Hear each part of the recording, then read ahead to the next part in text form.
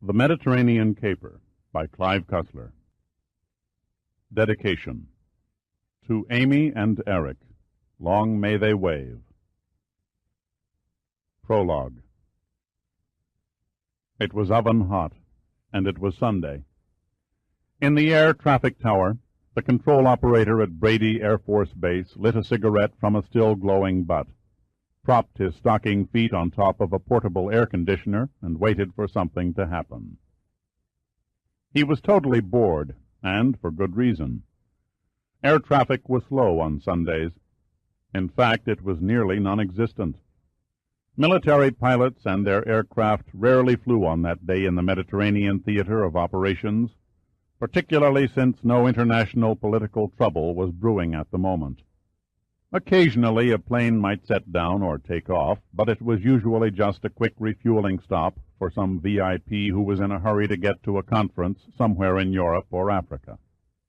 The control operator scanned the large flight schedule blackboard for the 10th time since he came on duty. There were no departures, and the only estimated time of arrival was at 16:30, almost 5 hours away. He was young, in his early 20s, and strikingly refuted the myth that fair-haired people cannot tan well. Wherever skin showed, it looked like dark walnut laced with strands of platinum blonde hair. The 4 stripes on his sleeve denoted the rank of a staff sergeant, and although the temperature was touching 98 degrees, the armpits of his khaki uniform displayed no damp sweat stains. The collar on his shirt was open and missing a tie, a custom normally allowed at Air Force facilities located in warm atmospheres. He leaned forward and adjusted the louvers on the air conditioner so that the cool air ran up his legs. The new position seemed to satisfy him, and he smiled at the refreshing tingle. Then, clasping his hands behind his head, he relaxed backward, staring at the metal ceiling. The ever-present thought of Minneapolis and the girls parading Nicollet Avenue crossed his mind. He counted again the 54 days left to endure before he was rotated back to the States. When each day came, it was ceremoniously marked off in a small black notebook he carried in his breast pocket. Yawning for perhaps the 20th time, he picked up a pair of binoculars that were sitting on the window ledge, and surveyed the parked aircraft that rested on the dark asphalt runway stretching beneath the elevated control tower. The runway lay on the island of Thasos in the northern part of the Aegean Sea. The island was separated from the Greek Macedonia mainland by 16 miles of water, appropriately called the Thasos Strait. The Thasos landmass consisted of 170 square miles of rock, timber, and remnants from classical history dating back to 1000 B.C. Brady Field, as generally termed by the base personnel, was constructed under a treaty between the United States and the Greek government in the late 1960s. Except for 10 F-105 Starfire jets, the only other permanently based aircraft were 2 monstrous C-133 Cargomaster transports that sat like a pair of fat silver whales, glistening in the blazing Aegean sun. The sergeant pointed the binoculars at the dormant aircraft and searched for signs of life. The field was empty. Most of the men were either in the nearby town of Panagia drinking beer, sunbathing on the beach, or napping in the air-cooled barracks. Only a solitary MP guarding the main gate, and the constant rotation of the radar antennae atop its cement bunker, offered any form of human presence. He slowly raised the lenses and peered over the azure sea. It was a bright, cloudless day, and he could easily recognize details on the distant Greek mainland. The glasses swung east and gathered in the horizon line where deep blue water met light blue sky. Through the shimmering haze of heat waves, the white speck of a ship resting at anchor came into view. He squinted and adjusted the focus knob to clarify the ship's name on the bow. He could just barely make out the tiny black words, "First Attempt." That's a dumb name, he thought. The significance escaped him.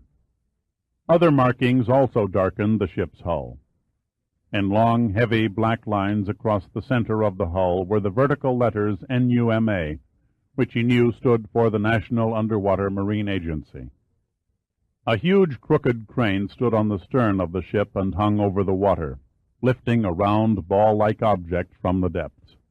The sergeant could see men laboring about the crane, and he felt inwardly glad that civilians had to work on a Sunday, too. Suddenly his visual exploration was cut short by a robot-like voice over the intercom. "Hello, Control Tower. This is Radar. Over." The sergeant laid down the binoculars and flicked a microphone switch. "This is the Control Tower, Radar. What's up?" "I've got a contact about 10 miles to the west." 10 miles west," boomed the sergeant. "That's inland over the island. Your contact is practically on top of us." He turned and looked again at the big lettered blackboard, reassuring himself that no scheduled flights were due. "Next time, let me know sooner." "Beats me where it came from," droned the voice from the radar bunker. "Nothing has shown on the scope in any direction under 100 miles in the last 6 hours." "Well, either stay awake down there or get your damn equipment checked," snapped the sergeant. He released the mic button and grabbed the binoculars. Then he stood up and peered to the west. It was there, a tiny dark dot, flying low over the hills at treetop level. It came slow, no more than 90 miles an hour. For a few moments it seemed to hang suspended over the ground, and then, almost all at once, it began to take on shape. The outlines of the wings and fuselage drew into sharp focus through the binoculars. It was so clear as to be unmistakable. The sergeant gaped in astonishment as the rattly-bang engine sound of an old single-seat bi-wing airplane, complete with rigid spoked wheel landing gear, tore the arid island air. Except for the protruding inline cylinder head, the fuselage followed a streamlined shape that tapered to straight sides at the open cockpit. The great wooden propeller beat the air like an old windmill, pulling the ancient craft over the landscape at a tortoise-like airspeed. The fabric-covered wings wavered in the wind and showed the early characteristic scalloped trailing edge. From the spinner enclosing the propeller hub to the rear tips of the elevators, the entire machine was painted a bright and flamboyant yellow. The sergeant lowered the glasses just as the plane, displaying the familiar black Maltese cross markings of World War I Germany, flashed by the control tower. In another circumstance, the sergeant would have probably dropped to the floor if an airplane buzzed the control tower at no more than 5 feet. But his amazement at seeing a very real ghost from the dim skies of the Western Front was too much for his senses to grasp, and he stood stock still. As the plane passed, the pilot brazenly waved from his cockpit. He was so close that the sergeant could see the features of his face under the faded leather helmet and goggles. The specter from the past was grinning and patting the butts of the twin machine guns mounted on the cowling. Was this some sort of colossal joke? Is the pilot a nutty Greek with a circus? Where did he come from? The sergeant's brain spun with questions, but no answers.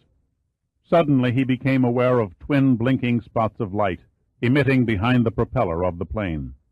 Then the glass of the control tower windows shattered and disappeared around him. A moment in time stopped, and war came to Brady Field. The pilot of the World War I fighter dipped around the control tower and strafed the sleek modern jets parked lazily on the runway. One by one, the F-105 Starfires were raked and slashed by ancient 8mm bullets that tore into their thin aluminum skin. 3 of them burst into flames as their full tanks of jet fuel ignited. They burned fiercely, melting the soft asphalt into smoking puddles of tar.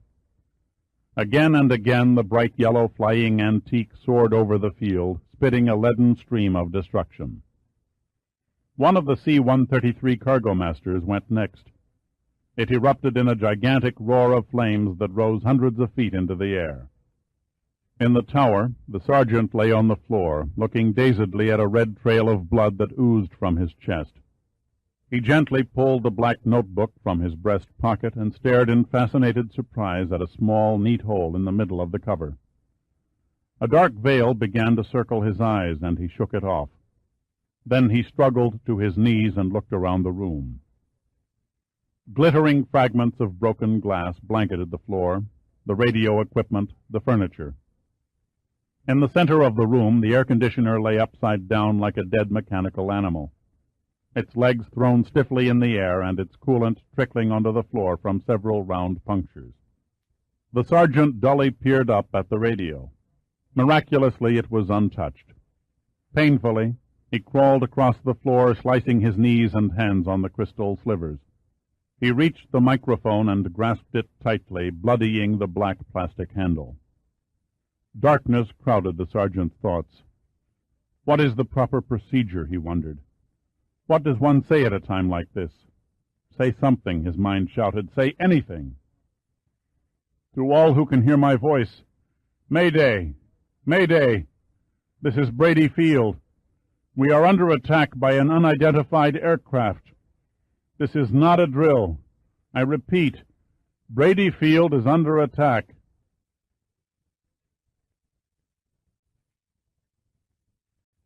Chapter 1. Major Dirk Pitt adjusted the headset on his thick black hair and slowly turned the channel crank on the radio, trying to fine-tune the reception. He listened intently for a few moments, his dark, sea-green eyes reflecting a trace of bewilderment. A frown cut his forehead in a series of grooves and hung there in the tanned, leathery skin. It wasn't that the words crackling over the receiver weren't understandable. They were. He just didn't believe them. He listened again and listened hard over the droning roar of the PBY Catalina's twin engines. The voice he heard was fading when it should have been getting stronger. The volume control was turned to full on, and Brady Field was only 30 miles away. Under those conditions, the air traffic operator's voice should have blasted Pitt's eardrums out. The operator is either losing power or he's seriously injured, thought Pitt. He pondered a minute and then reached over to his right and shook the sleeping figure in the co-pilot's seat. Come out of it, sleeping beauty. He spoke in a tone that was soft and effortless, yet had a way of making itself heard in a throbbing airplane or a crowded room. Captain Al Giordino wearily raised his head and yawned loudly. The fatigue of sitting in an old vibrating PBY flying boat for 13 hours straight was evident in his dark, bloodshot eyes. He flung his arms upward, puffed out his barrel chest, and stretched. Then he came erect and leaned forward, peering out in the distance beyond the cockpit windows. "Are we over the first attempt yet?" Giordino mumbled through another yawn. "Almost," replied Pitt. "There's Thasos dead ahead." "Oh, hell," Giordino grunted, then grinned. "I could have slept another 10 minutes. Why'd you wake me?" "I intercepted a message from Brady Control that said the field was under attack by an unidentified aircraft." "You can't be serious," Giordino said incredulously. "It must be some kind of a joke." "No, I don't think so." The control operator's voice didn't sound like it was faking. Pitt hesitated and kept an eye on the water only 50 feet away as it flashed under the PBY's hull. Just for practice, he had wave-hopped the last 200 miles, a means of keeping his reflexes honed and sharp. "It might be that Brady Control was telling the truth," said Giordino, peering through the cockpit windshield. "Look over there toward the eastern part of the island." Both men stared at the approaching mound rising out of the sea. The beaches bordering the surf were yellow and barren, but the round sloping hills were green with trees. The colors danced in the heat waves and vividly contrasted against the encircling blue of the Aegean. On the eastern side of Thasos, a large pillar of smoke rose into the windless sky and formed a giant, spiral-shaped black cloud. The PBY's bow soared closer to the island, and soon they could distinguish the orange movement of flames at the base of the smoke. Pitt grabbed the mic and pressed the button on the side of the hand grip. Brady Control, this is PBY 086, over." There was no response. Pitt repeated the call twice more. "No answer?" queried Giordino. "Nothing," returned Pitt. "You said an unidentified aircraft. I take it that means one?" "That's precisely what Brady Control said before they went off the air." "It doesn't make sense. Why would one plane attack a United States Air Force base?" "Who knows," Pitt said, easing the control column back slightly. "Maybe it's an irate Greek farmer who's tired of our jets scaring his goats. Anyway, it can't be a full-scale attack, or Washington would have notified us by now. We'll have to wait and see. He rubbed his eyes and blinked away the drowsiness. Get ready, I'm going to take her up. Circle in over those hills and come down out of the sun for a closer look. Take it nice and easy. Giordino's eyebrows came together, and he grinned a serious grin. This old bus is way overmatched if that's a rocket-firing jet down there. Don't worry, Pitt laughed. My main goal in life is to stay healthy as long as possible. He pushed the throttles forward, and the two Pratt & Whitney Wasp engines increased their beat. His large brown hands moved efficiently, pulling back on the control column, and the plane aimed its flat snout at the sun. The big Catalina rose steadily, gaining altitude by the second, and circled above the Thasos Mountains in the direction of the growing smoke cloud. Suddenly, a voice broke in over Pitt's headset. The unexpected sound nearly deafened his ears before he could lower the volume. The same voice he heard before, but stronger this time. "This is Brady Control calling. We are under attack. I repeat, we are under attack. Come in. Anybody, please reply." The voice was near hysteria. Pitt replied, "Brady Control, this is PBY 086, over." "Thank God someone answered," the voice gasped. "I tried to raise you before, Brady Control, but you faded and went off the air. I was hit in the first attack. I must have passed out. I'm all right now." The words sounded broken but coherent. "We're approximately 10 miles west of you at 6,000 feet. Pitt spoke slowly and did not repeat his position. "What is your situation?" "We have no defense. All our aircraft were destroyed on the ground. The nearest interceptor squadron is 700 miles away. They'll never get here in time. Can you assist?" Pitt shook his head from side to side from habit. "Negative, Brady Control. My top speed is under 190 knots, and I only have a couple of rifles on board. We'd be wasting our time engaging a jet." "Please assist," the voice pleaded. "Our attacker is not a jet bomber, but a World War I biplane. I repeat, our attacker is a World War I biplane. Please assist." Pitt and Giordino merely looked at each other, dumbfounded. It was a full 10 seconds before Pitt could pull his senses back into rein. "Okay, Brady Control, we're coming in. But you'd better know your aircraft identification, or you're going to make a pair of little old silver-haired mothers damn sad if my co-pilot and I buy the farm. Over and out." Pitt turned to Giordino and spoke quickly, without facial expression, his tone confident and calculating. "Go aft and throw open the side hatches. Use one of the carbines and make like a sharpshooter." "I can't believe what I'm hearing," Giordino said, stunned. Pitt shook his head. "I can't quite accept it either, but we've got to give those guys down there on the ground a helping hand. Now hurry it up." "I'll do it," Giordino muttered, "but I still don't believe it." "Yours is not to reason why, my friend." Pitt lightly punched Giordino on the arm and smiled briefly. "Good luck." "Save it for yourself. You bleed just as easily as I do," Giordino said soberly. Then, muttering quietly under his breath, he rose from the co-pilot's seat and made his way to the ship's waist. Once there, he pulled the .30 caliber carbine from an upright cabinet and shoved a 15-shot clip into the receiver. A blast of warm air struck his face, filling the compartment when he opened the waist hatches. He checked the gun once more and sat down to wait, his thoughts drifting to the big man who was piloting the plane. Giordino had known Pitt for a long time. They'd played together as boys, ran on the same high school track team, and dated the same girls. He knew Pitt better than any man alive, any woman, too, for that matter. Pitt was, in a sense, two men, neither of them directly related to the other. There was the coldly efficient Dirk Pitt, who rarely made a mistake, and yet was humorous, unpretentious, and easily made friends with everyone who came in contact with him. A rare combination. Then there was the other Pitt, the moody one, the one who often withdrew to himself for hours at a time and became remote and aloof, as though his mind were constantly churning over some distant dream. There had to be a key that unlocked and opened the door between the two Pitts, but Giordino had never found it. He did know, however, that the transition from one Dirk Pitt to the other took place more frequently in the past year, since Pitt lost a woman in the sea near Hawaii. a woman he had loved deeply. Giordino remembered noticing Pitt's eyes before coming back to the main cabin. How the deep green had transformed to a glinting brightness at the call of danger. Giordino had never seen eyes quite like them, except once, and he shuddered slightly at the recollection as he glanced at the missing finger on his right hand. He jerked his thoughts back to the reality of the present and slid off the safety catch on the carbine. Then, strangely, he felt secure.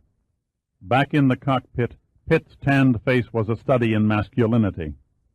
He was not handsome in the movie star sense, far from it. Women rarely, if ever, threw themselves at him. They were usually a little awed and uncomfortable in his presence. They somehow sensed that he was not a man who catered to feminine wiles or silly coquettish games.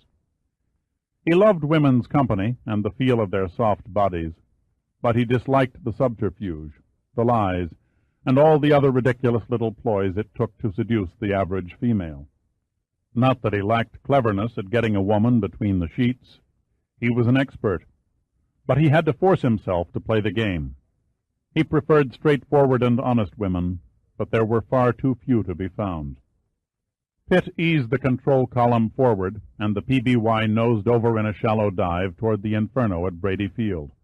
The white altimeter needles slowly swung backward around the black dial, registering the descent. He steepened the angle, and the 25-year-old aircraft began to vibrate. It was not built for high speed. It was designed for low-speed reconnaissance, dependability, and long range, but that was about all. Pitt had requested the purchase of the craft after he had transferred from the Air Force to the National Underwater Marine Agency at the request of the agency director, Admiral James Sandecker. Pitt still retained his rank of major and, according to the paperwork, was assigned to an indefinite tour of duty with Numa. His title was that of Surface Security Officer, which was nothing to him but a fancy term for troubleshooter. Whenever a project ran into unknown difficulties or unscientific problems, it was Pitt's job to unravel the difficulty and get the operation back on the track. That was the purpose behind his request for the PBY Catalina flying boat. Slow as it was, it could comfortably carry passengers and cargo, and what was most important, land and take off in water. A prime factor since nearly 90% of Numa's operations were miles at sea. Suddenly a glint of color against the black cloud caught Pitt's attention. It was a bright yellow plane. It banked sharply, suggesting high maneuverability, and dived through the smoke. Pitt slipped the throttles backward to reduce the speed of his sharp angle of descent and prevent the PBY from overshooting his strange adversary. The other plane materialized out of the opposite side of the smoke and could clearly be seen strafing Brady Field. "I'll be damned," Pitt boomed out loud. "It's an old German Albatros." The Catalina came on straight from the eye of the sun, and the pilot of the Albatros, intent on the business of destruction, did not see it.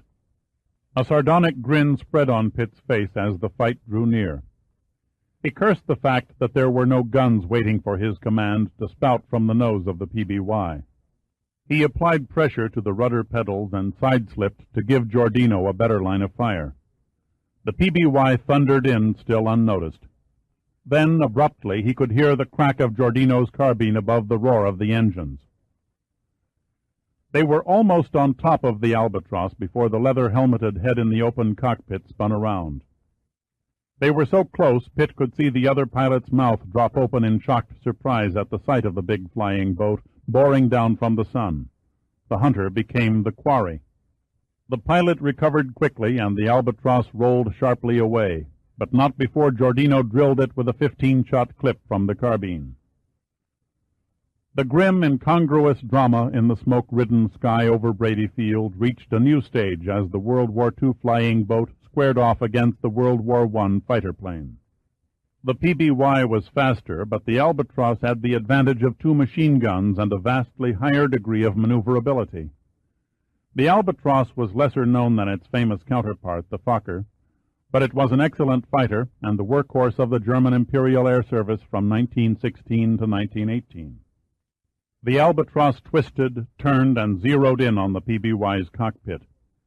Pitt acted quickly and yanked the controls back into his lap and prayed the wings would stay glued to the fuselage as the lumbering flying boat struggled into a loop. He forgot caution and the accepted rules of flying. The exhilaration of man-to-man combat surged in his blood. He could almost hear the rivets popping as the PBY twisted over on its back. The unorthodox evasive action caught his opponent off guard, and the twin streams of fire from the yellow plane went wide, missing the Catalina completely. The Albatros then made a steep left-hand turn and came straight at the PBY, and they approached head-on.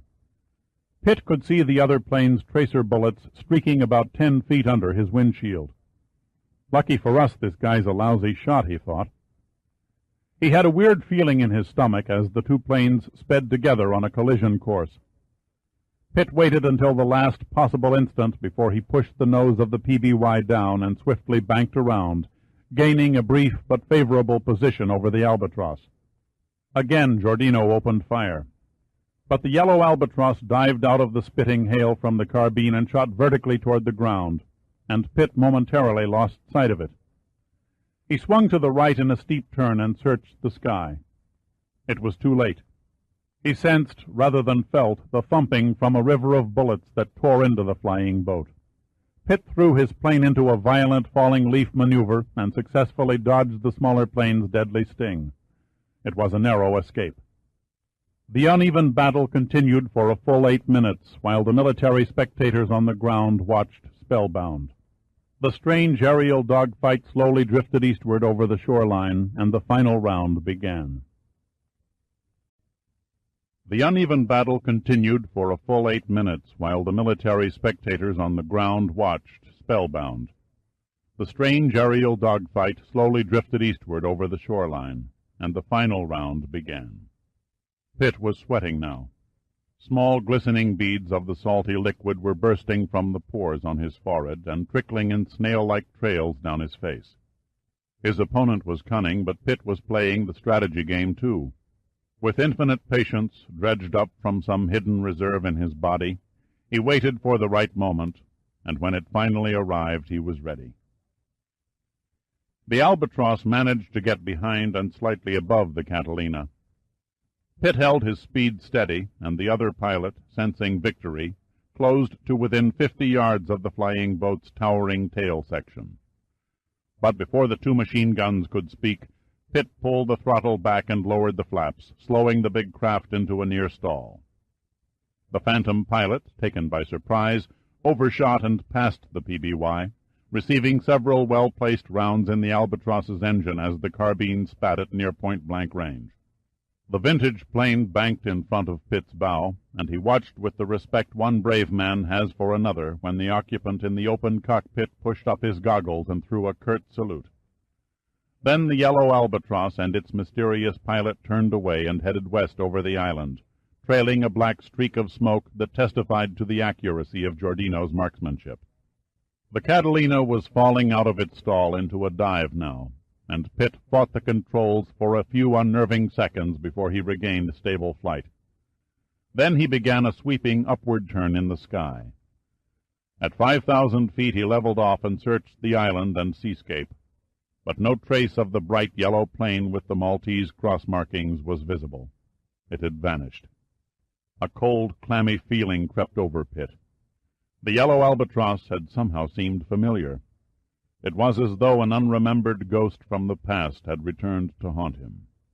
But the eerie sensation passed as quickly as it had arrived, and he gave out a deep sigh as the tension faded away, and the welcome comfort of relief gently soothed his mind. "Well, when do I get my sharpshooter's medal?" said Giordino from the cabin doorway. He was grinning despite a nasty gash in his scalp. The blood streamed down the right side of his face, staining the collar of a loud, flowered print shirt. "After we land, I'll buy you a drink instead," replied Pitt without turning. Giordino slipped into the co-pilot seat. "I feel like I've just ridden the roller coaster at the Long Beach Pike." Pitt could not help grinning. He relaxed, leaning back against the backrest, saying nothing. Then he turned and looked at Giordino, and his eyes squinted. "What happened to you? Were you hit?" Giordino gave Pitt a mocking, sorrowful look. Whoever told you that you could loop a PBY? It seemed like the thing to do at the time, said Pitt, a twinkle in his eye. The next time, warn the passengers. I bounced around the main cabin like a basketball. What did you hit your head on? Pitt asked quizzically. Did you have to ask? Well? Giordino suddenly became embarrassed. If you must know, it was the door handle on the John. Pitt looked startled for an instant. Then he flung back his head and roared with laughter. The mirth was contagious, and Giordino soon followed. The sound rang through the cockpit and replaced the noise of the engines. Nearly 30 seconds passed before their gaiety quieted and the seriousness of the present situation returned. Pitt's mind was clear, but exhaustion was slowly seeping in. The long hours of flight and the strain of the recent combat fell on him heavily and soaked his body like a numbing, damp fog.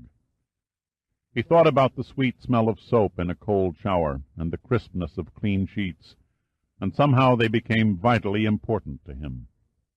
He looked out the cockpit window at Brady Field and recalled that his original destination was the first attempt. But a dim hunch, or call it a hindsight, made him change his mind. Instead of landing in the water and rendezvousing alongside of the first attempt, I think we'd better set down at Brady Field. I have a foreboding feeling we may have taken a few bullets in our hull. Good idea, Giordino replied. I'm not in the mood for bailing. The big flying boat made its final approach and lined up on the wreckage-strewn runway. It settled on the heat-baked asphalt, and the landing gear bumped and emitted an audible screech of rubber that signaled the touchdown. Pitt angled clear of the flames and taxied to the far side of the apron. When the Catalina stopped rolling, he clicked off the ignition switches, and the two silver-bladed propellers gradually ceased their revolutions and came to rest, gleaming in the Aegean sun. All was quiet. He and Giordino sat stone still for a few moments and absorbed the first comfortable silence to penetrate the cockpit after 13 hours of noise and vibration. Pitt flipped the latch on his side window and pushed it open, watching with detached interest as the base firemen fought the inferno. Hoses were lying everywhere, like highways on a road map, and men scurried about shouting, adding to the stage of confusion. The flames on the F-105 jets were almost contained, but one of the C-133 cargo masters still burned fiercely. "Take a look over here," said Giordino, pointing. Pitt leaned over the instrument panel and stared out of Giordino's window at a blue Air Force station wagon that careened across the runway in the direction of the PBY. The car contained several officers and was followed by 30 or 40 wildly cheering enlisted men who chased after it like a pack of braying hounds. "Now that's what I call one hell of a reception committee," Pitt said, amused and broadly smiling. Giordino mopped his bleeding cut with a handkerchief. When the cloth was soaked through with red ooze, he wadded it up and threw it out of the window to the ground. His gaze turned toward the nearby coastline and became lost in the infinity of thought for a moment. Finally, he turned to Pitt. "I guess you know we're pretty damn lucky to be sitting here." "Yes, I know," said Pitt woodenly. "There were a couple of times up there when I thought our ghost had us. I wish I knew who the hell he was and what this destruction was all about." Pitt's face was a study in speculative curiosity. "The only clue is the yellow Albatros." Giordino eyed his friend questioningly. What possible meaning could the color of that old flying derelict have? "If you'd studied your aviation history," Pitt said with a touch of good-natured sarcasm, "you'd remember that German pilots of the First World War painted their planes with personal, but sometimes outlandish, color schemes." "Save the history lesson for later," Giordino growled. "Right now all I want to do is get out of this sweat-box and collect that drink you owe me." He rose from his seat and started for the exit hatch. The blue station wagon skidded to a halt beside the big silver flying boat, and all 4 doors burst open. The occupants leaped out shouting and began pounding on the plane's aluminum hatch. The crowd of enlisted men soon engulfed the aircraft, cheering loudly and waving at the cockpit. Pitt remained seated and waved back at the cheering men below the window. His body was tired and numb, but his mind was still active and running at full throttle. A title kept running through his thoughts until finally he muttered it aloud. "The Hawk of Macedonia." Giordino turned from the doorway. "What did you say?" "Oh, nothing. Nothing at all." Pitt let his breath escape in a long, audible sigh.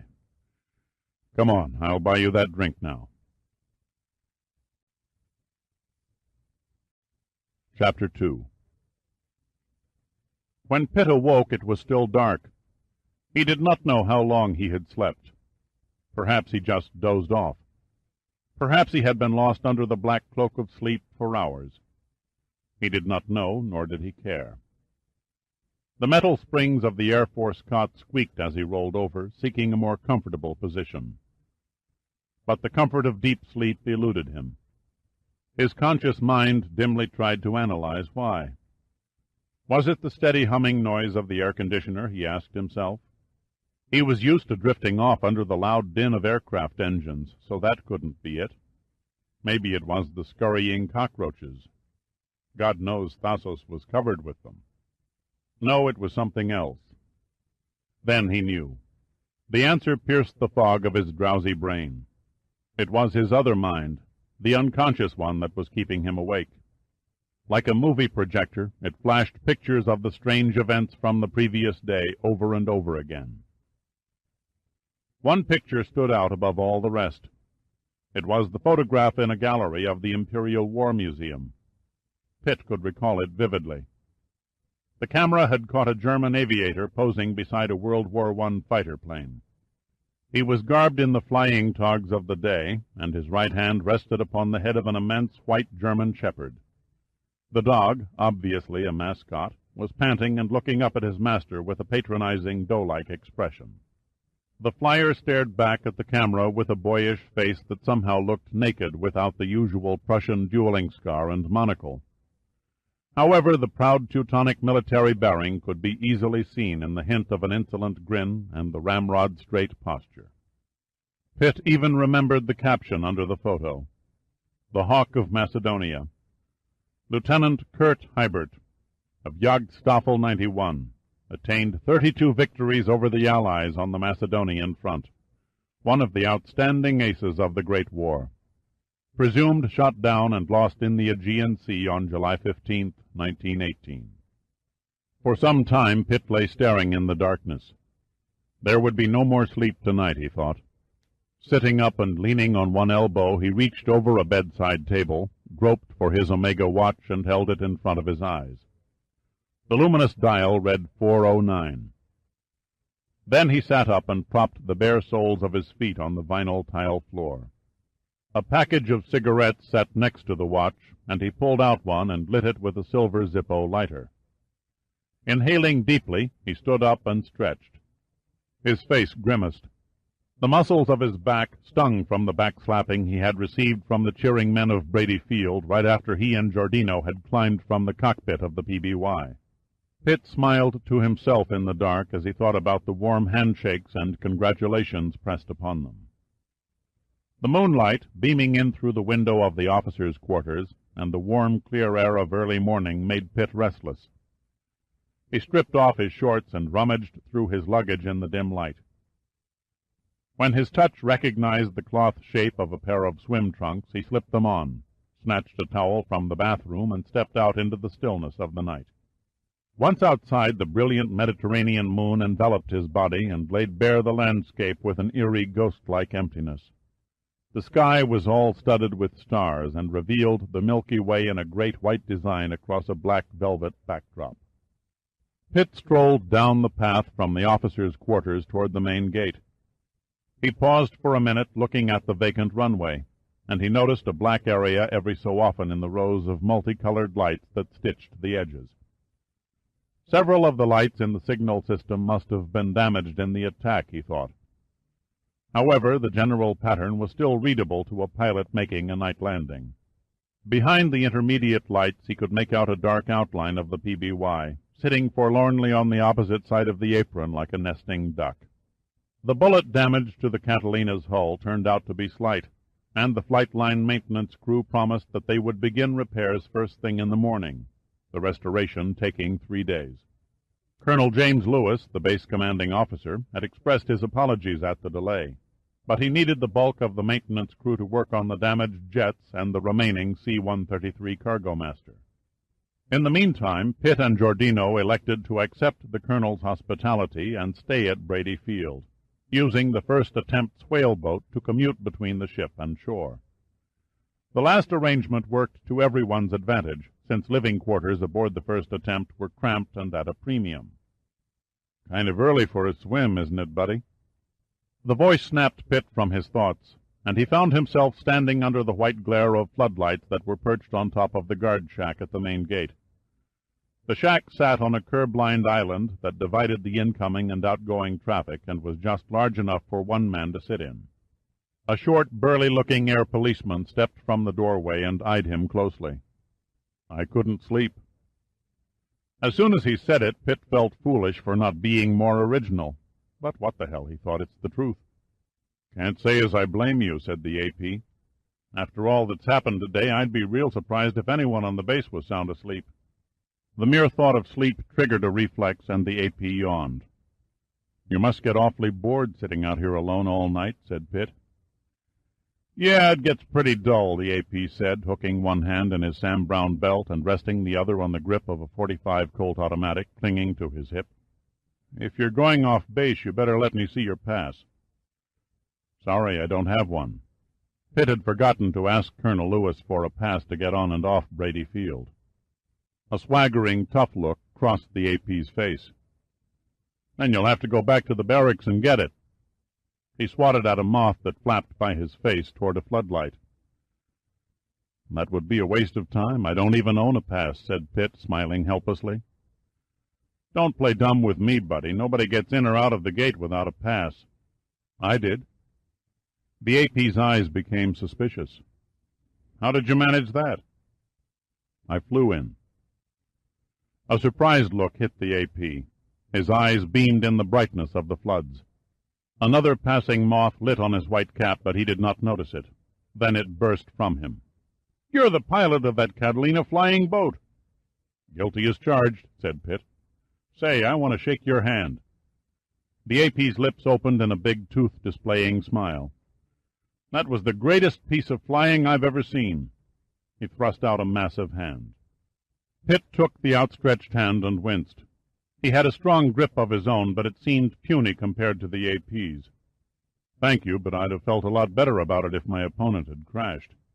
"Oh, hell, he couldn't have gone far. That old junk pile was smoking up a storm when it crossed over the hills." "Maybe it crashed on the other side." "No chance. The colonel had the whole air police squadron chasing all over the island in jeeps, looking for it. He searched until dark, but didn't spot a thing." He appeared disgusted. "What really pissed me off was getting back to the base too late for the chow line." Pitt grinned. "It must have gone down in the sea or else made the mainland before falling." The AP shrugged his shoulders. "Could be. But one thing's for sure, it ain't on Thassos. You have my personal guarantee on that." Pitt laughed. "That's good enough for me." He swung the towel over his shoulder and pulled at his swim trunks. "Well, it's been nice talking to you." "Airman Second Class Moody, sir." "I'm Major Pitt." The AP's face went blank. "Oh, I'm sorry, sir. I didn't know you were an officer. I thought you were one of those civilians with Numa. I'll let you out this time, Major, but I'd appreciate it if you got a base pass." "I'll see to it first thing after breakfast." "My replacement comes on at 0800. If you're not back by then, I'll leave word so he'll let you in without any trouble." "Thank you, Moody. Perhaps I'll see you later." Pitt waved and then turned and walked down the road towards the beach. Pitt kept to the right of the narrow paved road, and in about a mile came to a small cove that was flanked by large craggy rocks. The moonlight showed him a path, and he took it until his feet crunched softly in the sandy beach. He dropped the towel and walked to the tide line. A wave broke, and the white of its crest slid smoothly across the packed sand and licked his feet. The dying wave hesitated for a moment and then fell back, forming the trough for the next crest. There was barely a breath of wind, and the glistening sea was relatively calm. The moon cast its glow on the dark water and left a shaft of silver that traveled over the surface to the horizon where the sea and sky melted together into absolute blackness. Pitt soaked up the warm stillness and moved into the water, swimming along the silver shaft. An inner feeling always overcame Pitt when he was alone and near the sea. It was as though his soul seeped out of his body, and he became a thing without substance, without form. His mind was purified and cleansed. All mental labor ceased, and all thoughts vanished. He was only vaguely aware of hot and cold, smells, touch, and all the other senses, except hearing. He listened to the nothingness of silence, the greatest but most unknown treasure of man. Forgotten for the moment were all his failures, all his victories, and all his loves. Even life itself was buried and lost in the stillness. He lay dead and floated in the water for nearly an hour. Finally, a small swell slapped at his face, and he unwittingly inhaled a few drops of salt water. He snorted, dispelling the discomfort, and again became aware of his bodily sensations. Without watching his progress, he effortlessly backstroked toward the shore. When his hands arched and touched the dense sand, he stopped swimming and drifted onto the beach like a piece of flotsam. Then he dragged himself forward until he was only half out of the water, letting it swirl around his legs and buttocks. The warm Aegean surf rose out of the dim light and flooded up the beach, caressing his skin, and he dozed off. The stars were beginning to blink out one by one with the pale light of the approaching dawn, when an inner alarm sounded in Pitt's brain, and he suddenly became alert to a presence. Instantly he was awake, but he made no movement other than peering through half-open eyes. He barely could make out a shadowy form standing over him. Focusing and straining his eyes in the faint light, he tried to distinguish a detailed shape. Slowly an outline materialized. It was a woman. "Good morning," he said, and sat up. "Oh, my God!" the woman gasped. She threw a hand to her mouth as if to scream. It was still too dark to see the wild look in her eyes, but Pitt knew it was there. "I'm sorry," he said gently. "I didn't mean to startle you." The hand slowly dropped. She just stood there, looking down at him. Finally she found her voice. I thought you were dead." She stammered the words softly. "I can hardly blame you. I suppose if I stumbled on someone sleeping in the tide at this time of morning, I would think the same thing." "You gave me quite a frightful shock, you know, sitting up and talking like that." "Again, my sincere apologies." It suddenly occurred to Pitt that the woman was speaking English.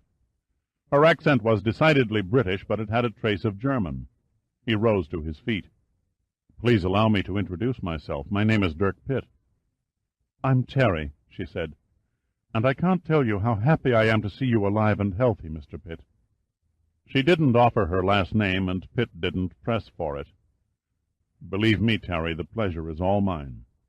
He pointed to the sand. "Won't you join me and help raise the sun?" She laughed.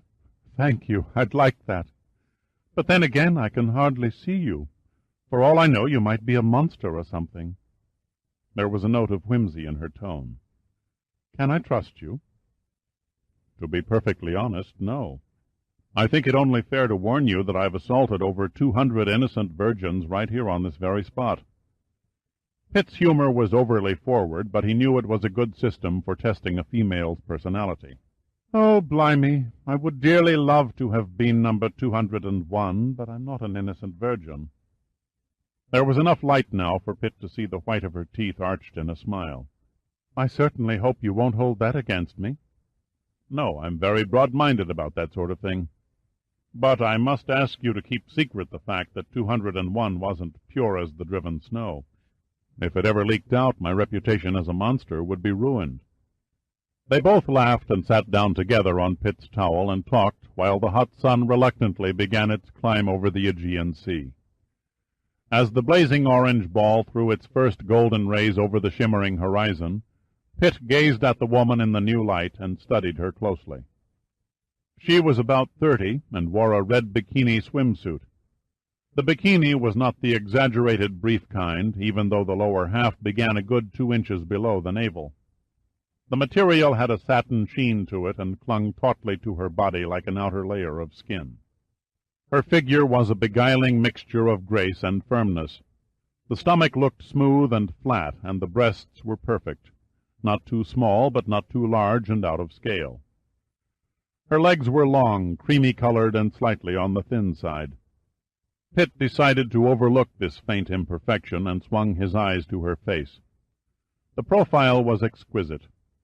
Her features possessed the beauty and mystery of a Grecian statue, and would have rated near perfection except for a round pockmark beside her right temple. Ordinarily the scar would have been covered by her shoulder-length black hair, but she had thrown her head back as she watched the sunrise, and the ebony strands angled back behind her shoulders, touching the sand and revealing the thin blemish. Suddenly she turned and caught Pitt's examining stare. "You're supposed to be watching the sunrise," she said with a bemused smile. "I've seen sunrises before, but this is the first time I've ever come face to face with a lovely, genuine Grecian Aphrodite." Pitt could see her dark brown eyes flashing with enjoyment at his compliment. "Thank you for the flattery, but Aphrodite was the Greek goddess of love and beauty, and I'm only half Greek." "What's the other half?" "My father was German." "In that case, I must thank the gods that you took after your mother's side." She gave a pouting glance. "You'd better not let my uncle hear you say that." "A typical kraut?" "Yes, indeed. In fact, he's why I happen to be on Thasos." "Then he can't be all bad," Pitt said, admiring her hazel eyes. "Do you live with him?" "No. Actually, I was born here, but I was raised in England. I suffered through school there, and when I was 18 I fell in love with a dashing motor-car salesman and married him." "I didn't know car salesmen could be dashing." She ignored his sarcastic remark and continued. "He loved to race cars on his time off, and he was good at it, too. He won trials and hill climbs and sporting car events." She shrugged and began drawing circles in the sand with her finger. Her voice became strange and husky. "Then, one weekend, he was racing a supercharged MG. It was raining, and he skidded off the course and hit a tree. He was dead before I could reach his side." Pitt sat silent for a minute, staring at her sad face. "How long ago?" he asked simply. "It's been 8.5 years now," she replied in a whisper. Pitt felt dazed. Then anger set in. What a waste, he thought. What a rotten waste for a beautiful woman like her to grieve over a dead man for nearly 9 years. The more he thought about it, the angrier he became.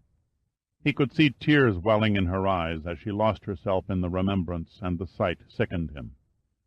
He reached over and gave her a hard backhand slap across the face.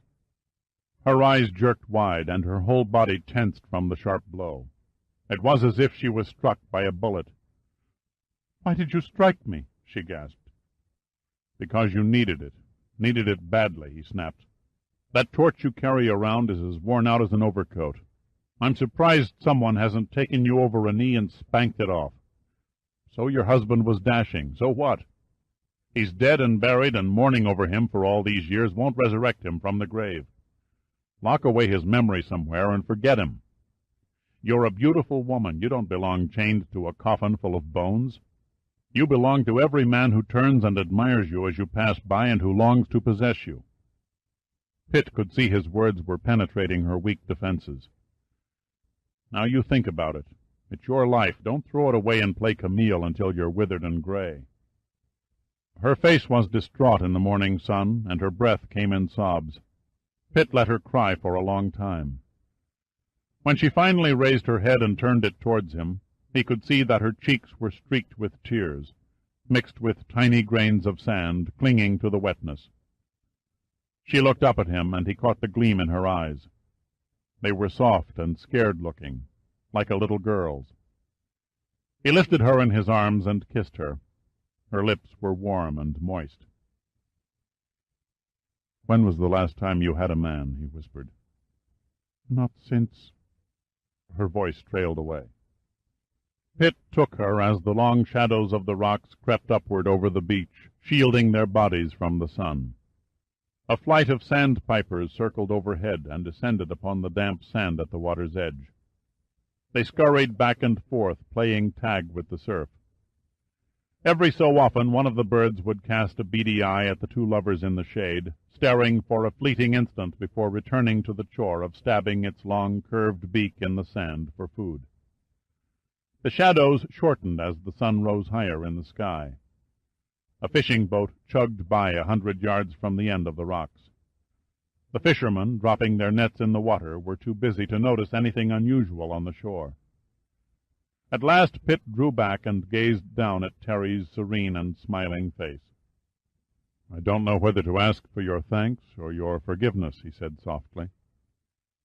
"Please accept them both, along with my blessing," she murmured. He kissed her lightly on the eyes. "See what you've been missing all these years?" he said, grinning. "I agree. You've certainly shown me a wonderful antidote for my depression. I always prescribe seduction. It's guaranteed to cure any and all rare maladies and common ailments." "And what is your fee, doctor?" she said, accompanied with a feminine giggle. "Consider it paid in full." "You're not going to get off that easily. I must insist you come to my uncle's house for dinner tonight." "I shall consider it an honor," he said. "What time and how do I get there?" "I'll have my uncle's driver pick you up at the entrance to Brady Field at 6 o'clock. Pitt's eyebrows raised. "What makes you think I'm stationed at Brady Field?" "You're obviously an American, and that's where all the Americans on the island are." Terry grasped his hand and pressed it to her face. "Tell me about yourself. What type of job do you perform in your Air Force? Do you fly? Are you an officer?" Pitt did his best to look serious. "I'm the base garbage collector." Her eyes opened wide in surprise. "Are you really? You're much too intelligent to be a garbage collector." She looked into his strong, tanned face and his intense green eyes. "Oh, well, I won't hold your occupation against you. Have you been promoted to sergeant yet?" "No, I've never been a sergeant." Suddenly, a bright flash in the rocks about 200 feet away caught Pitt's attention. A shiny object reflected the sun's rays for a brief instant. He watched the area where the glint had shone, but could detect no further flash or movement. Terry felt him tense. "Is something the matter?" she asked. "No, nothing," Pitt lied. "I thought I saw something floating in the water, but it's disappeared now." He looked at her upraised face, and his eyes turned devilish. "Well, I'd better be getting back to the base. I've got a lot of garbage to collect." "I should return also. My uncle will probably wonder what happened to me." "Are you going to tell him?" "Don't be silly," she laughed. She stood up and brushed the sand from her body and adjusted the bikini. Pitt smiled, getting to his feet. "Why is it women always seem so shy and demure before they've been laid, yet so sparkling and carefree after?" She shrugged lightheartedly. "I guess it's because sex releases all our frustrations and makes us feel earthy." Her brown eyes flashed with intensity. "You see, we women have animal instincts, too." Pitt playfully slapped her on the buttocks. "Come on, I'll walk you home." "You've got a long walk. My uncle's villa is in the mountains behind Laminas." "Where are the mountains, and where is Laminas?" "Laminas is a small village about 6 miles up the road," she said, pointing north. "But I don't understand what you mean by asking about the mountains." Her pointing hand swung toward the inland slopes a mile behind the road. "What do you call those?" "In California, where I come from, we call anything under 3,000 feet of elevation hills." "You Yanks are always bragging." "It's a great American pastime."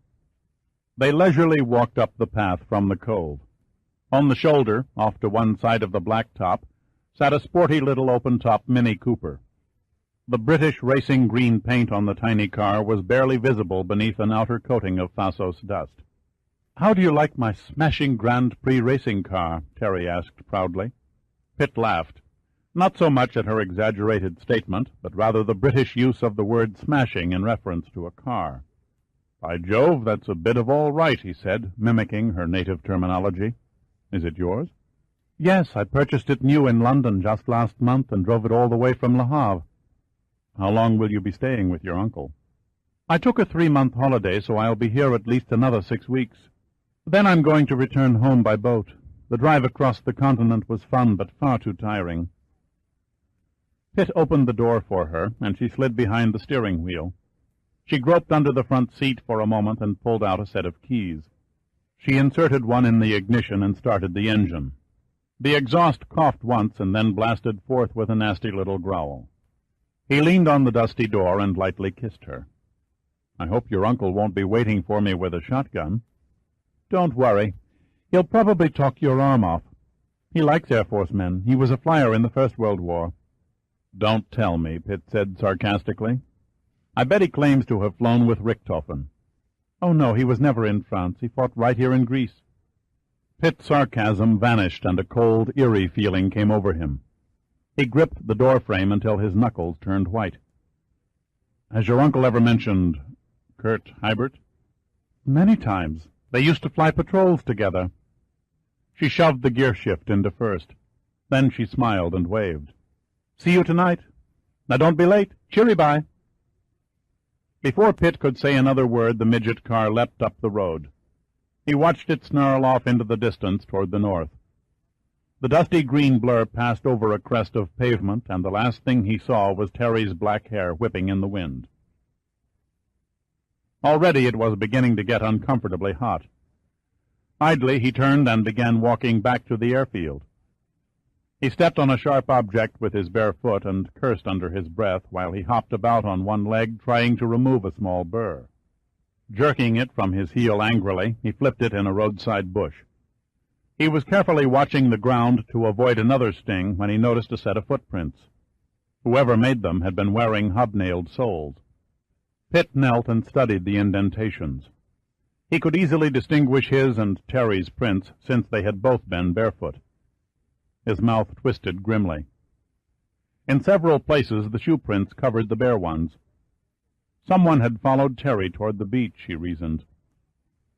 He raised one hand and shielded his eyes, looking at the sun.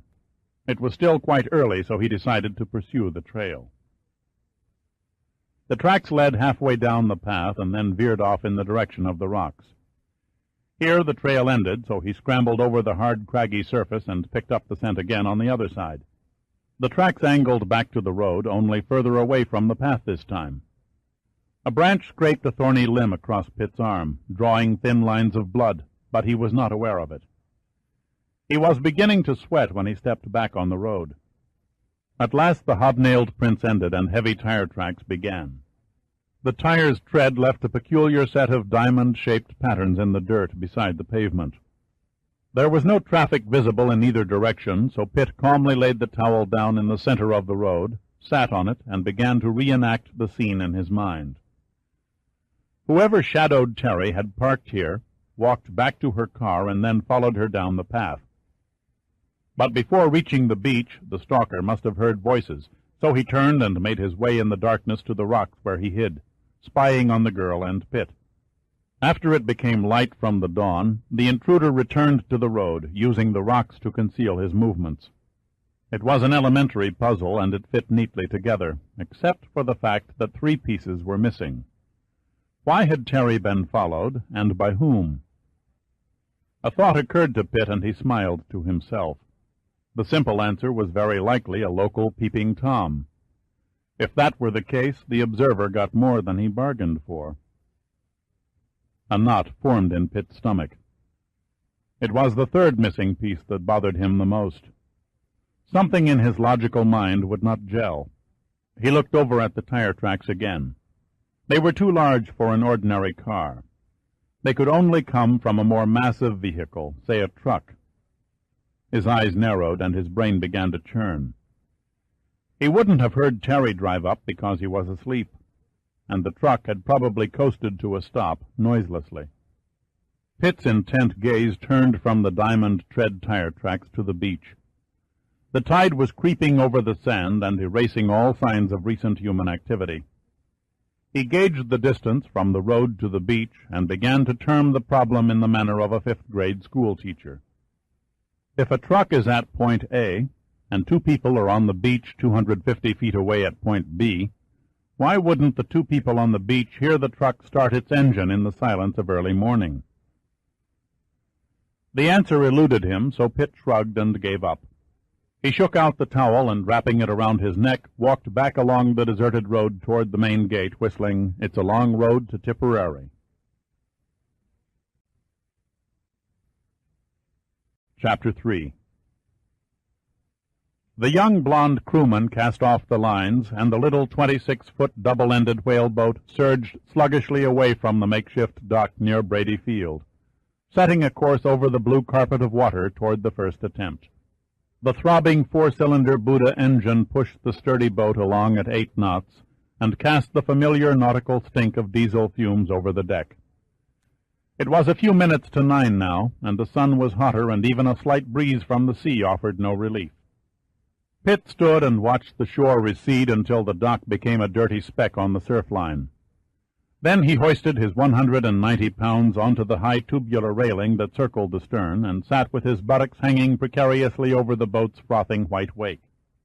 From his unusual position he could feel the pulsations from the shaft, and by looking straight down he could see the propeller drill its way through the water. The whaleboat was only a quarter of a mile from the first attempt when Pitt noticed the young crewman at the helm eyeing him with a mild look of respect. "Excuse me, sir, but you look like you've spent some time in a double-ender." The blond crewman nodded at Pitt's seat on the railing. The young man had an academic air about him that implied scientific intelligence. Well tanned from the Aegean sun, he wore Bermuda shorts and nothing else except a long, sparse yellow beard. Pitt wrapped a hand around the stern light staff for support and groped in a breast pocket with his other hand for a cigarette. "I used to have one when I was in high school," he said casually. "You must have lived near the water," said the young crewman. "Newport Beach, California." "That's a great place. I used to drive up there all the time when I was taking postgraduate courses at Scripps in La Jolla." The young crewman cracked a crooked smile. "Man, oh man, was that ever a great place for girls. You must have had a ball growing up there." "I could think of worse places to go through puberty." As long as the young man was talking freely, Pitt switched the subject. "Tell me, what sort of trouble have you been having on the project?"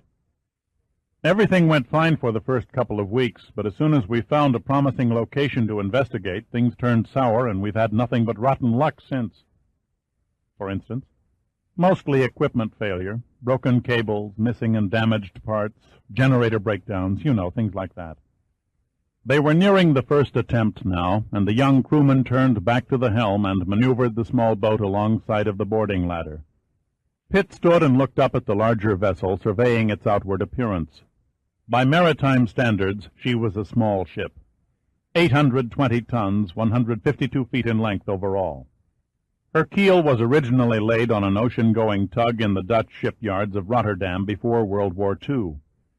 Immediately after the Germans invaded the lowlands, her crew slipped her away to England, where she performed outstanding and meritorious service throughout the war, towing torpedoed and crippled ships into the British port of Liverpool under the noses of Nazi U-boats.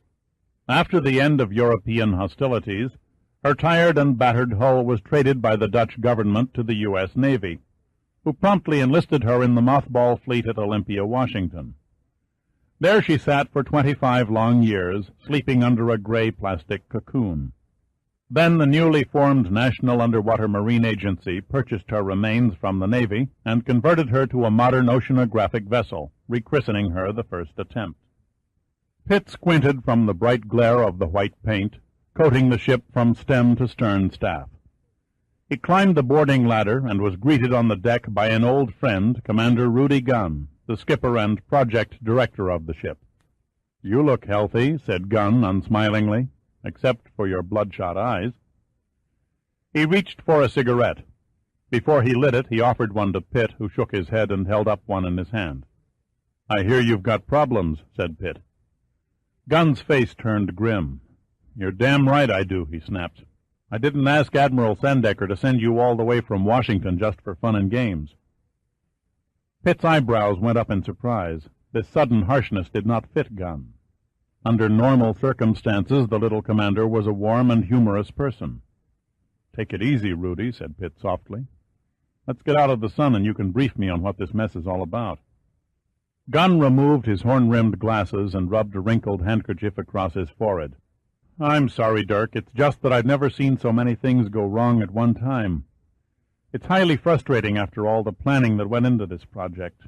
I guess it's beginning to make me irritable as hell. Even the crew has noticeably avoided me the last 3 days. Pitt placed an arm on the shorter man's shoulders and grinned. I promise not to avoid you, even if you are a nasty little bastard. Gunn looked blank for a moment, and then a sense of relief seemed to flood his eyes, and he flung back his head and laughed.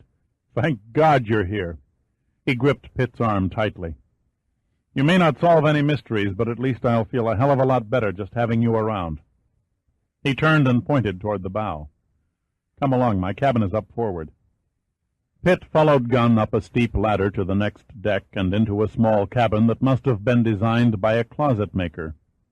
The only comfort, and it was a large one, was a cool blast of air that emitted from an overhead ventilator. He stood in front of the opening for a moment and soaked in the cool breeze. Then he straddled a chair and leaned his arms across the top of the backrest, waiting for Gunn to give the briefing. Gunn closed the porthole and remained standing. Before I begin, let me ask you what you know about our Aegean expedition. I only heard that the first attempt was researching the Mediterranean for zoological purposes. Gunn stared at him, shocked. Didn't the Admiral supply you with any detailed data concerning this project before you left Washington? Pitt lit another cigarette. What makes you think that I came straight from the capital? Well, I don't know, Gunn said hesitantly. I only assumed that you... Pitt stopped him with a grin.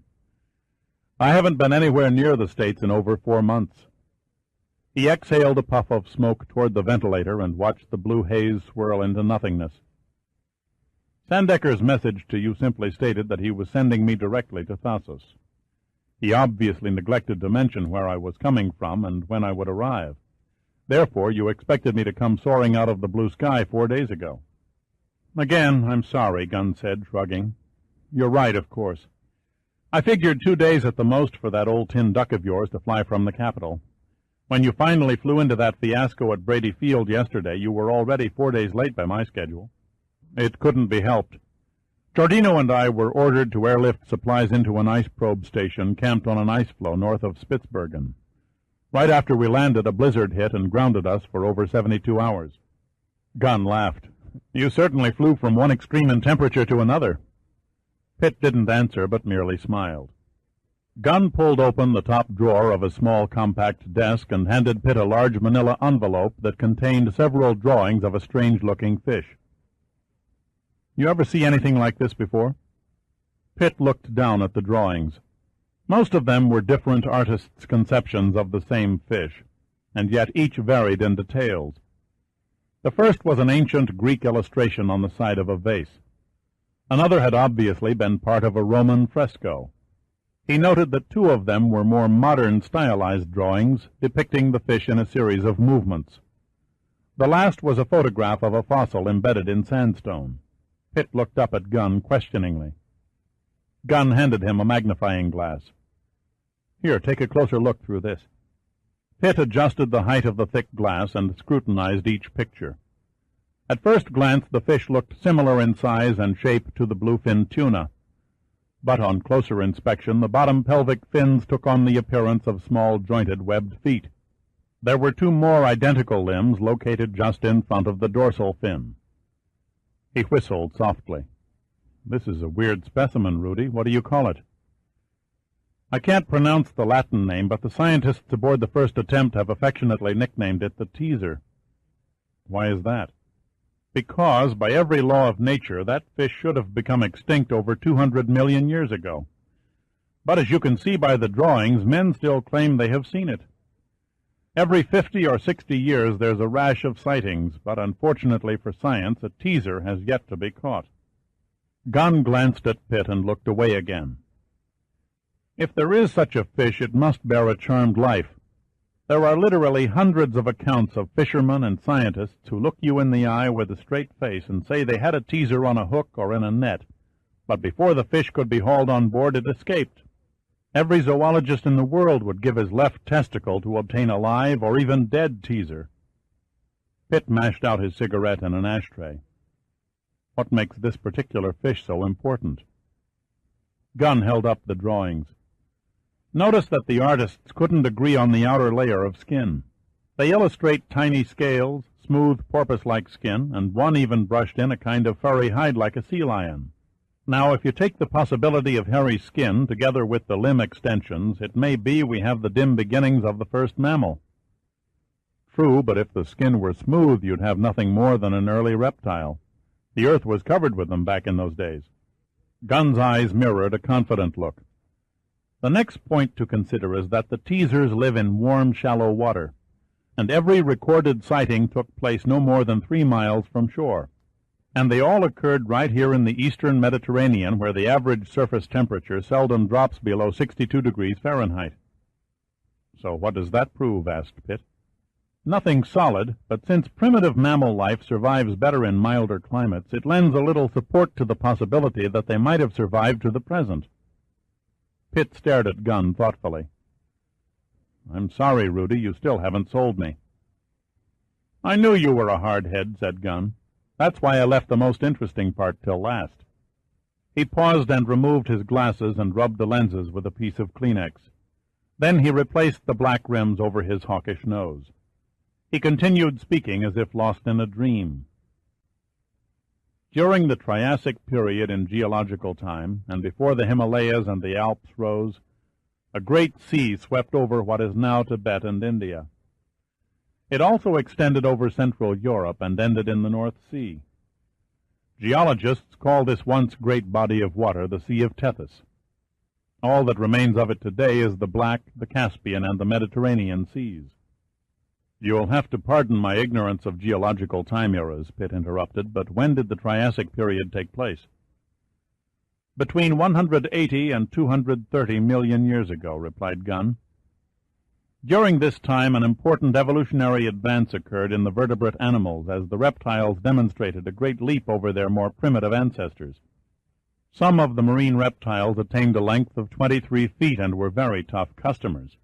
The most noteworthy event was the introduction of the first true dinosaurs, who even learned to walk on their hind legs and use their tails for a kind of cane. Pitt leaned back and stretched his legs. I thought that the era of the dinosaurs occurred much later. Gunn laughed. You've seen too many old movies. You're undoubtedly thinking of the behemoths that were always portrayed in the early science fiction films menacing a tribe of hairy cavemen. They never failed to have a 40-ton brontosaurus or a ferocious tyrannosaurus or a flying pteranodon chasing a half-nude, big-titted heroine through a primeval jungle. Actually, these more commonly known dinosaurs roamed the earth and became extinct 60 million years before man appeared. Where does your freak fish fit into the picture? Imagine, if you will, a 3-foot teaser fish who lived, cavorted, made love, and finally died somewhere in the Sea of Tethys. Nothing and no one took notice as this obscure creature's body slowly sank to the red mud of the seabed. The unmarked grave was covered over with sediments which hardened into sandstone and left a thin film of carbon. It was this trace of carbon that etched and outlined the teaser's tissue and bone structure into the surrounding strata. The years passed and turned into millenniums, and the millenniums became eons, until one warm spring day, 200 million years later, a farmer in the Austrian town of Neunkirchen struck his plow against a hard surface, and presto, our teaser fish, though now a near-perfect fossilized version, once again returned to the light. Gunn hesitated and ran his hand through a head of thinning hair. His face looked drawn and tired, but his eyes burned with excitement as he spoke of the teaser. One vital element you must remember. When the teaser died, there were no birds and bees, no hair-bearing mammals, no delicate butterflies. Even flowers had not yet appeared on the earth. Pitt studied the photograph of the fossil again. It doesn't seem possible that any living thing could survive this long without going through drastic evolutionary changes. Incredible, yes, but it has happened before. The shark has been with us for 350 million years. The horseshoe crab has existed virtually unchanged over 200 million years. Then, of course, we have the classic example, the coelacanth. Yes, I heard of it, said Pitt. That was the fish believed extinct for 70 million years until they began to be found off the coast of East Africa. Gunn nodded. The coelacanth was a sensational and important find at the time. but nothing compared to what the scientific world would gain if we could drop a teaser in its lap. Gunn paused for a moment to light another cigarette. His eyes betrayed the gleam of total absorption. The whole thing boils down to this. The teaser could be an early link in the evolution of mammals, and that includes man. What I didn't tell you was that the fossil found in Austria shows definite mammal characteristics in its anatomy. The protruding limbs and other features of its internal organs place it in a perfect evolutionary line to advance in a general pattern toward the development of humans and animals. Pitt idly glanced at the pictures again. If this so-called living fossil is still floating around in its original form, how could it evolve into an advanced stage? Any plant or animal species is like a related family, Gunn replied. One branch may produce offspring who are uniform in size and shape, while the cousins over on the other side of the mountain produce a race of giants with 2 heads and 4 arms. Pitt was getting restless. He opened the door and walked out onto the deck. The hot air struck him like a cloud of steam, and he winced. All this expense and all these men sweating their asses off to catch a stinking fish, he thought. Who the hell cares if our ancestors were apes or fish? What difference did it make? At the rate mankind was racing toward self-destruction, it would probably be extinct in another 1,000 years or less anyway. He turned back to the darkened doorway and faced Gunn. "Okay," Pitt said slowly. "I know what you and your boatload of academic brains are searching for. Now, the only question in my mind is, where do I come in? If you're having trouble with broken cables, faulty generators, or missing tools, you don't need me, you need a good mechanic who knows how to take care of his equipment." Gunn's face looked puzzled for a moment, then he grinned. "I see that you've been pumping information out of Dr. Knight." "Dr. Knight?" "Yes, Ken Knight, the young fellow who picked you up in the whaleboat this morning. He's quite a brilliant marine geophysicist." "That's an impressive description," said Pitt. "He seemed friendly enough during the boat ride, but he hardly struck me as brilliant." The heat outside was becoming unbearable, and the metal railing gleamed ominously. Pitt, not thinking, put his hand on the metal and instantly cursed as a burning sting etched his palm. Suddenly the pain set off an immense feeling of irritation within him, and he returned to the cabin, slamming the door. "Let's skip all this crap," Pitt snapped sharply. "Just tell me what miracle I'm supposed to perform that puts a teaser over your fireplace, and I'll get to work." He stretched out in Gunn's bunk and took a deep breath and relaxed as the coolness of the stateroom calmed him once more. He glanced across the room at Gunn. Gunn's face was expressionless, but Pitt knew him well enough to perceive his discomfort. Pitt smiled and reached over and gripped Gunn on the shoulder. "I don't wish to appear mercenary, but if you want me to join your little crew of scientific pirates, it's going to cost you a drink. All this talk makes a man pretty damn thirsty." Gunn laughed with relief and called over his intercom for some ice from the ship's galley. Then he produced a bottle of Chivas Regal and 2 glasses from his bottom desk drawer. "While we're waiting for the ice, you might scan this report I wrote concerning our equipment malfunctions." He passed a yellow folder to Pitt. "I've covered every incident in detail and chronological order. In the beginning I thought it was merely accidents or bad luck, but now it's gone far beyond the realm of mere coincidence." "Have you any proof of tampering or sabotage?" asked Pitt. "None whatsoever." "The broken cable that Knight mentioned, was it cut?" Gunn shrugged. "No, the ends were frayed, but that's another mystery. I'll explain it to you." Gunn paused and flicked an ash from his cigarette. "We work with a safety margin of 5 to 1. For example, if the specifications of a cable state there is a danger of breakage with a stress of 25,000 pounds or above, we will never place a stress on it higher than 5,000 pounds. Because of this large safety factor, Numa has yet to have a single fatality on a project. Lives are more important to us than scientific discovery. Underwater exploration is a risky business, and the list is long with the names of men before us who have died trying to pry new secrets from the seas." "What was the safety margin when your cable parted?" "I was getting to that. It was nearly 6 to 1. We only had a 4,000-pound stress on it at the time. It was extremely fortunate that no one was injured from the whiplash of the cable when it snapped." "May I see the cable?" "Yes, I've had the parted ends cut from the main sections and saved for your arrival." A loud knock echoed from the door, and a young red-haired boy, no more than 18 or 19, entered the cabin carrying a small bucket of ice. He sat it on the desk and turned and faced Gunn. "Can I get you anything else, sir?" "Yes, as a matter of fact, you can," said Gunn. "Run down to the maintenance deck and find the cable sections that broke recently and bring them back here to me." "Yes, sir." The boy did an abrupt about-face and hurried from the cabin. "One of the crew members?" asked Pitt. Gunn dropped the ice in the glasses and poured in the scotch. He passed a glass to Pitt. "Yes, we have 8 crew members and 14 scientists on board." Pitt swirled the yellow liquid around the ice cubes. "Could any one of those 22 men be responsible for your problems?" Gunn shook his head. "I've thought about that. I've even dreamed about it. And I've analyzed each man's personnel record at least 50 times. And I can't see what possible motive any of them might have for hindering the project." Gunn paused to sip his drink. "No, I'm certain my opposition comes from another source. Someone inexplicably wants to stop us from catching a fish that might not even exist." The boy soon returned with the 2 halves of the broken cable. He handed the braided steel to Gunn and left the cabin, closing the door after him. Pitt took another drink from his scotch and climbed from the bunk. He set the glass on Gunn's desk and lifted the cable in his hands, examining the ends closely. It looked like any other greasy steel cable. Each piece was about 2 feet in length and contained 2,400 strands that were braided into a standard 5/8-inch diameter. The cable was not broken in a compact area. The breaks were spread over a 15-inch distance that gave both frayed wires the appearance of a pair of uneven, unwound horsetails. Something caught Pitt's eye, and he took the magnifying glass and peered through the heavy lens. His eyes glinted with intensity, and his lips slowly spread into a grin of smug satisfaction.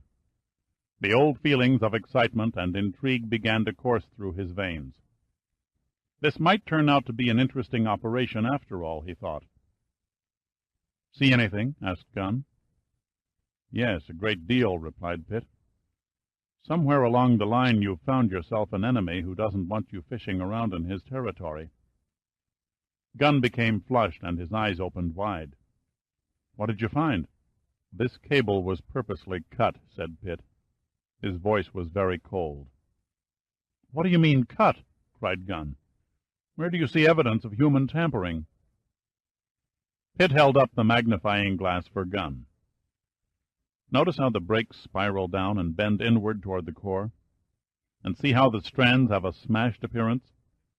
If a cable of this diameter is pulled at each end until it snaps, the strands are clean and the ends have a tendency to point out and away from the core. That didn't happen here." Gunn stared at the shattered cable. "I don't understand. What could have caused this?" Pitt looked thoughtful for a moment. "My guess is primacord." Gunn was stunned. His eyes flew wide behind the big glasses. "You can't be serious. Isn't that an explosive?" "Yes, it is," Pitt said calmly. "Primacord looks like string or rope and can be made in any thickness. Mainly it's used for blasting down trees and setting off different groups of distantly spaced explosives at the same time. It reacts like a burning fuse, except that it moves and bursts rapidly, almost with the speed of light." "But how could anyone plant explosives under the ship without being seen? The water is crystal clear in this area. Visibility is over 100 feet. One of the scientists or crew members would have seen any intruder, not to mention hearing the sound of an explosion." "Before I attempt to answer that, let me ask you 2 questions. What equipment was attached to the cable when it parted? And at what time did you discover the break?" "The cable was connected to the underwater decompression chamber. The divers have been working at 180 feet, and it has become necessary to begin decompression underwater for long periods of time to prevent the bends. We discovered the broken cable at about 0700 in the morning, right after breakfast." "I take it that you left the chamber in the water overnight?" "No," replied Gunn. "It's our habit to lower the chamber before dawn so it'll be in place and ready to receive the divers in case of an early morning emergency." "There's your answer," Pitt exclaimed. "Someone swam under cover of the pre-dawn darkness to the cable and set off the primacord. Visibility may be 100 feet after the sun comes up, but at night it's less than 1 foot." And the noise from the blast? Elementary, my dear Gun, Pitt grinned. I should guess that a small amount of primacord detonating at approximately 80 feet of depth would sound very similar to a sonic boom from one of Brady Field's F-105 Starfires. Gun looked at Pitt with respect. It was basically a sound theory, and obviously there was little he could think of to debate about. His forehead creased. Where do we go from here? Pitt downed the scotch and banged the glass onto Gun's desk. You just stay in the briny and fish for your teaser. I'm going back to the island and try my hand at a little hunting. There may be a tie-in with your disruptions and the attack on Brady yesterday, and the next step will be to find out who's behind this mess and what their motives are. Suddenly the door burst open and a man leaped into the cabin. He wore only a pair of abbreviated swim trunks and a wide belt containing a knife and a nylon net bag. His wet, sun-bleached hair was streaked with whitish yellow, and freckles dotted his nose and chest. As he stood there, the water dripped to the carpet around his feet in spreading dark stains. "Commander Gunn," he shouted excitedly, "I've seen one! I've actually seen a teaser not more than 10 feet in front of my mask." Gunn jumped to his feet. "Are you sure? Did you get a close look at him?" "Better than that, sir. I took a picture of him." The freckle-nosed man stood there, grinning with every available tooth. "If only I had a spear gun, I might have got him, but I was shooting coral formations with my camera instead." "Quick," snapped Gunn. "Get that film to the lab and have it developed." "Yes, sir." The fellow turned and dashed out of the door, spraying Pitt with a few drops of salt water as he passed. Gunn's face had a happy but determined look. My God, to think I was about to give up, throw my tail between my legs and set a course for home. Now, damn it, I'm going to stay anchored here until I die of old age or catch a teaser. His eyes twinkled as he glanced at Pitt. "Well, Major, what do you think of that?" Pitt merely shrugged. "Personally, I prefer angling for girls." With very little effort, his mind dropped the business at hand and formed a tantalizing picture of Terry standing on the beach in her red bikini. Chapter 4. It was a few minutes past 5 when Pitt arrived back at his quarters on Brady Field. Within seconds of discarding his sticky clothing, he was firmly entrenched on his back in a narrow shower stall. It was a tight fit. His head was crooked into one corner, his back pressed flat on the wet tile floor, and his hairy legs and feet thrust upward on a 90-degree angle in the opposite corner. To anyone who might have peeked, it looked like a contorted and bone-torturing position. But Pitt found it thoroughly comfortable and immensely satisfying. When time allowed, he always relaxed in the shower in this manner. Sometimes he dozed off, but mostly he used the simulated rainy atmosphere and the solitude to think. At this moment his mind simmered with a multitude of perplexing questions. He mentally juggled the facts and unknowns together, seeking a pattern and trying to concentrate on the most important problems. It was no use. His mind eluded his grasp and stubbornly chewed on the minor and inconsequential riddle of the noiseless truck by the beach. For some inexplicable reason the riddle irritated him, and he endeavored vainly to shake it. But it remained. Finally he gave in to it and closed his eyes and recreated the scene, hoping to visualize a sign or solution. Suddenly a blurred form appeared on the other side of the shower door. "Hello in the shower," Giordino's voice rumbled over the running water. "You've been in there nearly half an hour. You must be thoroughly waterlogged by now." Pitt resigned himself to the interruption and reached up and turned the faucet to off. "You better hurry," Giordino shouted. Then it occurred to him that the water was no longer running. He lowered his voice. "Colonel Lewis is on his way over. He'll be here any second." Pitt sighed.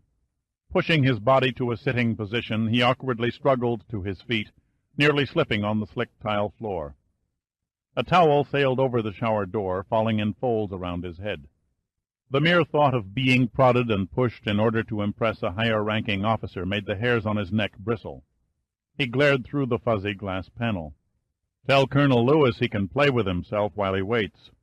His voice had a nice frost to it. "I'll come out when I damn well feel like it," he said succinctly. "Now get the hell out of my bathroom, you bastard, before I cram a bar of soap up your anal canal." Abruptly, Pitt felt his cheeks heating. He hadn't really meant to be rude to his old friend, Immediately sorry, he felt a wave of guilt. "I'm sorry, Al. My mind was elsewhere." "Forget it." Without another word, Giordino shrugged and left the bathroom, closing the door behind him. Pitt briskly dried his lean body and then shaved. After he finished, he blew the tiny black hairs out of the cordless electric shaver and patted his face with British Sterling aftershave lotion. When he stepped into the bedroom, Giordino and Colonel Lewis were waiting. Lewis sat on the edge of the bed and twisted one end of an immense red handlebar mustache. His large rosy face and twinkling blue eyes, along with the large bush on his upper lip, gave him the appearance of a jolly lumberjack. His movements and his speech were rapid, almost jerky, giving Pitt the impression that the colonel had a pound of ground glass in his crotch.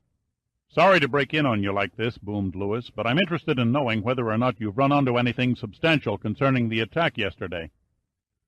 Pitt was nude, but he didn't give a damn. "No, nothing positive. I've several hunches and a couple of ideas, but very few absolute facts to build an airtight case with." "I was hoping you might have stumbled on a lead. My air investigation squadron has struck out." "Have you found any remains of the Albatros?" asked Pitt. Lewis rubbed a hand across his sweaty forehead. "If that old crate crashed into the sea, it left no trace, not even a small oil slick. It and its pilot must have vanished into thin air." "Maybe it reached the mainland," said Giordino. "Negative," replied Lewis. "We can't find a soul over there who saw it going or coming." Giordino nodded in agreement. "An old plane painted bright yellow with a top speed of only 103 miles an hour couldn't help but be noticed if it crossed over the strait into Macedonia." Lewis took out a package of cigarettes. "What really confuses me is the fact that the attack was well planned and executed. Whoever raided the field knew no aircraft were scheduled to land or take off during his strafing runs." Pitt buttoned his shirt and adjusted the gold oak leaves on his shoulders. "Obtaining information would be easy, since everyone on Thasos probably knows that Brady Field becomes a ghost town on Sundays. Actually, this whole affair is very similar in strategy to the attack on Pearl Harbor by the Japanese, down to the detail of sneaking in through a pass in the island mountain range." Lewis lit his cigarette, being careful not to singe his mustache.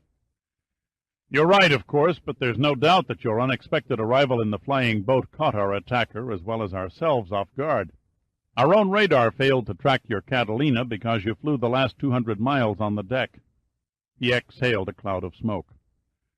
"I can't begin to tell you what a welcome surprise it was to see your old bird come thundering down out of the sun." "It must have surprised our friend in the Albatros, too," Giordino grinned. "You should have seen his jaw drop when he turned and saw us for the first time." Pitt finished knotting his tie. "No one expected us because my flight plan did not include Brady Field. I originally planned to set down in the sea next to the first attempt. That's why our Flying Ghost and Brady Control were both unaware of our ETA." He paused, reflecting as he looked down at Lewis. "I strongly suggest, Colonel, that you take extreme defensive measures. I've a feeling we haven't seen the last of the yellow Albatros." Lewis stared up at Pitt curiously. "What makes you so certain he'll return?" Pitt's eyes glinted. He had a definite purpose for attacking the field, and it wasn't to kill men or destroy aircraft belonging to the United States. His plan was simply to throw you into a panic. "What would he gain by that?" asked Giordino. "Stop and think about it for a moment." Pitt glanced at his watch, then to Lewis. "If this situation looked truly threatening and perilous, Colonel, you'd have to evacuate all American civilians to the mainland." "Yes, that's true," admitted Lewis. "But at the moment I see no reason to take such steps. The Greek government has assured me they're offering their complete cooperation in finding the pilot and plane." "But if you thought you had reason," pressed Pitt, "wouldn't you also order Commander Gunn to remove the first attempt from the Thasos area?" Lewis's eyes narrowed. "As a safety precaution, of course. That white ship makes one hell of an inviting target for an aerial sniper." Pitt flicked his Zippo and lit a cigarette. "Believe it or not, sir, that's your answer." Giordino and Lewis looked at each other and then at Pitt, puzzled. Pitt continued.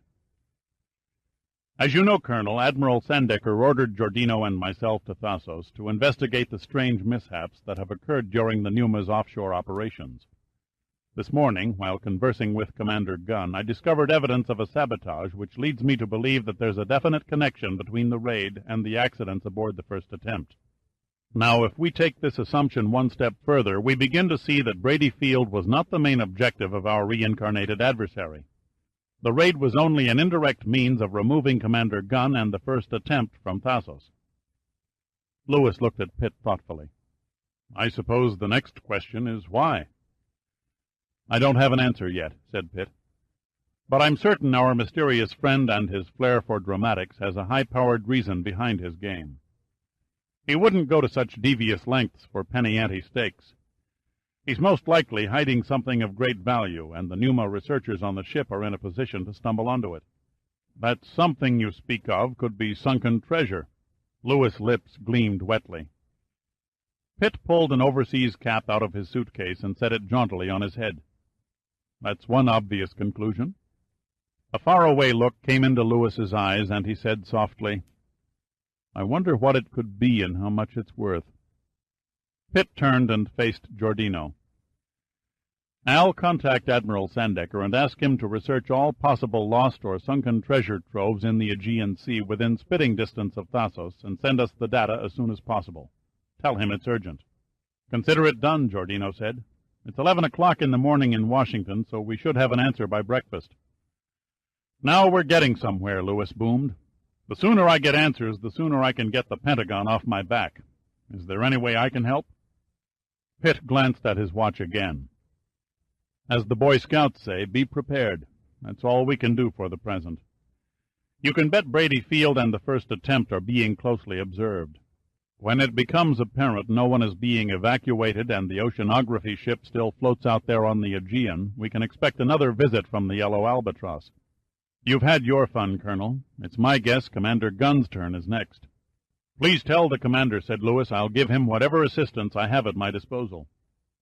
Thank you, sir, said Pitt, but I don't think it would be wise to warn Commander Gunn just yet. For God's sake, why not? Gasped Giordino. Pitt grinned coldly. So far, all of this is pure conjecture.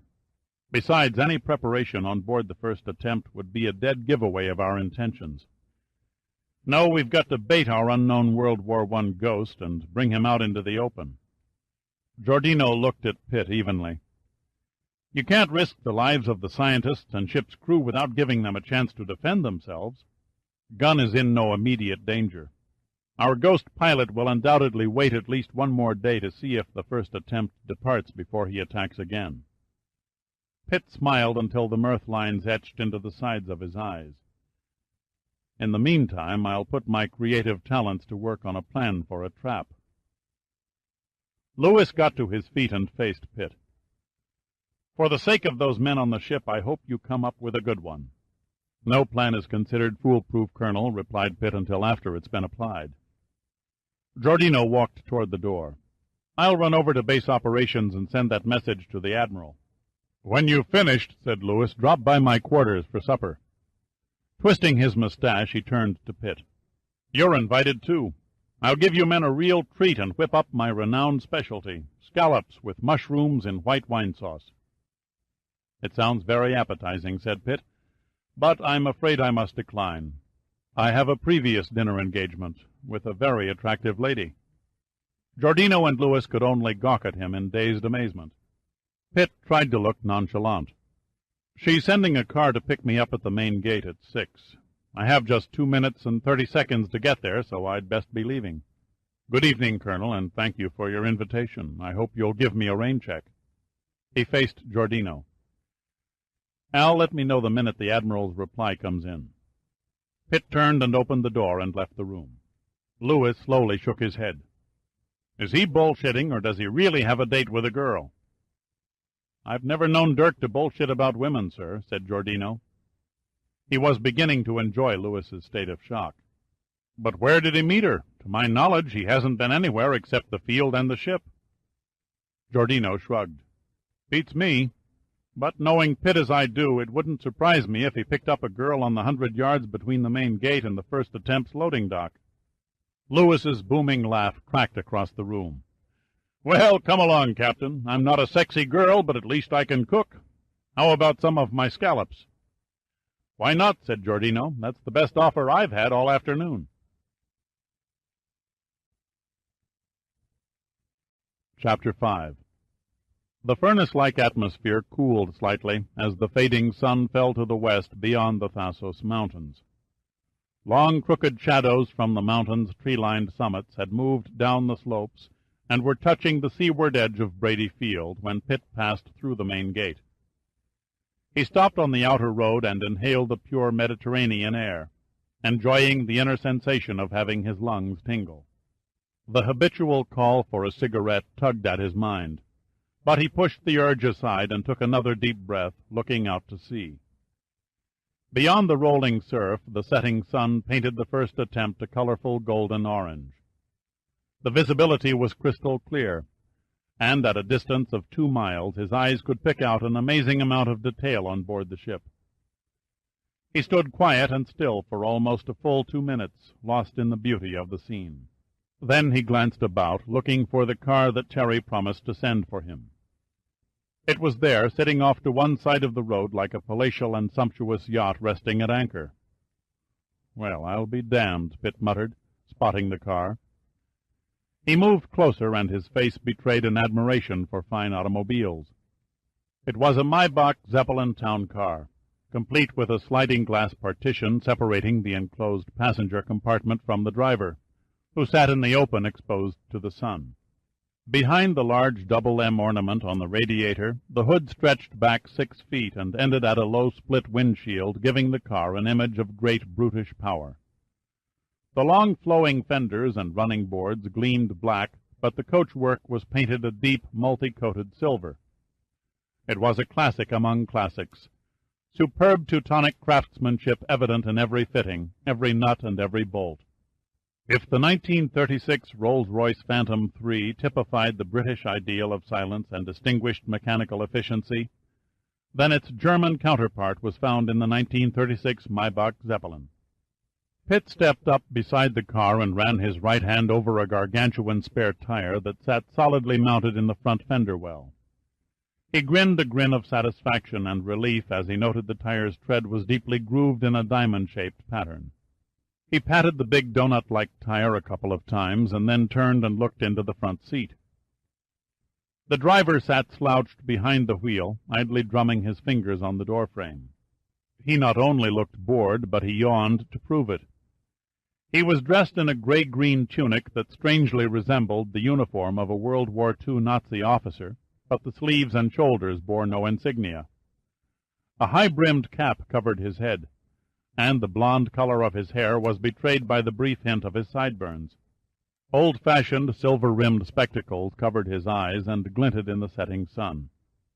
A long, thin cigarette dangled conceitedly from one corner of a curled lip, giving the driver an aura of smugness and arrogance, an image he made little effort to conceal. Pitt instantly disliked the driver. Putting a foot on the running board, he stared penetratingly at the uniformed figure behind the steering wheel. "I think you're waiting for me. My name is Pitt." The yellow-haired driver did not bother to return Pitt's stare. He merely flipped his cigarette over Pitt's shoulder onto the road, sat up straight, and turned the ignition switch.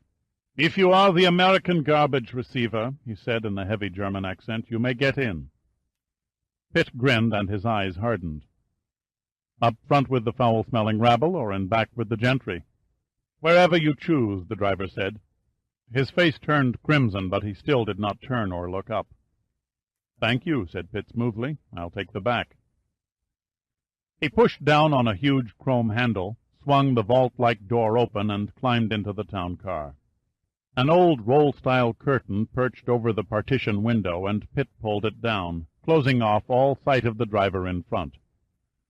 Then he settled back comfortably into the soft and luxurious Morocco leather upholstery, lit a cigarette, and prepared to enjoy the early evening ride across Thasos.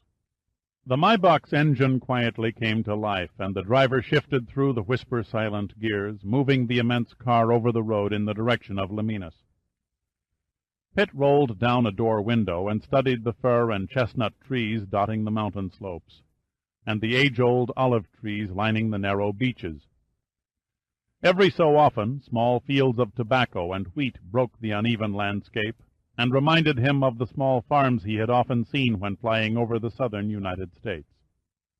Soon the car cruised through the picturesque village of Panagia, splashing an occasional puddle that marred the elderly cobbled streets. Most of the houses were painted white to reflect the summer heat. The roofs rose into the fading sky and nearly touched as their eaves leaned toward each other over the narrow streets. In a few minutes Panagia was left behind, and Leminus soon came into view. Then the car abruptly turned, skirting the main section of the little city, and pointed its dinosaurian hood up a dusty cliff road. The incline was gradual at first, but quickly wormed into a series of steep hairpin curves. Pitt could sense the driver struggling at the wheel of the Maybach. The lumbering town car was designed more for casual rides on the Unter den Linden than spring-breaking tours up mule trails. He looked over sheer precipices at the sea and wondered what would happen if another car came from the opposite direction. Then he could see it ahead, a huge white square against the darkening gray cliffs. At last the curves ceased, and the big diamond-treaded tires slid smoothly onto the hard surface of a drive. Pitt was adequately impressed. In size, the villa nearly matched the splendor of a Roman forum. The grounds were well kept, and there was an atmosphere of wealth and good taste. The entire estate nestled in a valley between two high mountain peaks and overlooked a sweeping panorama of the Aegean Sea. The main gate of a high wall opened mysteriously, apparently pulled by someone unseen, and the chauffeur drove up a neat, fur-lined drive without ceremony and braked at a flight of marble steps. In the center of the stairway, a large, archaic statue of a woman carrying a child stared down mutely, greeting Pitt as he stepped from the Maybach. He started to climb the steps when he stopped suddenly and returned to the car. "I'm sorry, driver," said Pitt, "but I didn't catch your name." The driver looked up, puzzled. "My name is Willie. Why do you ask?" "Willie, my friend," Pitt said seriously, "I must tell you something. Will you step out of the car for a moment?" Willie's brows wrinkled, but he shrugged and stepped from the car, facing Pitt. "Now, Herr Pitt, what do you wish to tell me?" "I see you wear jackboots, Willie." "Yeah, I wear jackboots." Pitt flashed his best used-car salesman's smile. "And jackboots have hobnails, don't they?" "Yeah, jackboots have hobnails," said Willie irritably. "Why do you waste my time with such nonsense? I have duties to perform. What is it you wish to say?" Pitt's eyes grew hard. "My friend, I felt that if you want to earn your Peeping Tom merit badge, it's my duty to warn you that silver-rimmed spectacles reflect the sun's rays and can easily give your hiding place away." Willie's face went blank, and he started to say something, but Pitt's fist slammed into his mouth, cutting off the words. The impact jerked Willie's head up and back, throwing his cap in the air. His eyes turned dull and empty, and he slowly swayed like a falling leaf to his knees. He knelt there looking dazed and lost. A stream of bloody mucus dropped from his broken nose and splattered over the lapels of his uniform, creating what Pitt thought a rather artistic effect against the gray-green material. Then Willie pitched forward onto the marble steps and folded into an inert heap. Pitt rubbed the knuckles of his bruised hand, grinning in cold satisfaction. Then he turned and jogged up the steps, taking 3 at a time. At the top he passed through a stone archway and found himself in a circular courtyard with a glass-like pool in its center. The entire courtyard was encircled by 20 or more majestic, life-sized statues of helmeted Roman soldiers. Their sightless stone eyes somberly stared at their white reflections in the pool, as if searching for long-forgotten memories of victorious battles and wars of glory. The deepening shadows of evening covered each figure with a ghostly cloak, giving Pitt the weird sensation that at any second the stone warriors would come alive and lay siege to the villa. He hurried around the pool and stopped at a massive double door at the far end of the courtyard. A large bronze knocker in the shape of a lion's head hung grotesquely on the door. Pitt raised the grip, banging it down hard. He turned and glanced at the courtyard again. The entire setting reminded him of a mausoleum. All it lacked, he thought, were a few scattered wreaths and some organ music. The door swung open silently. Pitt peered across the threshold. Seeing no one, he hesitated a moment. The moment turned into a minute, and the minute into 2. Finally, tiring of hide-and-seek, he braced his shoulders, clenched his fists, and stepped through the portal into an ornately decorated anteroom. Tapestries depicting ancient battle scenes hung from every wall, their needlework armies marching in unison toward battle. A high dome capped the room, and from its arched apex came a soft yellowish light. Pitt glanced around and saw that he was alone, so he sat down in one of 2 carved marble benches that adorned the middle of the room, and he lit a cigarette. Time passed, and soon he began a futile search for an ashtray. Then, silently, with no warning, a tapestry swung aside, and an old, heavy-set man entered the room, accompanied by an immense white dog. Chapter 6. Pitt, mildly stunned, looked warily at the gigantic German shepherd and then into the face of the dog's elderly master. The evil, unsmiling features, so familiar on the late movies on television, sat entrenched on a typical round German face, complete with the shaven head, shifty eyes, and no neck. Thin lips pressed tightly together as though their owner suffered from constipation. The body fit the villainous image, too, heavy-set in a rotund frame of solid tissue with no flab. All that was missing was a riding quirt and the polished boots. For an instant, Pitt thought, the man you loved to hate, Erich von Stroheim, had returned to life and stood ready to direct a scene from greed. "Good evening," the old man said in a suspicious, guttural tone. "You are, I believe, the gentleman my niece invited to dinner?" Pitt rose, one eye on the huge, panting dog. "Yes, sir, Major Dirk Pitt at your service." An expression of surprise furrowed the brow below the tight-skinned head. "My niece led me to believe you were under the rank of sergeant, and your military occupation was garbage collecting." "You must forgive my American humor," said Pitt, enjoying the other man's confusion. "I hope my little deception has caused you no inconvenience." "No, a little concern, perhaps, but no inconvenience." The old German extended his hand and studied Pitt closely. "It is an honor to meet you, Major. I am Bruno von Till." Pitt clasped the outstretched hand and returned the stare. "The honor is mine, sir." Von Till lifted a tapestry, revealing a doorway. "Please come this way, Major. You must join me for a drink while we wait for Terry to finish dressing." Pitt followed the flat form and the white hound down a dark hallway that led into a large cavernous study. The ceiling arched at least 30 feet high and was supported by several fluted ionic column shafts. The furniture, classic in its simplicity, sparsely dotted the floor and lent an air of grace to the imposing chamber. A cart was already laid with unusual Greek hors d'oeuvres, and a recessed alcove in one wall housed a completely equipped bar. The only item of decor, Pitt noted, that seemed out of place was a model of a German submarine resting on a shelf above the bar. Von Till motioned Pitt to sit down. "What will be your pleasure, Major?"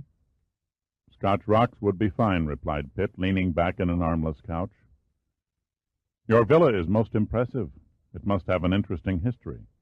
"Yes, it was originally built by the Romans in 138 B.C. as a temple to Minerva, their goddess of wisdom. I purchased the ruins shortly after the First World War and rebuilt it into what you see today."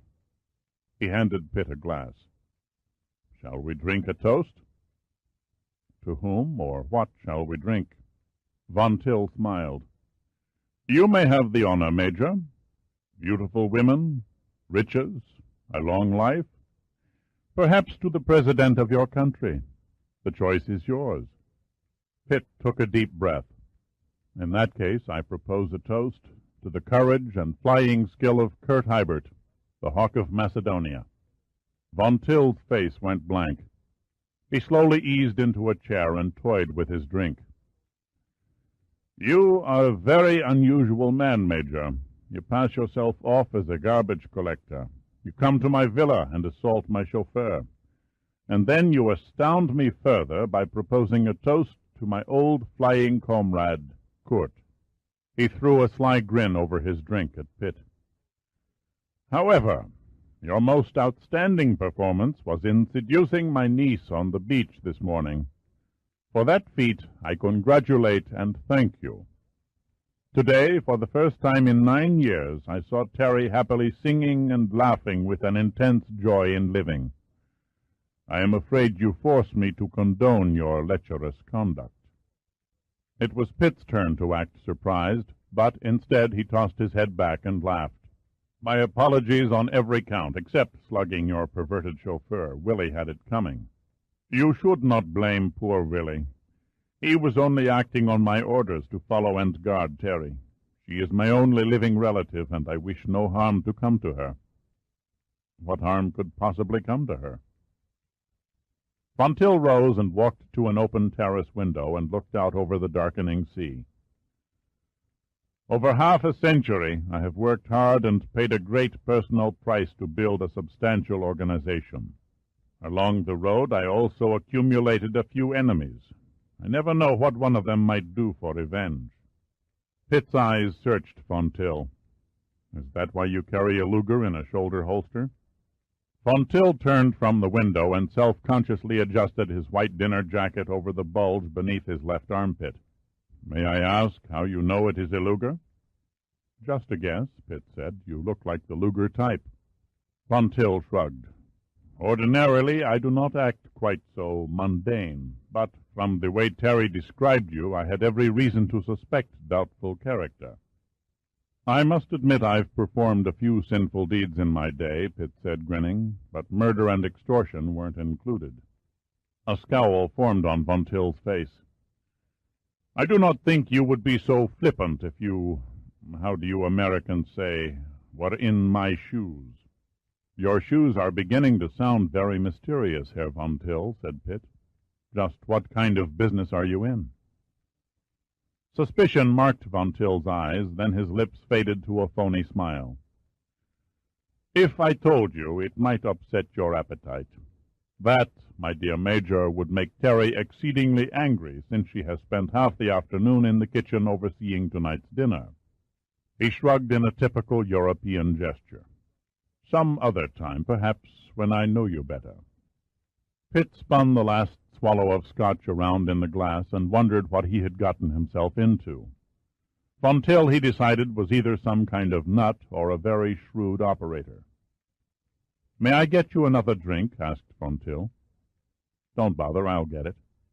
Pitt finished the drink and walked over to the bar and poured another. He stared at Von Till. "From what I've read about World War I aviation, the circumstances behind the death of Kurt Heibert are nebulous. According to official German records, he was shot down by the British and crashed somewhere in the Aegean Sea. However, the records fail to mention the name of Heibert's victorious opponent. They also fail to state if the body was found." Von Till idly petted the dog. His eyes seemed lost in the past for a few moments. Finally, he said, "Kurt waged his own private war with the British back in 1918. He seldom flew against them coolly or efficiently. He handled his machine wildly and attacked their formations like a man possessed with a spastic devil. When he was in the air, he cursed and raved and pounded his fists on the edge of the cockpit until they bled.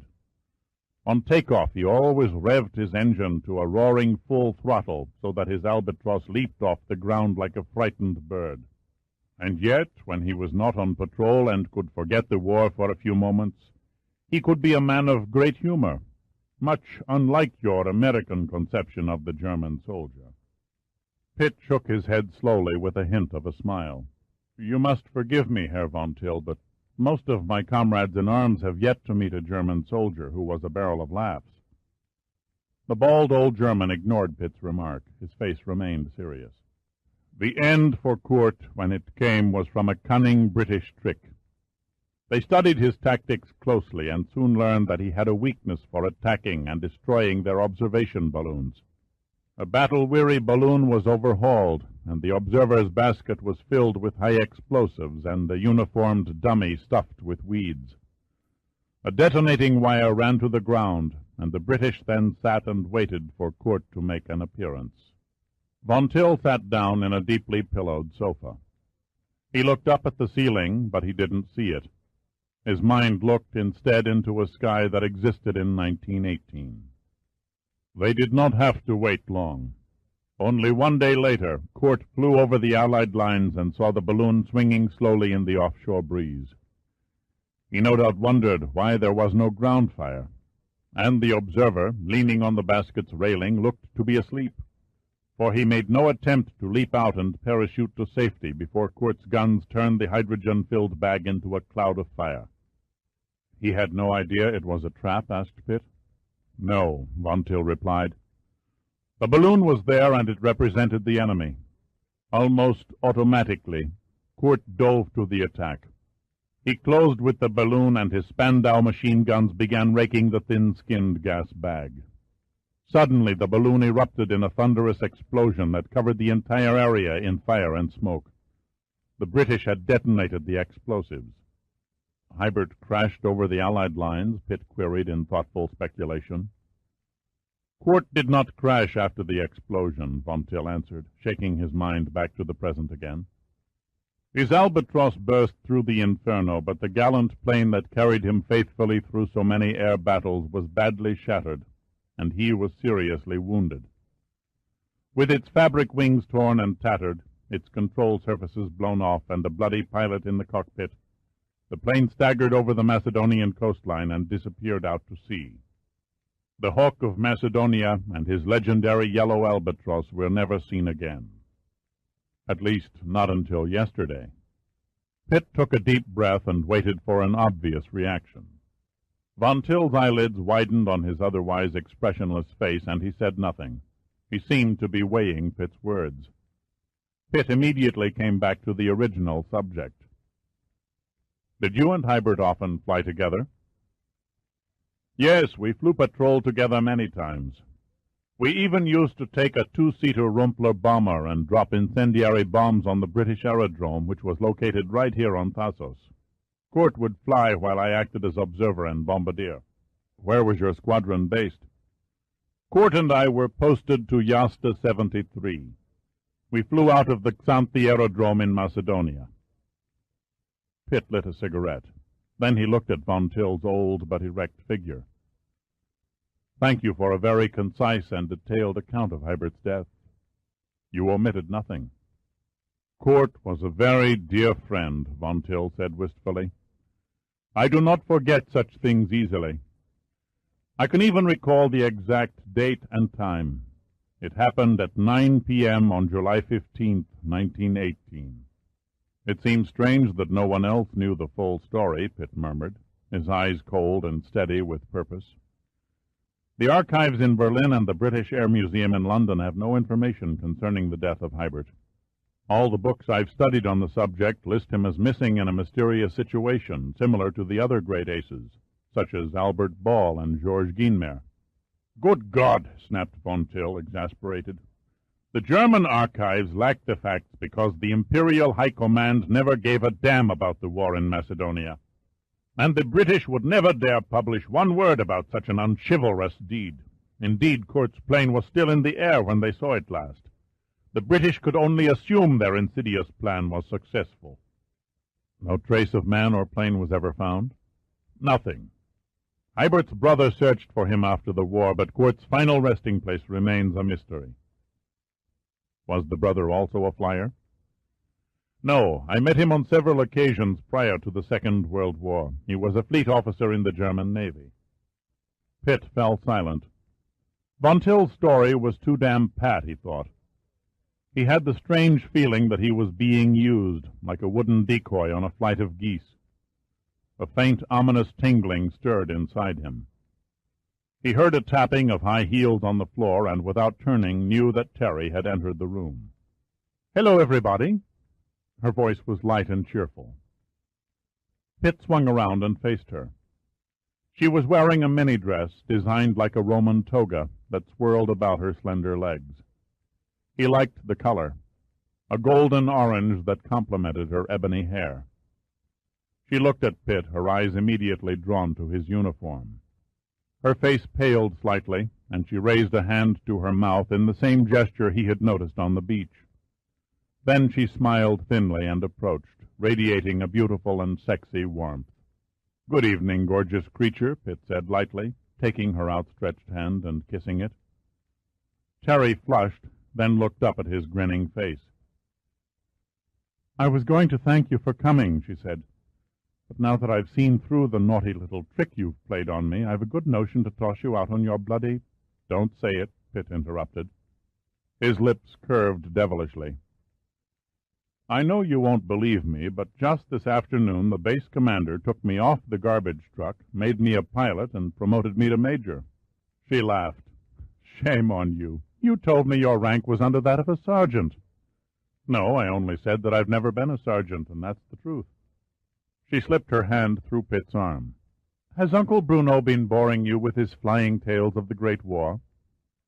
"Fascinating me, maybe, but not boring," Pitt answered. Her eyes looked scared behind her smile. He wondered what she was thinking. Terry shook her head from side to side. "You men and your war stories." She kept staring at Pitt's uniform and insignia of rank. This didn't seem like the same man she had loved on the beach. This one was much more charming and sophisticated. "You may have Dirk after dinner, Uncle Bruno, but right now he's mine." Von Till expertly clicked his heels and bowed. "As you wish, my dear. For the next hour and a half you shall be our commanding officer." She wrinkled her nose at Von Till. "That's awfully decent of you, Uncle. In that case, my first order is for both of you to march to the dinner table." Terry pulled Pitt out to the terrace and led him down a sloping stairway that ended on a circular overhanging balcony. The view was breathtaking. Far below the villa, the lights of Villainous were blinking on, house by house. And across the sea, the early stars began to poke their tips into a spreading blanket of black. In the middle of the balcony, a table was set with service for 3. A large yellow globe containing 6 candles illuminated the setting and cast an intriguing glow over the table, turning the silver dinnerware to gold. Pitt eased Terry's chair back for her and whispered in her ear, "You better be careful. You know how stimulated I get in romantic atmosphere." She looked up at him and her eyes smiled. "Why do you think I planned it this way?" Before Pitt could answer, Von Till walked up, followed by the giant dog, and snapped his fingers. Instantly, a young girl in native Greek costume materialized and set down an appetizer of mixed cheeses, olives, and cucumbers. Next came a chicken soup flavored with lemon and egg yolks. Then the main course, baked oysters mixed with onions and minced nuts. Von Till uncorked the wine, Retsina, a fine old Greek wine. Its resin flavor reminded Pitt of turpentine. After the serving girl cleared the dishes, she brought a tray of fruit and then poured the coffee made in the Turkish manner, the powdered beans settling like silt on the bottom of the cup. Pitt forced down the strong, unsweetened coffee and rubbed knees with Terry. He expected a girlish grin, but instead she looked at him with frightened eyes. It seemed she was trying to tell him something. "Well, Major," said Von Till, "I hope you enjoyed our little repast." "Yes, thank you," replied Pitt. "It was excellent." Von Till stared across the table at Terry. His face had set like stone, and his voice turned to ice. "I would like to be alone with the Major for a little while, my dear. Why don't you wait in the study? We will be along shortly." Terry acted surprised. She shuddered faintly, gripping the edge of the table before she answered him. "Please, Uncle Bruno, it's too early. Can't you wait and have your little talk with Dirk later?" Von Till shot her a withering look. "Do as your uncle says. I have a few important matters I would like to discuss with Major Pitt. I'm sure he will not leave before seeing you." Pitt found himself becoming angry. Why the sudden family crisis, he wondered. He took a long breath, sensing something very wrong. An odd prickle crept up his back, that old familiar feeling of danger. Like an old and trusted friend, it always tapped him on the shoulder and warned him when a nasty situation was brewing. Unseen, Pitt slipped a paring knife off the plate of fruits and pushed it under his pant leg and into his sock. Terry looked at Pitt, her face paling. "Please excuse me, Dirk. I don't mean to be a ninny." He smiled. "Don't worry. I have a weakness for pretty ninnies." "You never seem to fail to say the right thing," she murmured. He squeezed her hand. "I'll join you as soon as I can." "I'll be waiting." Suddenly her eyes brimmed with tears, and she turned away and ran up the stairway. "I am sorry for speaking so harshly to Terry," the old German apologized. "I had to talk to you privately, and she rarely appreciates my desire to converse without feminine interruption. It is often necessary to become firm with women. Do you agree?" Pitt nodded. He could think of nothing worthwhile to say. Von Till inserted a cigarette in a long ivory holder and lit it. "I am extremely interested in hearing about the attack yesterday on Brady Field. My information from that section of the island tells me it was a very old and unknown type of airplane that struck your facility." "Old, maybe," said Pitt, "but not unknown." "Are you saying you have determined the make of the airplane?" Pitt studied Von Till's face. Silently he dawdled with a fork, then slowly laid it back on the tablecloth. "The aircraft was positively identified as an Albatros D-3. "And the pilot?" The words came slowly from Von Till's tight mouth. "Do you know the identity of the pilot?" "Not yet, but we will shortly."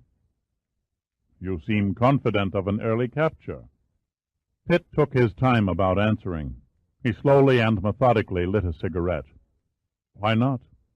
It shouldn't be difficult to trace a 60-year-old yellow antique aircraft to its owner." A smug grin crossed Von Till's face. "Macedonian Greece is an area of rugged terrain and desolate countryside. There are many thousands of square miles of mountains, valleys, and eroded plains where even one of your monstrous jet bombers could be hidden and never detected." Pitt grinned back. "Who said anything about searching mountains or valleys?"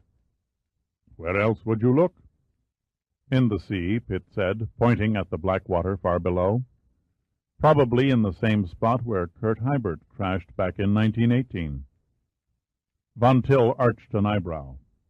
"Are you asking me to believe in ghosts?" Pitt grinned. "When we were little boys, we believed in Santa Claus. And when we became big boys, we believed in virgins. Why not add ghosts to the list also?" "No, thank you, Major. I find cold facts and figures superior to superstition." Pitt's voice was even and distinct. "That leaves us with another avenue to explore." Von Till sat erect, his eyes squinting at Pitt. "What if Kurt Hibert is still alive?" Von Till's mouth dropped open. Then he caught himself and exhaled a cloud of cigarette smoke. "That's ridiculous. If Kurt were still alive, he would be over 70 years old. Look at me, Major. I was born in 1899. Do you think a man of my age could fly an open-cockpit plane, not to mention attacking an airfield? No, I don't think so." "The facts are on your side, of course," said Pitt. He paused a moment, running his long fingers through his hair. "Still, I can't help wondering if Hibert isn't connected in some way." His eyes shifted from the old German to the great white dog, and he felt a vague tension grip his body. Intrigue hung heavily around them. He came to the villa at Terry's invitation, expecting only to enjoy a quiet dinner. Instead, he found himself engaged in a battle of wits with her uncle, a shrewd old Teuton, who, Pitt was certain, knew more about the raid on Brady Field than he was telling. It was time to cast a spear, and the hell with the consequences. He locked his eyes on Von Till. If the Hawk of Macedonia really did vanish 60 years ago and reappeared yesterday, the interesting question is, where did he spend his time between? In heaven? In hell? Or on Thasos? A confused look replaced von Till's arrogant mask. "I don't quite understand what you mean." "Mean hell," snarled Pitt. "Either you're taking me for a complete fool, or else you're acting like one. I don't think I should be telling you about the attack on Brady Field, but rather you should be telling me." He lingered over the words, enjoying the situation. Von Till was on his feet in an instant, his oval face contorted with anger. "You have probed too far and too deep, Major Pitt, into areas that don't concern you. I shall take no more of your absurd implications. I must ask you to leave my villa." A look of contempt crossed Pitt's face. "Whatever's fair," he said, turning to the stairway. Von Till glared at him bitterly. "No need to return through the study, Major," he said, pointing to a small doorway that clung to the far wall of the balcony. "This corridor will lead you to the front entrance. I'd like to see Terry before I leave. I see no reason to prolong your presence." Von Till blew a contemptuous cloud of smoke toward Pitt's face, driving home the angered words. "I also demand that you never see or talk to my niece again." Pitt's hands clenched into fists. "And if I do?" Von Till smiled menacingly. "I will not threaten you, Major. If you persist in exercising aggressive stupidity, I shall merely punish Terry." "You rotten, shit-eating kraut," Pitt snarled, fighting down a surging urge to kick Von Till in the crotch. "I don't know what the hell your little conspiracy amounts to, but I can definitely go on record as stating that I'll take great personal pleasure in screwing it up. And I can begin by telling you that the attack on Brady Field failed to achieve its intention. The National Underwater Marine Agency's ship is staying right where it's anchored until its scientific research activities are completed." Von Till's hands trembled, but his face remained impassive. "Thank you, Major. That is a bit of information I did not expect quite so soon." At last the old kraut is dropping his guard, Pitt thought. There could be no doubt about it now. It was Von Till who had plotted to get rid of the first attempt. But why? The question still remained unanswered. Pitt tried a shot in the dark. "You're wasting your time, Von Till. The divers on the first attempt have already discovered the sunken treasure. They're in the act of raising it now." Von Till broke out in a broad smile, and Pitt knew immediately the lie was a mistake.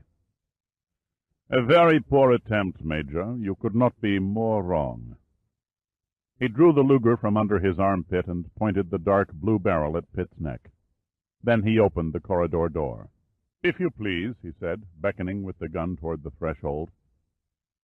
Pitt took a quick glance through the darkened doorway. The corridor beyond was dimly lighted with candles and seemed completely deserted. He hesitated. "Please express my thanks to Terry for the excellent dinner. I shall pass on your compliment." "And thank you, Herr Von Till," Pitt said sarcastically, "for your hospitality." Von Till smirked, clicked his heels, and bowed. "It was my pleasure." He placed a hand on the head of the dog, whose lip curled, showing a prodigious white fang. The door's archway was low, and Pitt had to stoop to enter the tunnel-like entrance. He took a few cautious steps. "Major Pitt." "Yes," Pitt replied, turning and facing the fat shadow at the entryway. There was a sadistic anticipation in Von Till's voice. "It is a pity you will not be able to witness the next flight of the yellow Albatros." Before Pitt could answer, the door slammed shut, and a heavy bolt dropped into its catch like a thunderclap and echoed ominously toward the unseen reaches of the dim corridor. Chapter 7. A spasm of anger swept over Pitt. He was half tempted to slam his fist against the door, but one look at the heavy planking changed his mind. Turning again to the corridor, he found it still empty. He shivered unconsciously. He had no illusions as to what lay ahead. It was certain now that Von Till never meant for him to leave the villa alive. He remembered the knife and felt a tinge of assurance as he slipped it out of his sock. The flickering yellow light from the candles, mounted in rusted metal holders high on the walls, glinted dully on the blade, and made the tiny pointed knife look woefully inadequate for the job of self-defense. Only one comforting thought ran through Pitt's mind. However small, the knife was better than nothing. Suddenly a blast of heavy, chilling air blew through the corridor like an invisible hand and snuffed out the candles, leaving Pitt standing in a sea of suffocating blackness. His senses strained to penetrate the gloom, but could detect no sound, no glimmer of light. "Now the fun begins," he murmured, bracing his body for the unknown. Pitt's spirits touched zero, and he could feel the first terror-striking symptoms of panic edging rapidly into his mind. He remembered reading somewhere that nothing is more horrifying or uncomprehendable to the human mind than total darkness. To not know or be able to perceive what lies beyond one's sight or touch acts on the brain like a short circuit in a computer. It runs amok. What the brain cannot see, it creates, usually some nightmarish event that is grossly exaggerated or embellished like a delusion of being bitten by a shark or run over by a locomotive while locked in a closet. Recalling the semi-amusing phraseology, he grinned in the darkness, and the first probes of panic slowly reversed into a sensation of logic calm. His next thought was to use the Zippo to relight the candles. But if someone or something were waiting in ambush further down the corridor, he reasoned, it would be best to remain in pitch darkness and keep them at the same disadvantage. Stooping, he quickly unlaced his shoes, discarding them, and began inching along the cool wall. The corridor led him past several wooden doors, each barred by large bands of iron. He was in the midst of testing one of the doors when he paused, listening intently. There was a sound somewhere ahead in the blackness. It was indefinable and inexplicable, but quite audible. It could have been a moan or a growl. Pitt didn't know which. Then the sound faded and died into nothingness. Determined now that a real menace was waiting, some creature of the dark that was physical, could make noises and probably reason, spurred Pitt's sense of caution. He lay down on the corridor floor and crept ahead without sound, his ears listening and his sensitive fingertips feeling out the way. The floor was smooth and unyielding, and in spots it was damp. He crawled on through an oily slime that soiled his uniform, soaking into the material and causing it to stick to his skin. He mentally cursed his uncomfortable predicament as he crept onward. After what seemed like hours, Pitt imagined he had dragged his stomach over at least 2 miles of cement, but his rational mind knew it was close to 80 feet. The musty smell of antiquity lay on the floor and reminded him of the interior of an old steamer trunk that once belonged to his grandfather. He remembered hiding in its dark cubicle and pretending he was a stowaway on a ship bound for the mysterious Orient. It's strange, he thought incongruously, how smells can bring back dormant and forgotten memories. Abruptly, the feel of the floor and walls changed from smooth concrete to rough, jointed masonry. The passageway left the more modern construction behind and became old and hand-hewn. Pitt's hand felt the wall stop and branch to the right. A gentle touch of air on his cheeks told him he had come to a cross passage. He froze and listened. There it was again. The sound was halting and furtive. This time it was a clicking noise, like the kind long-nailed animals make on a hard-surfaced floor. Pitt shivered uncontrollably and broke out in a cold sweat. He pressed his body flat into the damp, cobbled ground, knife pointed in the direction of the approaching sound. The clicking became louder. Then it stopped, and a torturous silence set in. Pitt tried to contain his breathing to hear better. All his ears could detect was his own heartbeat. Something was out there, not 10 feet away. He compared himself with a blind man who was being stalked down a back street alley. The eerie, spine-chilling atmosphere of the surroundings numbed his thinking with a sense of hopelessness. He shook it off, forcing his mind to concentrate on methods of combating the unseen terror. The musty stench of the tunnel suddenly became overpowering, nearly making him sick. He also detected a faint animal odor. But from what kind of animal? Quickly a plan formed in Pitt's mind, and he decided to take a gamble on the unknown quantity. The Zippo came out of his pocket. He flipped the little wheel against the flint and held it a brief instant until the wick burned brightly. He cast it up and into the air ahead. The tiny flame sailed through the darkness and illuminated two glowing fluorescent eyes, backed by a giant shadow that danced hellishly on the walls and floor of the passageway. The lighter clinked to the ground, its flame snuffed out by the fall. A low, menacing growl came from the eyes and echoed through the stone labyrinth. Pitt reacted instantly and coiled on the hard floor. Then he whipped over on his back and thrust the knife up into the dark void, holding the handle tightly in the sweating palms of both hands. He could not see his ghostly attacker, but he knew now what it was. The beast had noted Pitt's exact location in the brief flickering flame from the lighter. It hesitated for an instant, then it sprang. The ageless animal instinct of sniffing its prey before attacking spelled the big animal's doom. The delay gave Pitt precious time for his sudden evasive body roll, and the huge white dog overshot his quarry. The action happened with such blinding speed that all Pitt could recall afterwards was the feel of the knife slicing into a soft, furry surface and the wetness of heavy liquid splattering in his face. The growl of the killer turned to the howl of the mortally wounded as the knife laid open the great shepherd's flank just behind the ribs. The walls of the stone corridors thundered in a chorus of reverberating roars that burst from the thick, hairy throat a split second before the 180 pounds of animal fury crashed into the vertical stone beyond Pitt and fell heavily to the ground, thrashing in spastic agony for several moments before dying. At first, Pitt thought the dog had missed. Then he felt a sting across his chest, and he knew it hadn't. He lay without moving, listening to the death throes in the blackness. Long minutes after the passageway returned to a ghostly stillness, he remained limp on the uneven floor. The tension finally passed, and his muscles started to loosen, and the pain began to arrive in earnest, clearing his mind to a new sharpness. Pitt slowly rose to his feet and leaned wearily against the unseen blood-splattered wall.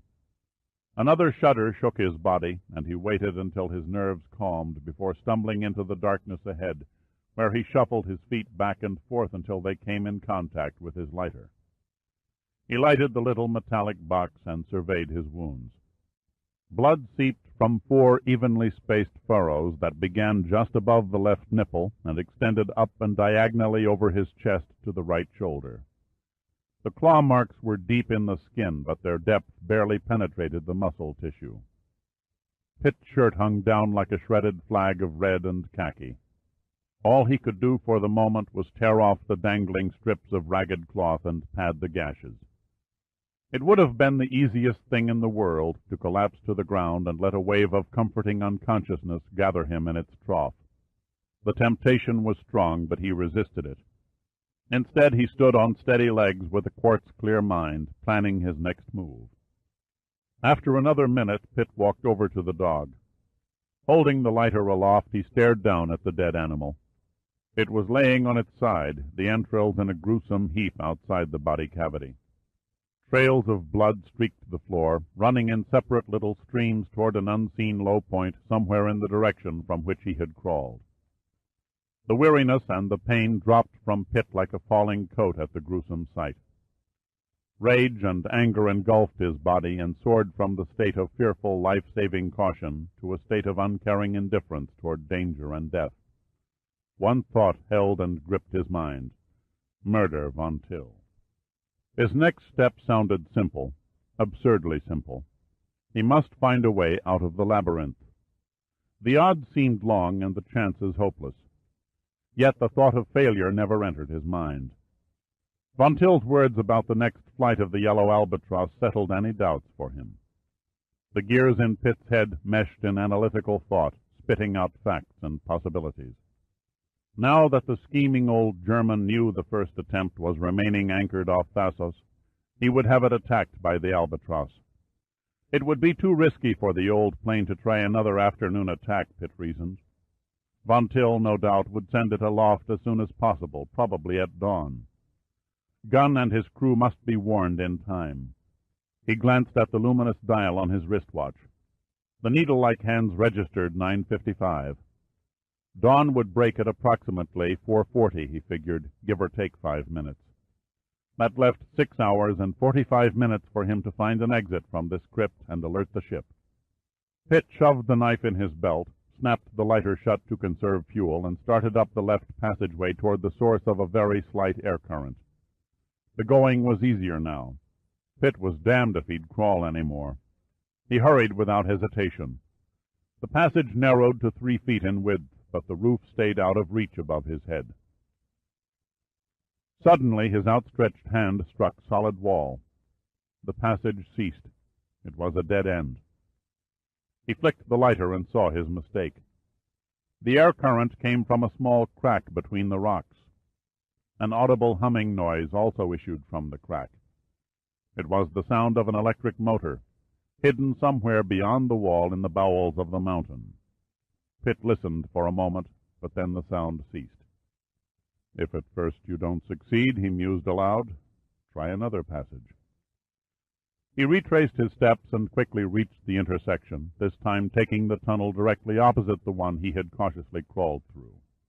He lengthened his stride and pounded on into the impenetrable darkness, the cool, damp paving numbing his stocking feet.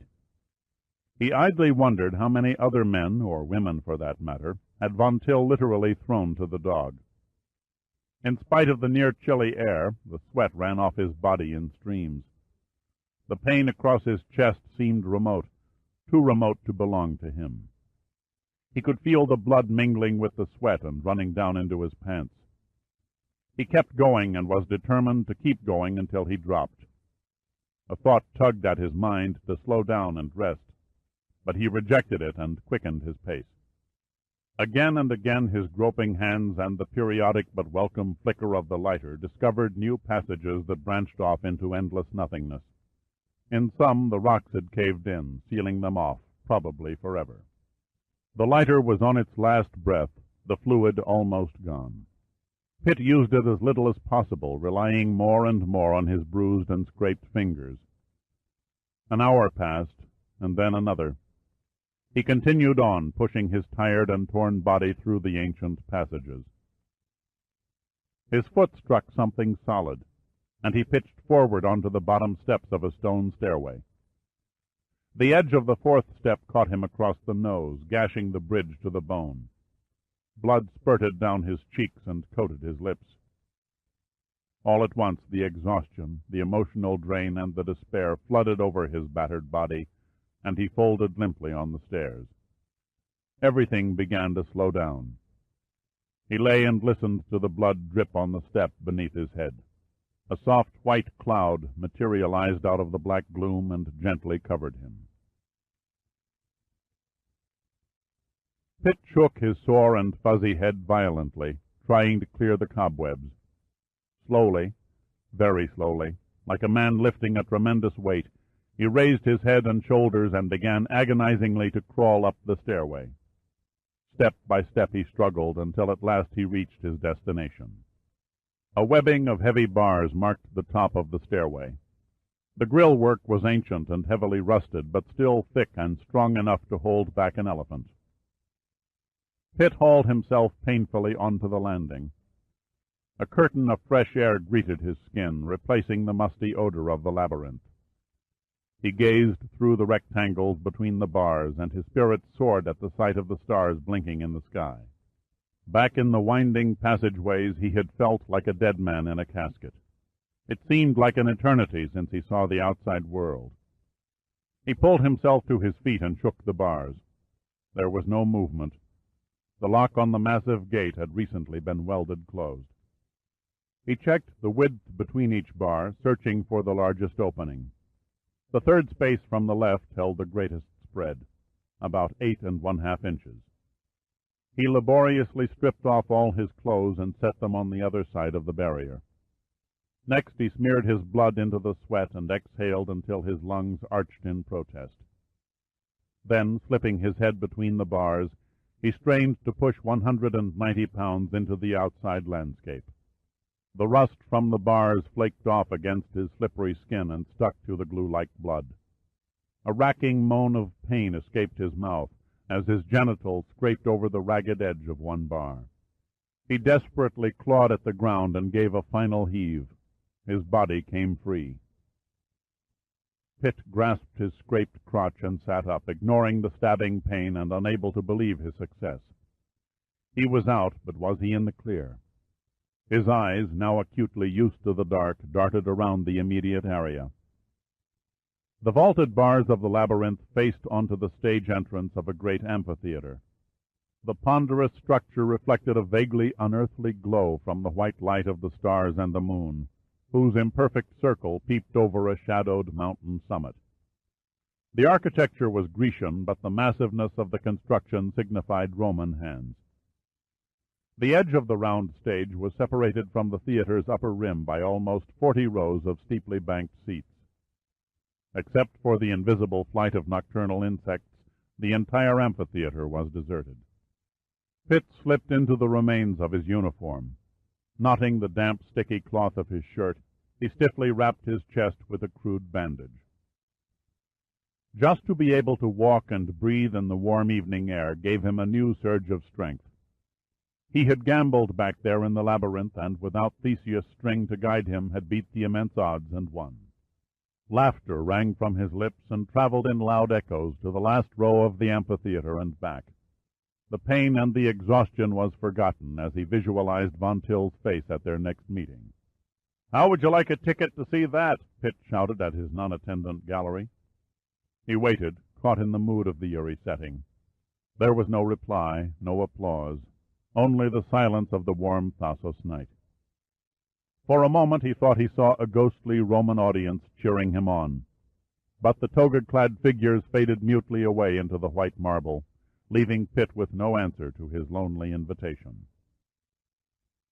He looked up at the maze of stars in the diamond clear air to get his bearings.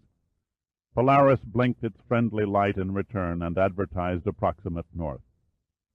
Pitt's eyes scanned a full 360-degree circle of sky. Something was wrong. Taurus and the Pleiades should have been overhead. Instead, they were far to the east. "God damn!" Pitt cursed aloud, looking at his watch. It was 3:22. Only an hour and 18 minutes before dawn. Somehow he had lost nearly 5 hours. What happened, he asked himself. Where was the time lost? Then he realized that he must have passed out after colliding with the stairway. There was no time to lose. He hurriedly walked across the stone-paved stage and presently discovered, in the little available light, a small path leading down the mountainside. He took it and set out on a race to beat the sun. Chapter 8. A quarter of a mile down the steep slope, the pathway turned into a road. No road, really, but 2 parallel tire-worn indentations in the ground cover. The tracks meandered downward in a tortuous series of hairpin curves. Pitt stumbled along at half-trot, his heart pounding viciously under the taxing strain. He was hurt, not badly, but he had lost much blood. Any doctor who might have encountered him would have immediately confined his torn body to a hospital bed. Over and over, since his escape from the labyrinth, pictures of the defenseless scientists and crew of the first attempt being strafed by the Albatros flashed through Pitt's mind. He could see in perfect detail the bullets tearing into flesh and bone, leaving heavy red blotches on the white paint of the oceanographic research ship.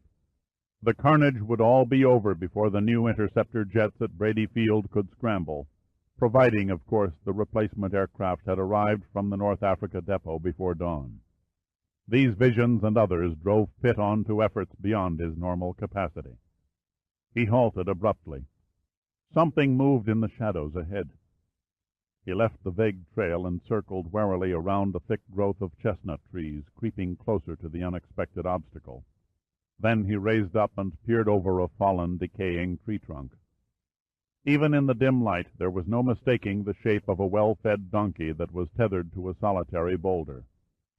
The unattended little animal cocked one ear at Pitt's approach and brayed softly, almost pathetically. "You're hardly the answer to a jockey's prayer," said Pitt, grinning. but beggars can't be choosy. He untied the lead rope from the rock and quickly made a crude halter. With no little amount of patience, he managed to push it over the donkey's nose. Then he mounted. "Okay, mule, giddy up." The little beast did not move. Pitt pounded on the stout flanks. Still no movement. He kicked, bounced, and prodded. Nothing, not even a bray. The long ears laid flat, and their obstinate owner refused to budge. Pitt did not know any Greek words, only a few names. That must be it, he thought.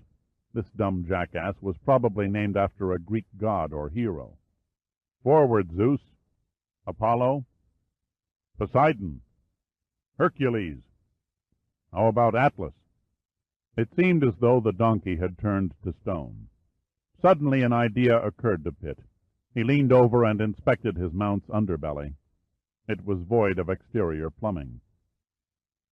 "My deepest apologies, you gorgeous, ravishing creature," Pitt purred in the pointed ears. "Come, my lovely Aphrodite, let us be off." The donkey twitched, and Pitt knew he was getting warm. Atlanta? Nothing more happened. Athena? The ears shot up and the donkey turned, looking up at Pitt out of big, confused eyes. "Come on, Athena. Mush!" Athena, much to Pitt's joy and relief, pawed at the ground a couple of times, and then obediently began to amble down the road. The early morning turned cool, and dew was beginning to dampen the forest-trimmed meadows, when at last Pitt reached the outskirts of Laymenus. Laymenus was an average Greek coastal village, a unique blend of modern construction built on the site of an ancient city, whose ruins rise here and there among the more recent tile-roofed houses. On the shoreline, jutting into the town with a jagged half-moon curve, a harbor full of flat-beamed fishing boats offered a picturesque travel folder scene with the smells of salt air, fish, and diesel oil thrown in.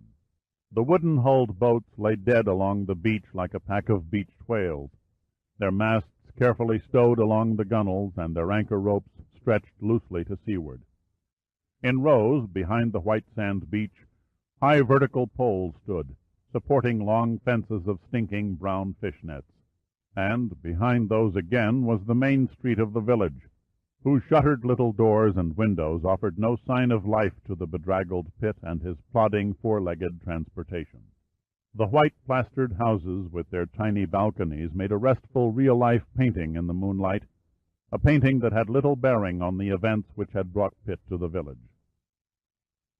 At a narrow intersection, Pitt slid off the donkey and tied it to a mailbox.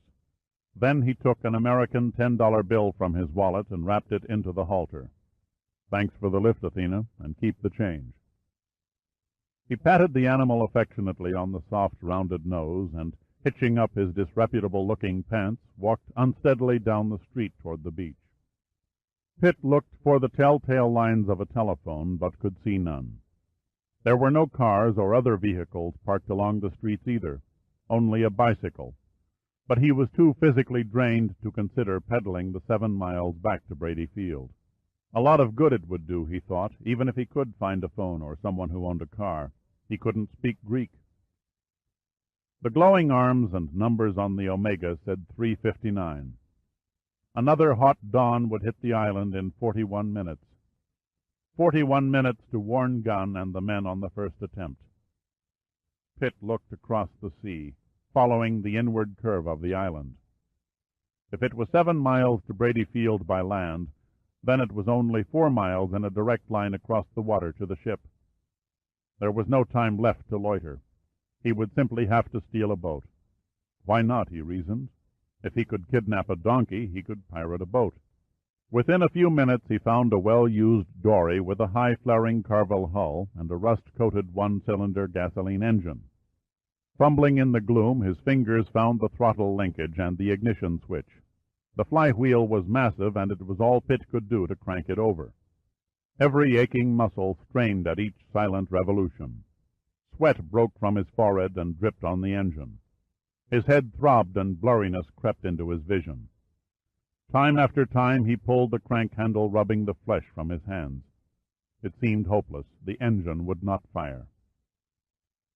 If the need for speed had been vital before, it was desperate now. Precious minutes were running down the drain as he attempted to get the balky engine into action. Pitt reached deep, drawing from the last untapped reservoir of his strength. Clenching his teeth, he gave a mighty pull. The engine popped briefly and died. He pulled the crank again and slumped exhausted into the oily bilge water.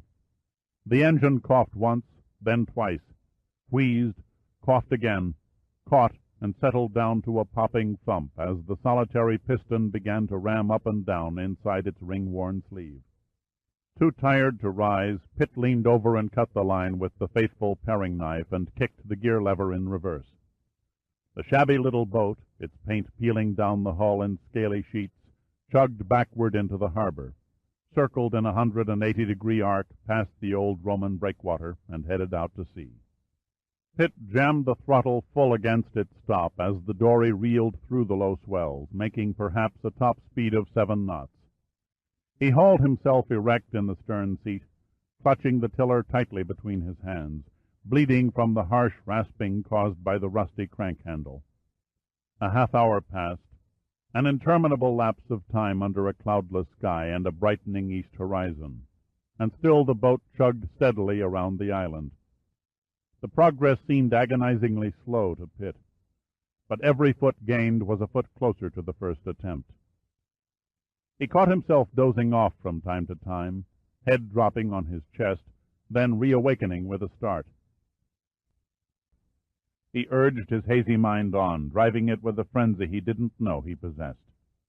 Then his dulled eyes saw it, a low gray shape resting beyond the next small point of land just over a mile away.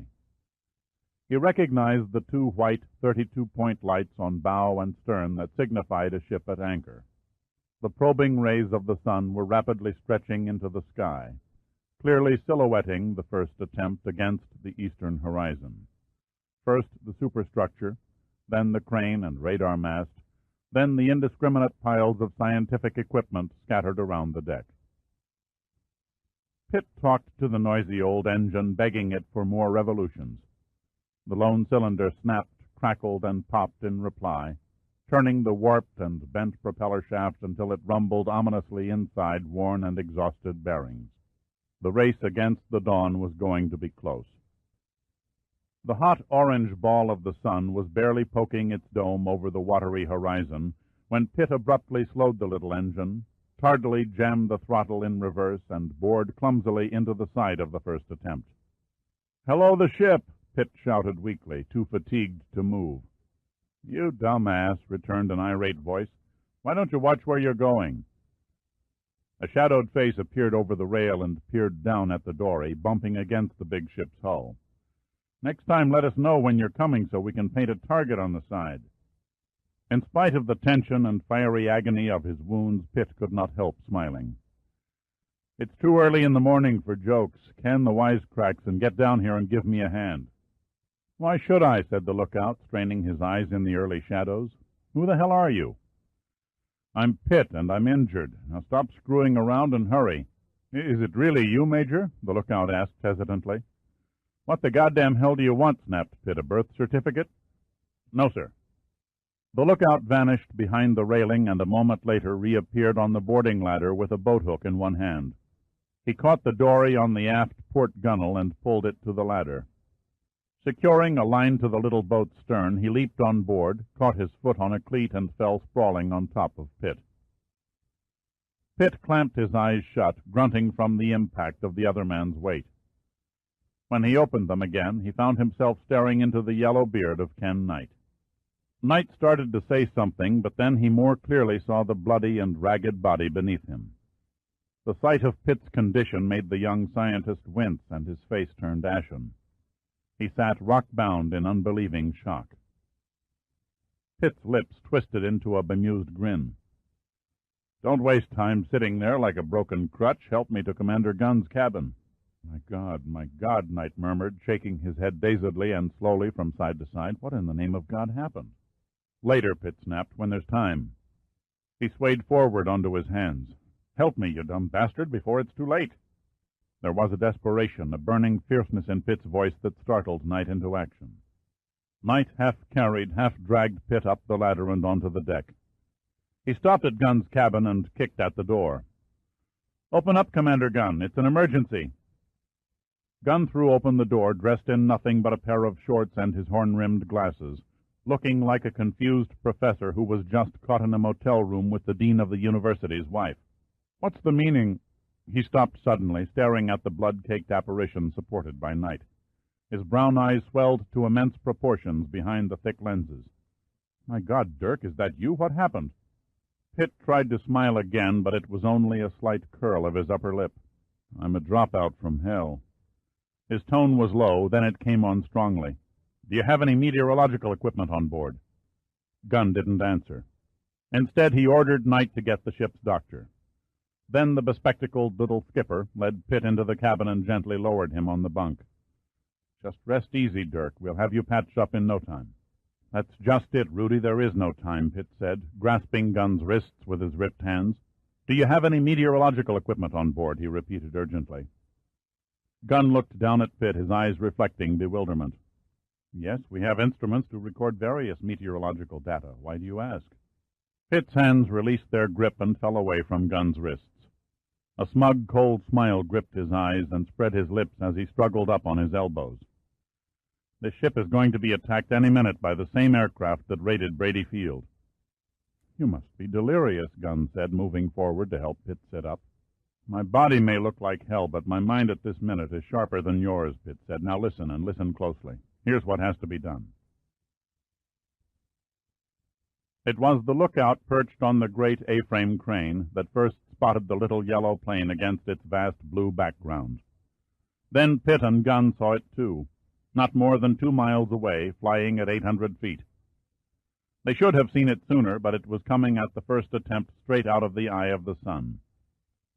"He's 10 minutes late," Pitt grunted, holding an arm aloft for a white-goateed doctor who worked quickly and skillfully at bandaging his chest.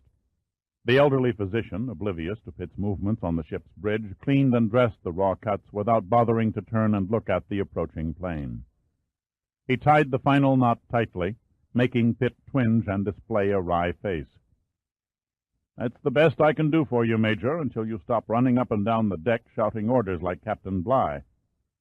"Sorry, Doc," Pitt said without taking his eyes from the sky. "But there was no time for a formal office call. You better get below now. If my little battle tactic doesn't work, you're going to do a land office business in about 10 minutes. Without answering, the wiry, deeply tanned doctor closed a large, worn leather case, turned and ducked down the bridge ladder. Pitt drew back from the railing and glanced over at Gunn. "Are you connected?" "Say when." Gunn was tense, but looked ready and eager. He held a small black box in his hand attached to a wire that led up to the radar mast and then into the brilliant morning sky. "Do you think the pilot of the old contraption will take the bait?" "History never fails to repeat itself," Pitt said confidently, glaring at the nearing plane. Even in this moment of tense anxiety, Gunn found time to marvel at Pitt's complete transformation since dawn. The man who staggered on board the first attempt in such fearful physical condition was not the same man who now stood on the bridge with gleaming eyes and the expectant posture of a war-horse, inhaling the scent of battle through flaring nostrils. It seemed strange, but Gunn couldn't stop his mind from drifting back many months ago to the bridge of another ship, a tramp steamer called the Dana Gale. He remembered as though it was only an hour ago, seeing the same expression on Pitt's face just before the old rusty hulk cast off to find and destroy a mysterious seamount in the Pacific north of Hawaii. Abruptly, he was pulled back to the reality of the present by a strong grip on his arm. "Get down," Pitt said urgently, "or the shock wave will blow you overboard. Be ready to join the contacts the instant I give the word." The bright yellow plane was banking now, circling around the ship, testing it for defenses. The drone of its noisy engine tore across the water, causing a vibration in Pitt's eardrums. He watched it through a pair of borrowed binoculars, smiling with satisfaction as he noted small round patches in the fabric of the wings and fuselage, a record of Giordino's hits with the carbine. Moving the glasses in a near vertical angle, he focused on the black wire that led upward, and all at once he felt a hope that began to amount to complete conviction. "Steady, steady," he said quietly. "I think he's going to nibble at the cheese." The cheese, Gunn thought wonderingly. He calls that damn balloon up there the cheese. Who would have ever thought that Pitt wanted a damn weather balloon when he asked whether the first attempt carried meteorological gear? Now the damn balloon floated up there in the damn sky with a 100-pound charge of explosives from the damn seismic lab tied to it. Gunn peered above the railing at the big silvery airborne ball and the lethal package dangling beneath it. The cable holding the captive balloon and the electrical wire attached to the explosives both stretched 800 feet high and 400 feet astern, a total distance of 4 football fields away. He shook his head.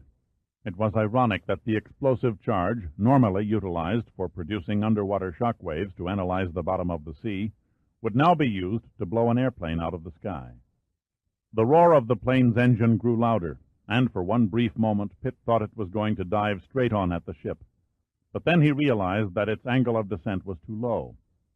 The pilot was lining the Albatros up for a pass at the balloon. He stood up for a better view, knowing he was a tempting and exposed target. The engine turned into a high-pitched snarl, and the gun sights aimed for the lazy gas bag waiting above the sparkling water. There was no delay, no adjusting for range. The yellow wings glistened in the sun, obscuring the flashes from the 2 guns mounted on the cowling. The sound of the staccato bursts and the whine of the bullets signaled the beginning of the attack. The rubberized nylon skin of the helium-filled bag shuddered under the onslaught of the rapid gunfire. It sagged at first, then wrinkled like a prune and collapsed, flapping in loose folds toward the sea. The yellow Albatros swept over the dropping balloon, making a beeline for the first attempt. "Now!" Pitt yelled, hitting the deck. Gunn threw the switch. The next instant seemed to march on to infinity. Then there was a gigantic blast which shook the ship from keel to mast. The early morning silence was shattered with a violent sound like the breaking of 1,000 windows by a tornado. And in the sky, a tower of dense smoke and flame swirled in a huge bursting mass of orange and black. The concussion from the explosion knocked the wind from Pitt and Gunn, squeezing internal organs against spines with the sudden punch of a battering ram. Slowly, moving with painful stiffness from the tight bandages and struggling for breath, Pitt rose to his feet and peered into the expanding cloud for signs of the Albatros. Shaken for a moment, his eyes darted too high, and he could see nothing but curling smoke. The plane and its pilot were gone. Then he realized what had happened. The brief lag between his shouted signal and the actual explosion saved the plane from instant disintegration. Swinging his gaze down to the horizon, he spotted it. The craft was gliding clumsily through the air, its engine dead. Pitt snatched at the binoculars and quickly sighted them on the Albatros. It was trailing smoke and fiery fragments in a meteoric trail. He watched in morbid fascination as one of the lower wings suddenly folded backward and fell away, causing the plane to tumble in a series of wild gyrations, like a piece of paper thrown from a high office building. Then it seemed to hang suspended for a moment before plunging into the sea, leaving a signature of smoke melting into the warm air. "It's down," said Pitt excitedly. "We've scored." Gunn was lying against the far bulkhead corner. He crawled across the deck and lifted his head dazedly. "How far and what heading?" "About 2 miles abaft the starboard beam," replied Pitt. He lowered the glasses and looked at Gunn's pale face. "Are you all right?" Gunn nodded. "Just lost a little wind, that's all." Pitt smiled, but there was little humor in his eyes. He was smugly satisfied with himself, very pleased with the outcome of his plan. "Send the double-ender and some men out there to dive on the wreck. I'm anxious to find out what our ghost looks like." "Of course," said Gunn. "I'll personally lead the diving party, but only on one condition. You get your ass down to my cabin immediately. The doc hasn't finished with you yet." Pitt shrugged. "You're the captain." He turned back to the rail and looked again at the spot that marked the grave of the yellow Albatros. He was still at the rail 10 minutes later when Gunn and 4 of the first attempt's crew loaded their diving gear on the double-ender whaler and cast off. The little boat made no attempt to circle and search the general surface area, but moved straight to the spot where the plane disappeared. Pitt watched until he could see the divers drop into the sparkling blue water at intervals to converge together underwater at the final resting place of the wreck. "Come along, Major," said a voice at his elbow. He slowly turned and looked into the face of the bearded doctor. "It's no use chasing me, Doc. I won't marry you," Pitt said, a wide grin writing his face. The blue-eyed old ship's surgeon did not grin back. He merely pointed down the ladder at Gunn's cabin. Pitt had no choice but to wearily resign himself and turn his battered body over to the doctor's care. In the cabin he fought a half-hearted battle against unconsciousness, but the administered sedatives won a beachhead, and soon he was sheathed in a deep sleep. Chapter 9. Pitt stared at the gaunt and repulsive face that echoed his image from a small mirror, hanging in the cabin's head. The black hair dangled down his face and ears, adding an unkempt crown above the deep green eyes that were circled and etched with jagged red blood vessels. He had not slept long. His watch showed a time-lapse of only 4 hours. It was the heat that woke him, the morning blanket of hot air, drifting across the sea from Africa and digging its burning fingers into his skin. He discovered the ventilator that was closed, and he opened it, but the damage was already done. The hot, dry air had a head start, and the air conditioning would never catch up and cool the cabin, at least not until early evening.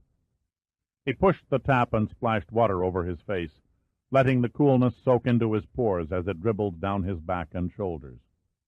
He briskly dried his damp skin and tried to recall in sequence what had happened the night before. Willie and the Maybach Zeppelin, the villa, drinking with Von Till, Terry's beauty, her paled features. Then the labyrinth, the dog, and the escape. Athena. Did her owner ever find her? The dory this morning, the yellow Albatros, and the explosion. Now the waiting for Gunn and his crew to salvage the plane and find the body of its mystery pilot. What was the connection with Von Till? What were the old Kraut's motives? And Terry? Did she know about the trap? Was she trying to warn him?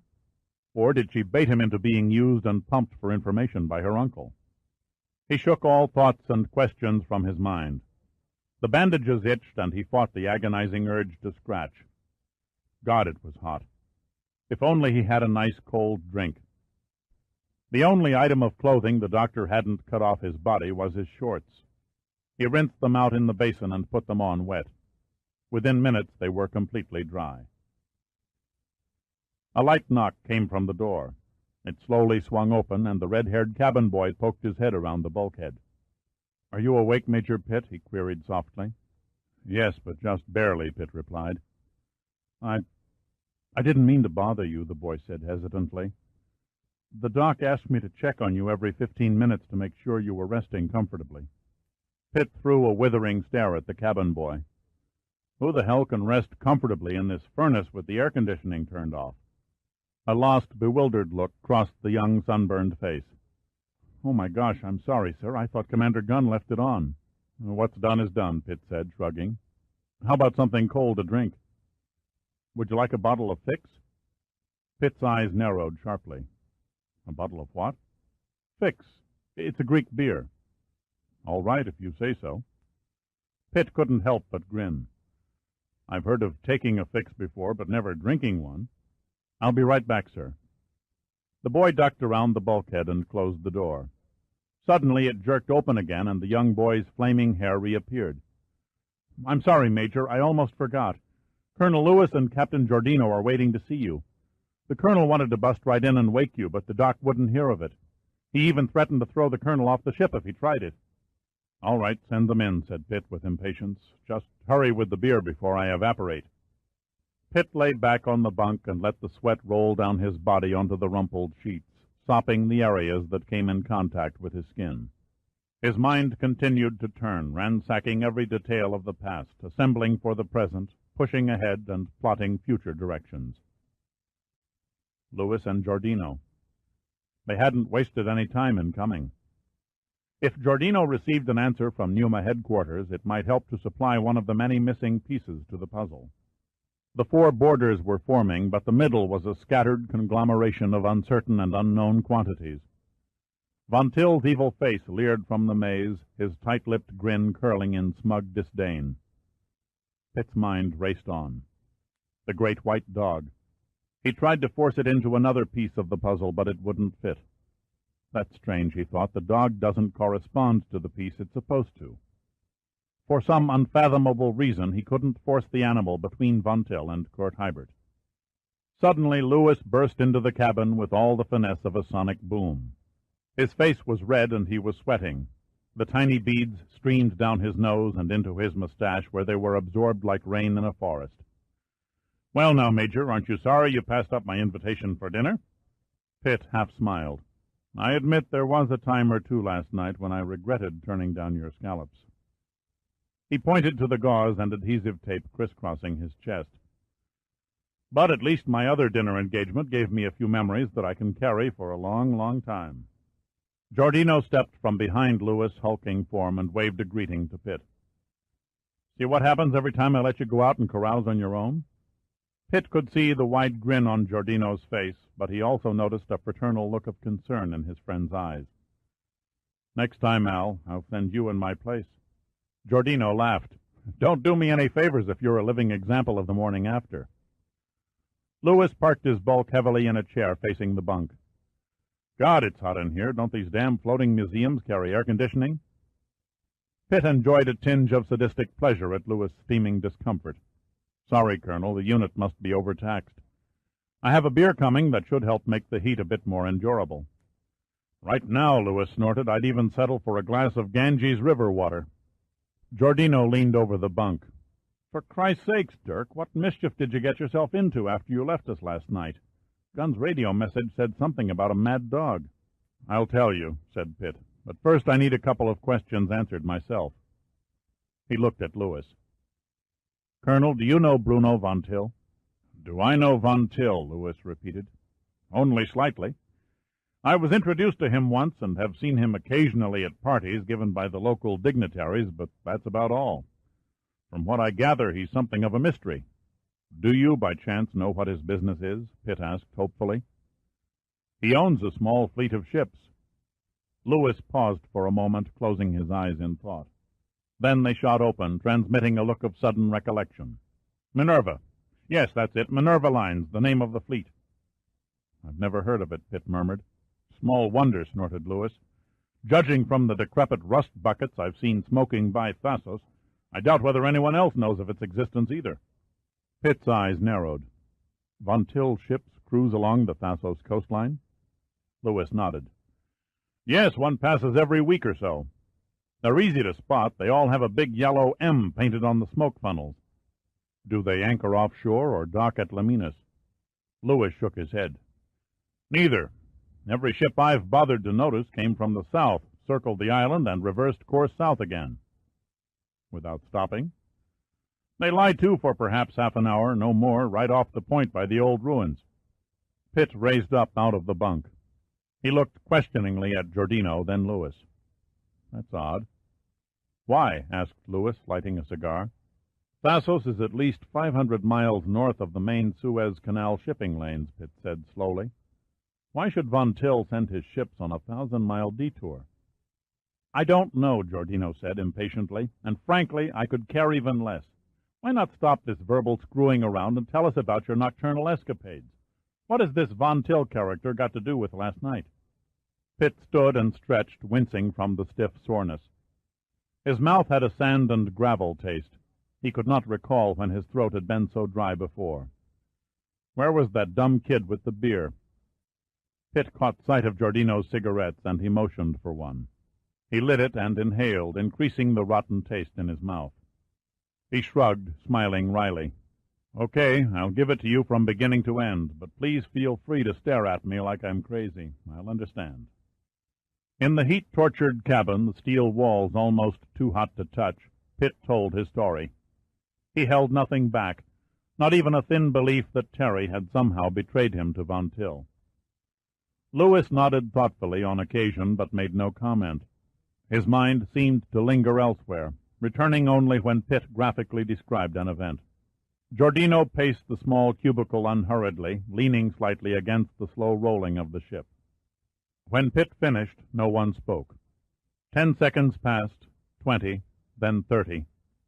The atmosphere had turned humid from perspiration and rapidly became stale from cigar and cigarette smoke.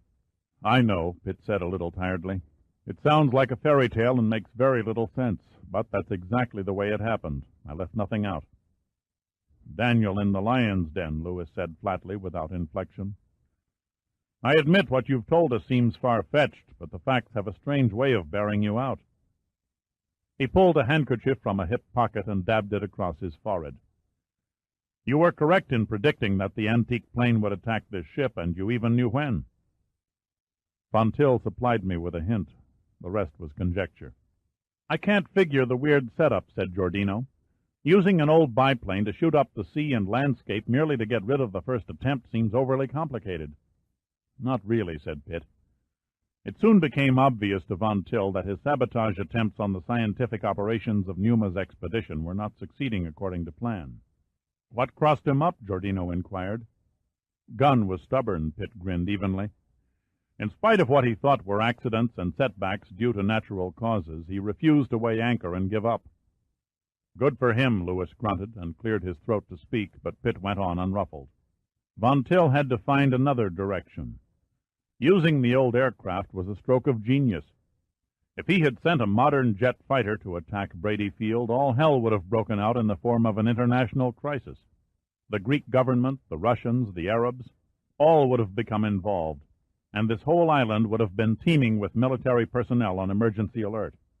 No, Von Till was smart. The antique Albatros caused our government some embarrassment and cost the Air Force a few $1 million, but spared everyone a diplomatic mess and an armed conflict. Very interesting, Major. Lewis' voice was flat, skeptical. Very interesting, and most instructional. But would you mind answering a question that's been nagging the back of my mind? What is it, sir? It was the first time Pitt had addressed Lewis as sir, and he found it strangely distasteful. Just what are these sea-going eggheads looking for that brought this rotten business down around our heads? A fish, Pitt replied, grinning. Lewis' eyes widened, and he almost dropped his cigar on his huge lap. A what? A fish, Pitt repeated. It's nicknamed Teaser, a rare species reported to be a living fossil. Gunn assures me that landing one would be the greatest scientific achievement of the decade. Pitt supposed wryly that he was overdoing it a bit, but he was irritated by Lewis' blundering pompousness. Lewis' face was not pleasant as he rose trembling from his chair. You mean to say that I have $15 million worth of wrecked aircraft scattered over a base under my personal command, my military career all but ruined, and all because of a goddamned fish? Pitt tried his best to look serious. Yes, Colonel, I guess you might say that. A saddened look of absolute defeat gripped Lewis' features as he shook his head from side to side. My God, it's not fair, it's just not... He was interrupted by a knock on the metal door. The cabin boy entered, carrying a tray containing 3 brown bottles. Keep them coming, Pitt ordered, and keep them cold. Yes, sir, the boy mumbled. He set the tray down on the desk and hurried from the cabin. Giordino passed Lewis a beer. Here, Colonel, drink up and forget the damage to Brady. The taxpayers will absorb the cost anyway. In the meantime, I'll probably suffer a coronary, Lewis said gloomily. He sat back down in the chair, collapsing like a leaky inner tube. Pitt held up the ice-frosted bottle and rolled its cold surface across his forehead. The red and silver label was stuck on crooked. He stared idly at the reversed printing that proudly proclaimed, "By appointment to the Royal Greek Court." Where do we go from here? Giordino said between gulps. Pitt shrugged. I'm not sure yet. A lot depends on what Gunn finds in the wreckage of the Albatros. Any idea? None at the moment. Giordino mashed his cigarette into an ashtray. If nothing else, I'd say we're well ahead of the game, especially compared to this time yesterday. Thanks to you, our ghost from World War I is kaput, and we have a pretty good lead on the instigator behind the attacks. All we have to do now is have the Greek authorities pick up Von Till. Not good enough, Pitt said thoughtfully. That would be the same as a district attorney demanding the indictment of a suspect for murder who had no motive. No, there has to be a reason, not a valid one in our eyes necessarily, but still a reason for all this intrigue and destruction. Whatever the cause, it isn't treasure. Pitt stared at Giordino. I'd forgotten to ask, did Admiral Sandecker send a reply to your message? Giordino dropped an emptied bottle in a wastebasket. "It came through this morning, just before the colonel and I left Brady Field for the first attempt." He paused, gazing up at a fly walking across the ceiling. Then he belched. "Well?" Pitt grunted impatiently. The Admiral had a crew of 10 men pour through the National Archives on a crash research program. When they were finished, they all agreed on the same conclusion. There is no recorded document anywhere that indicates shipwrecked treasure near the Thasos coastline. Cargoes? Could any of the recorded wrecked vessels have carried valuable cargo? Nothing worth mentioning. Giordino pulled a slip of paper from his breast pocket. The Admiral's secretary dictated over the radio the names of all the ships that were lost on or around Thasos in the last 200 years. The list isn't impressive. Pitt wiped the salty sting of sweat from his eyes. "Let's have a sample." Giordino set the list on his knees and began reading aloud in a rapid monotone. Mistral, French frigate, sunk 1753. Clara G., British coal collier, sunk 1856. Admiral de Fosse, French ironclad, sunk 1872. Scylla, Italian brig, sunk 1876. Daphne, British gunboat. "Skip to 1915, Pitt interrupted.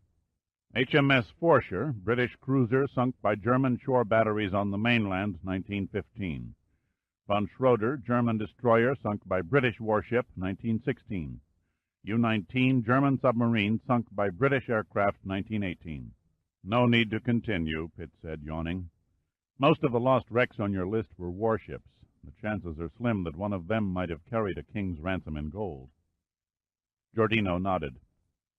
As the boys in Washington said, no recorded documents of sunken treasure. The talk over treasure brought an alert gleam in Lewis' eyes. "What about ancient Greek or Roman vessels? Most records wouldn't go back that far." "That's true," said Giordino, "but as Dirk previously pointed out, Thasos is a long way off the beaten shipping paths. The same holds true for the trade routes of antiquity." "But if there is a fortune under our feet," Lewis persisted, "and Von Till found it, he'd most certainly keep it a secret." "There's no law against finding sunken treasure." Giordino exhaled 2 streams of smoke through his nose. "Why bother to hide it?" "Greed," said Pitt. "Insane greed. Wanting 100%, refusing to share with others, or having to pay the government under which the riches were found any taxes or assessments." "Considering the huge cut most governments demand," Lewis said angrily, "I can't say as I'd blame Von Till for keeping the discovery a secret." The cabin boy came and went, leaving 3 more bottles of beer. Giordino downed his with one tilt of the head and then dropped the empty bottle beside its mate in the wastebasket. "This whole game is like a bad deal," he complained. "I don't like it." "I don't like it either," Pitt said quietly. "Every logical avenue winds up in a cul-de-sac. Even this talk about treasure is meaningless.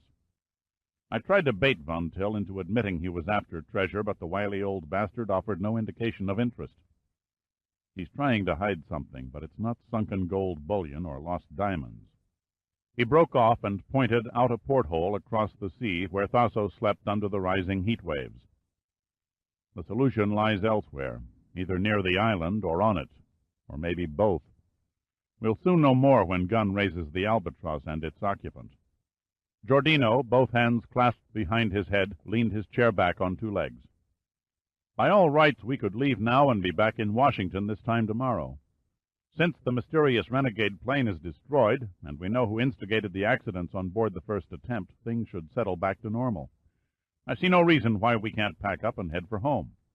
He threw Lewis an indifferent look. "I'm certain the colonel can handle any further emergencies that might crop up on Brady Field." "You can't leave now." Lewis was sweating heavily, his breath in gasps, barely controlling his temper. "I'll contact Admiral Sandecker and have—" "Don't worry, Colonel," Gunn interrupted from the doorway. He had pushed the cabin door open silently and now stood leaning against the bulkhead. "Major Pitt and Captain Giordino won't be leaving Thasos just yet." Pitt looked up quickly, expectantly. There was no elated expression on Gunn's face. It merely reflected a mixture of blank nothingness and dejection. It was the face of a man who ceased to care. The small bone structure showed through the shoulders, drooped from exhaustion, and the skin glistened with drops of salt water that clung to the body hair in tiny droplets. He wore nothing but the ever-present horn-rimmed glasses and a European-style black bikini that did little to enhance the slender frame it covered. 4 straight hours of diving had left Gunn exhausted, every bone, every muscle begging for relief. "Sorry, sir," Gunn mumbled softly. "Bad news, I'm afraid." "For God's sake, Rudy," Pitt asked, "what is it? Weren't you able to raise the plane and recover the pilot's body?" Gunn shrugged his thin shoulders. "Neither." "As bad as that?" Pitt queried, voice and face deadly serious. "Worse," Gunn replied grimly. "Let's have it." For almost 30 seconds, Gunn remained silent. The others in the cabin could hear the faint creaking noises of the ship, rolling in the gentle swells of the Mediterranean, and see the tightening of Gunn's mouth. "Believe me, we tried," Gunn said wearily. "We used every underwater search trick in the book, but we couldn't locate the wreck." He gestured helplessly with his hands. "It was gone, vanished, God knows where." Chapter 10. The Thasians were great lovers of the theater, considering it a vital part of their education, and everyone, including the town beggar, was encouraged to come. In the ancient city of Thasos, during the premieres of new dramas from the mainland, all shops were closed, all business ceased, and prisoners were released from jail. Even the city's whores, barred from most public events, were allowed to practice their trade in the shrubbery by the theater gateways without fear of legal harassment. The swarthy Greek National Tourist Organization guide paused in his spiel, curling his lip in a pleased grin at the horrified expressions on the faces of the female tourists. It was always the same, he thought.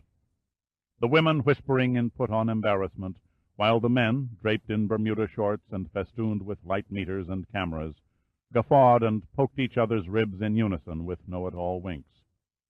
The guide twisted the end of his magnificent mustache and studied his group more closely. There was the usual sprinkling of fat, retired businessmen and their fat wives, viewing the ruins, not for historical interest, but rather to impress their friends and neighbors at home. His eyes wandered over 4 young school-teachers from Alhambra, California. 3 were plain-looking, wore glasses, and giggled constantly. It was the 4th girl who attracted his attention.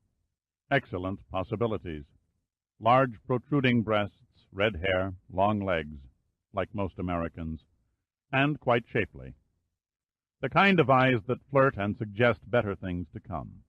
Later tonight, he would invite her on a private moonlight tour of the ruins. The guide pulled at the lapels of a tight jacket and tucked the bottom neatly under a bright red cummerbund. Slowly, with a professional kind of carelessness, he turned his gaze toward the rear of the little crowd, stopping it uneasily on 2 men who leaned indifferently against a fallen column. A tougher, more battered and villainous pair of hard cases he had never seen. The short one with the puffed-out chest, obviously an Italian, looked more like an ape than a man. The taller brute with the piercing green eyes carried himself with an air of sureness and sophistication, yet there was an aura about him that advertised caution, highly dangerous. The guide twisted his mustache again. German, most likely.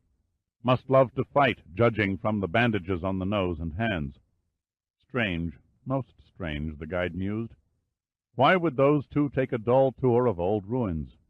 Probably a pair of sailors who jumped ship. Yes, that must be it, he suggested to himself smugly. This theater was excavated in 1952, the guide went on, flashing a set of bright teeth. So buried under centuries of silt washed off the mountain that it took 2 years to reveal it all. Please notice the geometric mosaic of the orchestra floor.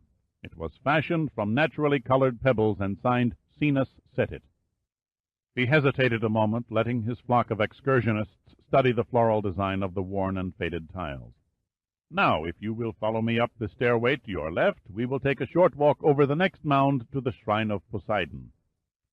Pitt, playing the part of a tired and worn-out sightseer, feigned exhaustion and sat down on the steps, watching the rest of the tour climb the granite stairway until their heads disappeared beyond the top.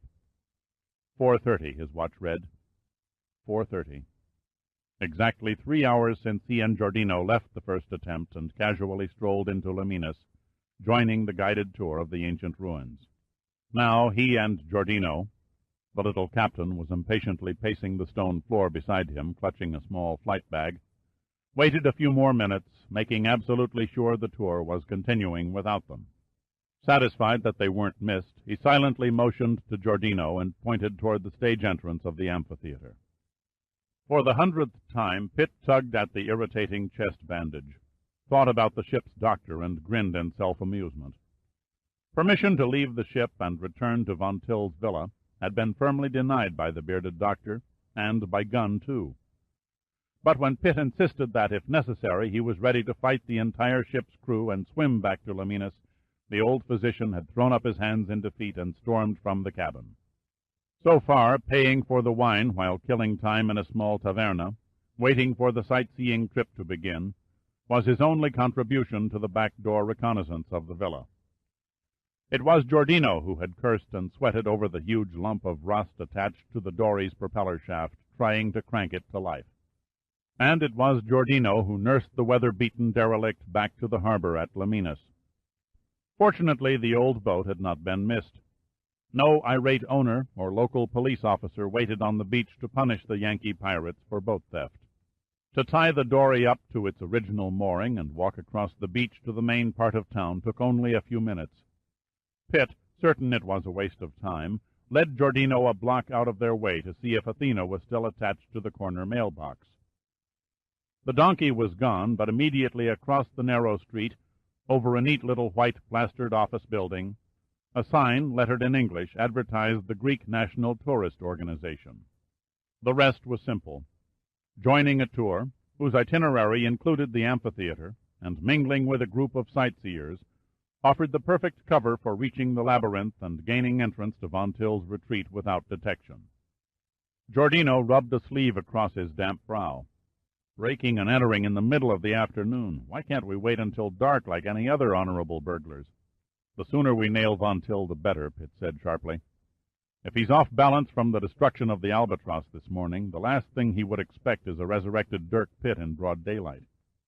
Giordino could easily feel and see the revenge in Pitt's eyes. He remembered watching Pitt move slowly, painfully, as best he could, over the steep trail through the ruins without complaint. He had also watched the bitterness, the hopelessness that took and held Pitt's face after Gunn announced the disappearance of the mystery plane. There was something ominous about Pitt's grim features and unmoving concentration. Giordino wondered dimly whether Pitt was driving himself with a sense of duty or with an insane compulsion for retaliation. "You're sure this is the right way? It might be simpler to—" "This is the only way," Pitt interrupted. The Albatros wasn't eaten by a whale, yet it vanished without leaving a stray nut or bolt. Knowing the identity of the pilot could have settled a number of loose ends. We have no choice. The only course that lies open is to search the villa. "I still think we should take a squad of air police," Giordino said morosely, "and crash in through the front door." Pitt looked at him, then looked once more over his shoulder up the stairway. He knew exactly how Al Giordino felt, for he felt the same way himself. Frustrated, unsure, grasping at every string that offered a small touch of hope for obtaining an answer, no matter how small, to the strange events of the past few days. Much depended on the next hour.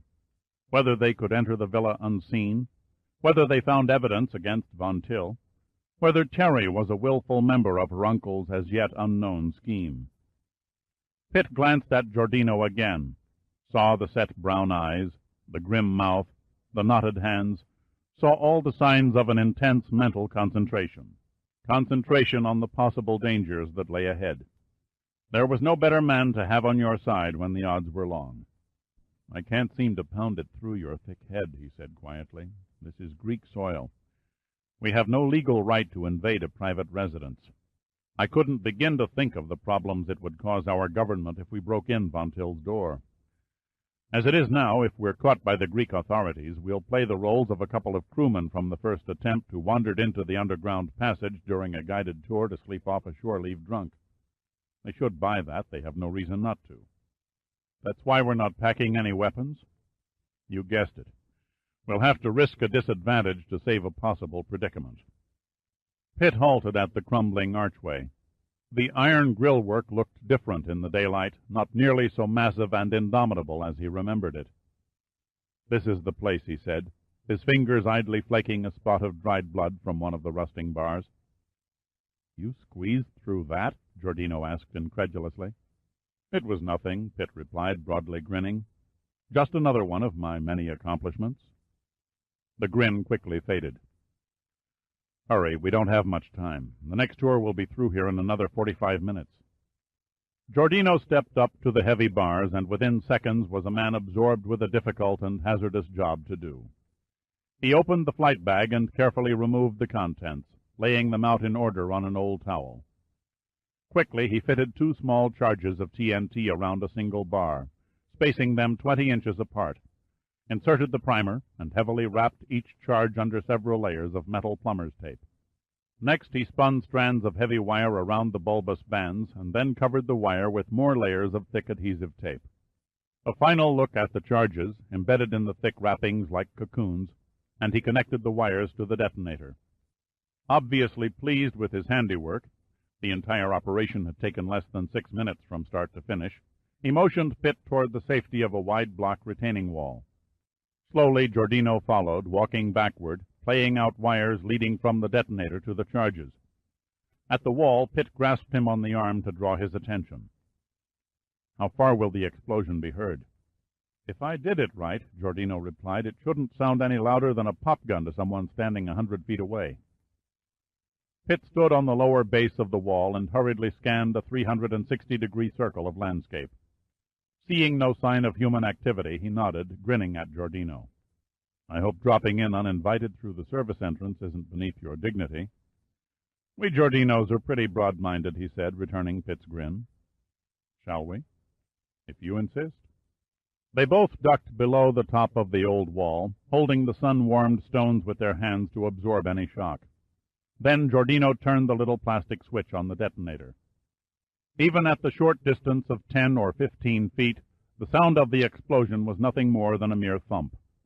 No shock wave trembled the ground, no black cloud of smoke or shooting flame belched from the archway, no deafening blast rattled their eardrums, only a small, undefinable thump. Swiftly, in a silence bred of expectancy, they leapt to their feet and rushed back to the iron gate. The 2 balls of tape were torn and smoldering, smelling like the burned-out pungent odor of frizzled firecrackers. A tiny curl of smoke wound in a snake-like trail between the grill and disappeared into the damp darkness of the interior passage.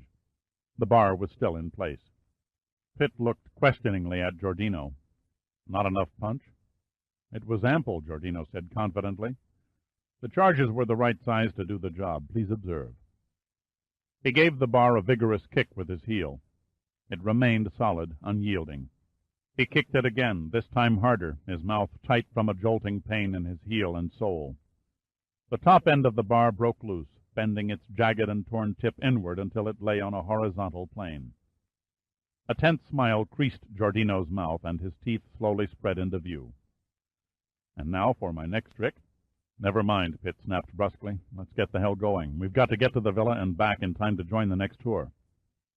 "How long will it take to get there?" Pitt was already climbing through the opening in the gate. "Last night it took me 8 hours to get out. We can get in 8 minutes. "How, you got a map?" "Something even better," Pitt said quietly, almost grimly, pointing at the flight bag. "Pass me the light." Giordino reached into the bag, pulled out a large yellow light, nearly 6 inches in diameter, and passed it through the opening. "It's big enough. What is it?" "Allen Dive Bright. Aluminum casing is waterproof to a 900-foot depth. We're not going diving, but it's rugged and throws out a long, narrow beam backed by 108,000 candle power.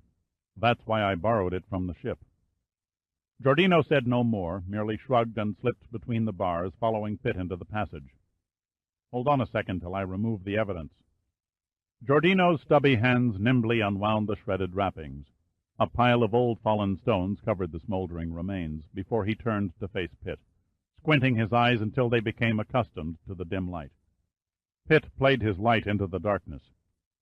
"Look there on the ground. See why I don't need the services of a detailed map?" The powerful beam spotlighted a broken trail of dried and caked blood leading down the steep, uneven stairway. In a few places the red stains lay in scattered clusters, separated by occasional tiny round specks. Pitt descended the steps shivering, not so much from the sight of his old and discarded blood, but from the sudden change in temperature from the outside afternoon heat to the damp chill of the musty labyrinth.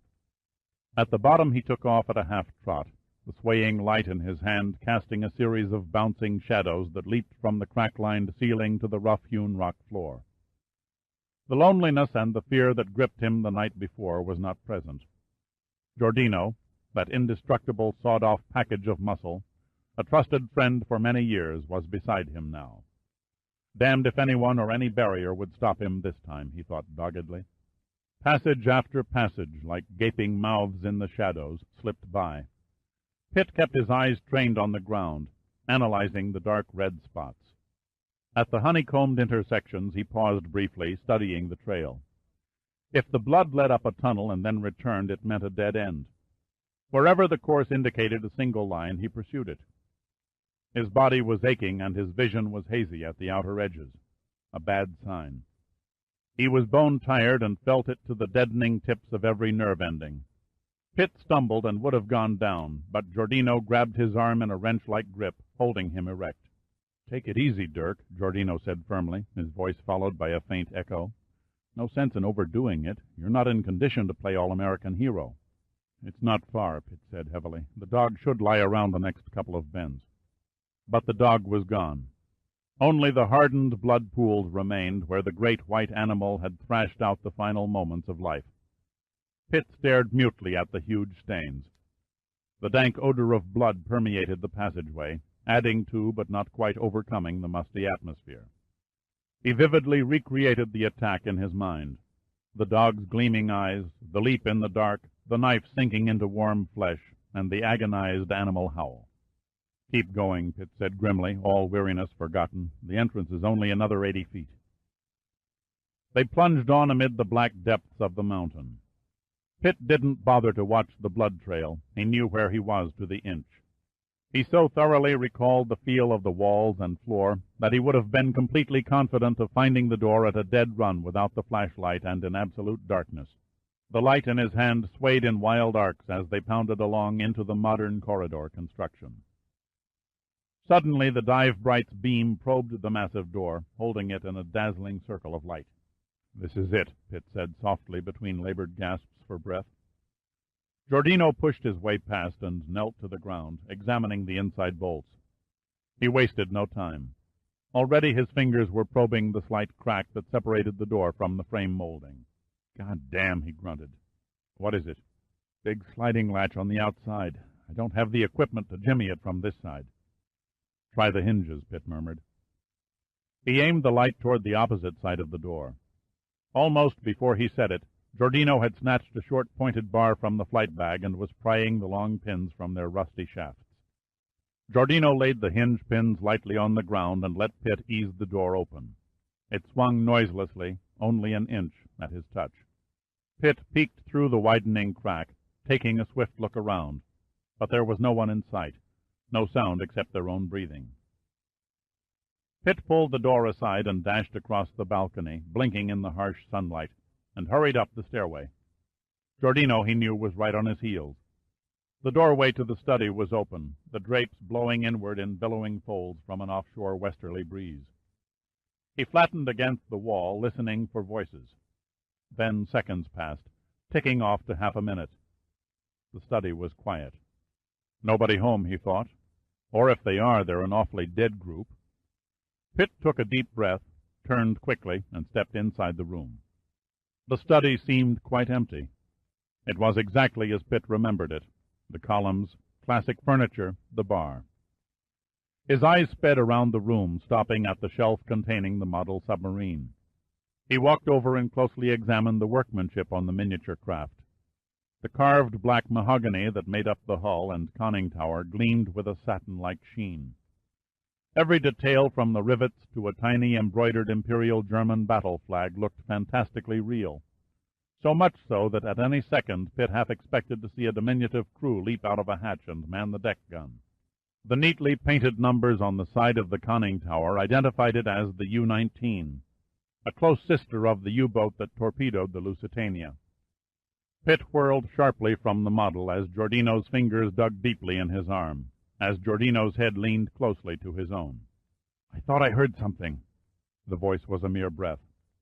"Where?" Pitt asked in a whisper. "I'm not sure. I couldn't get a good fix on it." Giordino cocked his head, listening. Then he shrugged. "Just imagining things, I guess." Pitt turned back to the model submarine. "Do you recall the number of the World War I sub that was sunk near here?" Giordino hesitated. "Yeah, it was the U-19. Why ask now?" "I'll explain later. Come on, Al, let's get the hell out of here." "We just got here," Giordino complained, raising his voice to a murmur. Pitt tapped the model. "We found what we came for." He froze into sudden immobility, listening, his hand motioning a silence signal to Giordino. "We've got company," he said under his breath. "Split up and circle around the far end of the room to that second column. I'll go along the windows." Giordino nodded. He hadn't even raised an eyebrow. A minute later their stealthy paths met, joining behind a long high-backed sofa. Both men approached it cautiously and peered over the backrest.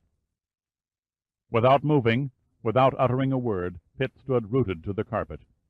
He stood there, it seemed to Giordino, for an eternity, his mind absorbing the shock of seeing Terry peacefully asleep on the sofa. But it was no eternity. It was probably only 5 seconds before Pitt acted.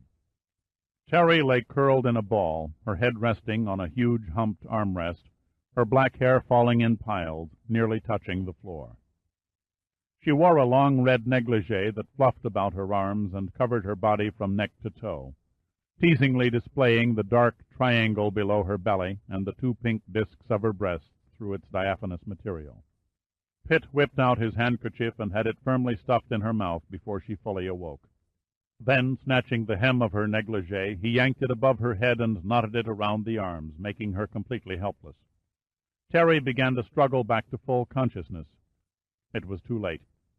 Before she could fully grasp what was happening, she was roughly thrown over Giordino's shoulder and carted off into the sunlight. "You've got to be crazy," Giordino mumbled irritably when they reached the stairway. "All this hassle to gawk at a toy and steal abroad." "Shut up and run," Pitt said without turning. He kicked the passage door aside and let Giordino enter first with his kicking burden. Then Pitt pushed the door back into place, aligning the hinge shafts before inserting the pins. "Why bother replacing the door?" Giordino asked impatiently. "We got this far without detection," Pitt replied, grabbing the flight bag. "I want to keep Von Till in the dark as long as possible. I'm betting he saw the obvious evidence of my wounds after the dog's attack and thinks I wandered off into this honeycombed maze and bled to death."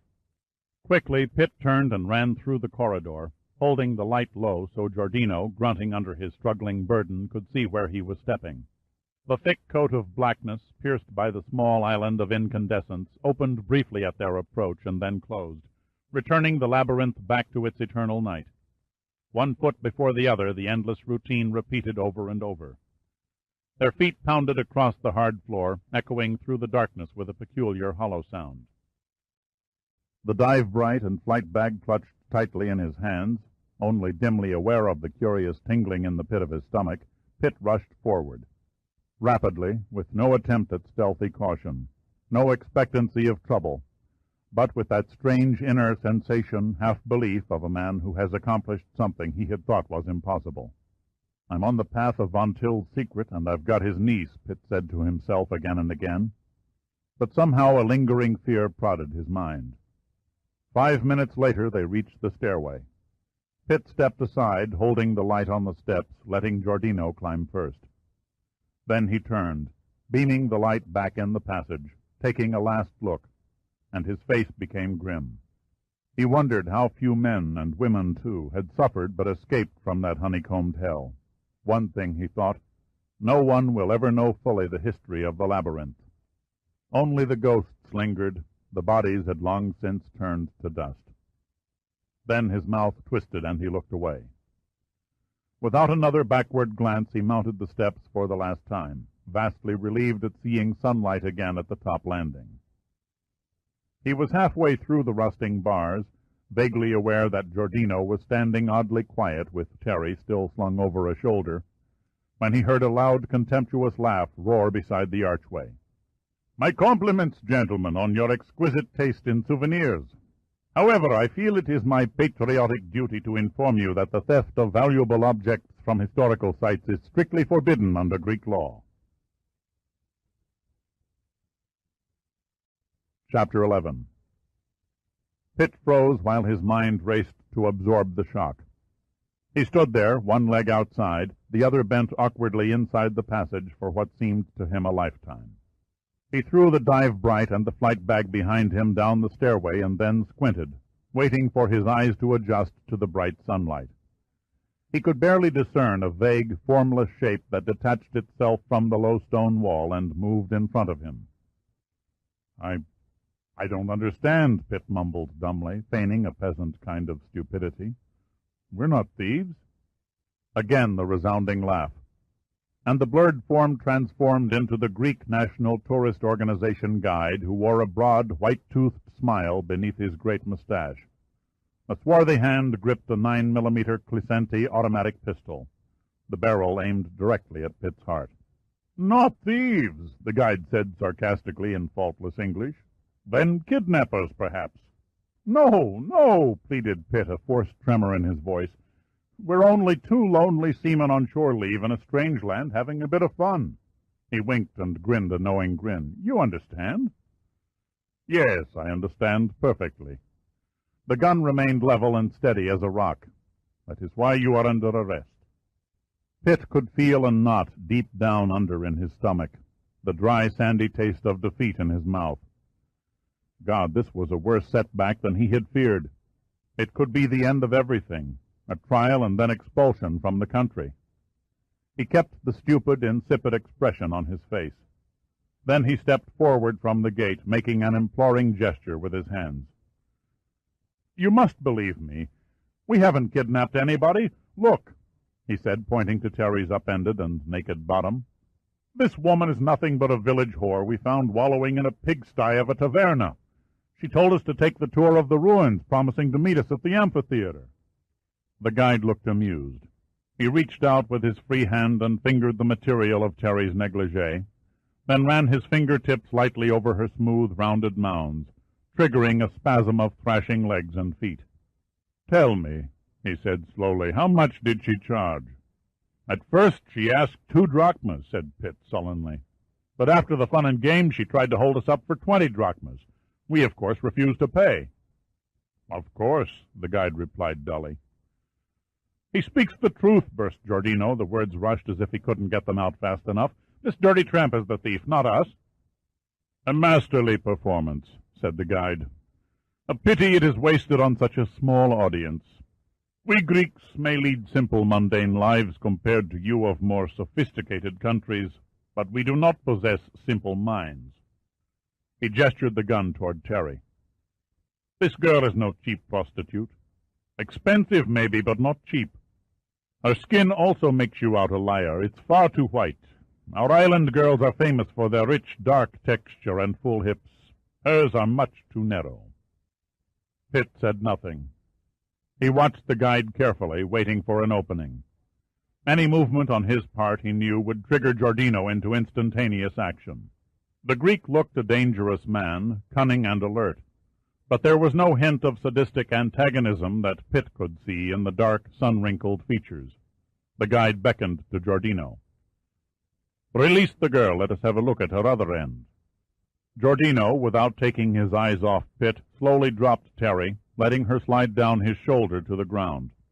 She stood drunkenly for a moment, unsure of her balance, arms upraised in their trapped position, and swaying like a giant tulip in the wind until Giordino untied the knotted negligee above her head. As soon as she was free, Terry tore the gag from her mouth and stared at Giordino with white-hot hatred in her eyes. "You bloody rotten bastard!" she screamed. "What's the meaning of this?" "It wasn't my idea, sweetheart," said Giordino, his eyebrows arching slyly. "Talk to your friend over there." He jerked his thumb towards Pitt. Her head spun in Pitt's direction, and she opened her mouth to say something, but choked off the words with a gasp. The big hazel eyes reflected astonishment for an instant, Then they changed with blinking speed to icy coldness, then to a glowing twinkle of warmth. She threw her arms about Pitt and kissed him fervently. Too fervently, he thought, under the circumstances. "Dirk, it really is you," she sobbed. "Back there in the darkness, your voice, I couldn't be sure. I thought I'd never see you again." "It seems," he said, grinning, "our meetings are a never-ending, constant source of surprise." "Uncle Bruno said you wouldn't call me, ever." "Don't believe all you hear from an uncle." Terry discovered the bandage on his nose and gently touched it. "You've been hurt." Her voice held a blend of concern and distress. "Did Uncle Bruno do that? Did he threaten you?" "No, I was climbing some stairs and tripped and fell," he said, slightly distorting the truth. "That's all there was to it." "What is this all about?" the guide asked in exasperation. His gun hand was beginning to droop. "Will the young lady please be so kind as to tell her name?" "I am the niece of Bruno von Till," she said testily, "and I don't see how that concerns you." There was a sharp exclamation from the Greek, and he took a couple of steps forward, studying Terry's face closely. For almost half a minute he stared at her, then slowly, with deliberate ease, raised the gun level again, still pointing at Pitt. Once, twice he tugged at his mustache, nodding in thoughtful perplexity. "You may speak the truth," he said quietly. "Then again you may be lying to protect these two unpleasant-looking scum." "Your ridiculous insinuations are of no importance to me." Terry thrust out her chin, matching its protruding uplift with her breasts. "I demand you put down that hideous gun and leave us alone. My uncle has great influence with the island authorities. One word from him and you'll find yourself rotting your miserable life away in a mainland prison." "I am well aware of Bruno von Till's influence," the guide said indifferently. "Unfortunately, it makes little impression on me. The final decision concerning your arrest or release rests entirely with my superior in Panagia, Inspector Zakynthos. He will wish to see you. Any lies to him and your immediate futures shall be very lamentable indeed. If you will all please step behind the wall, you will find a pathway leading approximately 200 yards to a waiting car." He swung the gun from Pitt to Terry. "A warning, gentlemen. Do not entertain any thoughts of a foolish move. If I detect even a slight facial tic on either of you, I shall place a bullet in the brain of this delicate and lovely creature. Now, shall we proceed?" 5 minutes later they all reached the car, a black Mercedes parked inconspicuously under a copse of fir trees. The driver's door was open, and a man dressed in a spotless ice cream suit sat casually behind the wheel with one foot solidly planted on the ground outside. At their approach he rose and opened the rear door. Pitt looked at the man for a long moment. The contrast between the neatly pressed white suit and the dark, ugly face presented an impressive picture. About 2 inches above Pitt's own height, the man looked like a chiseled stone colossus, and just as solid. He had the largest set of shoulders Pitt had ever seen, and must have weighed at least 260 pounds. The face was misproportioned and strikingly repulsive, and yet there was a strange sort of beauty about it, the kind that artists sought to capture on canvas. Pitt wasn't fooled. He could read a man who had an indifferent attitude toward killing. His paths had crossed many times with lovable-looking brutes who murdered as if it were a run-of-the-mill, everyday routine. The guide stepped back and walked around to the front of the car. He nodded at the other man. "We have guests, Darius. 3 little goats who have lost their way. We will take them to Inspector Zakynthos. They can stage their little act for him." He turned to Pitt. "You will enjoy the inspector's company. He is an excellent listener." Darius soberly gestured at the back seat. "You two in here. The girl rides in front." His voice was what one would have expected, deep and rasping. Pitt relaxed against the seat and ran through a dozen different plans for escape, each with less chance of success than the previous one. The guide had them by the testicles as long as Terry was present. Without her, he thought, he and Giordino stood toss-up odds of overpowering the guide and grabbing the gun.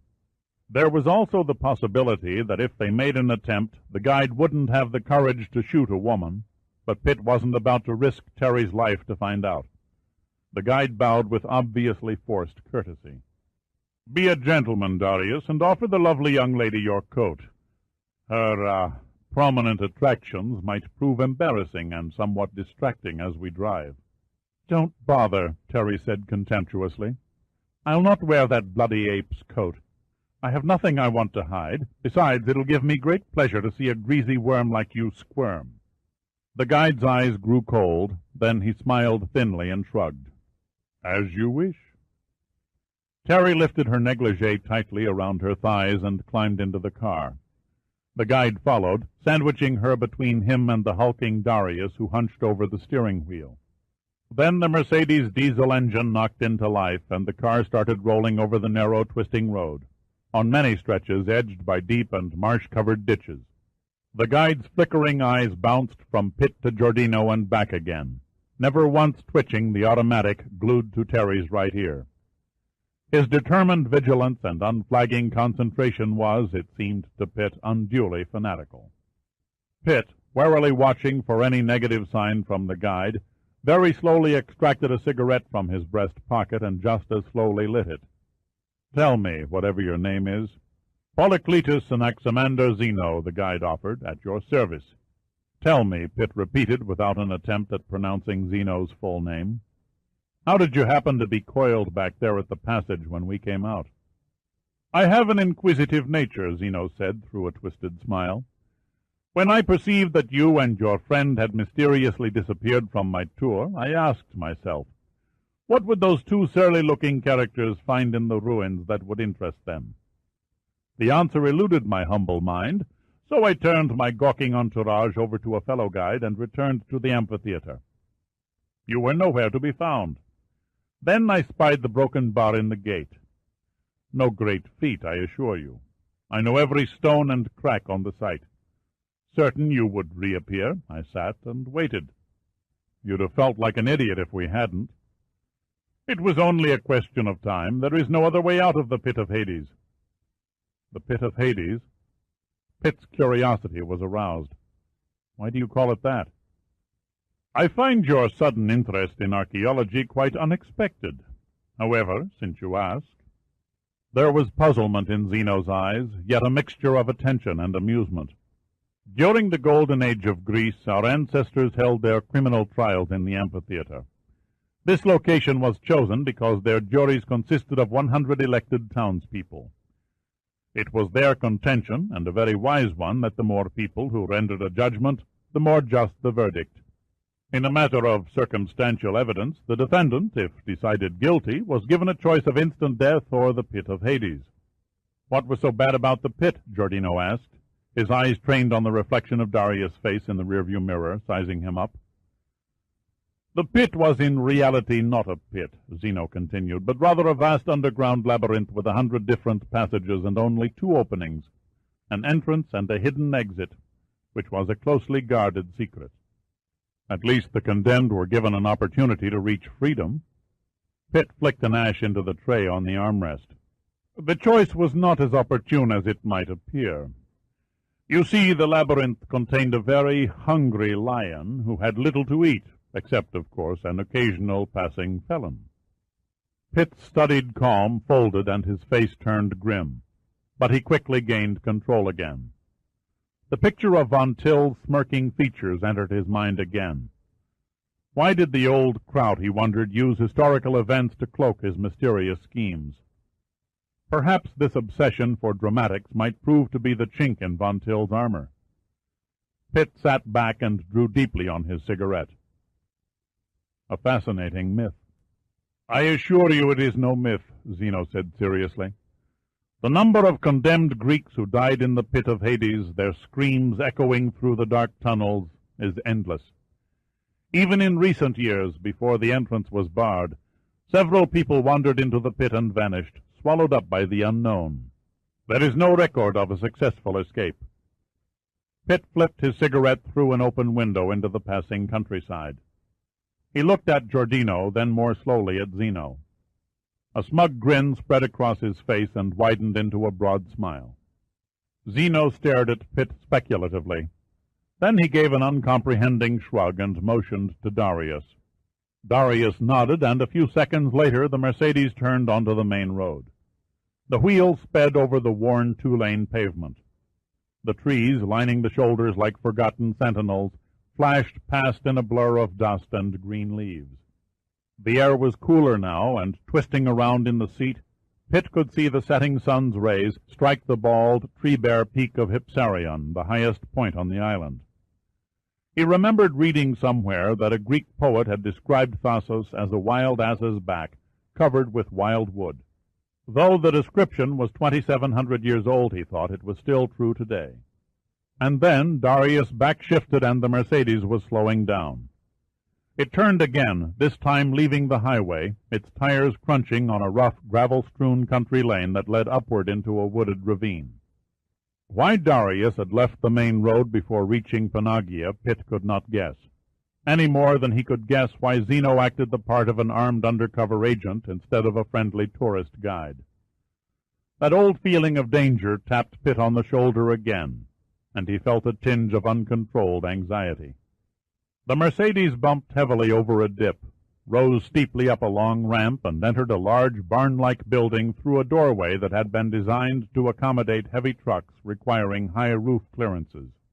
The weather-beaten walls of the wooden structure were covered with the remnants of gray-green paint, long since peeled and blistered from the fierce Aegean sun.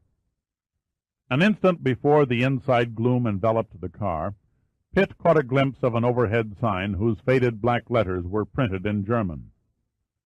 Then, as Darius turned off the ignition, he heard the sound of rusty rollers creaking the door shut behind them. The Greek National Tourist Organization must work under a damn paltry budget if this is the best they can scrape up for an office, Pitt said caustically, his eyes darting about the vast, deserted floor. Zeno merely smiled. It was a smile that left Pitt's heart pounding against an enormous pressure, as if something was holding it, constricting its action. An inner coldness crept over him, bringing with it the acknowledgment of failure, the acknowledgment that he had somehow played into Von Till's hands. Pitt had been aware all along that GNTO guides do not carry guns or have the authority to make an armed arrest. He also knew that the guides drove around the island in boldly advertised and gaily colored Volkswagen buses, not black, unmarked Mercedes-Benz sedans. Time was getting expensive. He and Giordino must make a move, and make it soon. Zeno opened the rear door and stepped back. He made a slight bow and gestured with the gun. "Please remember," he said, his tone rock-hard, "no foolishness." Pitt climbed from the car and turned, offering his hand to Terry through the open front door. She looked up at him seductively for a moment, and, squeezing his hand gently, slowly uncoiled from her sitting position. Then, quickly, before Pitt could react, she threw her arms around his neck and pulled his head down to her level. Both pairs of eyes were open, Pitt's mostly from surprise, as she brazenly covered his sweating face with kisses. It never fails, Pitt thought in detached fascination. No matter how cool or sophisticated they act toward the world, show a woman danger and adventure and they'll always turn on. It's really a pity she's ready, but it's the wrong time and the wrong place. He forced her back. "Later," he murmured, "when our audience has gone home." "A most stimulating little scene," said Zeno impatiently. "Come along. Inspector Zakynthos rapidly loses all compassion when he is kept waiting." Zeno dropped about 5 paces behind the group, holding the automatic at hip level. Darius then escorted them across the football field length of the building, up a rickety flight of wooden stairs that led to a hallway, lined on both sides by several doors. Darius paused at the second door on the left and pushed it open, motioning Pitt and Giordino inside. Terry started to follow, but was suddenly halted by a huge barrel of an arm. "Not you," Darius grunted. Pitt whirled around, anger clouding his face. "She stays with us," he said coldly. "No need to play rescuing hero," Zeno said lightly, reinforced with an expression of seriousness. "I promise you no harm will come to her." Pitt studied Zeno's face carefully, finding no sign of treachery. For some strange reason, Pitt experienced a marked degree of trust in his captor. "I'll take you at your word," he growled. "Don't worry, Dirk." Terry threw an icy look at Zeno. "As soon as this stupid inspector, whoever he is, finds out who I am, we'll all be free of these wretched people." Zeno ignored her and nodded at Darius. "Guard our friends here. Guard them closely. I suspect they're very cunning." "I'll be alert," Darius promised confidently. He waited until Zeno and Terry, patting the dusty floor in her bare feet, were gone. Then he closed the door and leaned lazily against it, arms folded across his massive chest. "Personally speaking," Giordino muttered, for the first time since the ride from the ruins, "I prefer the accommodations at the Hotel San Quentin." His gaze focused on Darius. At least the roaches weren't king-size. Pitt grinned at Giordino's insulting comment to Darius and scanned the room, taking in every detail of its construction. It was small, no larger than 9 by 10 feet. The walls consisted of warped boards nailed crudely to warped support posts that stood facing inward at irregular intervals, in rotted and barren starkness. The room was void of any furniture and windowless. The only available light came through large horizontal cracks in the walls and a jagged hole in the roof. "If I was to guess," said Pitt, "I'd say this place was a deserted warehouse." "You're close," Darius volunteered. "The Germans used this building for an ordnance depot when they occupied the island in 42. Pitt pulled out a cigarette and casually lit it. To offer Darius a cigarette would have immediately put the brute on his guard. Instead, Pitt took a step backward and began tossing the lighter in the air, each time tossing it a little higher till he noticed Darius following it out of the corner of one eye. Once, twice, 4 times the lighter sailed into the air. On the 5th toss it fell through Pitt's fingers and clattered on the floor. He shrugged stupidly and bent down, picking it up. Pitt charged Darius harder than he had ever charged any halfback, any quarterback in his Air Force Academy days. Lunging forward from a football crouch, his feet dug firmly into the coarse-grained wood of the floor, he thrust his head and shoulders like a battering ram, backed with every driving ounce of power his muscular legs and 190 pounds could muster. At the instant before impact, he drove upward, catching Darius in the unprotected stomach just above the belt line. It was like running at full speed into a brick wall, and Pitt gasped at the shock. It felt as if his neck was broken. In football terminology, it was called a running block, a vicious, maiming block, and it would have put most unprepared men in a hospital bed. All others it would have left on the ground in momentary stunned helplessness. All others, that is, except Darius. The giant merely grunted, doubled over slightly from the force of the blow, and grabbed Pitt by the biceps, lifting him off the floor. Pitt went numb. The shock and the pain that erupted from his arms and neck gave way to utter surprise that any man could not only take such a charge and remain standing, but shake it off like a love tap. Darius pushed him against the wall, slowly bending Pitt's body like a vertical pretzel around an upright support post. The pain really began to come now. Pitt clenched his teeth and stared into Darius's expressionless face only a few inches away. His spine felt as if it would snap at any second. His vision began to fade. Darius just stood there, eyes gleaming, and increased the pressure. Suddenly the pressure stopped, and Pitt dimly perceived Darius staring back, his lips working, fighting for breath. Mutely, Darius mouthed an agonized groan and sank to his knees, weaving silently from side to side. Giordino, blocked by Pitt's frontal assault, was forced to stand by helplessly till Darius swung sideways, pinning Pitt to the wall. Then, without hesitation, he hurled himself across the room, his legs jackknifing open, his feet embedded in Darius' kidneys. He braced himself, half expecting the giant's body to absorb most of the force from the violent blow. It didn't work out that way. It was as if a handball had struck a backstop. Giordino rebounded off Darius with a tooth-loosening jolt and crashed jarringly to the floor, badly stunned. For a moment he lay quite still. Then, dazedly, he began struggling to his hands and knees, shaking his head back and forth to clear the waves of blackness that threatened to engulf his conscious mind. It was too late. Darius was the first to recover, triumph etched in every scar of his ugly face. He lunged at Giordino, the great mass of his weight crushing the smaller man beneath him. There was an evil grin on Darius' face now, a sadistic sign of the violence yet to come. Iron hands clasped together, fingers interlocking, around Giordino's head and squeezed with the unrelenting pressure of a closing vice. For what seemed like unending seconds, Giordino lay inert, fighting off the shooting pain that burst in his skull from the crushing palms. Then he stirred, slowly raised his hands and grabbed Darius around the thumbs and pulled downward. For his size, Giordino was strong as an ox, but he was no match for the man who towered above him. Darius, seemingly oblivious to the bone-twisting pull, hunched his shoulders and exerted an even greater effort. Pitt was still on his feet, but just barely.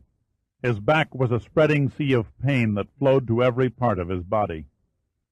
Numbly he stared at the murderous scene on the floor. "Move, you stupid bastard," he screamed to himself. "Move fast." He clutched the wall with both hands, preparing to launch himself at Darius. Something gave behind him, and he swung around, new hope ablaze in his eyes. A wall plank had torn loose from the support post and was dangling at a crazy angle, one end still held by rusty nails. Frantically he jerked at it, first one way then the other, until metal fatigue broke the nails and the board, about 4 feet long and an inch in thickness, tore free from the post. God, if only it wasn't too late. Pitt raised the board above his head and, drawing on the last of his ebbing strength, brought it down on the back of Darius' neck.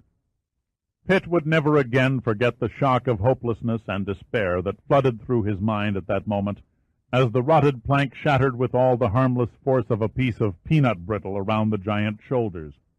Without turning, Darius let loose of Giordino's temples, giving his victim a brief respite, and struck Pitt with a sweeping backhand blow that caught him in the stomach and sent him reeling across the room to fall limply against the doorway and melt slowly down to the floor.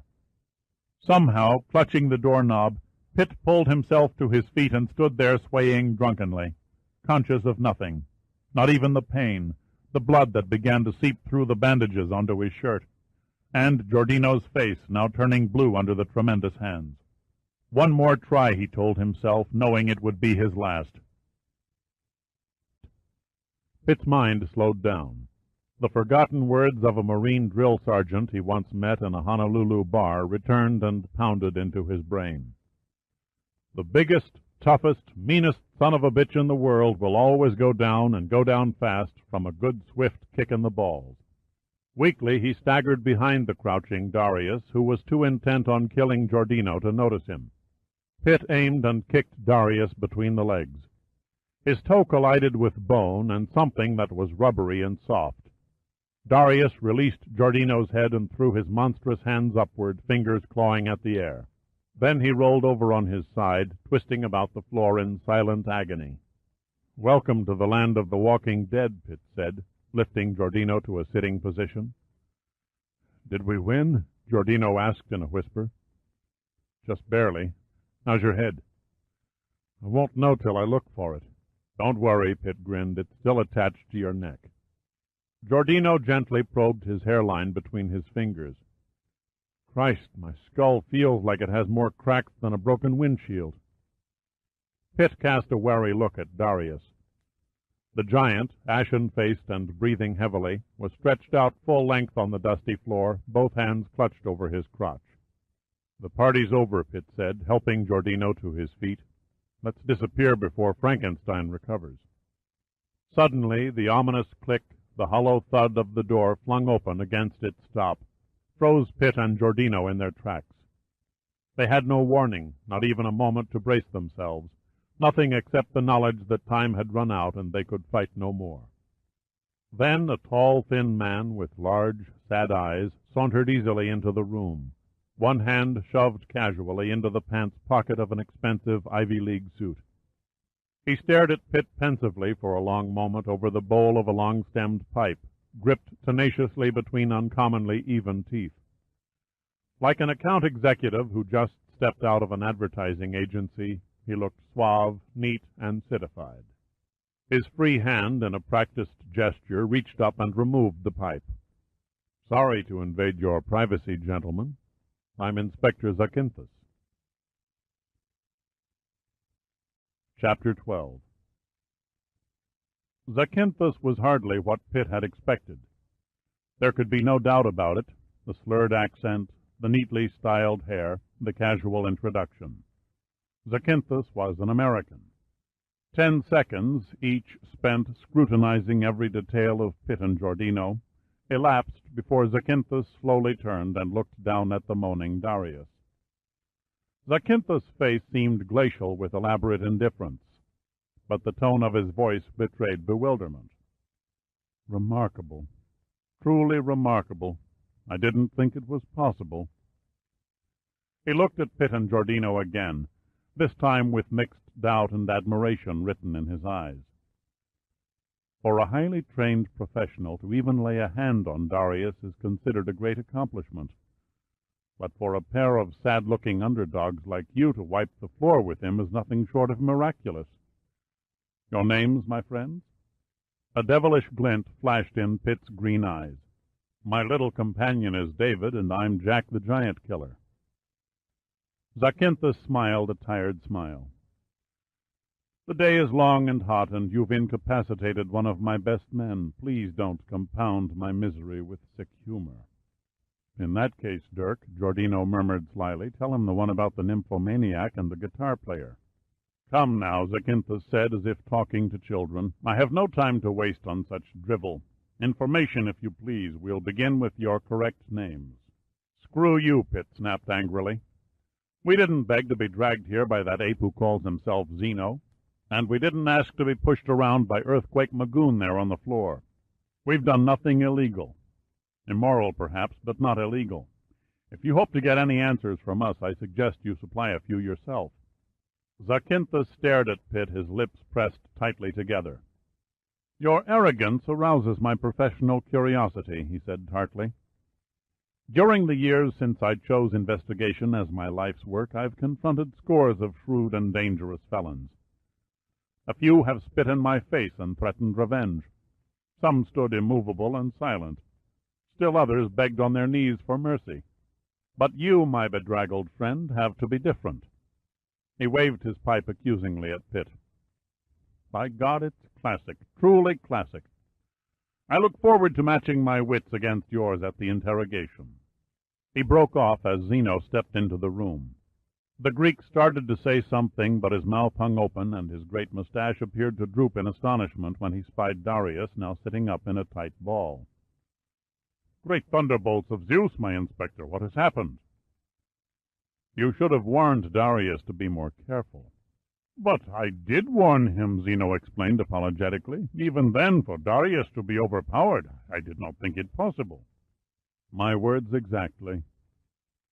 Zakynthos knocked the ashes from his pipe. "See what you can do for our poor friend.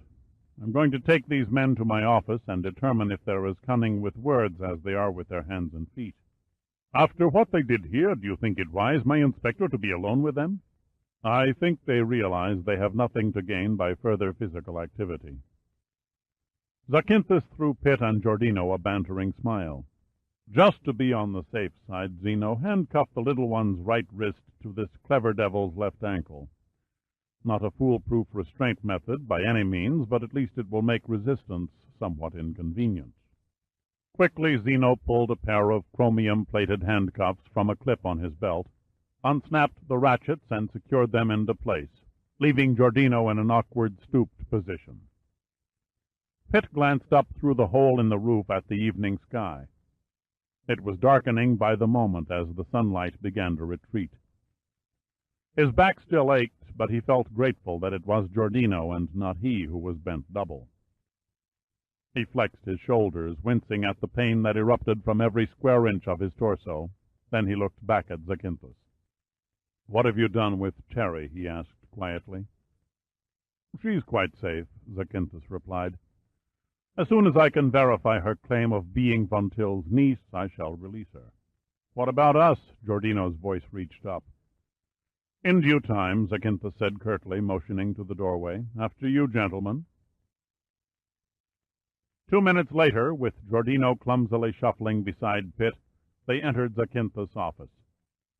It was a small room, but efficiently furnished, complete with detailed aerial photographs of Thasos tacked to the walls, 3 telephones, and a shortwave radio conveniently placed on a table directly behind an old, scratched and battered desk. Pitt looked around, surprised. The whole setup was too neat, too professional. Quickly he decided that his best hope still lay in a crude show of hostility. "This looks more like the command headquarters of a general than the office of a 2-bit police inspector." "You and your friend are brave men," Zakynthos said wearily. "Your acts have proved it. But it's stupid of you to continue the role of an oaf, though I admit you do it very well." He walked around the desk and sat down in an obviously unoiled swivel chair. "This time the truth. Your names, please." Pitt paused before replying. He was puzzled and angry at the same time. The strange off-beat operation of his captors puzzled him. There was a curious feeling, almost a cold certainty in his subconscious mind that he had nothing to fear. These people did not fit his conception of run-of-the-mill Greek policemen. And if they were on Von Till's payroll, why were they so dead set on merely obtaining his and Giordino's names? Unless, perhaps, the cats were toying with the mice. "Well?" Zakynthos' voice hardened to a sharp edge. Pitt pulled himself erect and took a gamble. "Pitt. Dirk Pitt. Director of Special Projects, United States National Underwater Marine Agency. And the gentleman on my left is Albert Giordino, my assistant director." "Most certainly. And I'm the Prime Minister of—" Zakynthos broke off in mid-sentence. His eyebrows rose sharply, and he leaned across the desk, gazing directly into Pitt's eyes. "Let's have that again. What did you say your name was?" His voice this time was soft and patronizing. "Dirk Pitt." Zakynthos did not move or speak for a full 10 seconds. Then he slowly settled back, visibly off balance. "You're lying. You must be lying." "Am I?" "Your father's name?" Zakynthos still stared unblinkingly at Pitt. "Senator George Pitt of California." "Describe him. Appearance, history, family, everything." Pitt sat down on the edge of the desk and pulled out a cigarette. He fumbled for his lighter, then remembered it was still lying on the floor of the room where it had fallen when he charged Darius. Zakynthos struck a wooden match against a drawer and held it for him. Pitt nodded a grateful thank you. Pitt spoke for 10 minutes without stopping. Zakynthos listened thoughtfully, moving only once to switch on a dim overhead lamp as the daylight outside the window faded slowly away. Finally he raised his hand. "That will do. You must be his son, the person you claim to be. But what are you doing on Thasos?" "Numa's chief director, Admiral James Sandecker, assigned Giordino and myself to investigate a series of strange accidents that have recently plagued one of our oceanographic research vessels." "Ah, yes, the white ship anchored beyond Brady Field. Now I'm beginning to understand." "That's nice," Giordino said sarcastically from his uncomfortable stance. "I'm sorry to interrupt, but if my bladder isn't relieved soon, you're going to have an accident right here on the office floor." Pitt grinned at Zakynthos. He'd do it, too. A speculative look crossed Zakynthos' eyes, then he shrugged and pressed a hidden button under the desktop. Instantly the door flew open, revealing Zeno with the glissenti firmly gripped in one hand. "Trouble, my inspector?" Zakynthos ignored the question. "Put away your gun, remove the handcuffs, and show, Mr. Giordino to our sanitation facilities." Zeno's eyebrows lifted. "Are you certain?" "It's all right, old friend. These men are no longer our prisoners, they are our guests." Without another word or any outward sign of surprise, Zeno holstered the automatic and released Giordino, escorting him down the hall. "Now it's my turn for answers," Pitt said, exhaling a transparent cloud of bluish smoke. "What's your connection with my father?" "Senator Pitt is well known and respected in Washington. He serves honorably and efficiently on several Senate committees, one of which is the Narcotic Drugs Committee. That still doesn't explain where you come in. Zakynthos pulled a well-worn tobacco pouch from a coat pocket and idly filled his pipe, carefully tamping it with a small coin. Because of my lengthy experience and my investigations in the field of narcotics, I have often served as liaison between your father's committee and my employer. Pitt looked up, puzzled. Employer? Yes, Uncle Sam pays my salary just as he does yours, my dear Pitt. Zakynthos grinned. My apologies for the late formal introduction. I'm Inspector Hercules Zakynthos, Federal Bureau of Narcotics. My friends just call me Zack. I'd be honored if you'd do the same. All doubts flew from Pitt's mind, and the relief of certainty covered him like a comforting cool wave from the sea. His muscles relaxed, and he became aware of how tense he had been, how keyed up his thoughts and nerves were against the unknown dangers of the situation. Carefully, holding back an urge to tremble, he crushed his cigarette in an ashtray. Aren't you a little out of your territory? Geographically, yes. Professionally, no. Zack paused to puff his pipe into life. About a month ago, the Bureau received a report through Interpol that a massive shipment of heroin was loaded aboard a freighter in Shanghai. One of Bruno von Till's ships? How did you know? Zack's voice was quizzical. A wry smile crossed Pitt's lips. Just a guess. I'm sorry for interrupting. Please continue. The ship, a Minerva Lines freighter called the Queen Artemisia, left the Shanghai harbor 3 weeks ago with a seemingly innocent cargo manifest of soybeans, frozen pork, tea, paper, and carpets. Zack could not help grinning. Quite a variety, I admit. And the destination? Her first port of call was Colombo in Ceylon. Here the ship unloaded the communist Chinese trade goods and took on a new cargo of graphite and cocoa. After a fuel stop at Marseille, the Queen Artemisia's next and final port is Chicago via the St. Lawrence Seaway. Pitt thought a moment. Why Chicago? Surely New York, Boston, or the other eastern seaboard ports are better equipped by the underworld to handle foreign drug shipments. Why not Chicago? Zack retorted. The Windy City is the greatest distribution and transportation center in the good old United States. What better place to dump 130 tons of uncut heroin? Pitt looked up, disbelief etched on his face.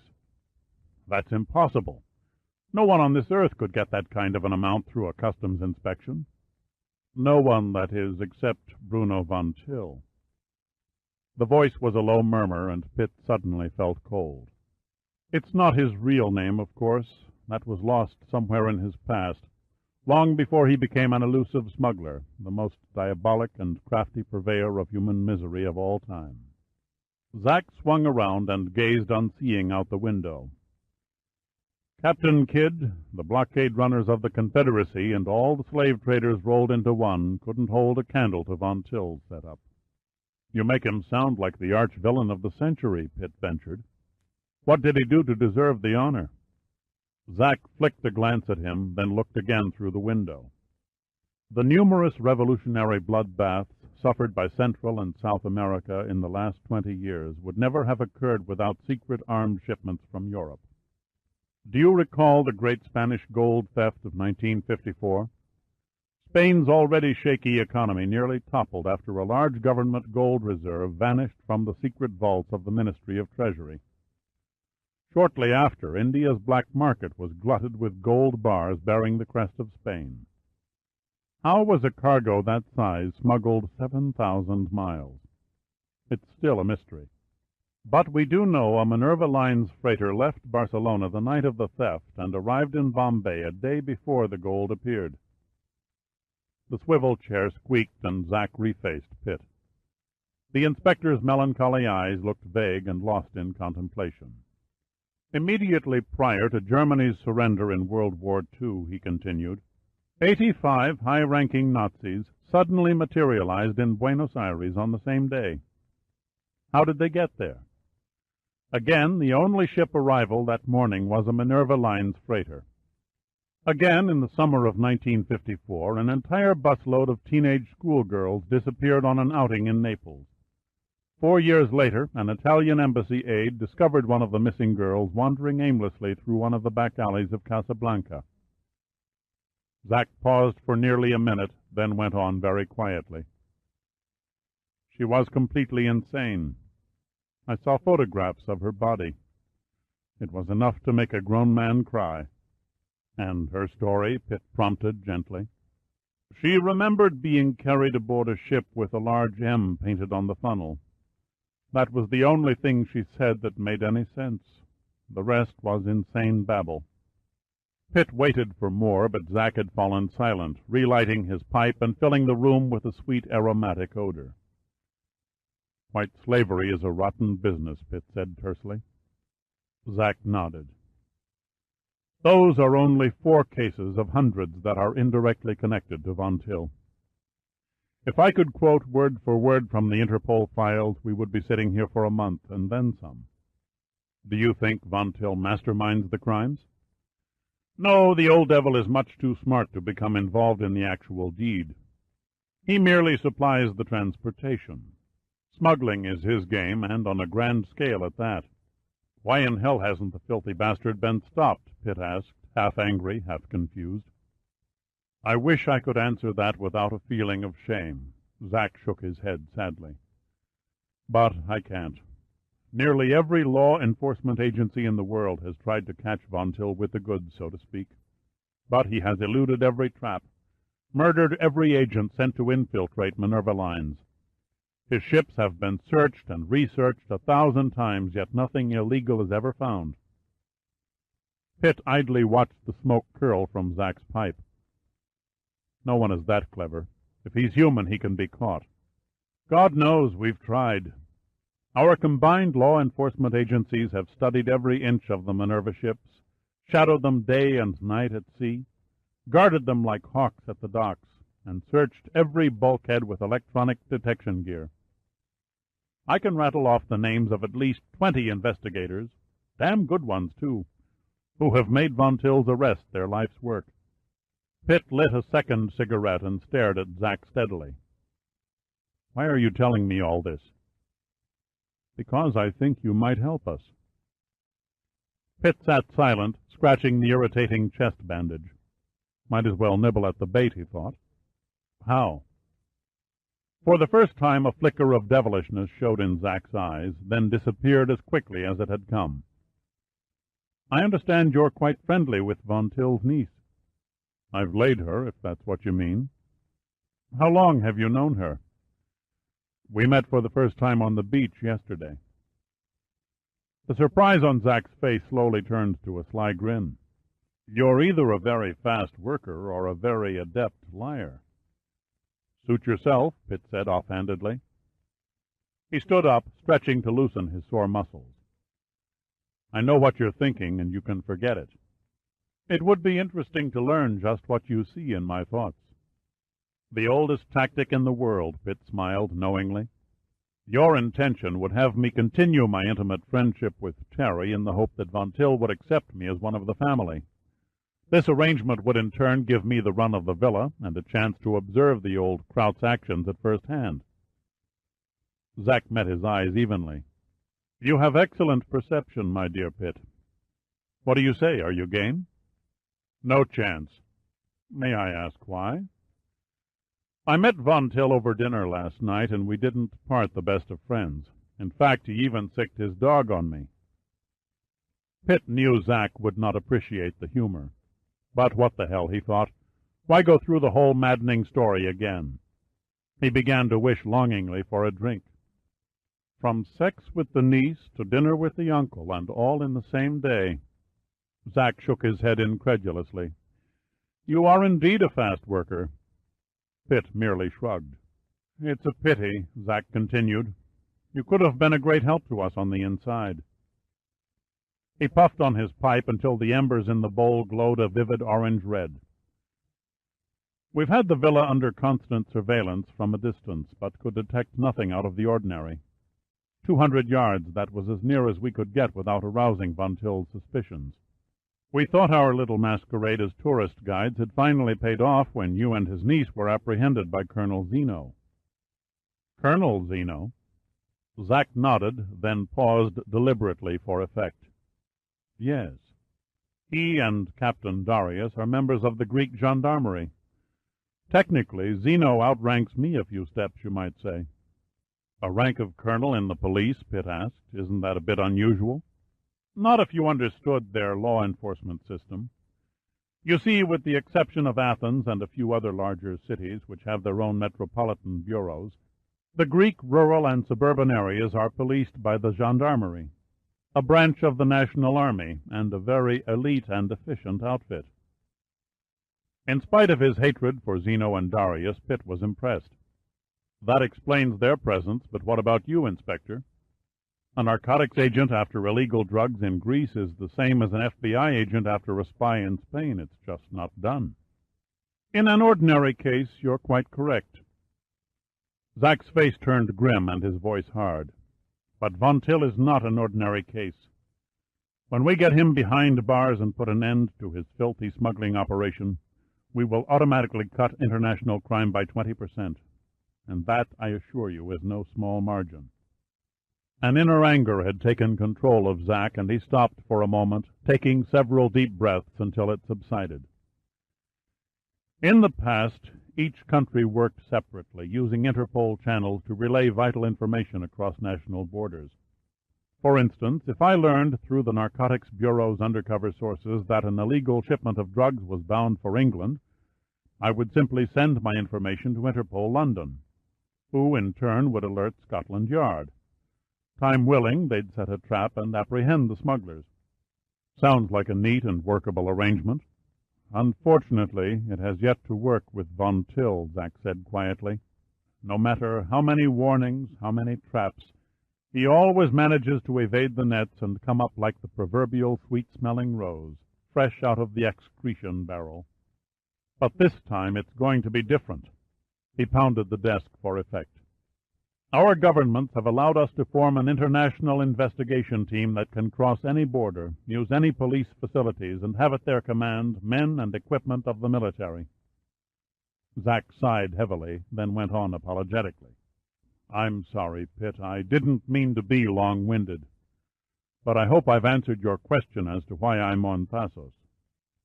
Pitt studied Zack carefully. The inspector looked like a man who was not used to failure. Every movement, every gesture was thoughtfully planned in advance. Even his words carried an air of confident forethought. Yet Pitt could not help detecting a glimmer of fear behind Zack's eyes, a fear of losing the game to Von Till. Pitt began to wish more than ever for a drink. Where are the other members of your team? Pitt asked. So far I've only seen 3 of you. At this moment, a British inspector is on board a Royal Navy destroyer trailing Queen Artemisia, while a representative from the Turkish Police Bureau is observing her from the air in an antiquated, unmarked DC-3. Zack spoke woodenly, as if quoting from a legal document.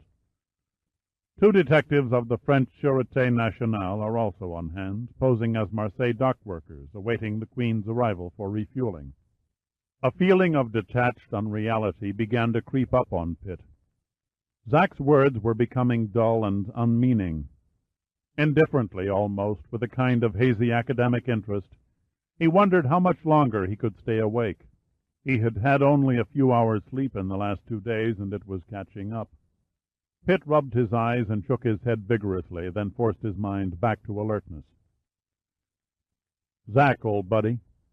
It was the first time Pitt had called him by name. I wonder if you would do me a personal favor. If I can, Zack grinned hesitantly. Old buddy, I want Terry released in my custody. Released in your custody? Zack arched his eyebrows in accompaniment to wide, innocent eyes. Steve McQueen couldn't have done it any better. What lecherous scheme do you have up your sleeve? No lechery, Pitt said seriously. You have no choice but to release her. Once free, it will take Terry all of 20 minutes to storm back to the villa. Hell hath no fury like the wrath of a woman humiliated, demanding that Uncle Bruno do something about her shameful captivity. The old boy will put his shrewd mind into gear, and within the hour your little underground spy network will be blown from Thasos back to the States.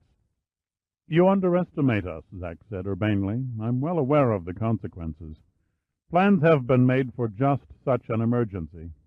We can be out of these quarters and working under a different cover by morning. Too late, Pitt countered sharply. The damage is done. Von Till will be wise to your presence. He's sure to double every precaution. You have a very convincing argument. You're damn right I have. And if I turned her over to you, Zack asked speculatively. As soon as Terry is missed, if she hasn't been already, Von Till will turn Thasos upside down in an exhaustive search. The safest place to hide her now is on board the first attempt.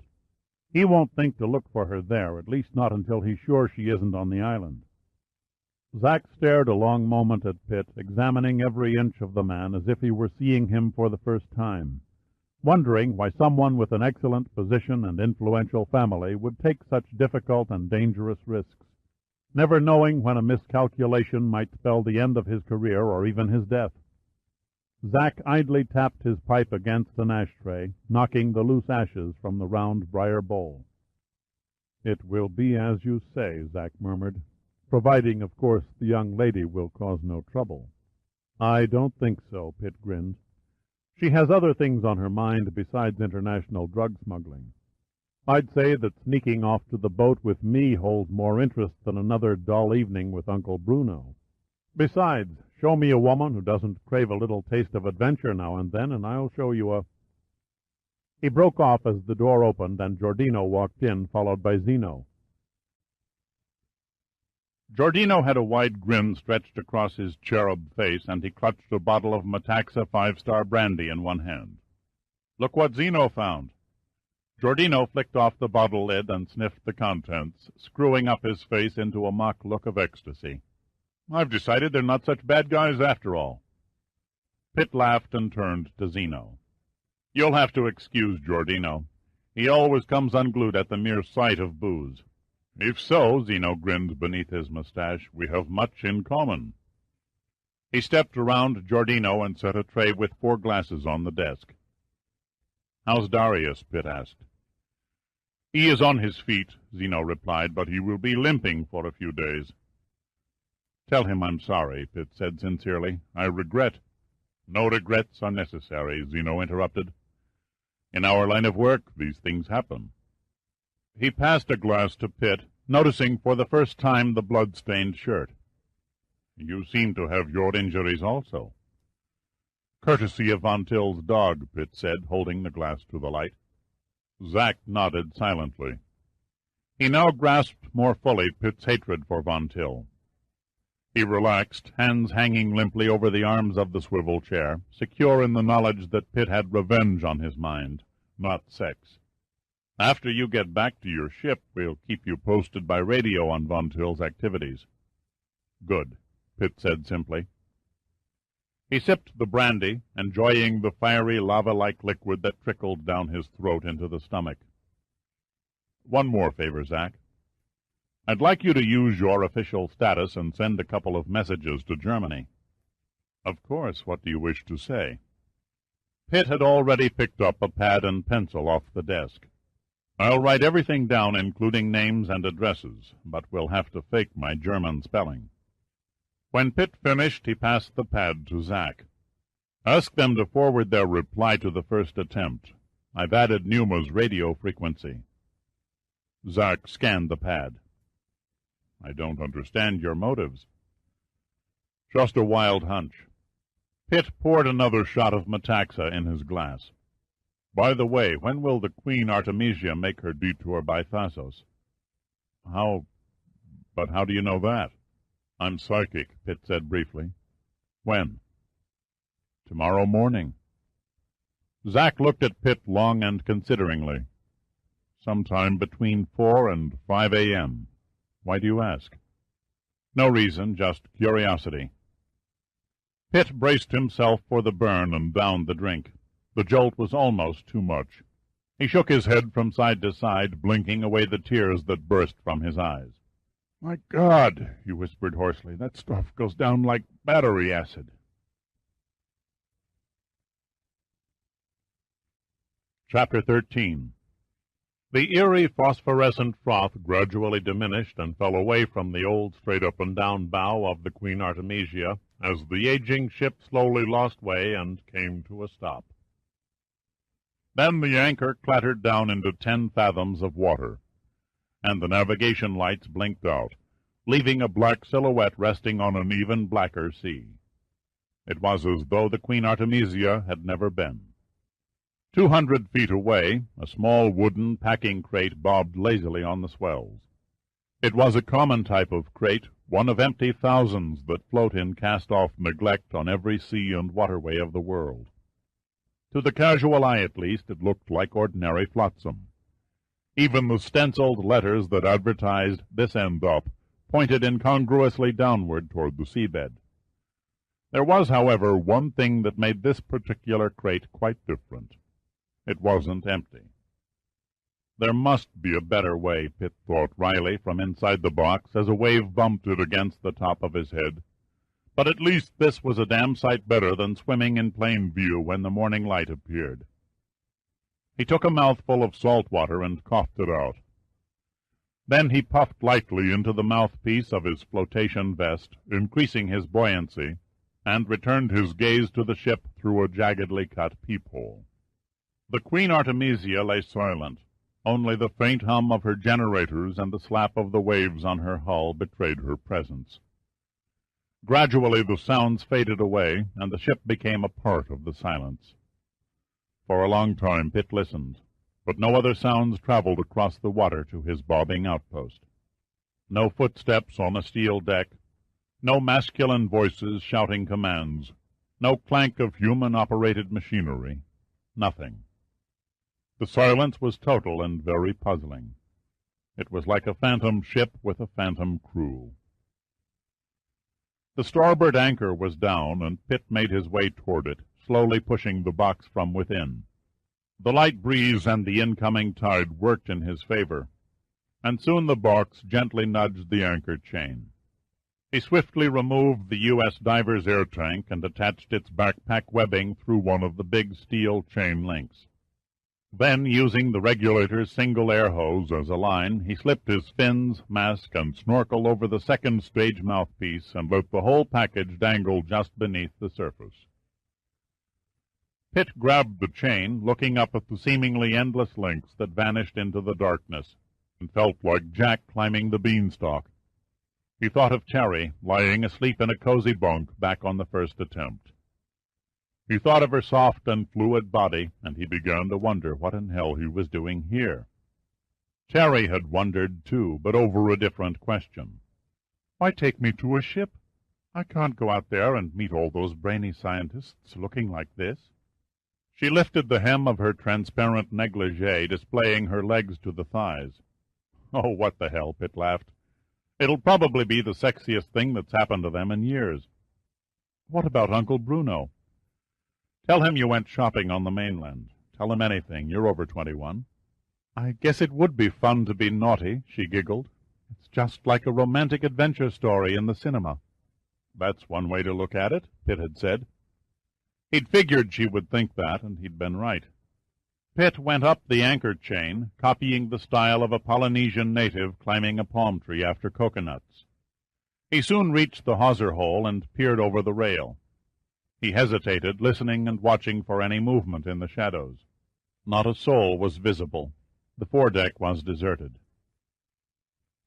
He swung over the side, crouched low, and moved silently across the deck to the foremast. The blacked-out ship was a blessing. If the cargo loading lamps had been on, the midships and foredeck would have been bathed in a flood of white light. Not the best circumstances for sneaking around unnoticed. Pitt was also thankful that the darkness blotted out his dripping water trail across the foredeck. He paused, waiting for the expected sounds and movements that never came. It was quiet, far too quiet. There was something else about the ship that didn't gel in Pitt's subconscious mind, but he couldn't pin it down. It eluded him for the present.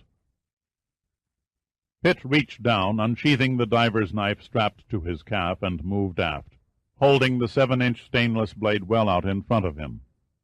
It seemed incredible, but Pitt had a clear view of the bridge, and, as far as he could see, it was abandoned. He melted into the shadows and climbed the ladder to the bridge, his feet padding noiselessly on the steel steps. The wheelhouse was dark and empty.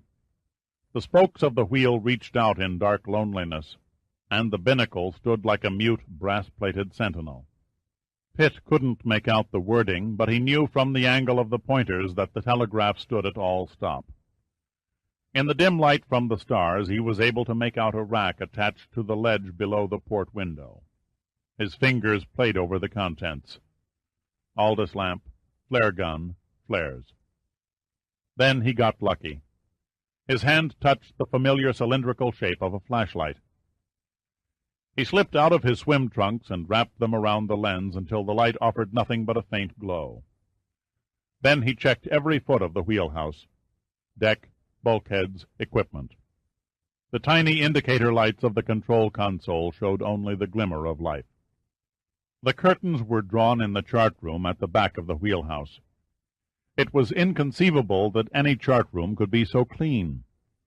The charts lay in orderly stacks, their fields of squares and numbers crossed by precisely drawn pencil lines. Pitt slipped the knife back in its sheath, propped the flashlight against a copy of Brown's Nautical Almanac, and scanned the chart markings. The lines coincided exactly with the Queen Artemisia's known course from Shanghai.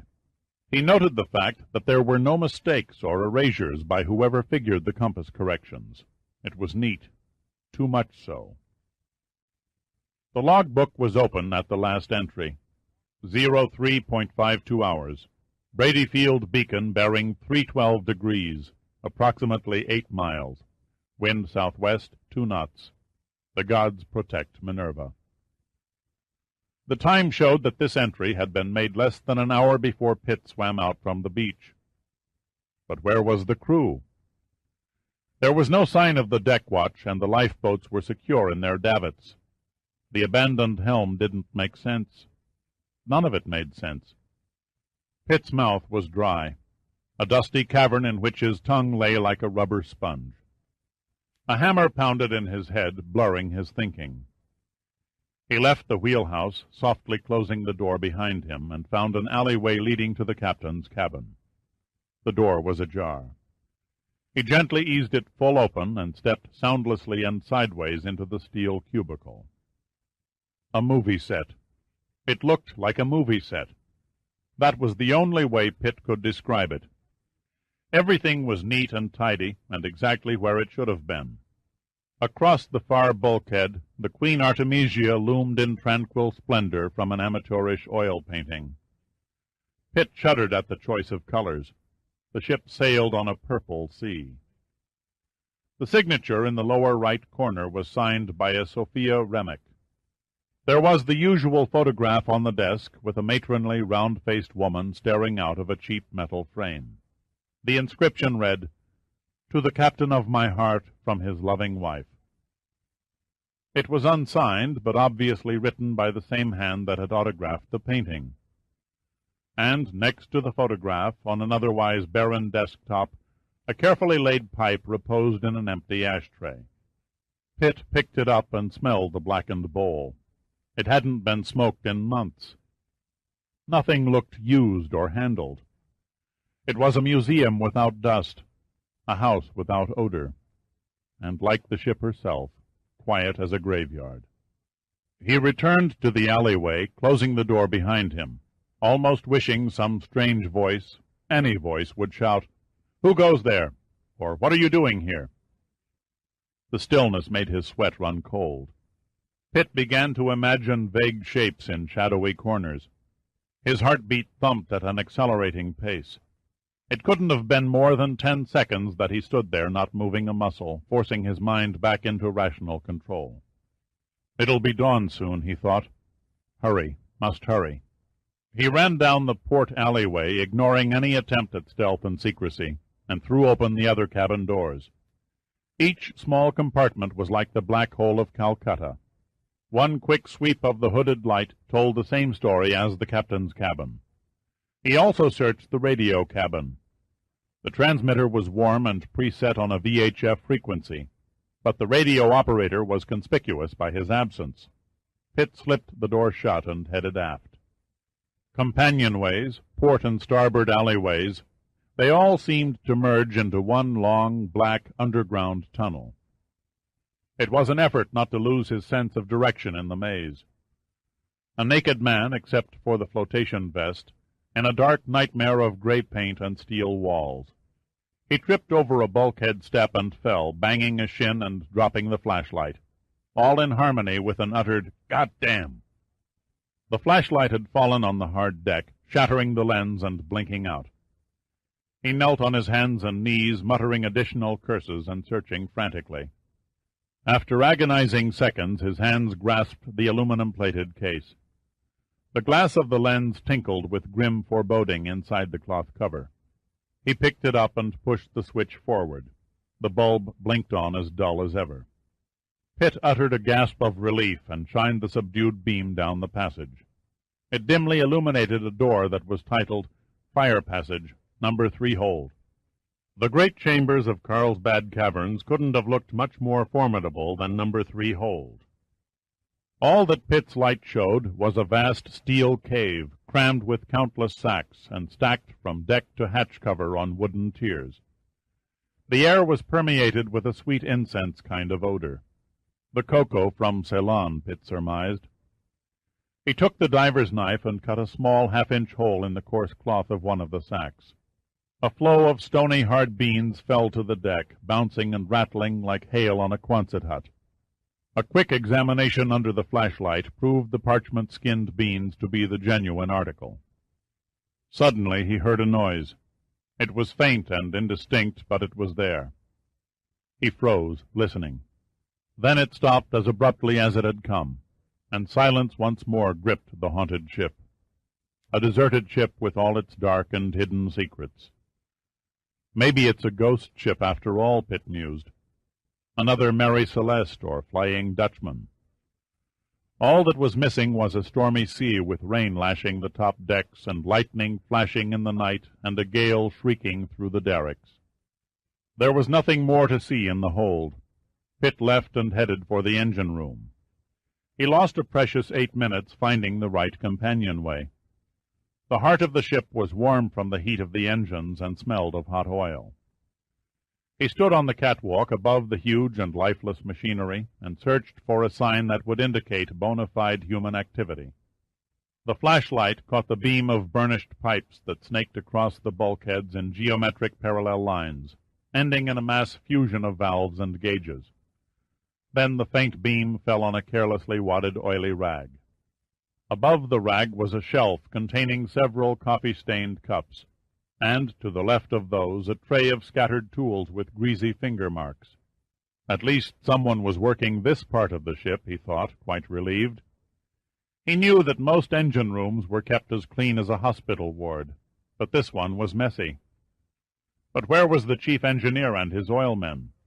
They couldn't have evaporated into the Aegean atmosphere.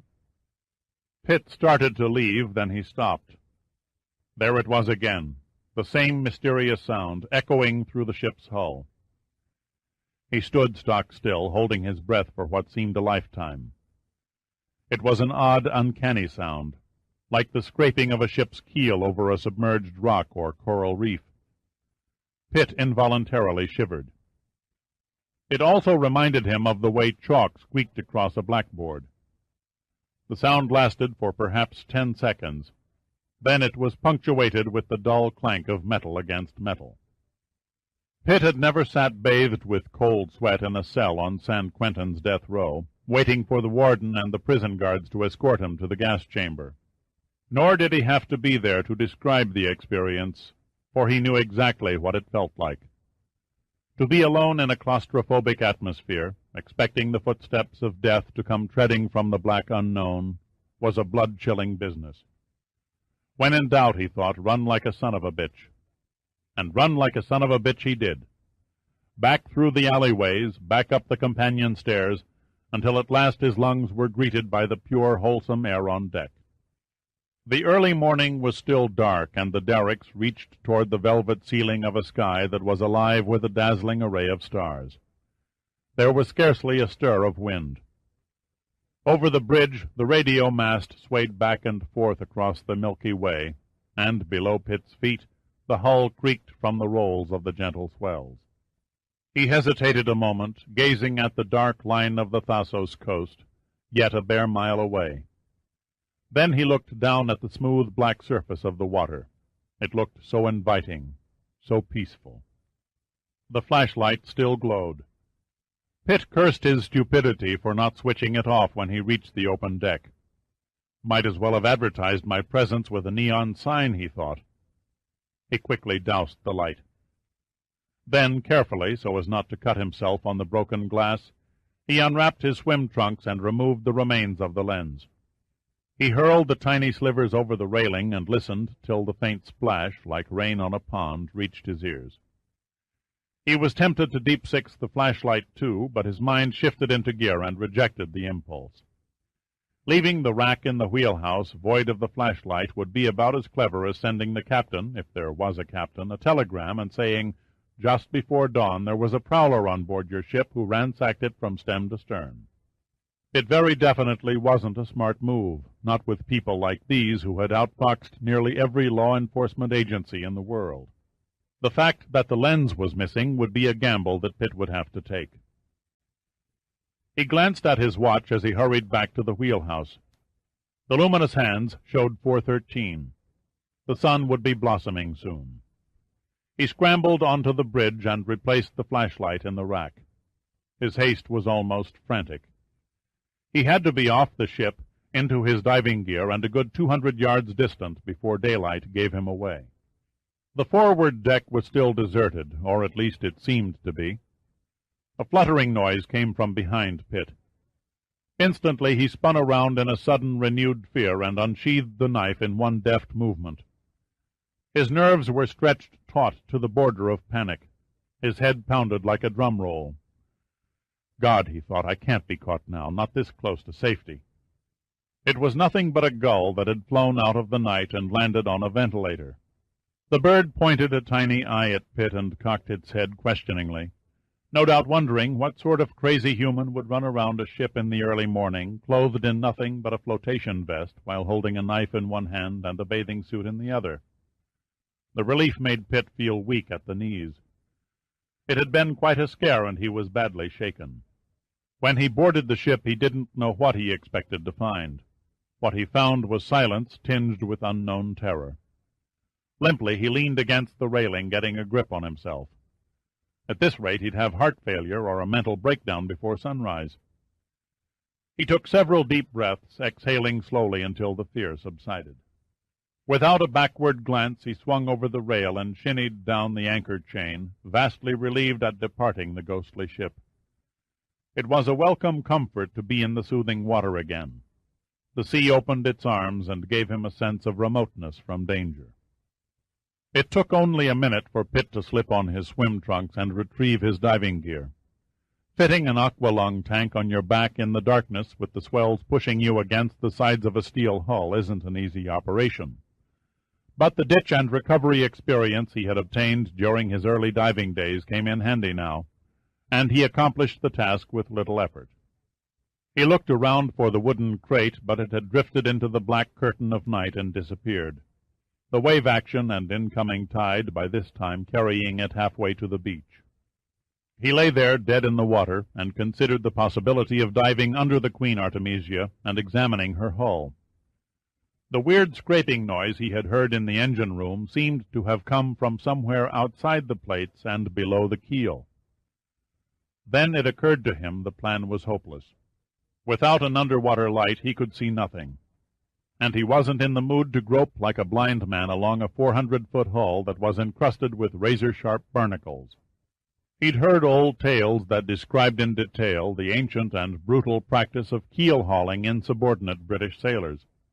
He remembered one particularly blood-curdling account of a gunner's mate who was dragged under the keel of the HMS Confident off the coast of Timor in 1786. Punished for stealing a cup of brandy from the captain's locker, the poor fellow was dragged under the keel of the ship until his body was sliced to ribbons and the white of his ribs and backbone were visible. The unfortunate man might have survived, but before the crew could hoist him back on board, a pair of mako sharks, attracted by the scent of blood, attacked and chewed the man to pieces before the horrified eyes of the men on deck. Pitt knew what a shark could do. He had once pulled a boy from the surf in Key West who had taken a nasty bite by a shark. The boy had lived, but a massive piece of tissue would always be missing from his left thigh.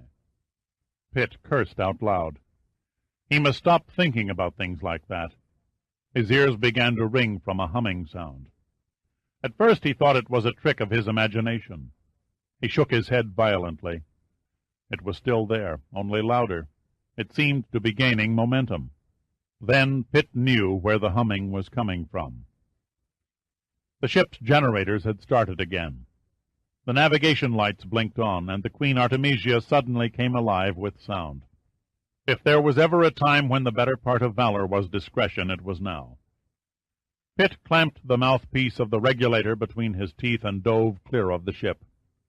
He kicked his fins with every ounce of power in his legs, seeing nothing under the ink-black water, hearing only the strange gurgling sound of his exhaust bubbles. It was times like this that he wished he didn't smoke. After covering nearly 55 yards, he surfaced and looked back at the ship. The Queen Artemisia rode at anchor in Tombstone solitude, her silhouette outlined against the graying eastern sky like an old-fashioned shadowgram. Dim shafts of white light came to life here and there about the ship, interrupted only by the green glow of the starboard navigation light. For several minutes nothing more happened. Then, without any signal or shouted command, the anchor clattered up from the seafloor and clanged into the hull. The wheelhouse was lit, and Pitt could see it clearly. It was still vacant. "It just can't be," he repeated to himself over and over again. "It just can't be." But the old ship hadn't yet finished the last act of her ghostly performance. As if on cue, the Queen Artemisia's telegraph jangled faintly across the calm pre-dawn sea. The engines responded with their gentle throb, and the ship continued on her voyage, the secret of her evil cargo still locked somewhere within her steel plates. Pitt didn't have to see the ship move to know it was under way. He could feel the beat of her propellers through the water. 55 yards was more than enough. At that distance he was invisible to any lookout and had little to fear from being sucked through the huge propellers and mangled into fishbait. A seething flood of frustration swept over Pitt as the great hull slowly slid past his bobbing head. It was as though he was watching a ballistic missile lift from a launching pad and hurtle on its preset path toward devastation and death. He was helpless. He could do nothing to stop it. Hidden somewhere on the Queen Artemisia was enough heroin to drown half the population of the northern hemisphere in delirium. God alone knew what chaos would erupt in every city and town if it was distributed to all the peddling scum who preyed on its malignant addiction. How many people would become listless dregs and eventually die from the drug's deadly narcosis? 130 tons of heroin on the ship. What was that song again, the little ditty that he'd sung all those long years ago in school? 100 bottles of beer on the wall. It had nearly the same ring, but it was for light hearts and souls, not drugged minds and lost hopes. Then Pitt thought of himself. Not with self-pride for destroying the yellow Albatros or searching the Queen Artemisia and getting away with it undetected. He thought of himself only as an idiot for risking his life on a job he had no business performing, a job he wasn't paid to do. His orders were to expedite oceanographic expeditions. No one said anything about chasing after drug smugglers. What could he accomplish? He wasn't a guardian angel of humanity. Let Zakynthus, Zeno, Interpol, and every other damn cop in the world play cat-and-mouse with Von Till. It was their game, they were trained for it, and they were paid for it, too. Again Pitt swore loudly to himself. He had already spent too much time daydreaming. It was time to head for shore. Mechanically, his eyes watched the ship's lights diminish bit by bit into the fading darkness of the early morning. He was just wading onto the beach when the sun lifted itself from the horizon and threw its rays on the rock-strewn summits of the Thasos Mountains. Pitt stripped off the tank and let it fall to the soft, wet sand, along with the breathing regulator and his mask and snorkel. Exhaustion curled its numbing tentacles around him, and he succumbed to it, dropping to his hands and knees. His body felt sore and beat, but his mind hardly noticed these things. It was busy with something else. Pitt could find no indication of the heroin on board the ship, nor would the Bureau of Narcotics or the customs inspectors. That much was certain. Below the waterline, that was a possibility. But surely the wary investigators would have divers examine every inch of the hull when the ship docked. Besides, there was no way a cargo of that size could be removed unless it was dropped in the water and recovered later. That wouldn't work either, he thought. It was too obvious. Retrieving a watertight container filled with 130 tons of solid material would require a full-scale salvage operation. No, there had to be a more ingenious method, one that had successfully defied detection for so long. He took the diver's knife and idly began sketching the Queen Artemisia's outline in the wet sand. Then, quite suddenly, the idea of a diagram intrigued him. He stood up and traced a hull that stretched for approximately 30 feet. The bridge, the holds, and engine room, every detail he could recall was etched into the yielding white sand. Minutes passed, and the ship started to take shape. Pitt had become so totally absorbed in his work that he didn't notice an old man and a donkey trudging wearily along the beach. The old man stopped in his tracks and stared at Pitt from a ripened old face that had seen too many decades of strife to show an expression of bewilderment. After a few moments he shrugged uncomprehendingly and ambled off after his donkey. Finally the diagram was nearly complete, down to the last companionway. The knife flashed in the new sun as Pitt added a final humorous touch, a tiny bird on a tiny ventilator. Then he stepped back to admire his handiwork. He stared at it for a moment, then laughed aloud. "One thing's certain, I'll never be acclaimed for my artwork. It looks more like a pregnant whale than a ship." Pitt continued to absent-mindedly gaze at the sand drawing. Suddenly his eyes took on a trance-like glaze, and his rugged face lost all expression. The spark of a novel and fanciful idea lit dimly in his conscious mind. At first the idea seemed too outlandish for him to consider, but the more he dwelt on its possibilities, the more feasible it became. Quickly he traced additional lines in the sand. Completely absorbed again, he raced to match up the diagram with the picture in his mind. When the last change was finished, his mouth slowly twisted into a grim smile of satisfaction. Damned clever of Von Till, he thought.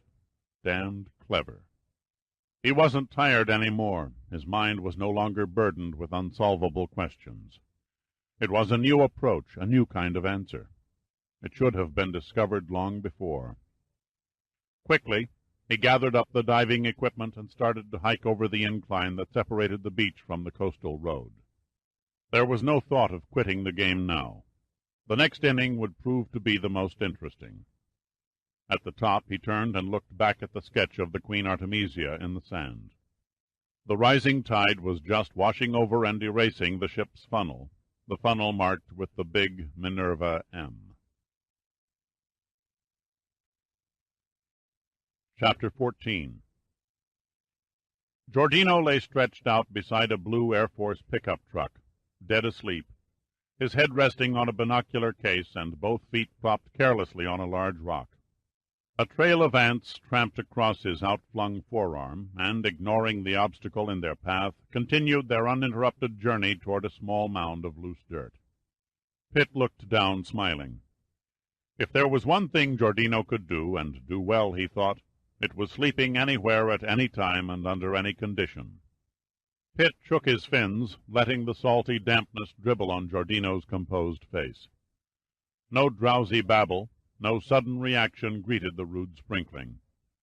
The only response came from one big brown eye that popped open, gazing straight at Pitt in obvious annoyance. "Aha! Behold, our intrepid guardian with the watchful eye!" There was no mistaking Pitt's sarcastic tone. "I shudder to think of the death toll if you should ever decide to become a lifeguard." The opposite lid slowly raised like a window shade, revealing the matching eye. "Just to set the record straight," Giordino said wearily. "These tired old eyes were glued to the night glasses from the time you got into your packing crate to the time you came ashore and started playing in the sand." "My apologies, old friend," Pitt laughed.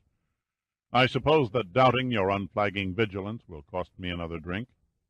"2 drinks," Giordino murmured slyly. "Consider it done." Giordino sat up, blinking in the sun. He noticed the ants and casually brushed them off his arm. "How'd your swim go?" Robert Southey must have had the Queen Artemisia in mind when he wrote, "No stir in the air, no stir in the sea, the ship was still as she could be." You might say that I found something by finding nothing. "I don't get it." "I'll explain later." Pitt lifted the diving gear and loaded it in the truck bed. "Any word from Zack?" "Not yet." Giordino trained the binoculars on Von Till's villa. He and Zeno took a platoon of the local gendarmerie and staked out Von Till's baronial estate. Daria stayed on the radio at the warehouse, traversing wavelengths in case there was any transmission between the shore and ship. Sounds like a thorough effort, but unfortunately a waste of time. Pitt toweled his black hair, then ran a comb through it. "Where can a man find a drink and a cigarette around here?" Giordino nodded toward the truck cab. "I can't help you on the drink, but there's a pack of Greek cancer sticks on the front seat." Pitt leaned in the truck cab and removed an oval-shaped cigarette from a black and gold box of Hellas Specials. He'd never tried one before and was surprised at the mildness. After his ordeal of the past 2 hours, rolled seaweed would have tasted good. "Someone kick you in the shins?" Giordino asked matter-of-factly. Pitt exhaled a cloud of smoke and peered down at his leg. There was a deep red gash below the right knee, and blood was oozing slowly along its entire length. For 2 inches in every direction the skin was a colorful combination of green, blue, and purple. "I had a bit of bad luck, a run-in with a bulkhead door." "I'd better fix that for you." Giordino turned and pulled an Air Force issue first aid kit from the glove compartment. "A minor operation like this is mere child's play for Dr. Giordino, the world-renowned brain surgeon. I don't mean to brag, but I'm rather good at heart transplants, too." Pitt tried to suppress a laugh, but failed. "Just make sure you put the gauze on before, not after the tape." Giordino feigned a pained expression. "Such a terrible thing to say." The sly look returned. "You'll change your tune when you get my bill." There was no choice left for Pitt except to shrug in resignation and place his bruised leg in Giordino's hands. Nothing more was said for the next few minutes. Pitt sat and absorbed the silence, gazing at the sky-dyed blue water and the shoreline that rested under the white sands of antiquity. The narrow beach below the road stretched southward for 6 miles before it faded into a thin line and disappeared behind the western tip of the island. There wasn't a soul to be seen anywhere along the surf's edge. The emptiness possessed all the mystic allure and romantic charm so often pictured on South Seas travel posters. It was indeed a fragment of paradise. Pitt noted that the surf was running at 2 feet with 8-second intervals between crests. The waves broke low and at least 100 yards out. Then, in a final burst of fury, they surged forward in majestic spray-plumed rows, only to slowly dissolve and die in small eddies at the tide-line. To a swimmer the conditions were perfect. To a surfer they were fair. But to a diver the shallow sandy bottom and the dark blue water spelled barren waste. For sheer underwater adventure it is the greener, reef-strewn waters that attract the diver, for it is there that the beauty of sea life abounds. Pitt panned his eyes 180 degrees and looked to the north. Here it was a different story. High, craggy cliffs, barren of all vegetation, rose out of the sea, their faces worn and etched by the endless onslaught of the breakers. Great fallen rocks and yawning fissures bore mute testimony to what old Mother Nature could do when given the tools of her trade to work with. There was one particular stretch of rugged cliff-line that intrigued Pitt. Strangely enough, this one sector was not pounded like the others. The waters below the sheer, straight-up-and-down rock mass were calm and flat, a garden pond bordered on three sides by foaming, swirling waters. For 100 square yards the sea was green and still. The boiling white ceased to exist. It seemed unreal. Pitt speculated on what wonders a diver might find there. Only God alone could have observed the ageless formation of the island, the coming and going of the great ice ages, the changing levels of the ancient sea. Maybe, he thought, just maybe the mountainous breakers carved their fury into the sides of these cliffs, creating an underwater pockmarked surface of sea caves. "There you are," Giordino said in a humorous tone. "Another triumph for medical science by the great Giordino." Pitt wasn't fooled for a second by the outward display of exaggerated vanity. Giordino's comic dialogue was forever used to camouflage his genuine concern for Pitt. Giordino stood up, running his eyes over Pitt's body, and shook his head in mild wonder. "With all those bandages on your nose, chest, and leg, you're beginning to look like a spare tire out of a 1930s Depression-era comic strip." "You're right." Pitt took a few steps to relieve the increasing stiffness in his leg. "I feel more like a bumper tire on a tugboat." "Here comes Zack," Giordino said, pointing. Pitt twisted and looked in the direction of Giordino's extended finger. The black Mercedes was approaching down a dirt trail from the mountains, pulling a cloud of brown dust behind its rear bumper. A quarter of a mile away it swung onto the paved coastal road, dropping the dust cloud, and soon Pitt could hear the steady purr of the diesel engine above the beat from the surf below. The car rolled to a stop beside the truck, and Zacynthus and Zeno unreeled from the front seat. They were followed by Darius, who made no attempt to disguise a painful limp. Zacynthus was dressed in old, faded army fatigues, and his eyes were tired and bloodshot. He gave the impression of a man who had spent a dismal and sleepless night. Pitt grinned sympathetically at him. "Well, Zack, how did it go? See anything interesting?" Zacynthus didn't seem to hear him. He wearily pulled his pipe from a pocket, filled the bowl, and lit it. Then he sank slowly to the ground, stretching out and leaning on one elbow. "The bastards, the dirty, cunning bastards," he swore bitterly.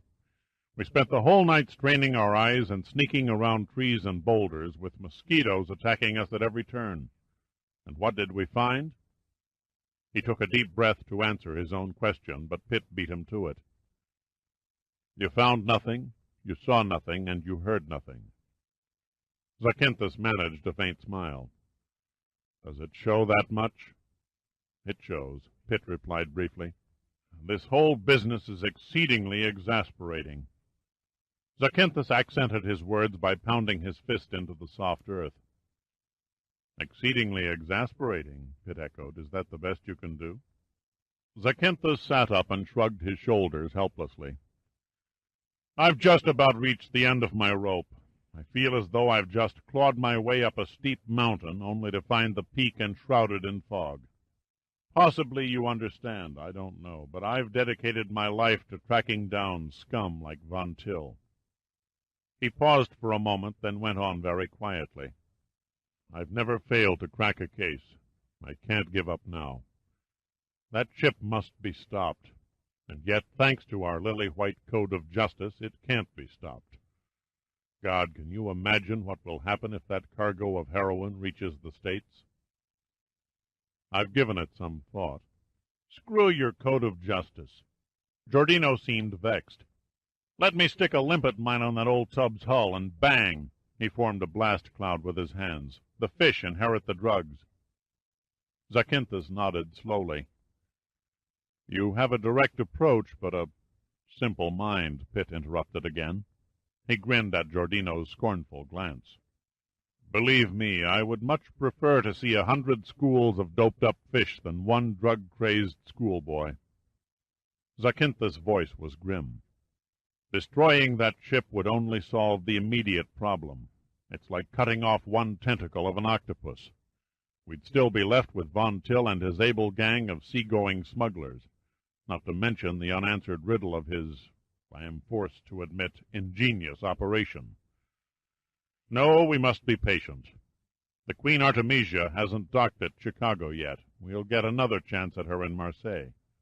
"I don't think you'll have any better luck in Marseille," Pitt said doubtfully. "Even if one of your phony French dock workers slips on board, you have the gilt-edged Pitt guarantee that he won't find anything worth writing home about." "How would you know that for certain?" Zakynthos suddenly looked up, surprised. Unless you somehow searched the ship yourself." "With him anything's possible," Giordino murmured. "He was seaward of the ship when it anchored. I lost him through the night glasses for almost half an hour." Now all four men looked at Pitt questioningly. Pitt laughed and flipped his cigarette over the embankment. "The time has come," the walrus said, "to speak of many things. Gather round, gentlemen, and listen to the cloak-and-dagger adventures of Dirk Pitt, the naked cat-burglar." Pitt finally leaned back against the truck and became silent. For a long moment he stared at the thoughtful faces in front of him. "There you have it. As neat a little set-up as you can find." He smiled wryly. "The Queen Artemisia is in reality nothing but a false front. Oh, sure, it sails the briny blue, picking up and delivering cargo. That's where any similarity between a bona fide cargo freighter and the Queen ends.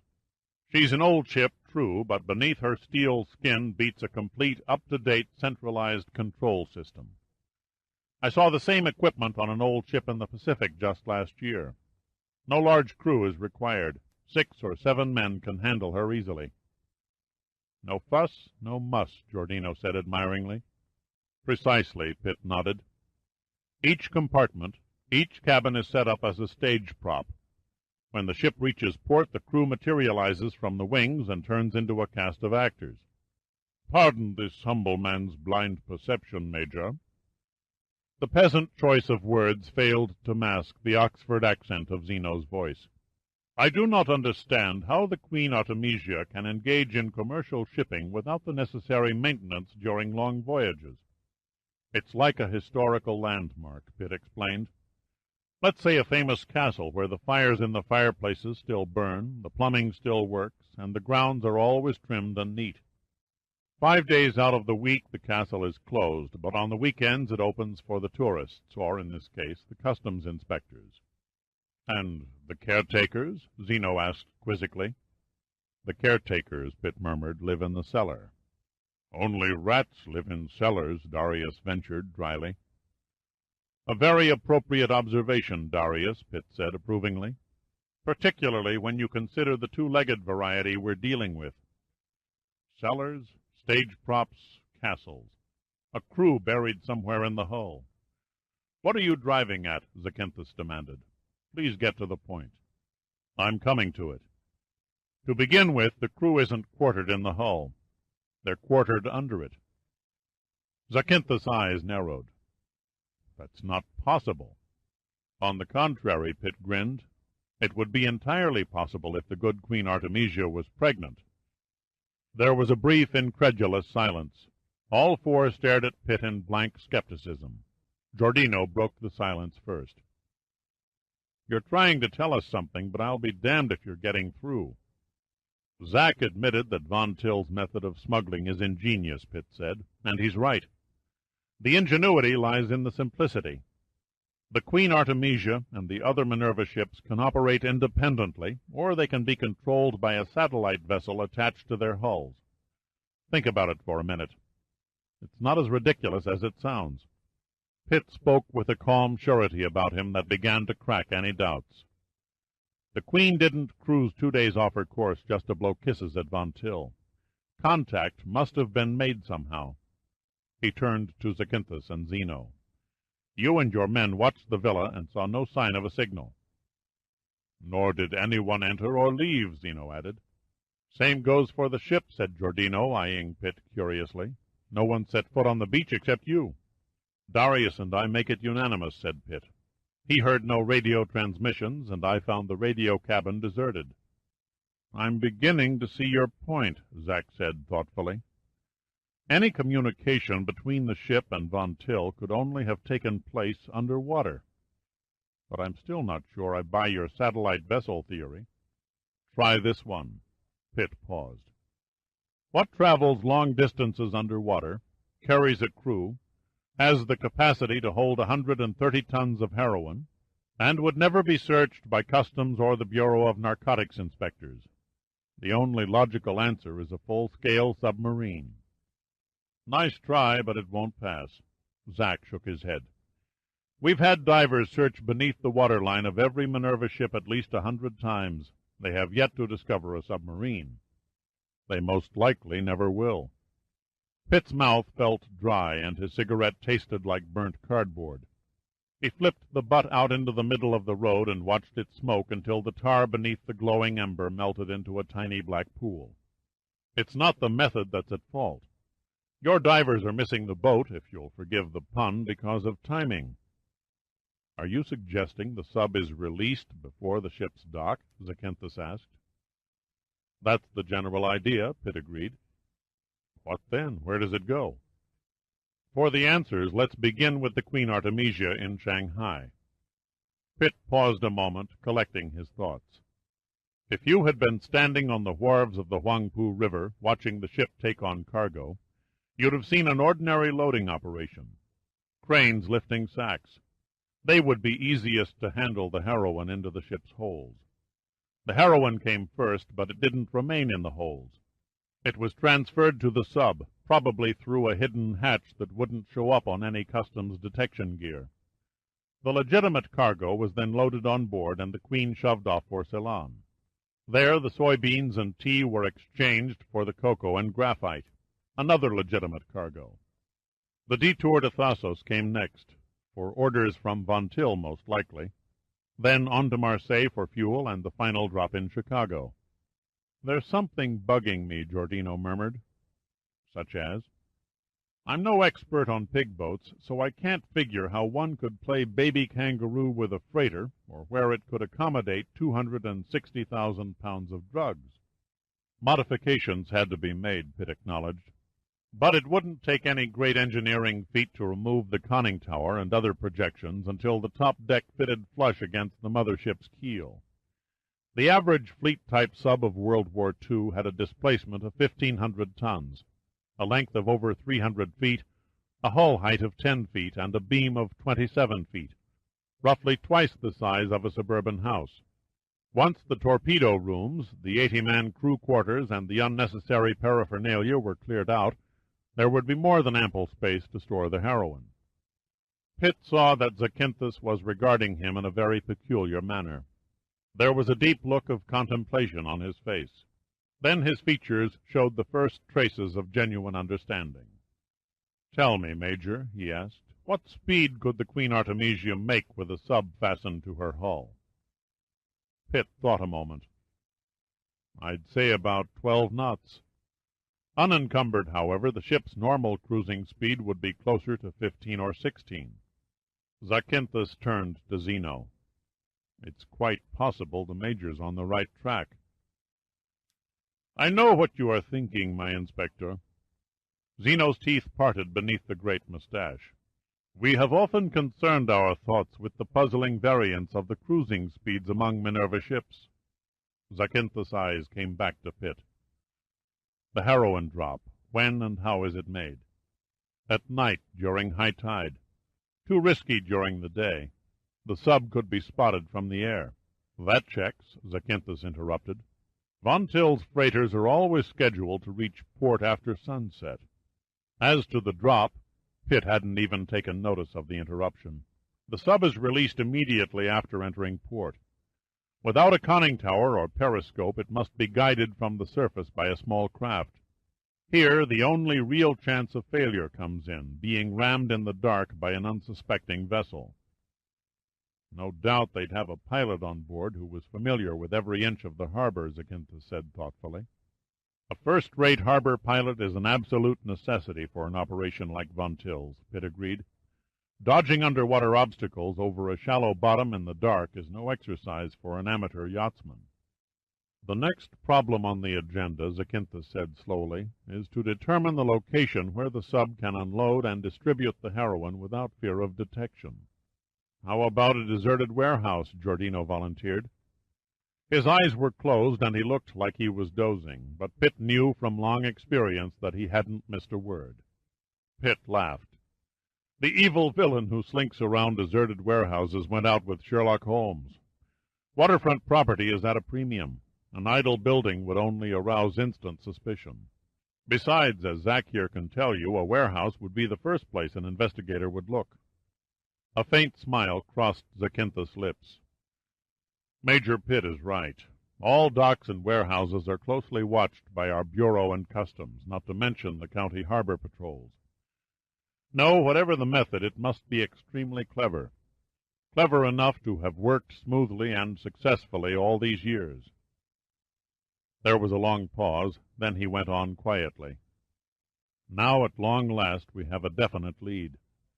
It's only a thread, but if it's attached to a rope, and the rope is attached to a chain, then, with a bit of good fortune, Von Till will be found at the other end. If you wish to pursue the Major's supposition, it is vital that Darius inform our agents in Marseille. Zeno's tone was that of a man trying to convince himself of something that was not a positive fact. No, the less they know, the better, Zacynthus shook his head. I want no action taken that might put the bug in Von Till's ear. The Queen Artemisia and the heroine must reach Chicago without interference. Very sly, Pitt grinned, using Von Till's cargo to attract the sharks. It's not difficult to guess, Zacynthus nodded. Every big-time hood and every underworld organization engaged in illegal drug traffic will be on hand to greet that sub. He paused to take a puff on his pipe. The Bureau of Narcotics will be more than happy to host the reception.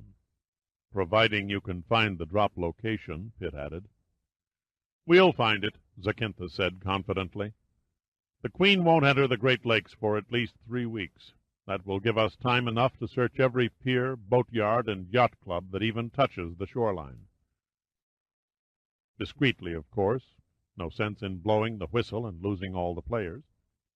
That won't be easy. You underestimate the Bureau. Zacynthus acted hurt. We happen to be experts at this sort of thing. To put your mind at ease, we won't attempt to pinpoint the exact location, only the general area. Radar will track the sub to its final destination. At the opportune moment, we move in. Pitt looked at him somberly. You're taking a great deal for granted. Zacynthus stared back. I'm surprised at you, Major. It was you who gave us a direction. The first feasible direction, I might add, that Interpol and the Bureau have had in 20 years. Can it be you're beginning to doubt your own deductions? Pitt shook his head. No, I'm certain I've guessed right about the submarine. Then what is your problem? I think you're putting all your eggs in one basket by concentrating your main effort in Chicago. What better place to set a trap? Pitt spoke slowly and precisely. 101 things could happen between now and when the Queen Artemisia is boarded by customs. You yourself said 3 weeks was enough time to search the city's waterfront. Why rush things? I strongly suggest that you want and do a little more fact-digging before you fully commit yourself. Zacynthus looked at Pitt quizzically. What do you have in mind? Pitt leaned against the truck. Already the blue-coated metal was hot to the touch. He looked out toward the sea again, the rugged face beneath the wavy black hair intense with concentration. He breathed deeply, drawing in the salt-scented air of the Aegean, and he was lost for long seconds at the wonder of the intoxicating sensation. With effort he shook his mind back to the cold reality of the moment, and when he spoke, he knew there was something he had to do. Zack, I need 10 good men and an old sea dog who is familiar with the waters around Thasos. Why? Zacynthus asked simply. It stands to reason that if Von Till carries out his smuggling activities from the villa and communicates with his ships underwater, he must have a hidden base of operations somewhere along this coastline. And it is your intention to find it. That's the general idea, Pitt stated flatly. He looked Zacynthus straight in the face. Well? Zacynthus thoughtfully toyed with his pipe before answering. Impossible. The voice was firm. I cannot allow it. You're a talented man, Major. Up to now your judgment rang with practical logic, and nobody appreciates more than me the great help you have been to us. However, I cannot take any chances of alarming Von Till. I repeat, the ship and the heroine must reach Chicago without interference. Von Till is already alarmed. Pitt was very definite. He can't help but be wise to you. The British destroyer and the Turkish aircraft that shadowed the Queen Artemisia from Ceylon to the Aegean were a dead giveaway that Interpol was onto the heroine. I say stop him now before any more of his ships load or unload illegal cargo. Until that ship deviates from its set course, and not before, I insist on a hands-off policy regarding Von Till. Zakynthos broke off for a few seconds, then he went on quietly. You must understand. Colonel Zeno, Captain Darius, and myself are narcotics men. If we are to do our job efficiently, we cannot concern ourselves with white slavery, stolen gold, or illegal transportation of known criminals. It sounds cruel and heartless, I admit, but Interpol has other good men and departments who specialize in these crimes. And they would say the same thing if this particular ship carried a cargo that was under their jurisdiction. No, I'm sorry. We may lose Von Till in the end, but at that we'll lock up the biggest illegal drug distributors in North America, not to mention drastically cut the outside flow of heroin. There was a short period of silence, then Pitt exploded angrily. Bullshit! If you round up the heroin, the submarine and its crew, and every dope peddler in the States, you still won't stop Von Till. The minute he finds new buyers, he'll be back with another boatload of drugs. Pitt waited for a reaction. There was none. You have no authority over Giordino and me, Pitt continued. Whatever we have to do from here on in, we'll do it without any cooperation from you. Zakynthos' lips were pressed tightly together. His eyes stared fiercely at Pitt, then he glanced at his watch. We're wasting time. I have only 1 hour to get to the Kavala airport and catch the morning flight for Athens. He pointed his pipe at Pitt like a gun. I dislike losing arguments, but you leave me no alternative. My regrets, Major. Though I am deeply in your debt, I must once again place you and Captain Giordino in custody. The hell you will, Pitt said coldly. We're not going to oblige. You will suffer the indignity of forcible arrest if you don't. Zakynthos patted the holstered .45 automatic that clung to his hip. Giordino lazily rose from the ground and grabbed Pitt by the arm. He was grinning. Don't you think this would be a pretty good time for Giordino the Kid to practice his quick draw? Giordino was wearing a T-shirt and khaki pants. There was no sign of a telltale bulge. Pitt was mystified, but his confidence in his old friend was firm. He looked at Giordino with a mixture of hope and suspicion in his eyes. I doubt if you'd ever find a more opportune moment. Zakynthos unsnapped the holster flap over the .45. What the devil have you got up your sleeve this time? I must warn you. Wait. The rasping voice came from Darius. If you please, Inspector. The murderous intent. I have an account to settle with these two. Giordino was not to be hurried. He ignored the threat from Darius and spoke as calmly as if he were asking Pitt to pass the potatoes. My cross-draw is sheer art, but actually I'm faster from the hip. Which would you like to see first? About now, Pitt said, more curious than amused, I'd settle for a fast draw from the crotch. Stop! Enough! Zakynthos gestured with his pipe irritably. I suggest you be sensible and cooperate. How do you intend to keep us on ice for 3 weeks? Pitt asked. Zakynthos shrugged. The jail on the mainland has excellent accommodations for political prisoners.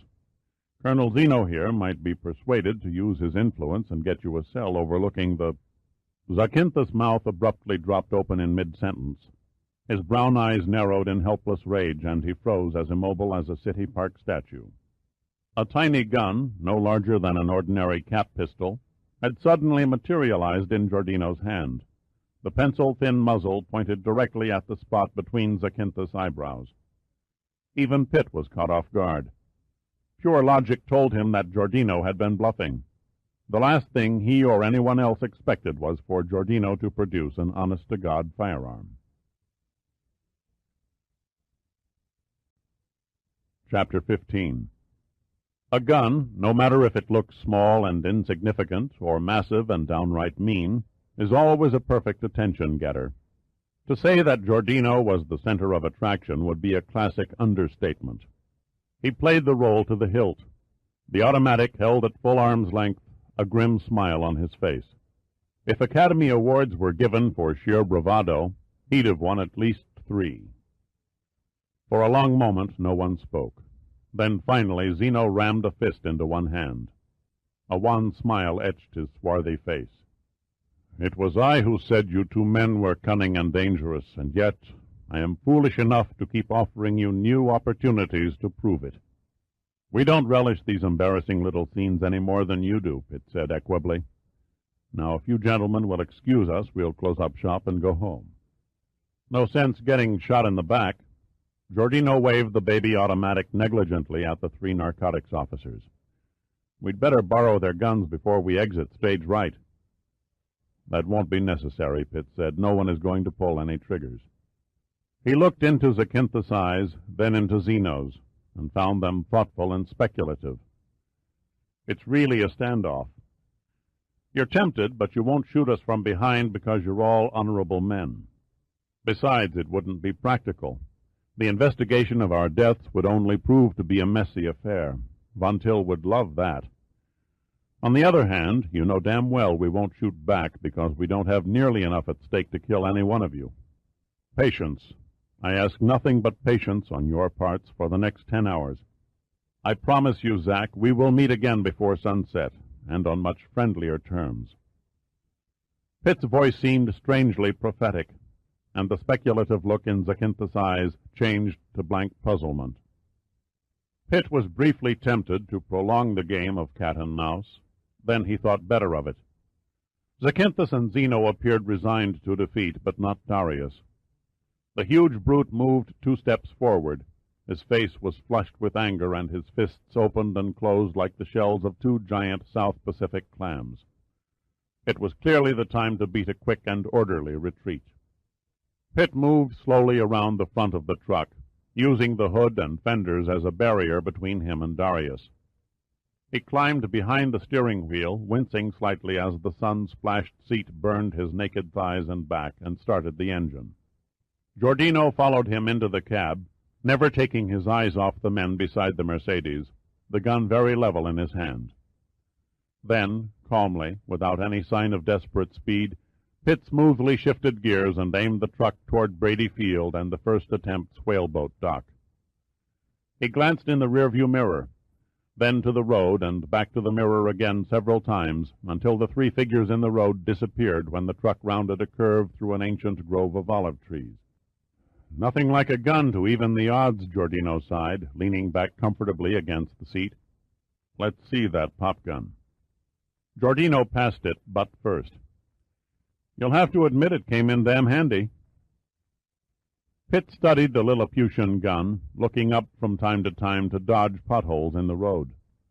He recognized it as a vest-pocket Mauser, .25 caliber, the type European women favored for protection. It could easily be concealed in a purse or garter. It was only good for close-in work. Past 10 feet, the accuracy, even in the hands of an expert, was hopeless. "We must consider ourselves extremely lucky." "Lucky hell," Giordino grunted flatly. "That little baby evened the odds. Why do you think the old-time gangsters called a gun an equalizer?" "Would you have pulled the trigger if Zack and his boys had decided not to cooperate?" Pitt asked. "Without hesitation," Giordino replied confidently. "I'd have only winged them in the arms or legs. No sense in killing someone who keeps you supplied with Metaxa brandy." "I can see you have a lot to learn about German automatics." Giordino's eyes narrowed. "What do you mean by that?" Pitt slowed to pass a small boy who was leading a heavily laden donkey. "2 things. First, a .25 caliber gun is hardly a man-stopper. You could have emptied the clip into Darius, but without a killing shot to the heart or head, you'd never have even slowed him down. And second, the expression on your face when you squeezed off the first shot would have been a sight to behold." Pitt casually tossed the gun onto Giordino's lap. "The safety catch is still on." Pitt glanced briefly across the truck cab at Giordino. Giordino's eyes fell blankly to the gun in his lap. He made no attempt to pick it up. His face was expressionless, but Pitt knew him well enough to recognize an acute case of bafflement. Giordino shrugged and gave Pitt a thin smile. Kind of looks like Giordino the Kid just won the Idiot Award of the Year. I just plumb forgot about the safety. You've never owned a Mauser. Where did you get it? It belonged to your little playmate of the month. I discovered it when I was lugging her through the tunnel. She had it taped to her leg. You little bastard, Pitt said evenly. You mean you had it all the time we were having our brains beat out by Darius? Sure, Giordino nodded. I concealed it inside one of my socks. I never had a chance to use it. You jumped Frankenstein before I was ready. After that, the brawl happened too fast. The next thing I knew, I was flat on my back getting my head crushed. Then it was too late. I couldn't reach the pea-shooter. Pitt became silent. Already his mind was on another subject. It was still early in the morning, and the trees edging the road threw their long, misproportioned shadows toward the west. He drove mechanically, 100 questions, 100 doubts circulating through his mind. He didn't know where to start, and there was the plan that had taken form back there overlooking those surf-pounded cliffs. The plan at best was a gamble, a long shot backed by nothing but an overpowering urge to carry it out. And then he was automatically depressing the brake pedal, slowing the truck down and stopping at the Brady Field main gate. 40 minutes later, they were climbing the boarding ladder of the first attempt. The deck was deserted, but a chorus of hearty male laughter accompanied by the high-pitched giggle of a woman echoed from the mess room. Pitt and Giordino entered and found Terry surrounded by the entire crew and scientific staff of the ship. She was dressed, or undressed, in a knotted makeshift bikini that looked as if it would come unfurled at the first sign of a passing offshore breeze. She perched prettily on the mess table, the center of attraction, a queen holding court, and it was obvious that she enjoyed every male eyeball. Pitt bemusedly studied the men's faces for a moment.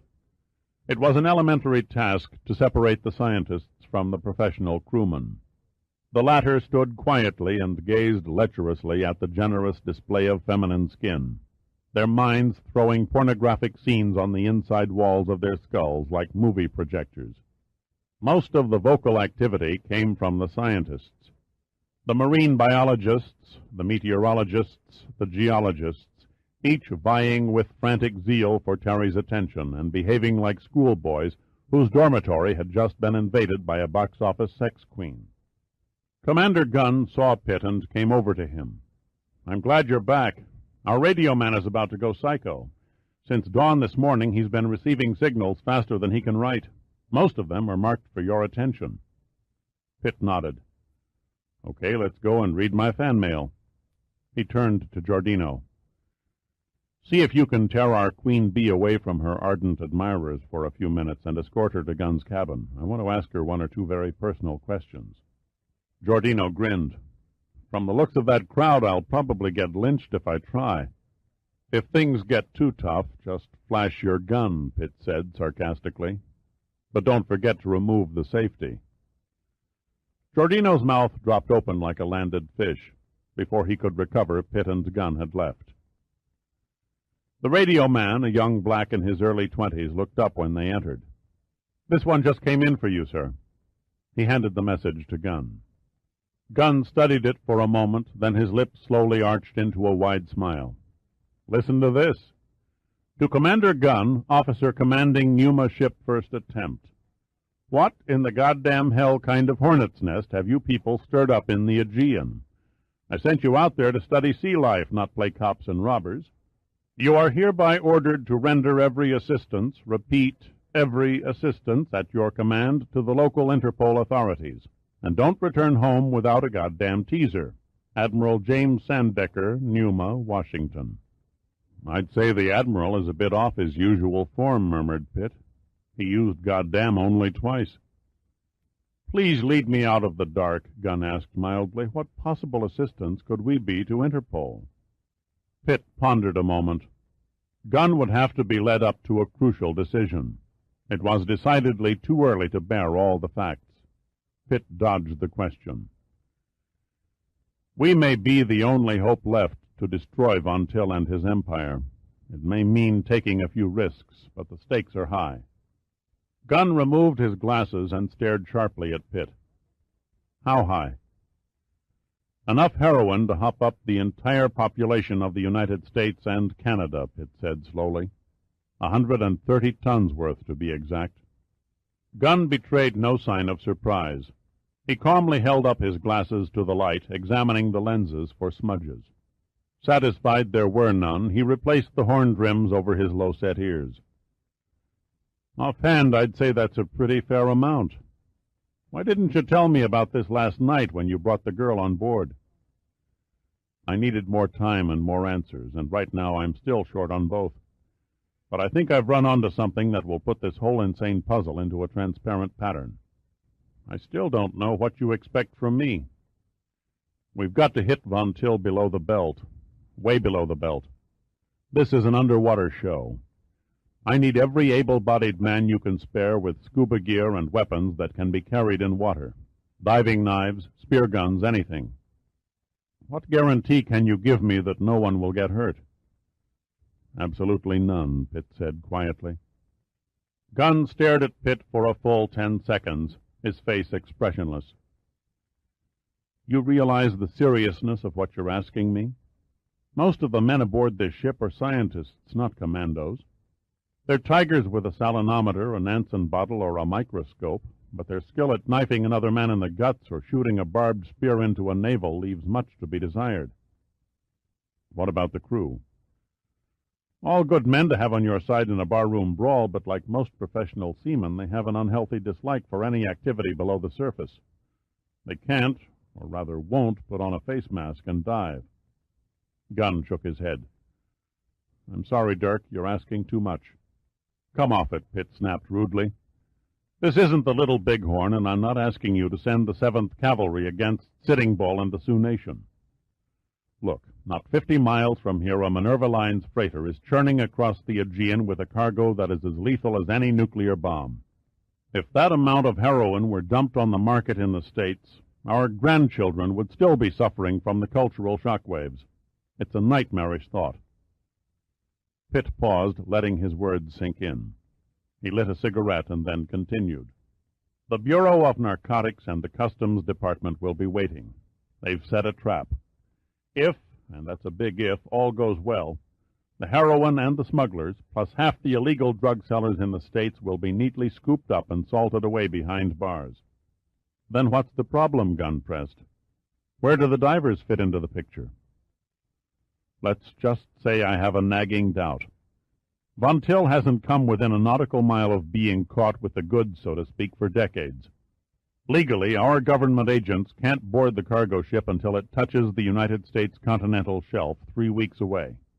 By then, Von Till might sense that Interpol is behaving overly cagey. Rather than cooperate with the good guys and sail into the trap, he'd have to reroute the ship at the last minute or else dump the heroin in the Atlantic. That leaves the narcotics agents and the customs inspectors standing around with nothing to do but play with themselves. The only sure way, the safe way, is to stop the ship now, before it leaves the Mediterranean. You're the man who said it. Legally, it can't be done. There is one way.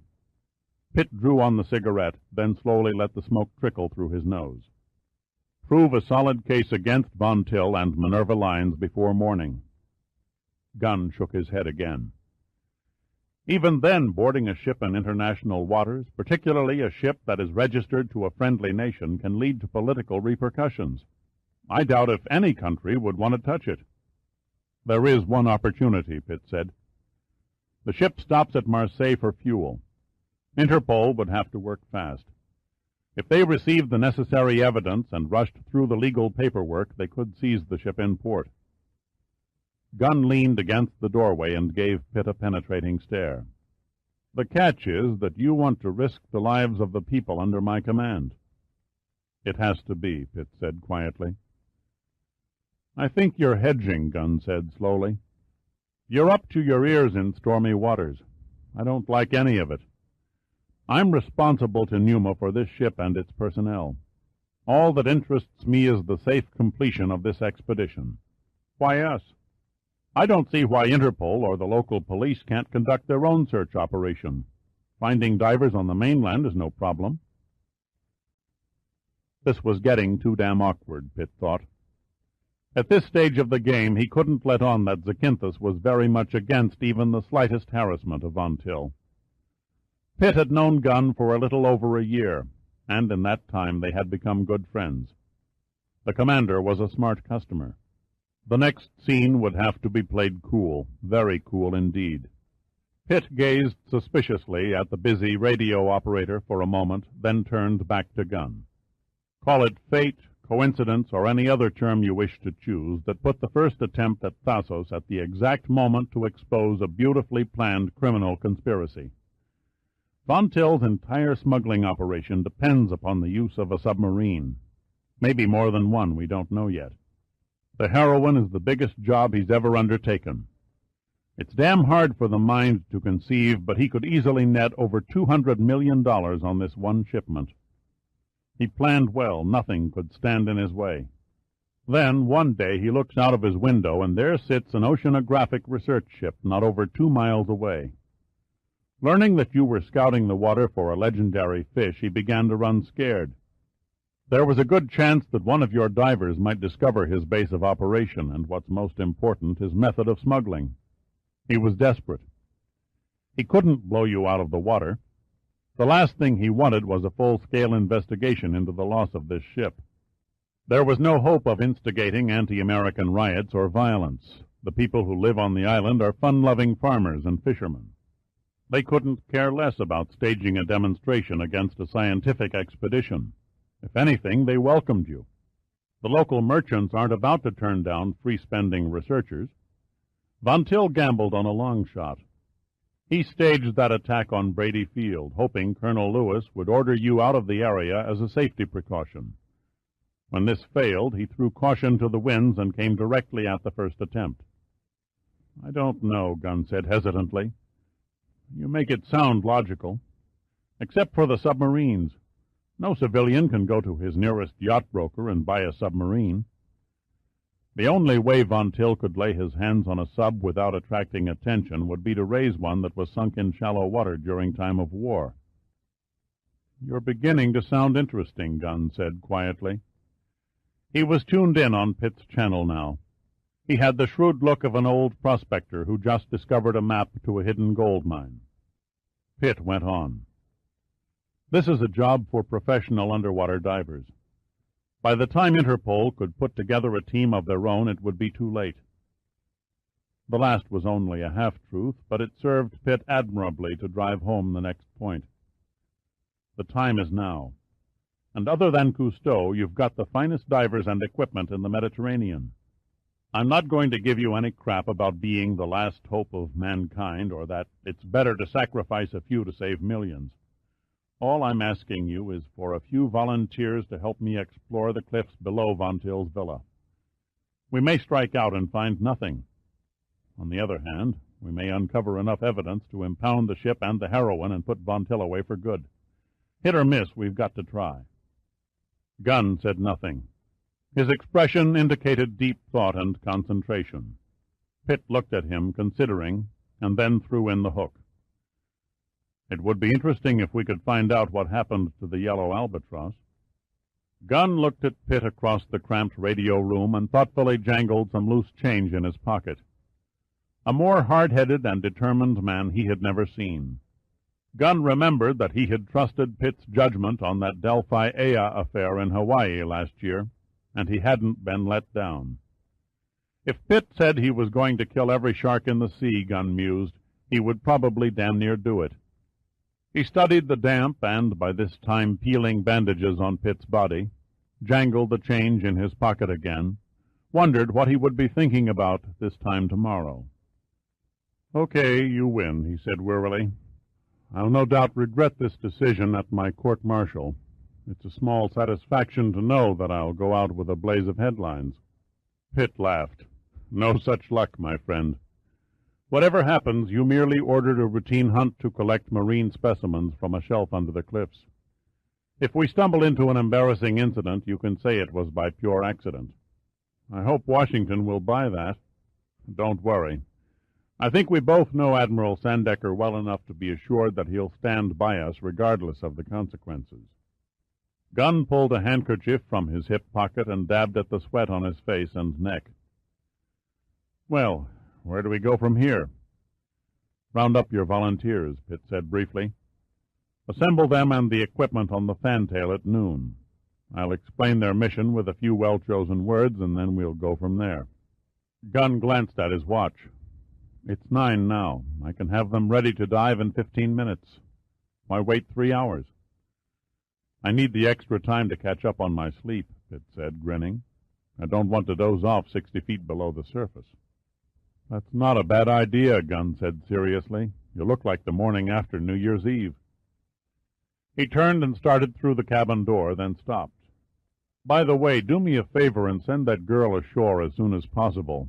I'm going to be in enough hot water as it is without being accused of operating a floating bordello. Not until I return from the dive. It's vital that she remain on board where someone can keep an eye on her.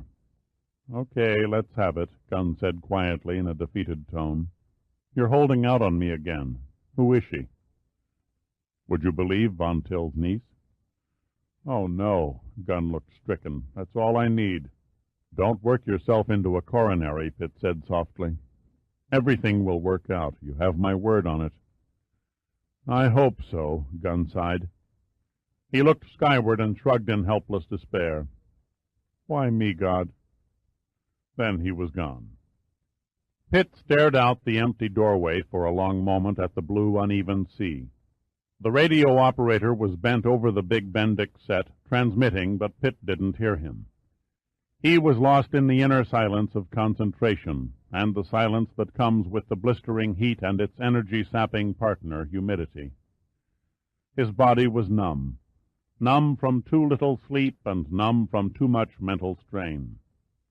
His nerves were stretched like the support wires of a suspension bridge.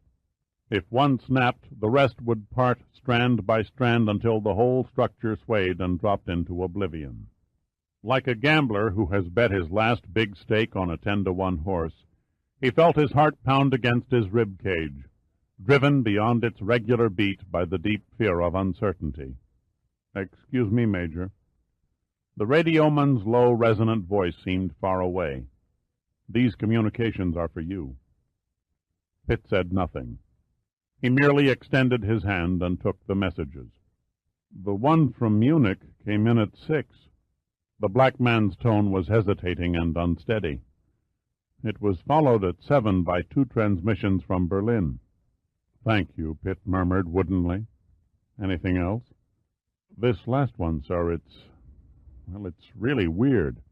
No call sign, no repeat, no sign-off, just the message. Pitt stared down at the top paper. A grim smile slowly moved his lips. Major Dirk Pitt, Pneuma ship first attempt. 1 hour down, 9 to go. H.Z.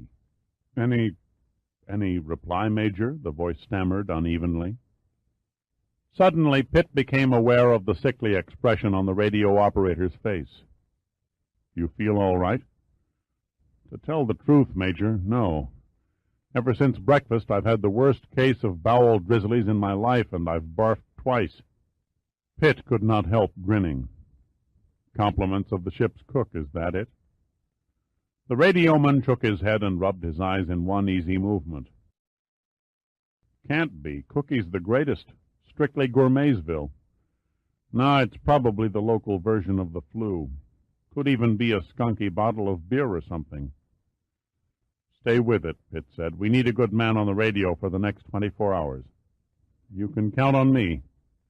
The radioman forced a faint smile. Besides, that chick you brought on board has been clucking over me like a mother hen. With that kind of attention, how much could I suffer? Pitt raised an eyebrow. You must see something in her I don't. She's not bad. Not my usual fancy, but not bad. Anyway, she's been bringing tea all morning, a regular Florence Nightingale." The young black suddenly broke off. His eyes went wide, and he threw a hand to his mouth. Then he jumped to his feet, knocking over the chair, ran outside, and hung like a dead man over the railing. Animal-like grunts carried back into the cabin, accompanied by low, agonizing moans. Pitt walked out and lightly patted the ailing radioman on the back. "I need you by the radio, my friend. Hang in there while I send for the ship's doctor." The radioman slowly nodded his head and said nothing. Then Pitt turned and left, making sure he walked upwind. After a few minutes, spent looking for the ship's physician and asking him to look in on the radio operator, Pitt entered Gunn's cabin and found it dark, the curtains drawn. Cool air flowed from the ventilator, giving the steel cubicle a comfortable, inviting atmosphere. A vast improvement over the intolerable heat of yesterday. In the dim light, he made out Terry sitting on the desk.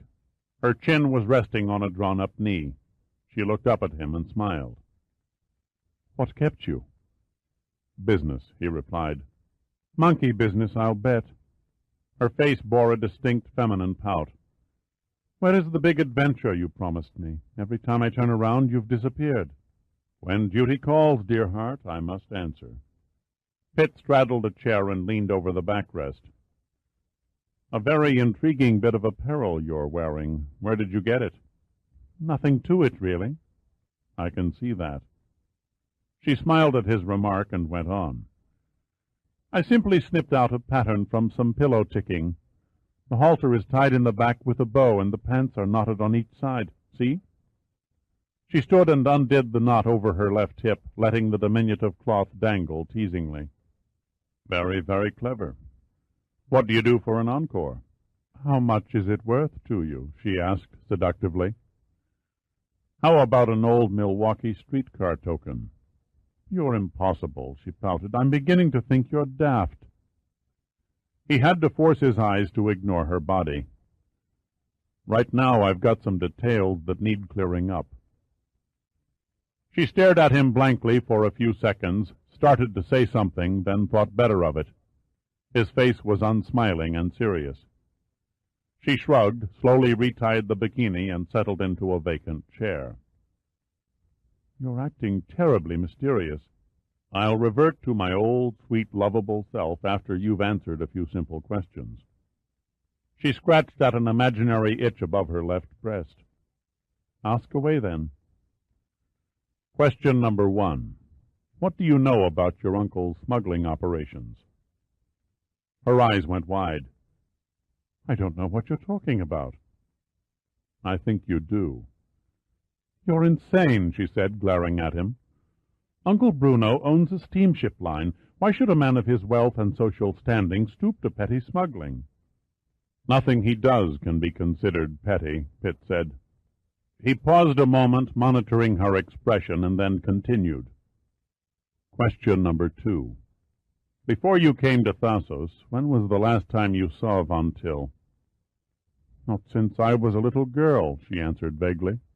"My mum and Dad were drowned when their sailboat overturned in a sudden storm off the Isle of Man.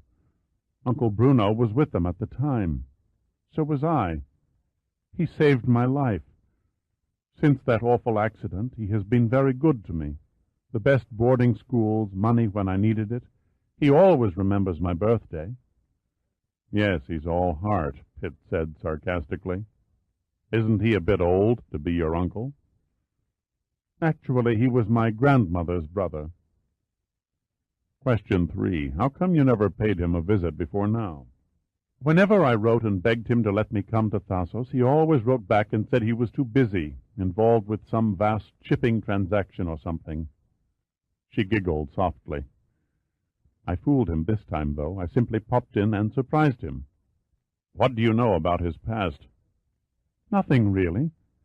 He talks very little about himself. But I do know he's not a smuggler." "Your beloved uncle is the worst scum that a mother ever dropped." Pitt's voice was tired. He didn't want to hurt her, but he was certain she was lying. God only knows how many rotting corpses owe their present condition to him. Hundreds, Thousands more, likely. And you're in it with him right up to your lovely little neck. Every rotten dollar you've spent in the last 20 years was soaked in blood. In some cases with the blood of, and yes, tears, especially tears of innocent children. Young girls who were stolen from their parents' arms and who finished their adolescence on a filthy, lice-ridden pile of straw in a North African whorehouse. She jumped to her feet. Things like that don't happen anymore. You're lying, you're making this up. She was scared now, but playing a magnificent scene, Pitt thought. I told you the truth. I know nothing. Nothing. Nothing? You knew Von Till was planning to murder me at the villa. Your cheerful little act on the terrace, I admit, had me fooled, but not for long. You missed your calling. You should have been an actress. I didn't know. Her voice was low and desperate. I swear I didn't. Pitt shook his head. I can't buy it. You gave yourself away outside the labyrinth when we were arrested by the tourist guide. You weren't just surprised to see me. You were goddamn shocked to see me in one piece. She came over and knelt beside him and held his hands in hers. Please, please. Oh, God, what must I do to make you believe me? You might begin by offering me facts. He raised up from the chair and stood directly over her. Then he tore the soggy bandages from his chest and dropped them in her lap. Look at me. This is what I got for accepting your invitation to dinner. I was set up as the main course for your uncle's man-eating dog. Look at me. She looked. I think I'm going to be sick. Pitt ached to take her in his arms and kiss away the tears that welled in her eyes, and to softly, gently tell her how sorry he was. Instead, he fought to keep his voice firm and even. She turned and gazed blankly at the metal sink in the head, wondering if she were going to be sick or not. Then she forced her tear-brimmed eyes back on Pitt and spoke in a whisper. You're a devil. You talk about Uncle Bruno. You're worse, much worse. I wish you would have been killed. The hate should have been there, but Pitt could only feel a touch of sadness. Until I say otherwise, you'll remain on this ship. You can't keep me here. You have no right. I have no right, true, but I can keep you here. And while we're on the subject, don't get it in your pretty head to try and escape. The men on this ship are expert swimmers. You wouldn't get 50 yards even if you tried real hard. You can't keep me a prisoner forever. Her face twisted with loathing. A woman had never looked at Pitt like that. It made him feel uneasy. If my little caper comes off as planned this afternoon, you'll be out of my hair and in the hands of the gendarmerie by supper time. Suddenly, Terry stared at him speculatively. Is that why you disappeared last night? Pitt was ever amazed at the way her huge brown eyes, her devastatingly beautiful eyes, could run through so many emotions in one blink. Yes, as a matter of fact, I sneaked on board one of your uncle's ships just before dawn. It was a most instructive excursion. You'll never guess what I found. He watched her closely, mentally predicting what the next blink would bring. I couldn't imagine, she said dully. The only ships I've ever been on were ferries. He walked over and sat down in the bunk. The soft mattress felt good. He leaned back and crossed his arms behind his head. Then he yawned long and slowly. I beg your pardon, that was rude of me. Well? Well, what?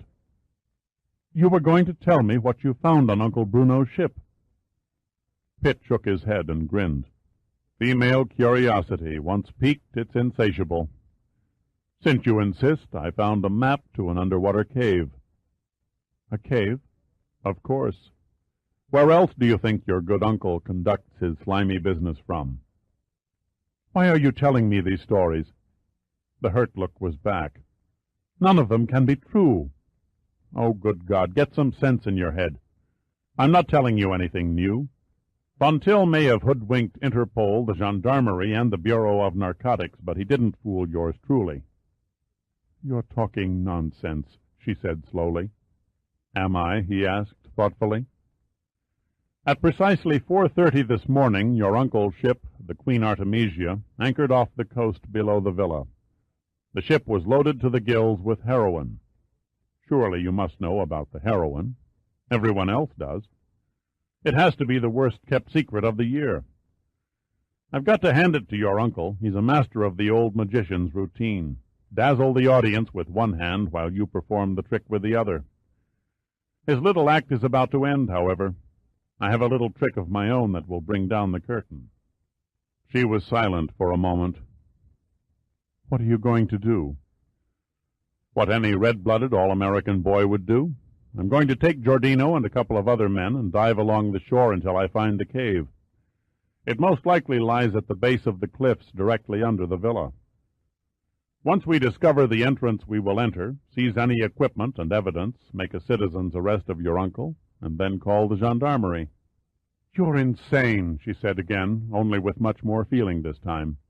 The whole caper, or whatever you call it, is idiotic. You can't go through with it. Please, please believe me, it won't work. It's no use begging. You can kiss your uncle and his rotten money goodbye. We hit the water at 1. Pitt yawned again. Now, if you will kindly excuse me, I'd like to get a little shut-eye. The tears were back. She shook her head slowly from side to side. It's idiotic, she whispered over and over, turned and walked into the head, slamming the door behind her. Pitt lay there, staring at the overhead. She was right, of course, he thought. It did sound like an idiotic caper. But then, what else could she think? She only knew the half of it. Chapter 16. The restless sea curled to a tall crest and beckoned like the ominous finger of doom before it rammed into the unyielding gray cliffs. The air was warm and clear and stirred by a faint breath from the southwest. A ghost, or so the first attempt seemed, a white steel ghost, glided at slow speed closer and closer to the boiling cauldron, until it looked like disaster was inevitable. At the last instant, no sooner, Gunn spun the helm to starboard, sending the first attempt on a parallel course to the rocky cliff base. He kept glancing warily from the needle, traveling across the fathometer's graph paper to the surf line, a scant 50 yards away, and back again. "How's that for curb service?" he asked, without turning. The voice was soft and controlled. He was as calm as a fisherman in a rowboat on a placid Minnesota lake. "Your old seamanship instructor at Annapolis would be proud of you," Pitt replied. Unlike Gunn, he was staring straight ahead. "It's not half as grim as it looks," Gunn said, gesturing at the fathometer. "The bottom is a good 10 fathoms below our keel. 60 feet in less than 100 yards, that's quite a drop-off." Gunn lifted one hand from the helm and took off his gold-braided navy cap, swiping a few beads of sweat that hung from his hairline. "It's not an uncommon occurrence in an area that's free of outer reefs." "It's a good sign," Pitt said thoughtfully. "How so?" "Plenty of room for a sub to maneuver without surface detection." "At night, maybe," Gunn said. "Too obvious during the day. The water visibility is almost 100 feet. Anyone standing on the bluffs within a mile in either direction could easily look down and spot a 300-foot hull that was crawling over the bottom. It shouldn't be too difficult to spot a diver, either." Pitt turned and gazed up at the villa, nestled like a fortress on the craggy side of the mountain. "You're made to take a chance like this," Gunn said slowly. "Von Till can see any movement you make. I'll bet a dime to a donut that he's had a pair of binoculars trained on us every second since we upped anchor." "I'm betting on it, too," Pitt murmured. He lost himself for a moment in the beauty of the scene. The azure arms of the Aegean encircled the ancient island seascape in a dazzling reflection of sun and water. Only the voice of the crashing surf answered the steady hum of the ship's engines, punctuated occasionally by the shriek of a solitary gull. Above the rocky cliffs, a herd of cattle grazed on a sloping green pasture, like tiny immovable shapes in a Rembrandt landscape. And below, in sheltered coves among the lesser cliffs, piles of sun-bleached driftwood lay dead and still on tiny shell-carpeted beaches. Pitt nearly lingered too long. He tugged his mind back to the job at hand. That mysterious area of calm water was coming up now, only 3/4 of a mile away off the port bow. He laid a hand on Gunn's shoulder and pointed. The flat pond. Gunn nodded. Okay, got it. At our present speed, we should be alongside in 10 minutes. Is your team ready? Gunn nodded. Okay, got it. At our present speed, we should be alongside in 10 minutes. Is your team ready? All set and primed, Pitt answered briefly. They know what to expect. I've got them stationed along the starboard cabin deck, out of sight to any prying eyes from the villa. Gunn replaced his cap. Be sure you order them to leap plenty clear of the hull. Getting sucked into a prop can be a very messy business. I doubt that they have to be ordered, Pitt said quietly. They're all good men. You told me so yourself. Damn right, Gunn snorted. He turned to Pitt. I'm going to keep the ship close into the shoreline for another 3 miles. We might fool Von Till into thinking we're on a routine sounding course to chart the shallows. It might work, I don't know. For your sake, I hope he's taken in. We'll soon find out. Pitt checked his watch against the ship's chronometer. What time do you make your rendezvous? I'll run a series of doglegs on the return course and arrive back here at 14:10. That gives you exactly 50 minutes to find the sub and get out. Gunn dug a cigar out of a breast pocket and lit it. You and my men be waiting for the ship, you hear me? Pitt didn't answer immediately. A broad smile broke across his lips, and his vivid green eyes seemed to be laughing. Gunn looked puzzled. What did I say that's so funny? For a moment you reminded me of my mother. She always used to say that when my ship came in, I'd probably be waiting at the bus depot. Gunn ruefully shook his head. If you don't come back, at least I'll know where to look. Well, let's get on with it. You had better climb into your diving gear.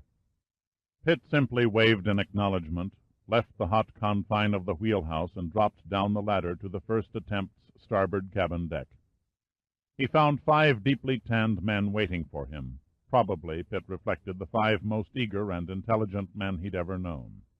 Like himself, they wore only black bikini swim trunks. All were busily engaged in adjusting breathing regulators and strapping on air tanks.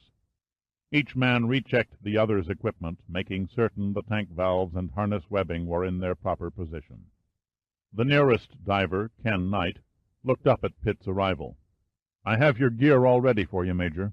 I hope a single hose regulator will be okay. Numa didn't issue us any doubles this trip. A single hose will do fine, Pitt replied. He pulled on a pair of fins and strapped a knife to his right calf. Then he slipped a mask over his head and adjusted the snorkel. The mask was the wide-angle type that gave the wearer a 180-degree range of vision. Next came the air tank and the regulator. He was about to struggle with the tank harness when suddenly the 40-pound outfit was swept from the deck and held at his back by 2 massive, hairy arms. How you could ever get through a day without my services, said the voice of Giordino pompously, is a mystery to me. The real mystery is why I put up with your jackhammer mouth and overabundant ego, Pitt said sourly. There you go, picking on me again. Giordino tried to sound wounded, but couldn't quite pull it off. He turned and looked down at the passing water, and after a long pause, muttered very slowly, Christ, look at the clarity of that water. It's sharper than a goldfish bowl. So I've noticed. Pitt unsheathed the barbed tip of a 6-foot pole spear and checked the elasticity of the rubber sling attached to the butt end. Have you studied your lesson? The old gray matter, Giordino said, pointing to his head, has all the answers filed and indexed. As usual, it's comforting to know you're so sure of yourself. Sherlock Giordino knows all, sees all. No secret can escape my probing mind. Your probing mind better be well-oiled, Pitt said earnestly. You've got a tight schedule to keep. Just leave it to me, Giordino said, straight-faced. Well, it's about that time. I wish I was coming along. Enjoy your swim and have fun. I intend to, Pitt murmured. I intend to. 2 chimes from the ship's bell sounded Gunn's 1-minute warning signal. Pitt, walking awkwardly in his fins, moved onto a small platform that extended over the side of the hull. At the sound of the next tone, gentlemen, we go." He said no more, partly because each man knew what he had to do, partly because there was nothing else to say that had any meaning. The divers gripped their spear guns a little tighter and silently exchanged glances. One thought, and only one thought, was on all their minds at this minute. If the jump isn't far enough, a leg could be lost in the whirling propeller. At a gesture from Pitt, they arranged themselves in a line behind the platform. Before he lowered the mask over his eyes, Pitt took another look at the men around him, and for the 10th time studied their identifying features, features he would be able to recognize at a distance under water. The man nearest him, Ken Knight, the geophysicist, was the only blond in the group. Stan Thomas, the short, runty ship's engineer, wore blue fins and was the only member, Pitt surmised, who could probably handle himself in a tough fight. Next came a red-bearded marine biologist, Lee Spencer, then Gustav Hersong, a lanky 6'6" marine botanist. Both those men seemed to be grinning at each other over a private joke. The anchor man was the expedition's photographer, Omar Woodson, as true a deadpan character as Pitt had ever seen, and who genuinely appeared bored by the whole show. Instead of a spear gun, Woodson carried a 35mm Nikonos with flash, swinging the expensive underwater unit over the railing negligently, as if it were an old used box camera. Pitt pulled the mask down over his eyes, whistling softly to himself, and gazed once more at the water. It was passing beneath the platform at a much more leisurely rate now. Gunn had cut the first attempt speed to a crawling 3 knots. Slow enough, Pitt decided, for a feet-first entry. His eyes turned past the bow, looking forward with trance-like fixity at the approximate point in the sea where at any moment now he must dive. At almost the same instant, Gunn scrutinized the fathometer and the jagged cliffs for the last time. His hand slowly raised, groped for the bell line, found it, paused, then gave one hard pull.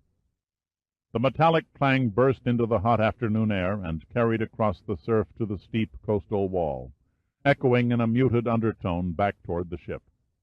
Pitt, poised on the platform, didn't wait for the echo. Holding the mask firmly in place against his face with one hand and clutching the pole spear in the other, he leaped. The impact shattered the sun-danced water into a blazing, diffused pattern of blue brilliance.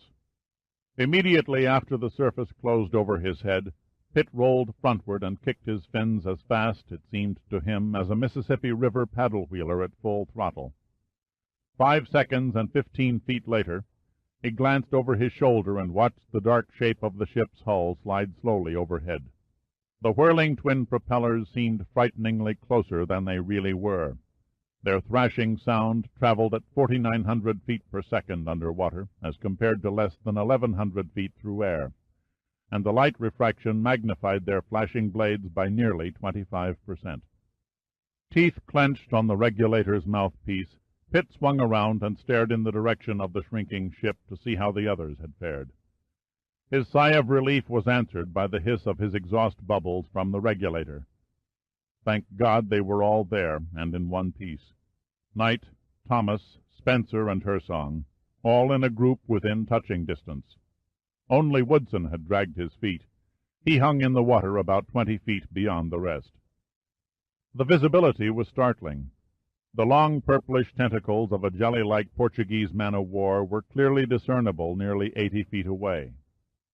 A pair of ugly-looking dragonet fish swam idly across the bottom, their vivid blue and yellow scaleless bodies topped by high, slender gill spines. It was a hidden world, a soundless world, owned by weirdly shaped creatures and decorated by graceful fantasies of form and vibrant hues that defied any attempt at human description. It was also a world of mystery and danger, guarded by a sinister array of weapons, varying from the slaughterous teeth of the shark to the deadly venom of the innocent-looking zebrafish. An intriguing combination of eternal beauty and constant peril. Without waiting for signs of discomfort, Pitt began snorting into the mask to equalize the air pressure of his inner ears to that of the water pressure. When his ears popped, he slowly dove toward the majestic seascape under him and became a part of it. At 30 feet, the reds were left behind, and the depths became a soft blending of blues and greens. Pitt leveled off at 50 and studied the bottom. No sea growth or rocks here, just a patch of submerged desert where miniature sand dunes meandered in unbroken snake-like ripples.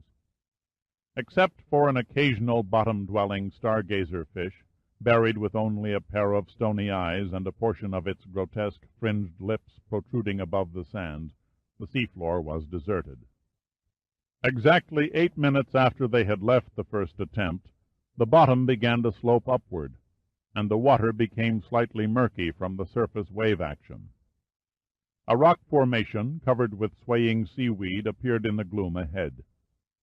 And then suddenly they were at the base of a vertically sheer cliff that rose at an unbroken 90-degree angle until it disappeared into the mirrored surface above. Like Captain Nemo and his companions exploring an undersea garden, Pitt began directing his team of marine scientists to spread out and search for the submarine cave. The hunt took no more than 5 minutes. Woodson, who had angled 100 feet out on the right perimeter, found it first. Signaling Pitt and the others by rapping his knife against his air tank, he motioned for them to come, and went swimming off along the northern face of the cliff to a point beyond a weed-encrusted crevasse. There he paused and held up a leveled arm. And then Pitt saw it, a black and ominous opening just 12 feet below the surface. The size was perfect, big enough for a submarine, or, for that matter, a locomotive to have been driven in. They all hung suspended in the clear crystal water, their eyes fixed on the cave entrance, hesitating, exchanging glances. Pitt moved first, entering the hole. Except for a few dim flashes of light, reflected from the whites of his heels, he disappeared completely from view, swallowed by the yawning cavity. He leisurely beat the water with his fins and let an incoming swell help carry him slowly through the tunnel. The bright blue-green of the sunlit sea rapidly transformed into a kind of deep twilight blue. At first Pitt could see nothing, but soon his eyes adjusted to the dark interior, and he began to make out a few details of his surroundings. There should have been a myriad of marine life clinging to the tunnel walls. There should have been darting crabs, winking limpets and barnacles, or crawling lobsters, sneaking about in search of tasty shellfish. There were none of these. The rocky sides were barren, and they were coated with a reddish substance that clouded the water whenever Pitt touched the smooth, unnatural material. He rolled face up and inspected the arched roof, watching in fascinated interest as his exhaust bubbles rose and wandered across the ceiling like a trail of quicksilver, seeking escape from a vial. Abruptly the roof angled upward, and Pitt's head broke the surface. He looked around, but saw nothing. A gray cloud of mist obscured everything. Puzzled, he ducked his head back in the water and dove, leveling out at 10 feet. Beneath him a cylindrical shaft of cobalt light flowed in from the tunnel. The water was as clear as air. Pitt could see every nook and cranny of the cavern's submerged area. An aquarium. That was the only way Pitt could describe it. But for the fact that there were no portholes in the walls, the cavern could have easily passed for the main tank at Marineland in California. It was a far cry from the tunnel. Marine life abounded everywhere. The lobsters were here, and so were the crabs, the limpets, the barnacles, even a heavy growth of kelp. There were also roving schools of brilliantly colored fish. One fish in particular caught Pitt's eye, but before he could get closer, it saw his approach and flashed into a protective rock fissure. For several moments Pitt took in the breathtaking scene. Then, suddenly, he started as a foreign hand grabbed his leg. It was Ken Knight, and he was motioning toward the surface. Pitt nodded and swam to the top. Again he was greeted by the heavy mist. Pitt spit out his mouthpiece. "What do you make of it?" he asked.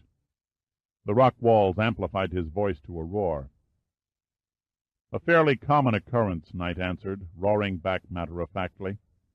Every time a swell hits the entrance outside, the force runs like a piston through the tunnel, compressing the air already trapped in the cavern. When the pressure recedes, the expanded moisturized air cools and condenses in a fine mist. Knight paused to blow some mucus from his nose.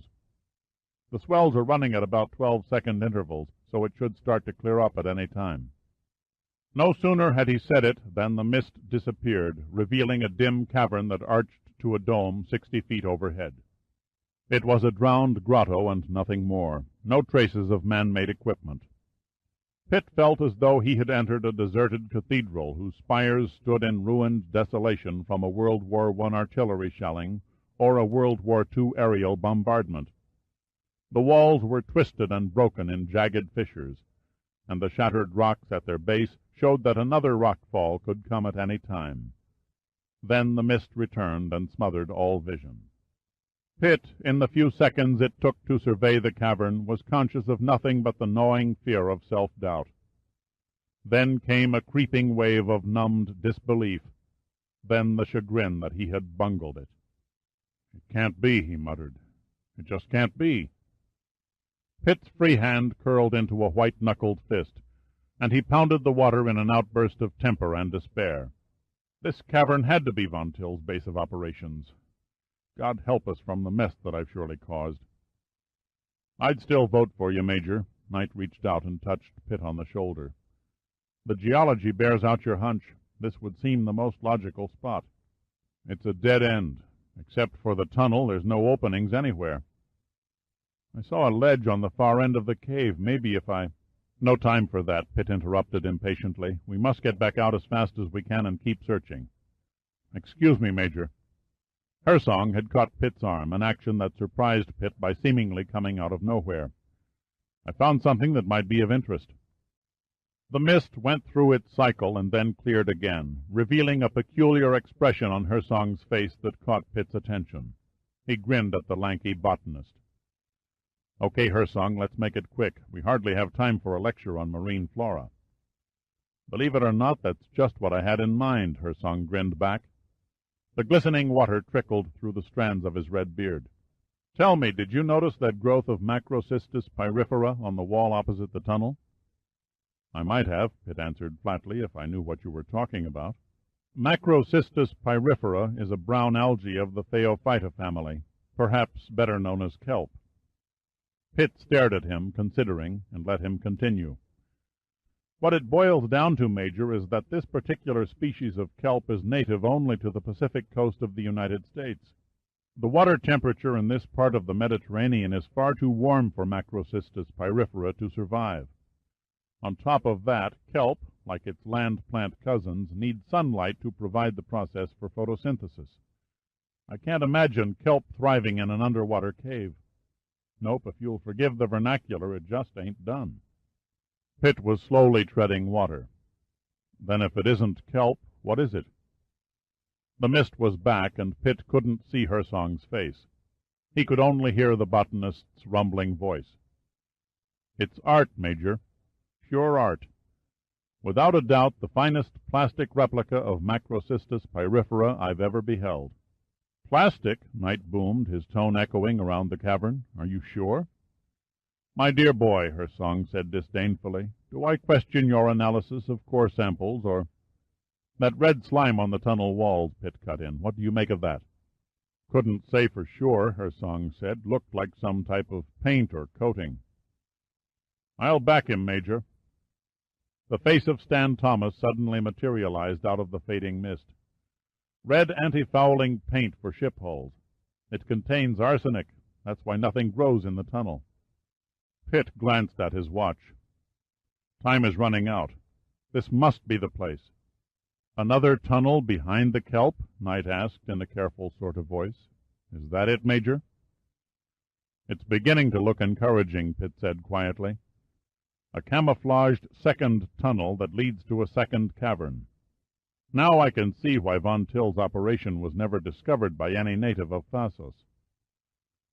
"Well," Hersong purged the water from his mouthpiece, "I guess we keep going." "We have no other option," Pitt said. "Are we all ready for another go?" All present and accounted for, except for Woodson, Spencer answered. Suddenly, at that instant, a flashbulb flooded the cavern in a bright blue light. Nobody smiled, Woodson observed sourly. He had drifted off to the far wall of the cavern, trying for the widest possible lens angle. Next time, yell sex, Spencer joked back. It wouldn't matter, Woodson grunted. None of you know what it means anyway. Pitt grinned and moved off. He rolled forward and jackknifed, diving to the bottom like an airplane on a strafing run. The others continued, spaced out at 10-foot intervals.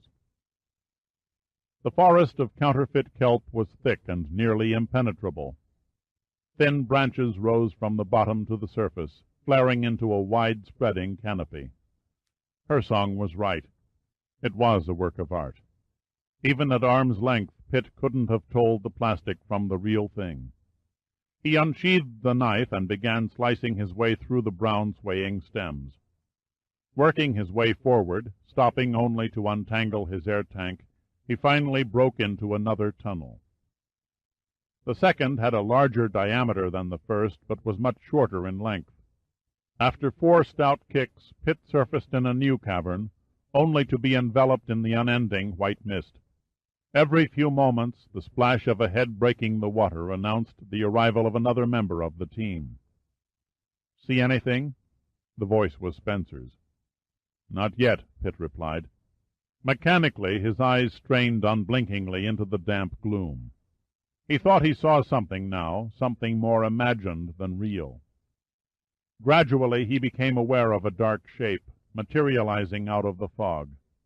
And then, suddenly, it was absolutely and concretely there, the smooth, black metal hull of a submarine. Pitt spat out his mouthpiece, swam over to the sub, and grabbed hold of the bow planes, pulling himself onto the deck. Pitt's mind became absorbed in the submarine.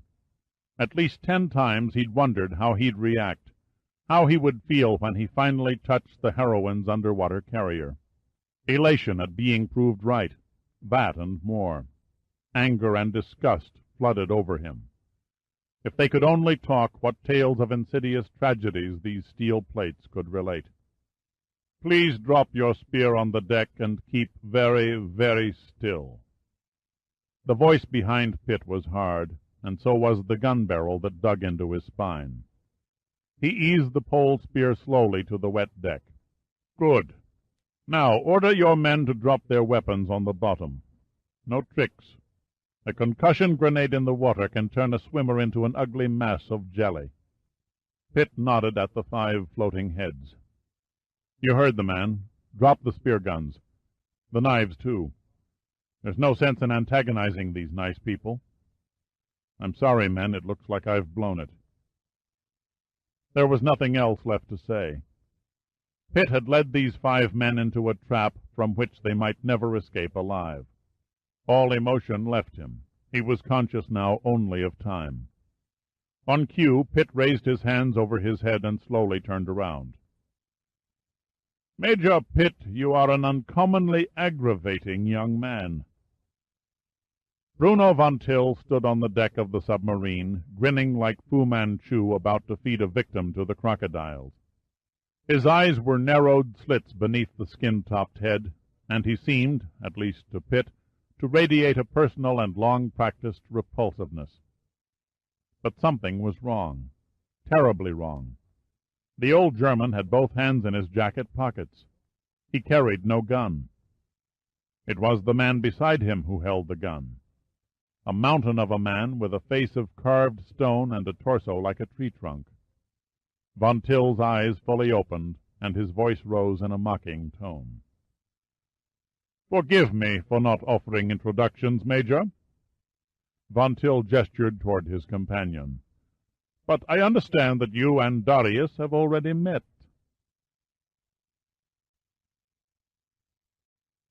Chapter 17. "You seem surprised to see me, Major," Darius murmured satanically. "I can't tell you what a great pleasure it is to meet you again under more favorable terms." He jammed the nasty-looking Luger against Pitt's throat. "Please do not move and force me to kill you prematurely. Your quick and sudden death would only cheat me out of a great deal of personal satisfaction and pleasure. I said I had an account to settle with you and your ugly little friend. Now the hour has arrived to repay my debt for the pain I have suffered at your hands, or, more correctly, feet." Pitt did his damnedest to look casual. "Sorry to disappoint you, but Giordino stayed home this trip." "Then his punishment shall be added to yours." Darius smiled pleasantly, then lowered the gun and calmly shot Pitt in the leg. The sharp crack of the Luger amplified to a thunderclap within the rock-walled cavern. A blow, like the thrust of a red-hot poker, jerked Pitt sideways and knocked him backward 2 steps. Somehow, he never really knew how, he managed to remain on his feet. The 9mm bullet had torn through the fleshy part of his thigh, missing the bone by a scant 1/4 of an inch and leaving a neat little reddish hole at the entrance and a slightly larger one at the exit. The burning sensation quickly left, and his leg became numb with shock. The real pain, he was sure, would soon follow. "Come now, Darius," von Till spoke reprovingly. "Let us not overindulge ourselves in crudity. We have more important matters to resolve before you pursue your little eye-for-an-eye sport. My apologies, Major Pitt, but you must admit you have only yourself to blame. Your well-aimed kick in such a delicate location will require Darius to limp for at least another 2 weeks. "I'm only sorry I didn't boot him twice as hard," Pitt said through clenched teeth. Von Till ignored him. He said to the men in the water, "Drop your diving equipment on the bottom, gentlemen, then climb up on deck. Quickly, we have little time to waste." Thomas raised his mask and threw an if-looks-could-kill stare at Von Till. "We're damn well comfortable right where we are." Von Till shrugged. "Very well, it seems you need an incentive." He turned and shouted into the dim shadows of the cavern, "Hans, the lights!" Suddenly a string of overhead floodlights burst on, illuminating the cavern from ceiling to water. Pitt could now see that the submarine was moored to a floating dock that began at a tunnel entrance on the far wall and extended 200 feet across the water like an enormous wooden tongue. The domed ceiling was much lower in this inner cavern as compared to the outer one, but its horizontal area was several times larger. The square footage would have easily equaled a football field. Along the right wall, on an overhanging ledge, 5 men stood in frozen immobility, their hands gripped on leveled machine pistols.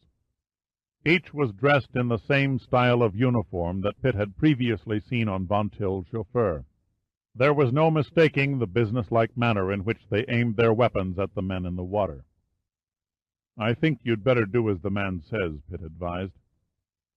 The mist returned, but the burning lights kept it to a minimum, dooming any chance for escape.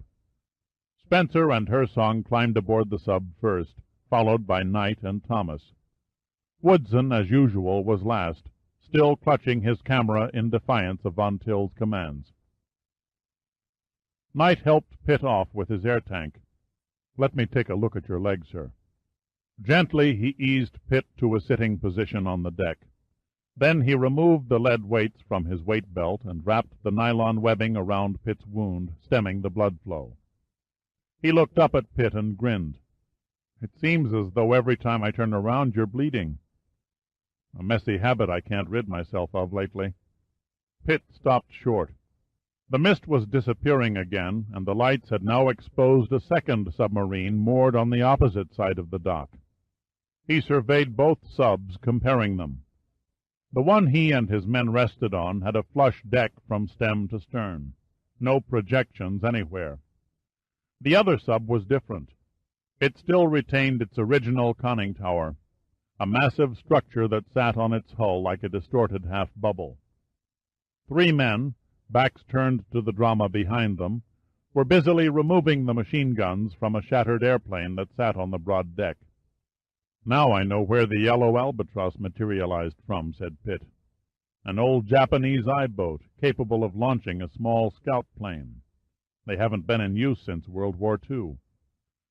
"Yes, a handsome specimen," Von Till said jovially. "I'm honored you could identify it. Sunk by an American destroyer off Iwo Jima in 1945, raised by Minerva Lines in 1951. I've found the combination of submarine and aircraft a most useful method of delivering small cargoes into areas that demand extreme discretion. A handy toy for also attacking United States airfields and research ships, Pitt added. "Touché, Major," von Till murmured. "At dinner the other night you guessed that the plane came from the sea. You were groping blindly, but you came much closer than you thought. I can see that now." Pitt shot a quick glance at the tunnel entrance. Two more guards leaned negligently against the walls of the opening. Their machine pistols hung carelessly over their shoulders. Pitt started to say, "The antique Albatros—" "Correction," von Till interrupted. "A replica of an Albatros. For my purposes, a slow bi-wing aircraft was the most efficient means of landing and taking off on short fields, dark beaches, or in water beside a ship. The lower wing can, or should I say, could, fold downward in the shape of hydrofoil pontoons. I used the Albatros D3 design with a more modern engine, of course, because the aerodynamics provided the perfect answer to my requirements. And an old shabby-looking airplane would never be suspected of, shall we say, slightly illegal activities. A pity it will never fly again." Von Till pulled a box of cigarettes from his breast pocket and lit one. Then he went on. "My delivery plane was never meant to be armed or flown in combat. It was only after I had no alternative but to assault Brady Field and your precious research ship that I had the guns installed. A drastic move, perhaps, but your Commander Gunn refused to be discouraged by my subtle efforts to sabotage his expedition. There was little to fear from a Sunday swimmer or a diving tourist discovering my little underwater modus operandi. However, a trained ocean scientist, that was something else again. I could not take the risk. The raid was, I am still convinced, an excellent plan. Colonel Lewis would have had no choice but to order its name escapes me. Ah, yes, the first attempt, to evacuate the Thasos coast if the attack had continued unhindered. You couldn't have known, of course, that the Albatros intended to make a token strafing run against the ship immediately after it neutralized the airfield. Inopportunely, Major Pitt, you blundered onto the scene and ruined everything." "The fortunes of war," Pitt offered sarcastically. "It is a shame really cannot be here to hear you say that." "Where is good old Peeping Tom Willie?" Pitt asked. "Willie was the pilot," von Till answered. "When the Albatros crashed into the sea, poor Willie was trapped in the wreckage. He drowned before we could reach him." Von Till's face abruptly became hard and menacing. "It seems you cost me my chauffeur and pilot, as well as my dog." "Gullibility on Willie's part," Pitt said quietly. "I succored him with the same old balloon trick that the British used on Kurt Hybert. As to the dog, before you sick another one of your hydrophobic bitches on your next unsuspecting dinner guest, I suggest you count your table utensils." Von Till looked at Pitt curiously for a moment. Then he nodded knowingly. "Remarkable. Quite remarkable. You killed my champion hound with a knife from my own dinner table. Most ungracious of you, Major, to say the least. May I ask how you were forewarned?" "Premonition," Pitt replied. "No more, no less. You should never have tried to kill me. That was your first mistake. It is a pity your escape from the labyrinth only prolonged your existence by a few hours." Pitt nonchalantly glanced past Von Till and Darius. The ominous black tunnel was now strangely empty. The two guards had disappeared. Not so the 5 guards who lined the cavern wall with the machine pistols. They looked as menacing as ever. "Your reception committee leads me to believe you are expecting us," Pitt murmured quietly. "Of course we were expecting you," Von Till acknowledged matter-of-factly. "Good friend Darius here informed me of your impending arrival. The exact time became apparent when the first attempt began acting suspiciously. No captain in his right mind would run his ship that close into the Thasos cliffs." "How many pieces of silver did it take for Darius to turn traitor?" "The exact sum wouldn't be of interest to you," said Von Till. "The fact is, Darius has been in my employ for 10 years. You might say that our association has proved to be quite mutually rewarding." Pitt stared into Darius' coal-black eyes. "No matter how you slice it, it still adds up to treason. That's your second mistake, Von Till. Hiring a slimy cockroach of a bastard like Darius, it's bound to backfire." Darius shivered in involuntary rage. The Luger protruded from his massive fist as if it were a mutant growth extension, and it was aimed unsteadily at Pitt's navel. Von Till shook his head tiredly. "Antagonizing Darius will only make you very, very dead. What's the difference? You're going to kill all of us anyway." "Premonition again, Major. It serves you well." Von Till spoke cheerfully, too cheerfully to suit Pitt. "I hate surprises," Pitt said caustically. "How and when?" With a practiced flourish, Von Till pushed back his sleeves and carefully studied the dial of his watch. "In 11 minutes, to be exact. That is all the time I can afford." "Why not now?" Darius growled. "Why wait? We have other business at hand." "Patience, Darius," Von Till chided. "You're not thinking. We can use the extra hands to load our supplies on board the submarine." He gazed down at Pitt and smiled. "Because of your wound, Major, you're excused. The rest of your men can begin by carrying the equipment you see on the dock into the forward hatch."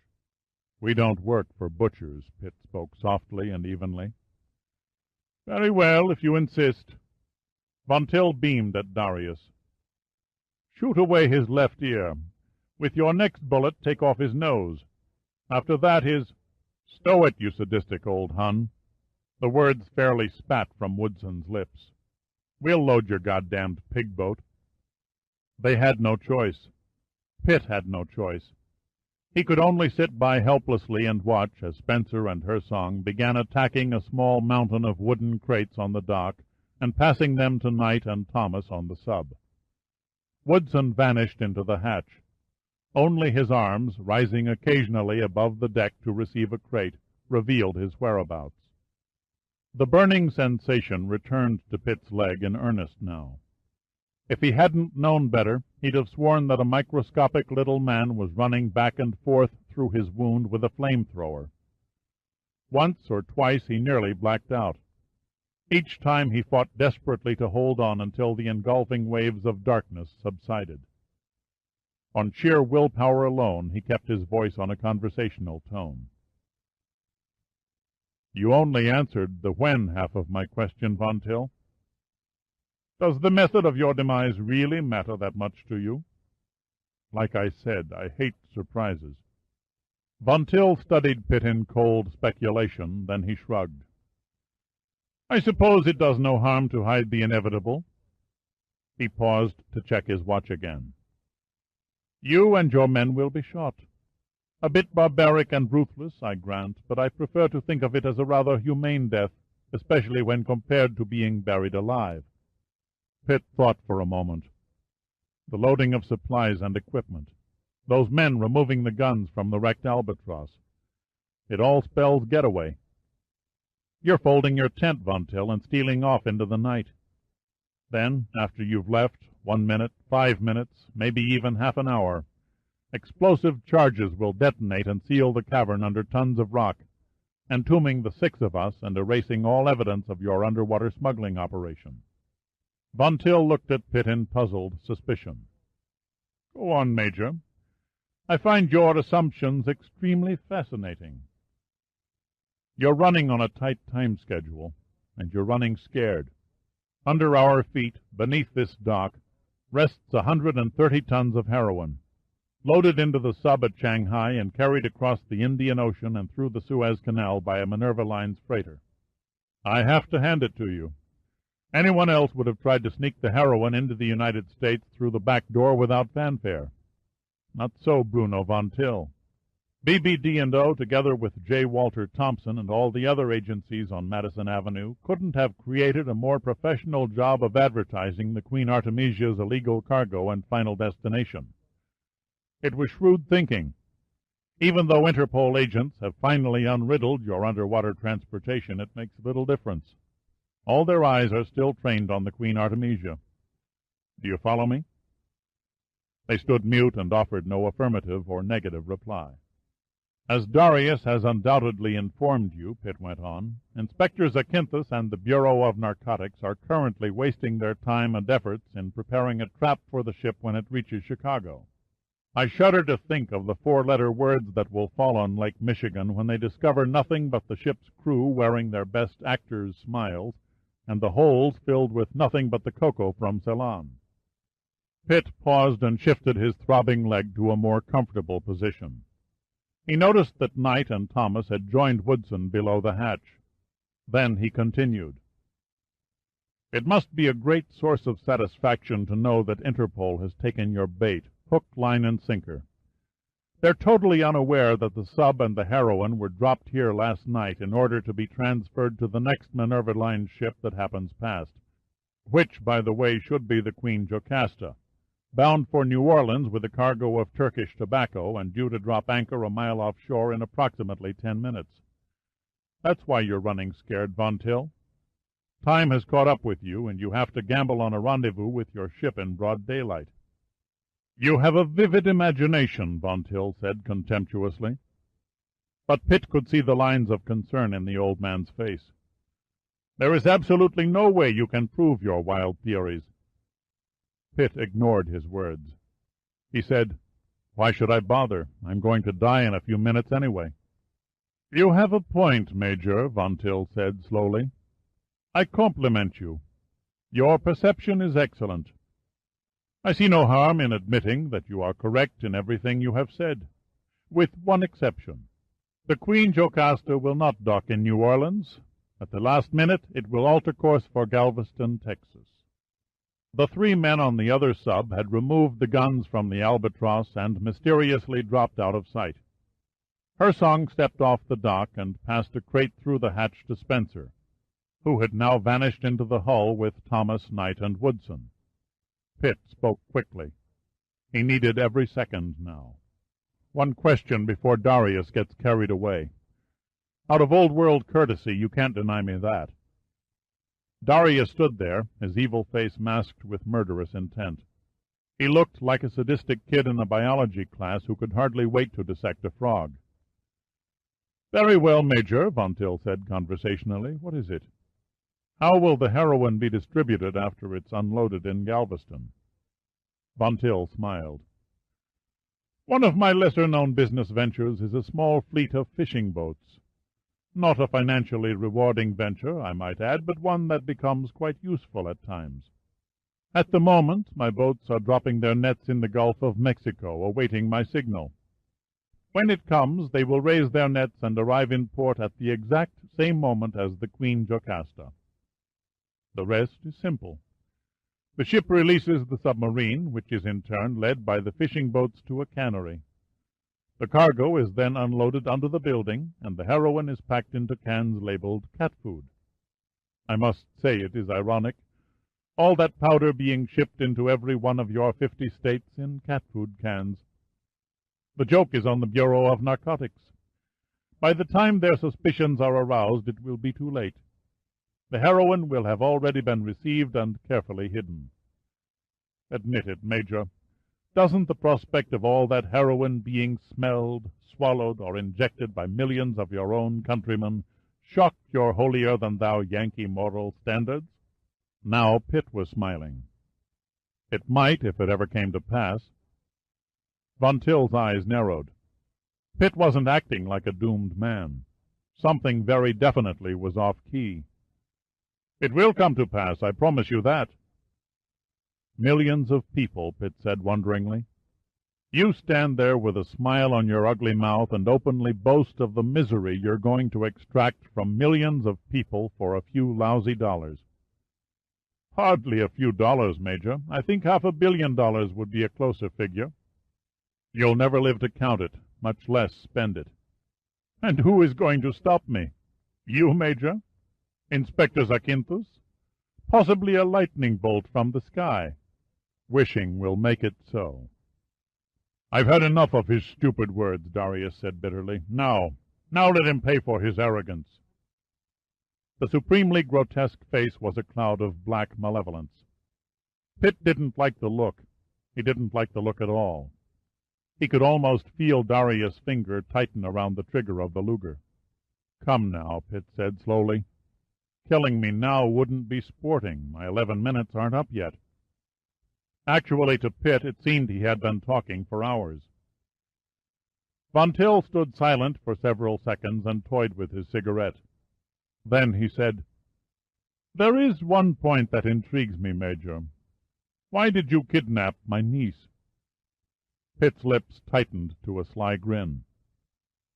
"To begin with, she's not your niece." Darius' face went blank. You could not have known." "I knew," said Pitt evenly. "Unlike you, Von Till, I didn't have the benefit of an informer, but I knew. All in all, Zakynthos gave it a good try, but his plan was headed for failure right from the start. He hid the genuine niece away in a safe place in England and found another girl who resembled her. They hardly had to be exact doubles, since you hadn't laid eyes on the real Terry in over 20 years. Zakynthos also carefully planned his Matahari's cross-country vacation to look like nothing more than an innocent surprise holiday visit by a loving relative. Darius stared at Von Till, his massive jaw seeming to grind Pitt's revelation to pieces. Von Till's expression didn't change. He just slowly nodded in apparent understanding. "Too bad," Pitt said, "it was all for nothing. You weren't the least bit surprised. Darius had seen to that. At that point you had two choices. You could either expose the girl as an impostor and throw her out, or you could play along and feed her false information. Quite naturally, your devious mind chose the latter. You were in your element. You felt like a puppeteer pulling strings. You could now play the girl and Darius on the ends against Zakynthos and Zeno in the middle." "An irresistible situation," said Von Till. "Do you agree?" "You couldn't miss," Pitt went on calmly. "From the time of her arrival until Giordino and I grabbed her from the villa, the girl's every move was closely watched by your chauffeur, under the guise of a sort of bodyguard. Willie stuck with her like a leech. It must have been entertaining work, especially when she sunbathed on the beach. At that, her passion for early morning swimming was nothing but a means of making contact with Zakynthos. It was the only opportunity you gave her to pass him information, all of it worthless. How you must have laughed, knowing she was swallowing every bit of crap you fed her. Then something happened, and Zakynthos began to get wise. Arriving late for their rendezvous one morning, he probably spotted Willie lurking in the bushes, both eyes unerringly focused on the girl in her bikini. Zakynthos couldn't help wondering if Willie had been there observing all the other pre-dawn meetings. Suddenly he saw his well-conceived plan going down the drain. It looked as though you had outsmarted him again. "We could have regained the advantage," Darius sputtered in pure rage, "except for you." Pitt shrugged. "Enter our hero, yours truly, who blundered onto the stage, little knowing he would get clawed, beaten, and shot before the final curtain. My life would have been far less complicated if only I'd stayed in bed that morning instead of taking an early swim. When Terry discovered me, I was taking a nap on the tide line. It was still dark, and she mistook me for Zakynthos, thinking one of your men had murdered him. She damn near went into shock when my apparently lifeless body suddenly sat upright and started a light conversation." The pain wave hit him again, and he gripped his leg as if trying to squeeze the agony away. He forced himself to go on, his words strained through gritted teeth. Something had gone very, very wrong. Zakynthos failed to show, and here was a total stranger who seemingly knew nothing about what was going on. Add to that the staggering odds against an outsider accidentally swimming on that particular deserted beach at 4 in the morning, and you have one confused girl. I'll give her credit, she's a fast thinker. Considering the circumstances, she grabbed at the only conclusion open to her. I had to be on your payroll, Von Till. So she went through her carefully rehearsed biography routine and invited me to the villa for dinner, expecting to throw you a curve by innocently introducing you to your own hired man. Von Till smiled. I am afraid you cooked your own goose, my dear Pitt, with your ridiculous tale about being in charge of garbage collecting. She didn't really believe it, but oddly enough, I did. Not as odd as it seems, Pitt said. No trained agent in his right mind would ever use a cover as hokey as that one. You knew that. Besides, you had no cause for alarm. There was no warning from Darius. It was really only a joke on my part, one that backfired with rather painful results. Pitt hesitated, adjusting the belt covering his wound. When I appeared at your door wearing the oak leaves of a major, you immediately figured I was one of Zakynthos' agents, whom he slipped into the act without Darius' knowledge. Unwittingly, I added fuel to your suspicions by damn near coming out and accusing you of engineering the raid on Brady Field. I was getting warm, too warm to suit you, Von Till. Your solution was to play Houdini and make me disappear. The risk of exposure was small. The chances were that my body, or what was left of it, would never be found in the labyrinth. By this time, the girl caught on to the fact that she had made a terrible mistake. I really was an innocent bystander who really happened to be swimming on that particular beach at 4 a.m. It was too late. The damage was done. She could do nothing but stand by helplessly and keep her mouth shut while you disposed of me. Von Till looked thoughtful. I think I see. I see indeed. You still assumed the girl was my niece, and you kidnapped her out of revenge. You're half right, Pitt came back. Information was my other motive. When someone tries to kill me, I like to know why. Except for you, my only source for the answer was the girl.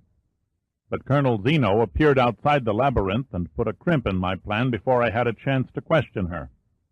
Even so, as matters turned out, I did Inspector Zakynthos a big favor. I fail to understand, Darius said icily. For Zakynthos, the abduction was made to order. The girl's usefulness was over, and as long as she continued to play the role of your niece, her life wasn't worth 2 cents. Somehow he had to discreetly slip her away from the villa and off the island. As it turned out, I played into his hands and laid her at his feet on a silver platter. However, Zakynthos wasn't out of the woods yet. A new and totally unexpected pair of problems faced him, Giordino and myself.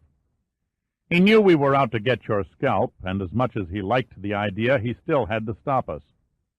Legally, he had no jurisdiction and couldn't detain us by force. So he did the next best thing and asked us to cooperate with Interpol. That way he could watch us like a hawk. You are quite correct, Major. Von Till ran a hand over his hairless pate, wiping the moisture from the gleaming skin. I had every intention of killing the girl. Pitt nodded. I wondered why Zakynthos was so insistent that I keep Terry on board the first attempt. She'd be safe from you, and could keep an eye on Giordino and me. It didn't dawn on me until this morning what game the girl was playing and whose side she was on. Darius stared at Pitt in bleak puzzlement. What goes on here, Major Pitt? You could not possibly have known all this. Nice girls don't carry .25 caliber automatic Mausers taped to their legs, Pitt said. That's a sure sign of a professional. Terry wasn't carrying a gun when I met her on the beach. Giordino discovered it when he snatched her off the couch in the villa's study. Obviously, she feared someone inside, not outside the villa. You are even more perceptive than I gave you credit for, Von Till said bitterly. I may have slightly underestimated you, but it makes little or no difference on the outcome. Only slightly underestimated? Pitt asked, consideringly. I wonder. If I've been wise to the girl's deception, why do you think I'd stand by and allow her to drug the first attempt's radio operator so that she could sneak off a message to Inspector Zakynthos, announcing my intention to explore the cavern? The answer is simple, Von Till said smugly. You didn't know Darius was working for me. He received the girl's message, but unfortunately for you, neglected to pass it on to Inspector Zakynthos. Face it, Major, you got involved with matters far above your head. Pitt didn't reply immediately. He sat quite still, absorbing the pain that burned in his leg, wondering if now was the right moment. It would be impossible to go on much longer. His vision was beginning to blur around the edges. Yet he couldn't overplay his hand. He turned his head slightly and stared dully up at Darius. The Luger was still aimed at Pitt's navel. This had to be it, he told himself. He hoped to God his timing was right. "I agree," he said casually. "It just goes to prove you can't win them all, can you, Admiral Hibert?" At first von Till didn't respond. He stood there, his face without expression. Then the sheer incredibility of Pitt's words began to register. He took a step toward Pitt, his mouth barely moving. What did you call me?" he asked in a tight whisper. "Admiral Hibert," Pitt repeated. "Admiral Erich Hibert, commander of Nazi Germany's transportation fleet, fanatical follower of Adolf Hitler, and brother of Kurt Hibert, the World War I ace." What little color was left drained from his face. You have lost your senses. The U-19, that was your final mistake." "Nonsense, utter nonsense." The tight lips spoke low and unbelieving. "The model in your study. It struck me as strange at the time. Why would an ex-combat pilot display a replica of a submarine instead of the aircraft he flew during wartime? Pilots are as sentimental about those things as sailors. It didn't figure. The ultimate irony is that Darius, not knowing your true identity, used Inspector Zakynthus' radio to contact the German Naval Archives in Berlin at my request." "So, that was what you were after," Darius said, his eyes still watchful. "It was handled as a routine inquiry. I asked for a crew list of the U-19. I also contacted an old friend in Munich, a World War I aviation buff, and asked him if he knew of any flyer by the name of Bruno von Till. The replies were most interesting. A von Till actually flew for the German Imperial Air Service, all right, but you claimed to have flown with Kurt Hibert in Jasta 73 out of the Xanthi Aerodrome in Macedonia. The real von Till flew with Jasta 9 in France from the summer of 1917 until the armistice in November of 1918. He never left the Western Front. The next intriguing tidbit was the first name on the U-19's crew roster, a Commander Erich Hibert. Being an inquisitive cuss, I didn't stop there. I radioed Berlin again, this time from the ship, and asked them to send all available information on Erich Hibert. That did it. I couldn't have created a bigger stir with the German authorities if I'd resurrected Hitler, Goering, and Himmler all in one swoop. "Sheer babble. He's delirious." The shrewd, calculating Fu Manchu look had returned to the old German's face.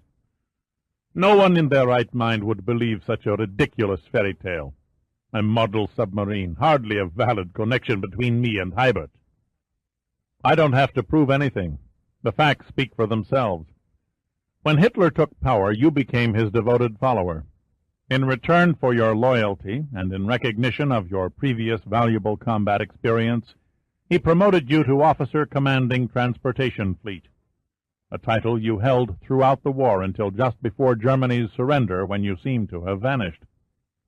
"That has nothing to do with me," von Till said angrily. "You're wrong," Pitt returned. The real Bruno von Till married the daughter of a wealthy Bavarian businessman, who, among other interests, owned a small fleet of merchant ships that sailed under the flag of Greece. Von Till knew a good thing when he saw it. He took out Greek citizenship papers and became managing director of Minerva Lines.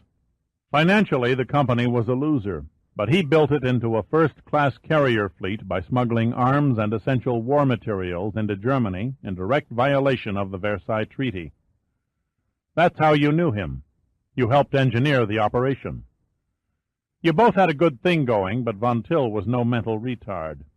He figured the Axis powers would lose in the end, so he threw his lot with the Allies early in the war. "You failed to make a connection," Darius said. Pitt had his interest, but it could just as easily fade at any moment. Now comes the good part. Your boss, Darius, isn't the man to leave anything to chance. A less clever man would have simply tried to vanish. Not Admiral Erich Hibert. He was much too cunning. Somehow he made his way through the Allied lines to England, where the bona fide von Till was living, murdered him, and took his place. How was it possible? Darius demanded. It wasn't only possible, Pitt said to Darius. It was accomplished to the letter. They were both roughly the same size and build.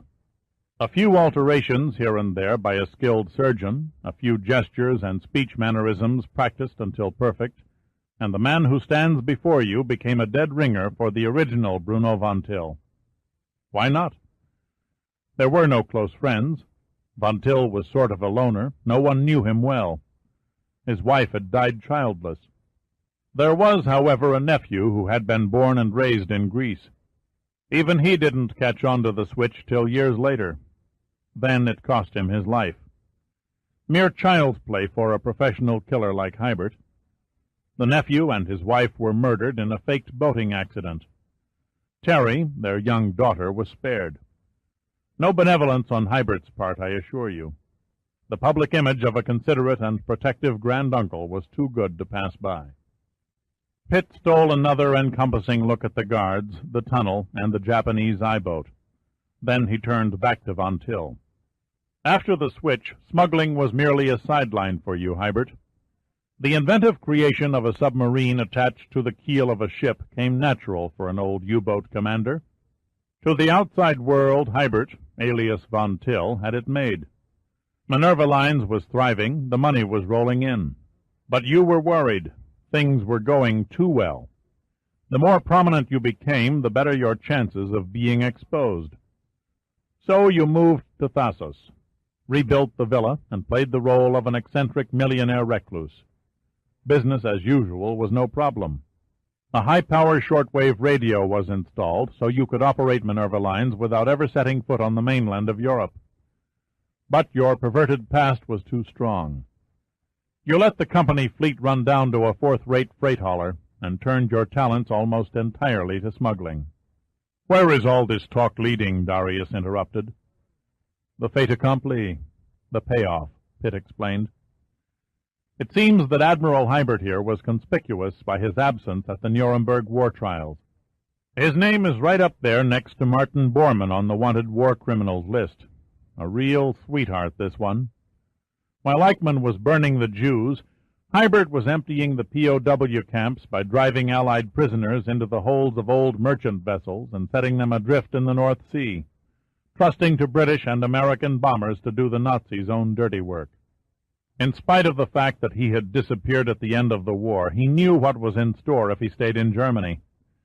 He was convicted in absentia by the International Military Tribunal at Nuremberg and sentenced to death. It's a pity he wasn't hung before now. Still, it's better late than never. Pitt had played his last card. There was nothing left for him but to hope. He could stall no more. Well, there you have it. A few facts, a few educated guesses. The story's a bit sketchy, I admit. The Germans could only radio a brief outline of the information they had in their files. The exact details may never become known. No matter. You're a dead man, Hybert. Von Till looked at Pitt in cold speculation. Pay no attention to the Major, Darius. His whole make-believe tale is nothing but the clever stall of a desperate man. Von Till paused, listening. At first the sound was faint. It seemed like an eerie thumping. Then Pitt recognized it as the heavy tread of hobnail boots moving closer along the wooden deck. The mist was back, and its moist atmosphere cloaked any shape or form, while at the same time it amplified the approaching footsteps into a kettle-drum beat. It sounded as though the unseen noisemaker was lifting his feet and dropping them with much more force than necessary. Then a ghostly and faceless figure, dressed in the uniform of Von Till's bodyguards, grew out of the mist. Barely discernible, the figure stopped several feet back and clicked his heels. "The Queen Jocasta has dropped anchor, sir." The voice spoke in a low, guttural tone. "You idiot!" Von Till snapped, angry at the interruption. "Return to your post!" "No more delays," Darius snarled. "Just one bullet in the Major's groin so he can linger in agony." The Luger's muzzle fell to Pitt's lower torso. "Whatever's fair," Pitt said quietly.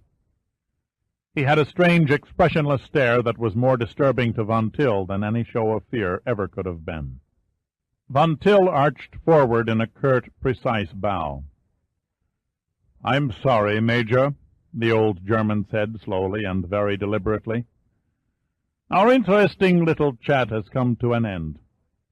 Please forgive me if I fail to provide the traditional blindfold and last cigarette." He said nothing more. The evil, venomous smirk on his face spoke for him, and Pitt braced himself for the almost certain blast from Darius' gun. Chapter 18. The last chapter. A gun roared. Not the sharp bark of a Luger, but the heavy, ear-stunning roar of a big-bore 45 Colt automatic. Darius shouted in pain as the Luger flew from his hand into the water. Giordino, in a uniform at least 2 sizes too large, nimbly leaped off the dock onto the sub-deck and shoved the Colt into Von Till's left ear. Then he turned to admire his marksmanship. "Well, what do you know? I even remembered to remove the safety." "Nice going," Pitt said. "Errol Flynn couldn't have made a more dramatic entrance." Their faces confused and uncomprehending, Von Till and Darius stood frozen in mute shock. The hot floodlights glared through the mist, burning it away completely, and the guards on the ledge could see that something totally unexpected had occurred on the sub's deck. As if drawn by one string, all 5 men raised their machine pistols and aimed them directly at Pitt. "Keep your fingers off the triggers," Giordino's voice boomed against the rock walls. "Shoot Major Pitt and I splatter your boss's brains halfway to Athens. Shoot and you all die. There are guns trained on your hearts. I'm not bluffing. Look at the tunnel." If there was one thing in the cavern whose supply outdistanced its necessity, it was the machine pistol. There were 10 more of them in the hands of the toughest bunch of men Pitt had ever seen. They were grouped in loose formation around the tunnel entrance, 4 in the prone position, 3 kneeling, and 3 standing. Pitt almost had to look twice to make them out clearly. Their black and brown camouflaged field dress blended perfectly into the craggy shadows. Only their maroon berets, the hallmark of an elite outfit, betrayed their presence to the casual eye. Giordino continued. "Now, please turn your attention to the submarine at my rear." It wasn't exactly the straw that broke the camel's back, but it was the ugly air-cooled machine gun, gripped by a fiendishly grinning Colonel Zeno on the I-boat's conning tower, that broke the bodyguard's will to fight. Slowly they lowered their guns and raised their hands in the air. All except one. He hesitated and paid the price. Zeno fanned the trigger of his weapon. 2 bullets, no more, spat from the air-cooled barrel in one brief blast. The unthinking, unfortunate guard slumped soundlessly to the ground and rolled limply into the water, staining the brilliant cobalt blue with a growing cloud of red. "Now, walk. Don't run to the nearest exit," Giordino said casually, "your hands clasped on your heads." Pitt, the tired expression on his face reflecting the gnawing pain in his leg, said to Giordino, "You sliced your timing pretty thin." "The capital of Italy wasn't constructed in 24 hours, Giordino paraphrased pontifically. After all, swimming ashore, finding Zakynthos, Zeno, and their roving band of commandos, and then leading them through that god-awful labyrinth on the run wasn't the most leisurely of chores. Did you have any trouble with my directions?" "No problem. The elevator shaft was right where you said it'd be." Von Till moved close to Pitt, his eyes cold as ice. "Who told you about the elevator?" "No one," Pitt replied tersely. "Wandering through the labyrinth, I accidentally took a side corridor that ended at a ventilator shaft. I heard the sound of generators somewhere beyond the opening. Their purpose came to me when I was sure of the sea cavern. Your villa sits on a near vertical line above the shoreline cliffs. An underground elevator had to be the only means of moving from the villa to the cavern without detection. The shaft, the cavern, and passageways were a made-to-order arrangement for smuggling, courtesy of the Phoenicians over 2,000 years ago." "Wait a minute," Giordino cut in. "Are you suggesting that somebody was smuggling out of here before Christ?" "You didn't do your homework," Pitt grinned. "If you'd read the brochure that Zeno handed out before we started on the tour of the ruins, you'd know that Thasos was originally settled by the Phoenicians to exploit its gold and silver deposits. The tunnels and shaft are part of an ancient mine. Eventually it was worked out and abandoned. The Greeks discovered it a few hundred years later and thought it was some kind of mysterious labyrinth built by the gods. A movement on the dock attracted Pitt's attention, and he looked up. Zakynthos appeared seemingly out of nowhere and stood, staring down at Pitt for several long moments. Finally he asked, "How's the leg?" Pitt shrugged. "It'll probably smart a bit when the barometer drops, but it shouldn't slow up my sex life. Colonel Zeno sent 2 of his men after a stretcher. They should be here in a few minutes." "Were you able to overhear any of our enlightening conversation?" Zakynthos nodded. "Every word. The acoustics in here would do credit to Carnegie Hall." "You'll never prove any of it," von Till said in contempt. His lips curled in a sneer, but there was a trace of desperation in his eyes. "As I've said," Pitt murmured tiredly, "I don't have to prove anything. At this minute, 4 war criminal investigators are flying here from Germany, courtesy of the United States Air Force, who were only too happy to lend a helping hand after your little shooting party at Brady Field. Each one of those 4 men is a specialist. They know every hidden identity trick in the book. Plastic surgery, a different voice, your advanced age, nothing will fool them. I'm afraid it's the end of the voyage for you, Admiral." "I am a Greek citizen," von Till said arrogantly. "They have no legal right to abduct me to Germany." "Cut the masquerade," Pitt lashed back.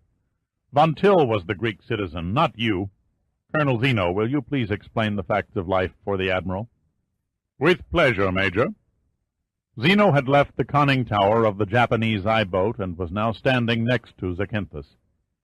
He grinned broadly under the big flowing mustache and eyed von Till with piercing scrutiny. "We take a dim view of anyone who enters our country illegally, and we greatly dislike playing host to a wanted war criminal. If you are indeed Admiral Eric Hybert, as Major Pitt claims, I shall personally see to it that you are turned over to the war criminal investigators and placed on the first plane back to Germany and the gallows." "A most appropriate and convenient ending," Zakynthos said slowly. "It saves the taxpayers the expense of a long, drawn-out trial for narcotic smuggling. On the other hand, we lose the opportunity to bag half the illegal drug buyers in North Africa." "Aren't you forgetting that opportunity makes the thief?" Pitt grinned. "What do you mean by that?"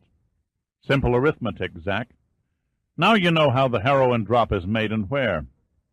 It would be an easy matter to take over the Queen Jocasta, keep the crew incommunicado, and deliver the goods in person. I'm certain the proper authorities could hush up Hybert's capture until you can spring your trap at the cannery in Galveston." "Yes," Zakynthos said consideringly. "Yes, by God, it just might work. Providing I can find a crew to operate the ship and submarine on short notice." "The Mediterranean 10th Fleet," Pitt offered. "Use your influence and make an urgent request to our Navy for an emergency crew. They can be airlifted into Brady Field. Time-wise, it shouldn't set the Queen Jocasta off schedule for more than 5 or 6 hours. If you push the old tub, you can make that up in a day and a half." Zakynthos surveyed Pitt with mixed curiosity and admiration. "You certainly don't miss much, do you?" Pitt shrugged, retaining his grin. "I try." "There is one thing I wish you'd explain." "Name it." "How did you know Darius was an informer?" "I smelled a rat when I searched the Queen Artemisia. The transmitter in the radio cabin was set on the same frequency as the set in your office. I must confess at the time I thought it might be any one of you. The field narrowed down to Darius after I swam ashore and met Giordino. He said that Darius had been stationed on your radio during the entire time between the arrival and departure of the Queen Artemisia. It was a cozy arrangement. While you and Zeno were on a wild goose chase, keeping an eye on the villa and battling mosquitoes, Darius was comfortably sipping his metaxa and notifying Hybert of your every move. That's why I had the ship all to myself. The crew members were all busy down in the bilges, releasing the sub. The captain hadn't bothered posting a lookout because Darius had assured him all was clear. What Darius didn't know, and even you didn't know, Zack, was that I intended to swim out and scout the ship from the water. You suspected nothing when Giordino and I volunteered to watch the ship from the beach. It was only at the last minute, when I saw no sign of the Queen Artemisia's crew, that I decided to sneak on board for a closer look. My apologies for not clearing my actions with you, but I was certain that you'd have raised hell and tried to stop me." "I'm the one who should offer apologies," Zakynthos said. "I deserve the Dunce Award of the Year. God, how could I have been so blind? I should have guessed something was wrong when Darius was never able to intercept any messages between the passing Minerva ships and the villa." "I could have relayed my suspicions to you on the road this morning," Pitt said, "but it hardly seemed the right time or place, particularly in front of Darius. Secondly, without 100% proof, I doubt seriously whether you or Zeno would have believed my accusation." "You were quite right," Zakynthos admitted. "Tell me this. Where did you find out about the Queen Jocasta?" "The Air Force has a funny habit about loaning out their vehicles. Sooner or later they want them back. After Giordino and I left you, we stopped off at Brady Field and returned the truck to the motor pool. Colonel Lewis was waiting for us. It was he who alerted me to the Queen Jocasta.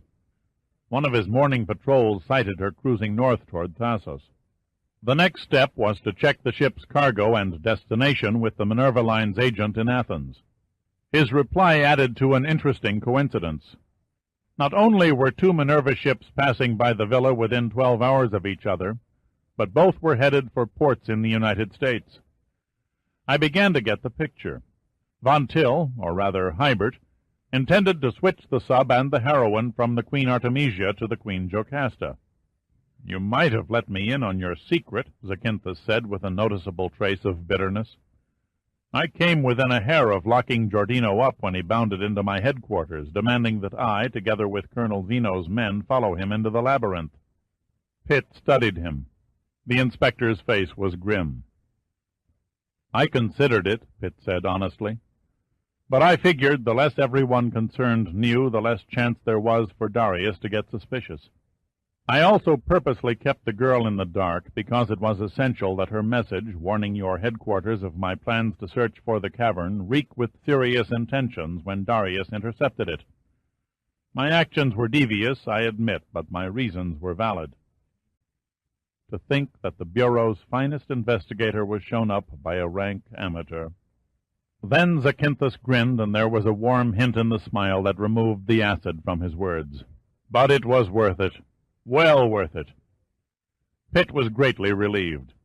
He didn't wish to make an enemy of Zakynthos. He turned and looked at Von Till. The old German stared back at Pitt with a contempt in his eyes that went far beyond mere hate. The only feeling that suddenly welled within Pitt was one of disgust. He spoke quietly, but his cold voice carried to every inch of the cavern. "You would have to die 100,000 deaths, and then some, to repay all the lives you stole, old man. Most men are born and go to the grave without killing anyone. But your list stretches endlessly from the helpless prisoners you condemned to the cold waters of the North Sea, to the schoolgirls you sold into slavery in the scum-infested back alleys of Casablanca. How ironic that a man who caused so many other people to die in agony should die horribly also. My only regret is that I won't be there to see your neck stretched, Hybert. See your withered old body jerk and bounce when it hits the end of the rope. They say the shock forces the bladder and the bowels to move. That's a fitting end for you, old man. Thrown in an unmarked pauper's grave to rot through eternity in your own filth." Muttering incoherent words, his face distorted in blind anger, and entirely oblivious to the surrounding guns of the gendarmerie, Von Till hurled himself at Pitt. It was the mad gesture of a hysterical man. Giordino's .45 clubbed him on the back of the neck before he took a second step. He fell awkwardly to the deck in a crumpled heap and lay as if dead. Giordino didn't even look down as he holstered the gun. "You cracked him a bit hard," Zakynthos said reprovingly. "Vermin don't die easily," Giordino replied impassively, "especially when they're as mean as that old bastard." Darius had not moved or spoken since Giordino shot him. Any other man would have gripped a wounded and bleeding hand. Not Darius. The huge brute let his hand hang limply to one side, indifferently allowing the blood to splatter on the sub's deck. The lost expression on his face reminded Pitt of a newly caged gorilla he had once seen in the San Diego Zoo. An ugly, misshapen monster who could not grasp the meaning of the barred walls and the strange-looking animals beyond that stood 5 deep, observing his every movement. Pitt was very happy indeed that at least 5 of Zeno's gendarmerie had their guns trained between Darius' cold black eyes. Pitt nodded toward Darius. "What happens to him?" "A fast trial," Zakynthos answered. "Then the firing squad." "There will be no trial," Zeno interrupted. "The gendarmerie have never admitted to a traitor in their ranks." His voice was grave, yet his eyes were filled with sadness. "Captain Darius died in the performance of his duties." The cavern suddenly became silent. Pitt, Zakynthos, and Giordino all exchanged puzzled glances over Zeno's use of the past tense. Darius said nothing. He displayed no emotion, no sign of fear, only a resignation to a fate that precluded even the remotest possibility of hope. Slowly, very carefully, like a man who hadn't tasted sleep in days, he climbed from the sub onto the dock and stood before Zeno, his head bowed. "It seems I have known you for many years, Darius." Zeno sounded very tired. "Yet I haven't really known you at all. God alone knows why you came to be what you are. It is a pity. The gendarmerie lost a good man." Zeno hesitated, groping for words, but he could think of nothing else to say. Carefully, almost to the point of meticulousness, he withdrew the cartridge clip from his gun and removed all the shells except one. Then he reinserted the clip and held out the gun, butt first, to Darius. Nodding, as if in secret understanding, and searching Zeno's eyes for a sign that never came, Darius took the gun, turned slowly towards the tunnel, and began walking numbly across the dock. "No goodbye, no regrets, no to hell with you," Giordino said uncomprehendingly. "Just like that he wanders off and blows his brains out. 10 will get you 1 that Darius makes a break for it." "His life ended when he became a traitor," Zeno said quietly. "Darius knew it then. He knows it now. An early death was his fate when he dropped from the womb. There was no escaping it. 5 minutes to talk with his God and prepare his soul. Then he will squeeze the trigger." Giordino watched Darius fade into the blackness of the tunnel and said nothing. The finality of Zeno's words shattered all his doubts over Darius' intentions. Until the day he himself died, Giordino would never understand how anyone could let loose of life so unquestioningly. He turned back to Pitt. "Time's a-wasting. We're running out of the money. Gunn is probably having a spastic fit wondering what happened to his precious scientists." "Can't say as I blame him." The voice came from Knight, who was climbing out of the deck hatch, a sly smile across his face. "Great intellect is hard to come by these days." "An egghead comedian," Giordino groaned. "What has science come to?" In spite of the pain in his leg, Pitt couldn't help but laugh. "Maybe some of Knight's intellect will rub off on you when you escort him and the other eggheads back to the first attempt. I'm holding you responsible until they're safely on board." "Talk about appreciation," Giordino groaned again, "after all I've done for you." "It's better to give than to receive," Pitt said soothingly. "Now hop to it. If you expect to swim out through the submerged tunnels, you and the others will have to retrieve the diving gear from the bottom." Woodson crawled from the hatch and walked over to Pitt. "Maybe I better stick with you, Major, until you're bedded down." "No, thanks," Pitt answered, mildly surprised at the look of genuine concern on Woodson's otherwise expressionless face. "I'm okay. Zack here is going to take me to a hospital full of nymphomaniac nurses, right, Zack?" "Sorry," Zakynthos smiled. "Not unless the Air Force has changed its enlistment policy. I'm afraid the base hospital at Brady Field has the only decent facilities on the island for plugging bullet holes." The litter-bearers arrived and immediately eased Pitt onto the stretcher. "Oh, well," he said, "at least I travel first class." Then he sat up. "Damn, I almost forgot. One last thing. Where's Spencer?" "Here, Major, right here." The red-bearded marine biologist stepped from behind Woodson. "What can I do for you?" "Relay my compliments to Commander Gunn and give him a present for me." Spencer paled visibly at the sight of Pitt's bloody leg. "Consider it done." Pitt leaned over the side of the stretcher and rested it on one elbow. In the outer cavern, 20 feet down, there are several small fissures along the base of the north wall. One has a flat rock over the entrance. If he hasn't already muscled his way out, you'll find a teaser inside. Spencer's face registered total surprise. "A teaser? Are you serious, Major?" "I ought to know a teaser when I see one," Pitt replied jokingly. "See to it that you don't drop him." Spencer let out a long whistle. "Well, what do you know? I was beginning to think no such creature existed." He paused for a moment, deep in thought. "Christ, I don't dare damage him with a spear shaft. A net bag. If only I'd carried a net bag." "There's only one way to catch a teaser," Pitt grinned. "Grab him by the fin." The pain was going away now. Pitt's leg felt like it was no longer part of him. The floodlights fused together in one massive blur, hurting his eyes. Everything seemed to slow down, and the voices became far away. Then the stretcher-bearers picked Pitt up from the dock, moving, it seemed to him, as though they were wading through glue. He raised his head for the last time that day. "Zach, one more request." Pitt's voice was down to a bare murmur. "What is the girl's real name?" Zach looked down at Pitt and smiled with his eyes. "Her name is Amy." "Amy," Pitt repeated. "Never knew a girl by the name of Amy before." He relaxed and fell back against the stretcher, closing his eyes. The last thing he remembered before the soothing blanket of darkness fully covered him was the sound of a single shot, echoing from somewhere within the depths of the labyrinth.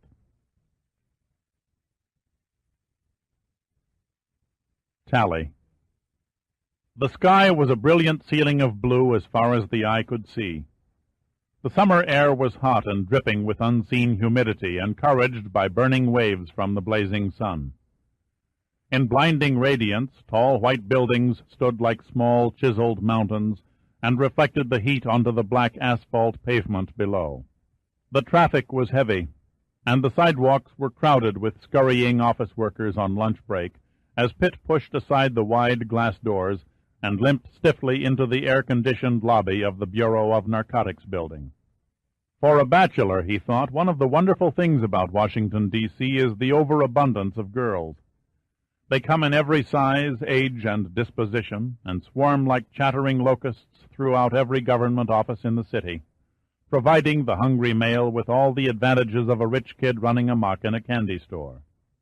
Pitt selected his most charming devil-may-care smile and offered it to a trio of giggling secretaries who exited the elevator.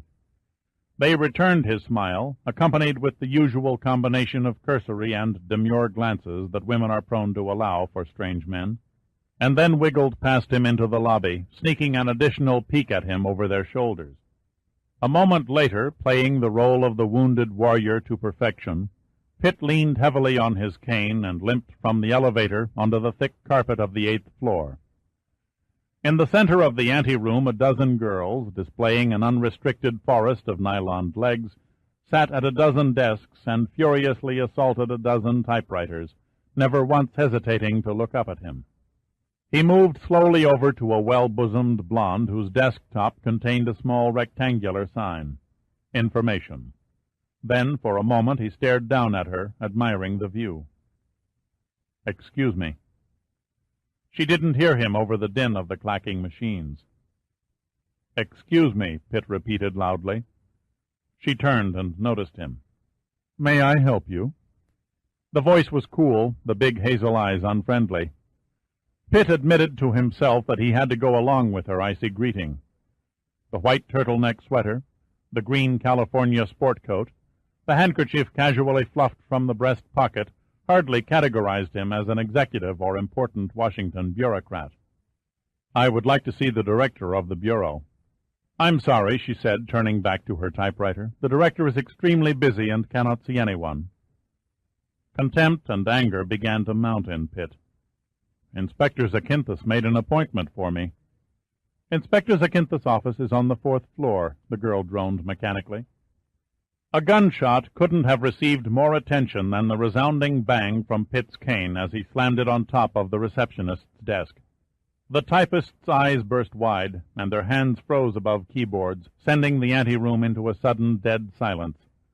Her face drained of all color, the large-chested blonde stared up at Pitt, a fear mushrooming inside her. "Okay, dear heart," Pitt said menacingly. "You get up off your well-rounded little bottom and you go and inform the director that Major Dirk Pitt is waiting to keep the appointment set by Inspector Zakynthos."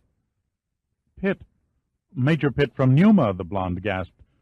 "Oh, I'm sorry, sir, but I thought—" "Yes, I know," Pitt offered. "I'm out of uniform." The blonde jumped from her desk, snagging a stocking in her haste. "Right this way, Major. They're expecting you." Pitt grinned at her, grinned at the other girls sitting awed in their chairs, felt self-satisfied at the admiring expressions from all 24 eyes, the bovine, adoring gaze reserved for celebrities and movie stars. It inflated his male ego. "Keep typing, girls," he said good-naturedly. "Mustn't keep the bureau waiting for all those letters and reports." The blonde led him down a long hallway, slowing her pace every so often to allow him to catch up. She halted and rapped on a walnut-stained door. "Major Pitt," she announced, and then stood aside to let him pass through. 3 men rose as he walked into the room. The 4th, Giordino, remained comfortably anchored to a long leather couch. "I thought I'd never see the day," he said, "Dirk Pitt hobbling around on a cane." "Just practicing for my senile years," Pitt retorted. A short, red-haired man with a Zeppelin-shaped cigar stashed jauntily between his lips came over and shook Pitt's hand. "Welcome back, Dirk. Congratulations on a great job in the Aegean." Pitt stared into the griffin-featured face of Admiral James Sandecker, the crusty chief of the National Underwater Marine Agency. "Thank you, Admiral. Any word on the teaser yet?" "Only that it's alive and still swimming," Sandecker answered. "Since Gunn had it flown over last week in a special tank, I haven't been able to get near the goddamn thing. A horde of scientists have been crowded around it, ogling their damn eyes right out of their sockets. They promised me a preliminary report by morning." Zakynthos came across to greet Pitt. He seemed younger, much more relaxed than when Pitt had last seen him 3 weeks previously. "Good to see you walking again," Zakynthos said, smiling. "You look as mean and nasty as ever." He took Pitt by the arm and led him over to a tall man standing by the window and introduced them. Pitt studied the director of the bureau and was studied in return by hard gray eyes that peered intently from a high-cheeked, pock-marked face. It was a face straight out of a police lineup. Pitt amusingly reflected that the director looked more like a narcotics smuggler than the chief administrator of several thousand federal investigators. The director spoke first. "I've looked forward to meeting you, Major Pitt. The bureau is deeply grateful for your assistance." The voice was low and very precise. "I didn't do much. Inspector Zakynthos and Colonel Zeno carried most of the load." The director met his eyes evenly. "That may be, but you carry the scars." He motioned Pitt to a chair and offered him a cigarette. "Did you have a good flight from Greece?" Pitt lit the cigarette and inhaled deeply. "Air Force cargo planes aren't exactly famous for their cuisine and royal coachman service, but I must admit that it was considerably more relaxing than the flight in." Admiral Sandecker gave Pitt a puzzled look. "Why the Air Force? You could have flown from Athens on Pan Am or TWA." "Souvenirs," Pitt laughed. "One of my mementos of Thasos was too bulky to fit in the luggage compartment of a commercial airliner. Colonel Lewis came to my rescue and helped me hitch a ride on a half-empty Air Force cargo plane that was headed stateside." "Your wound," Sandecker nodded at Pitt's leg. "Healing all right?" "It's still a bit stiff," Pitt answered. "Nothing a 30-day medical leave wouldn't cure." The Admiral eyed Pitt shrewdly for a moment through a blue haze of cigar smoke. 2 weeks. The tone reeked of cool authority. I have more faith in your recuperative powers than you have. The director cleared his throat. I've read Inspector Zakynthos' report with a great deal of interest. There is, however, one point he didn't cover. It isn't important, but out of personal curiosity, I wonder if you could tell me, Major, how you came to the conclusion that Minerva-Line ships had the capacity to carry submarines.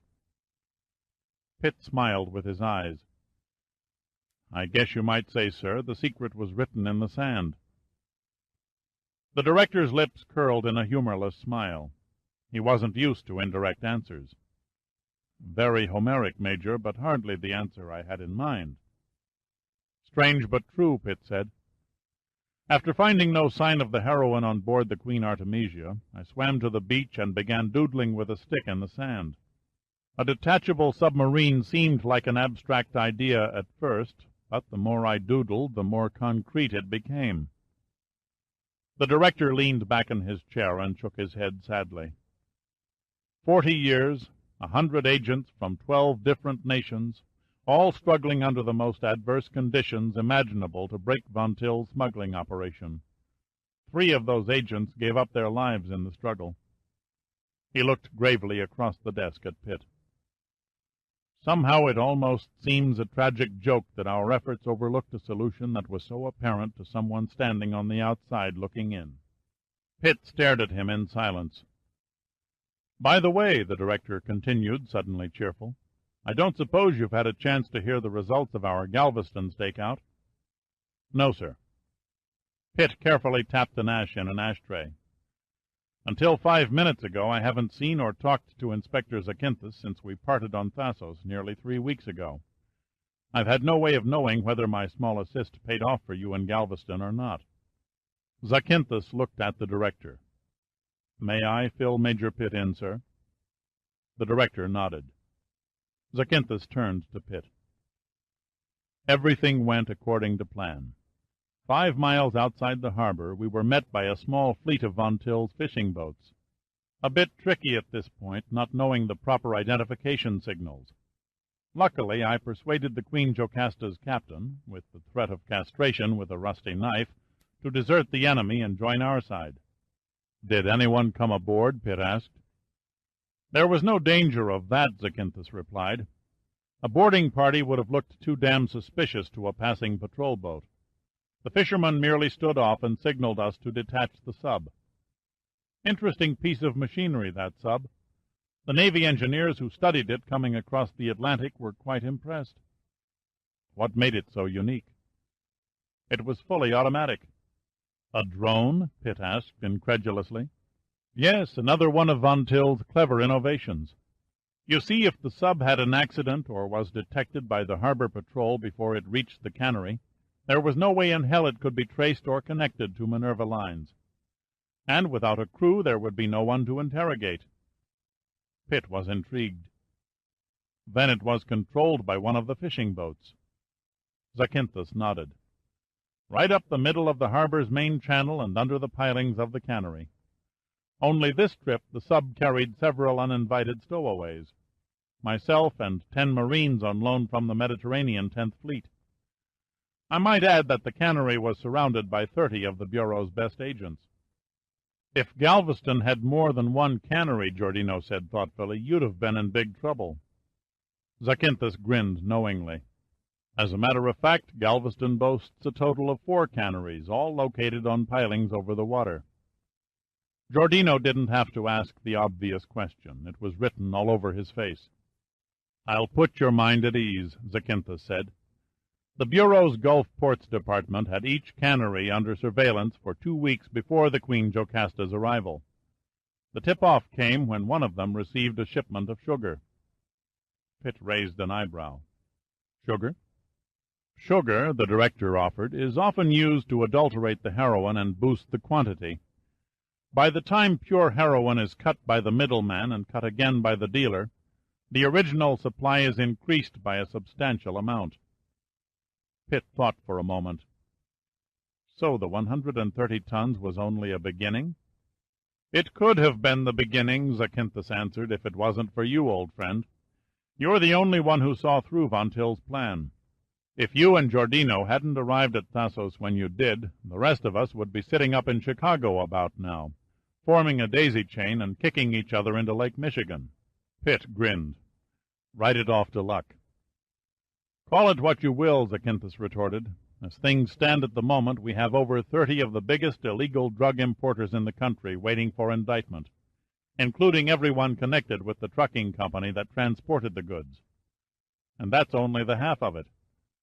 When we searched the cannery office, we found a book with the names of nearly 2,000 dealers from New York to Los Angeles. For the Bureau, it was comparable to a prospector discovering the mother lode." Giordino let out a long whistle. "It's going to be a bad year for the addicts." "That's right," Zakynthos said.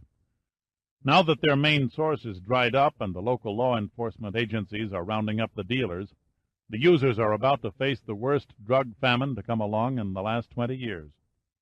Pitt's eyes left the room and gazed out the window, seeing nothing. "There is just one more question." Zakynthos looked at him. "Yes?" Pitt didn't reply immediately. He fiddled with his cane a moment. "What became of our old friend? I've seen no mention of him in the newspapers." "Before I answer you, take a look at these."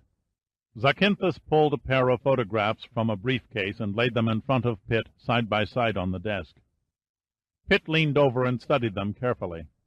The first was a snapshot of a light-haired man who wore the uniform of a German naval officer. He was caught in a relaxed pose, standing on the bridge of a ship and peering out to sea, his hands resting carelessly on a pair of binoculars that hung around his neck. The face in the second photograph stared back at Pitt with the familiar leer of a shaven-skulled Erich von Stroheim. A huge white dog stood at the lower half of the picture, crouched as if ready to spring. An involuntary chill crept through Pitt's body as he remembered all too vividly.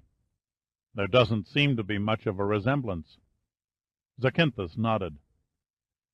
"Admiral Hybert did a remarkable job. Scars, birthmarks, even his dental fillings matched von Till's." "What about fingerprints?" "Impossible to prove anything. There were no known records of von Till's prints, and Hybert had his altered by surgery." Pitt sat back, puzzled. "Then how can we be sure?" "The uninvited detail," Zakynthos said slowly. "No matter how exhaustingly they try or how diligently they plan, all criminals get their tails pinned to the wall by the uninvited detail. In Hybert's case, it was von Till's scalp." Pitt shook his head. "I don't follow you." "When von Till was a young man, he contracted a skin disease called alopecia areata, which caused complete baldness. Hybert didn't know this. He thought von Till had shaved his head in the Prussian tradition, so, quite naturally, he took to the razor. It didn't take the war criminals investigators long to spot the growth.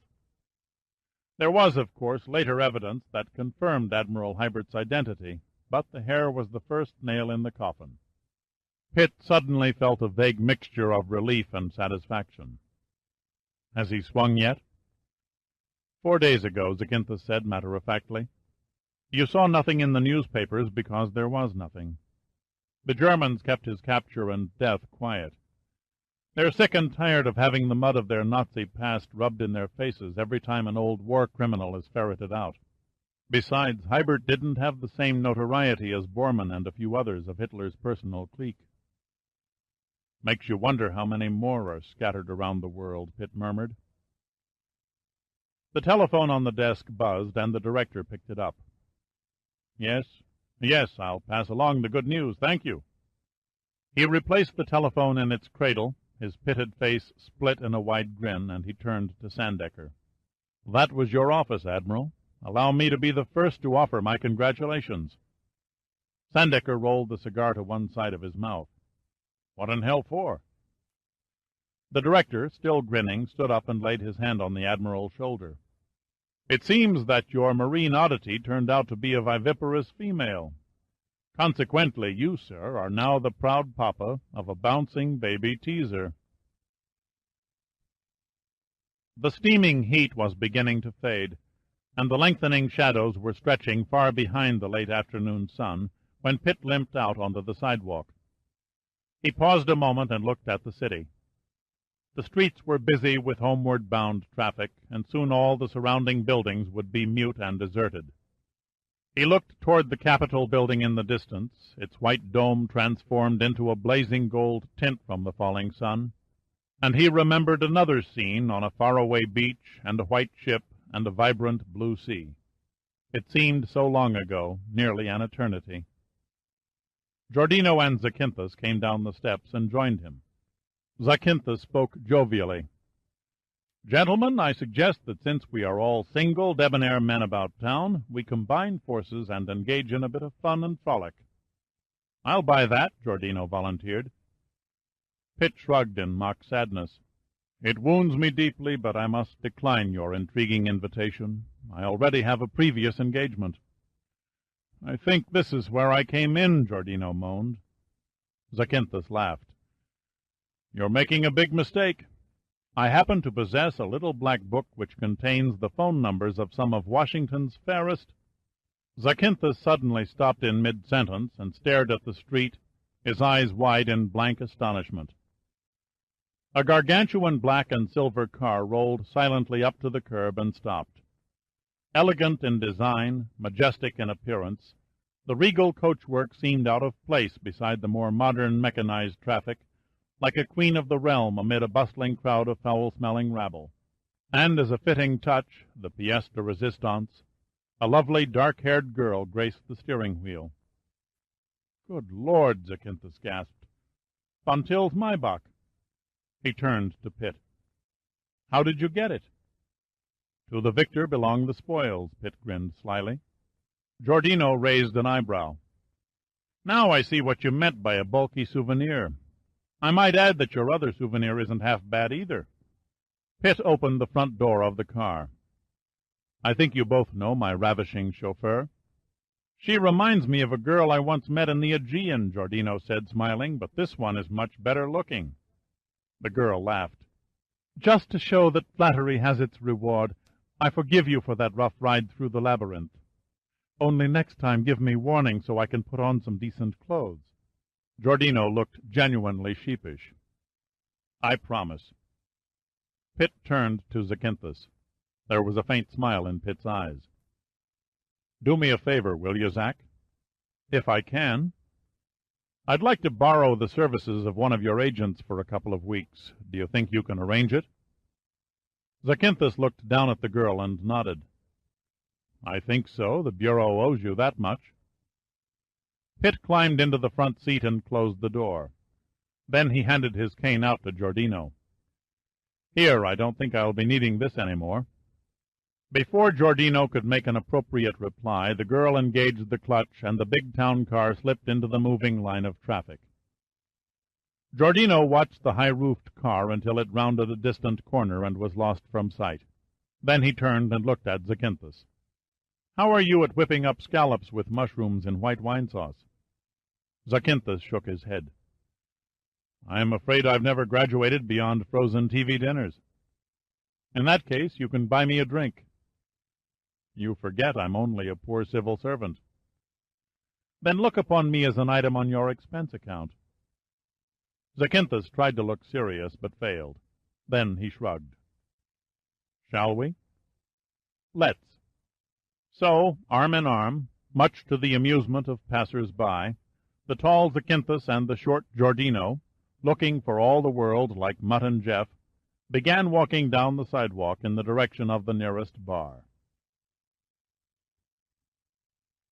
This concludes the reading of The Mediterranean Caper by Clive Cussler.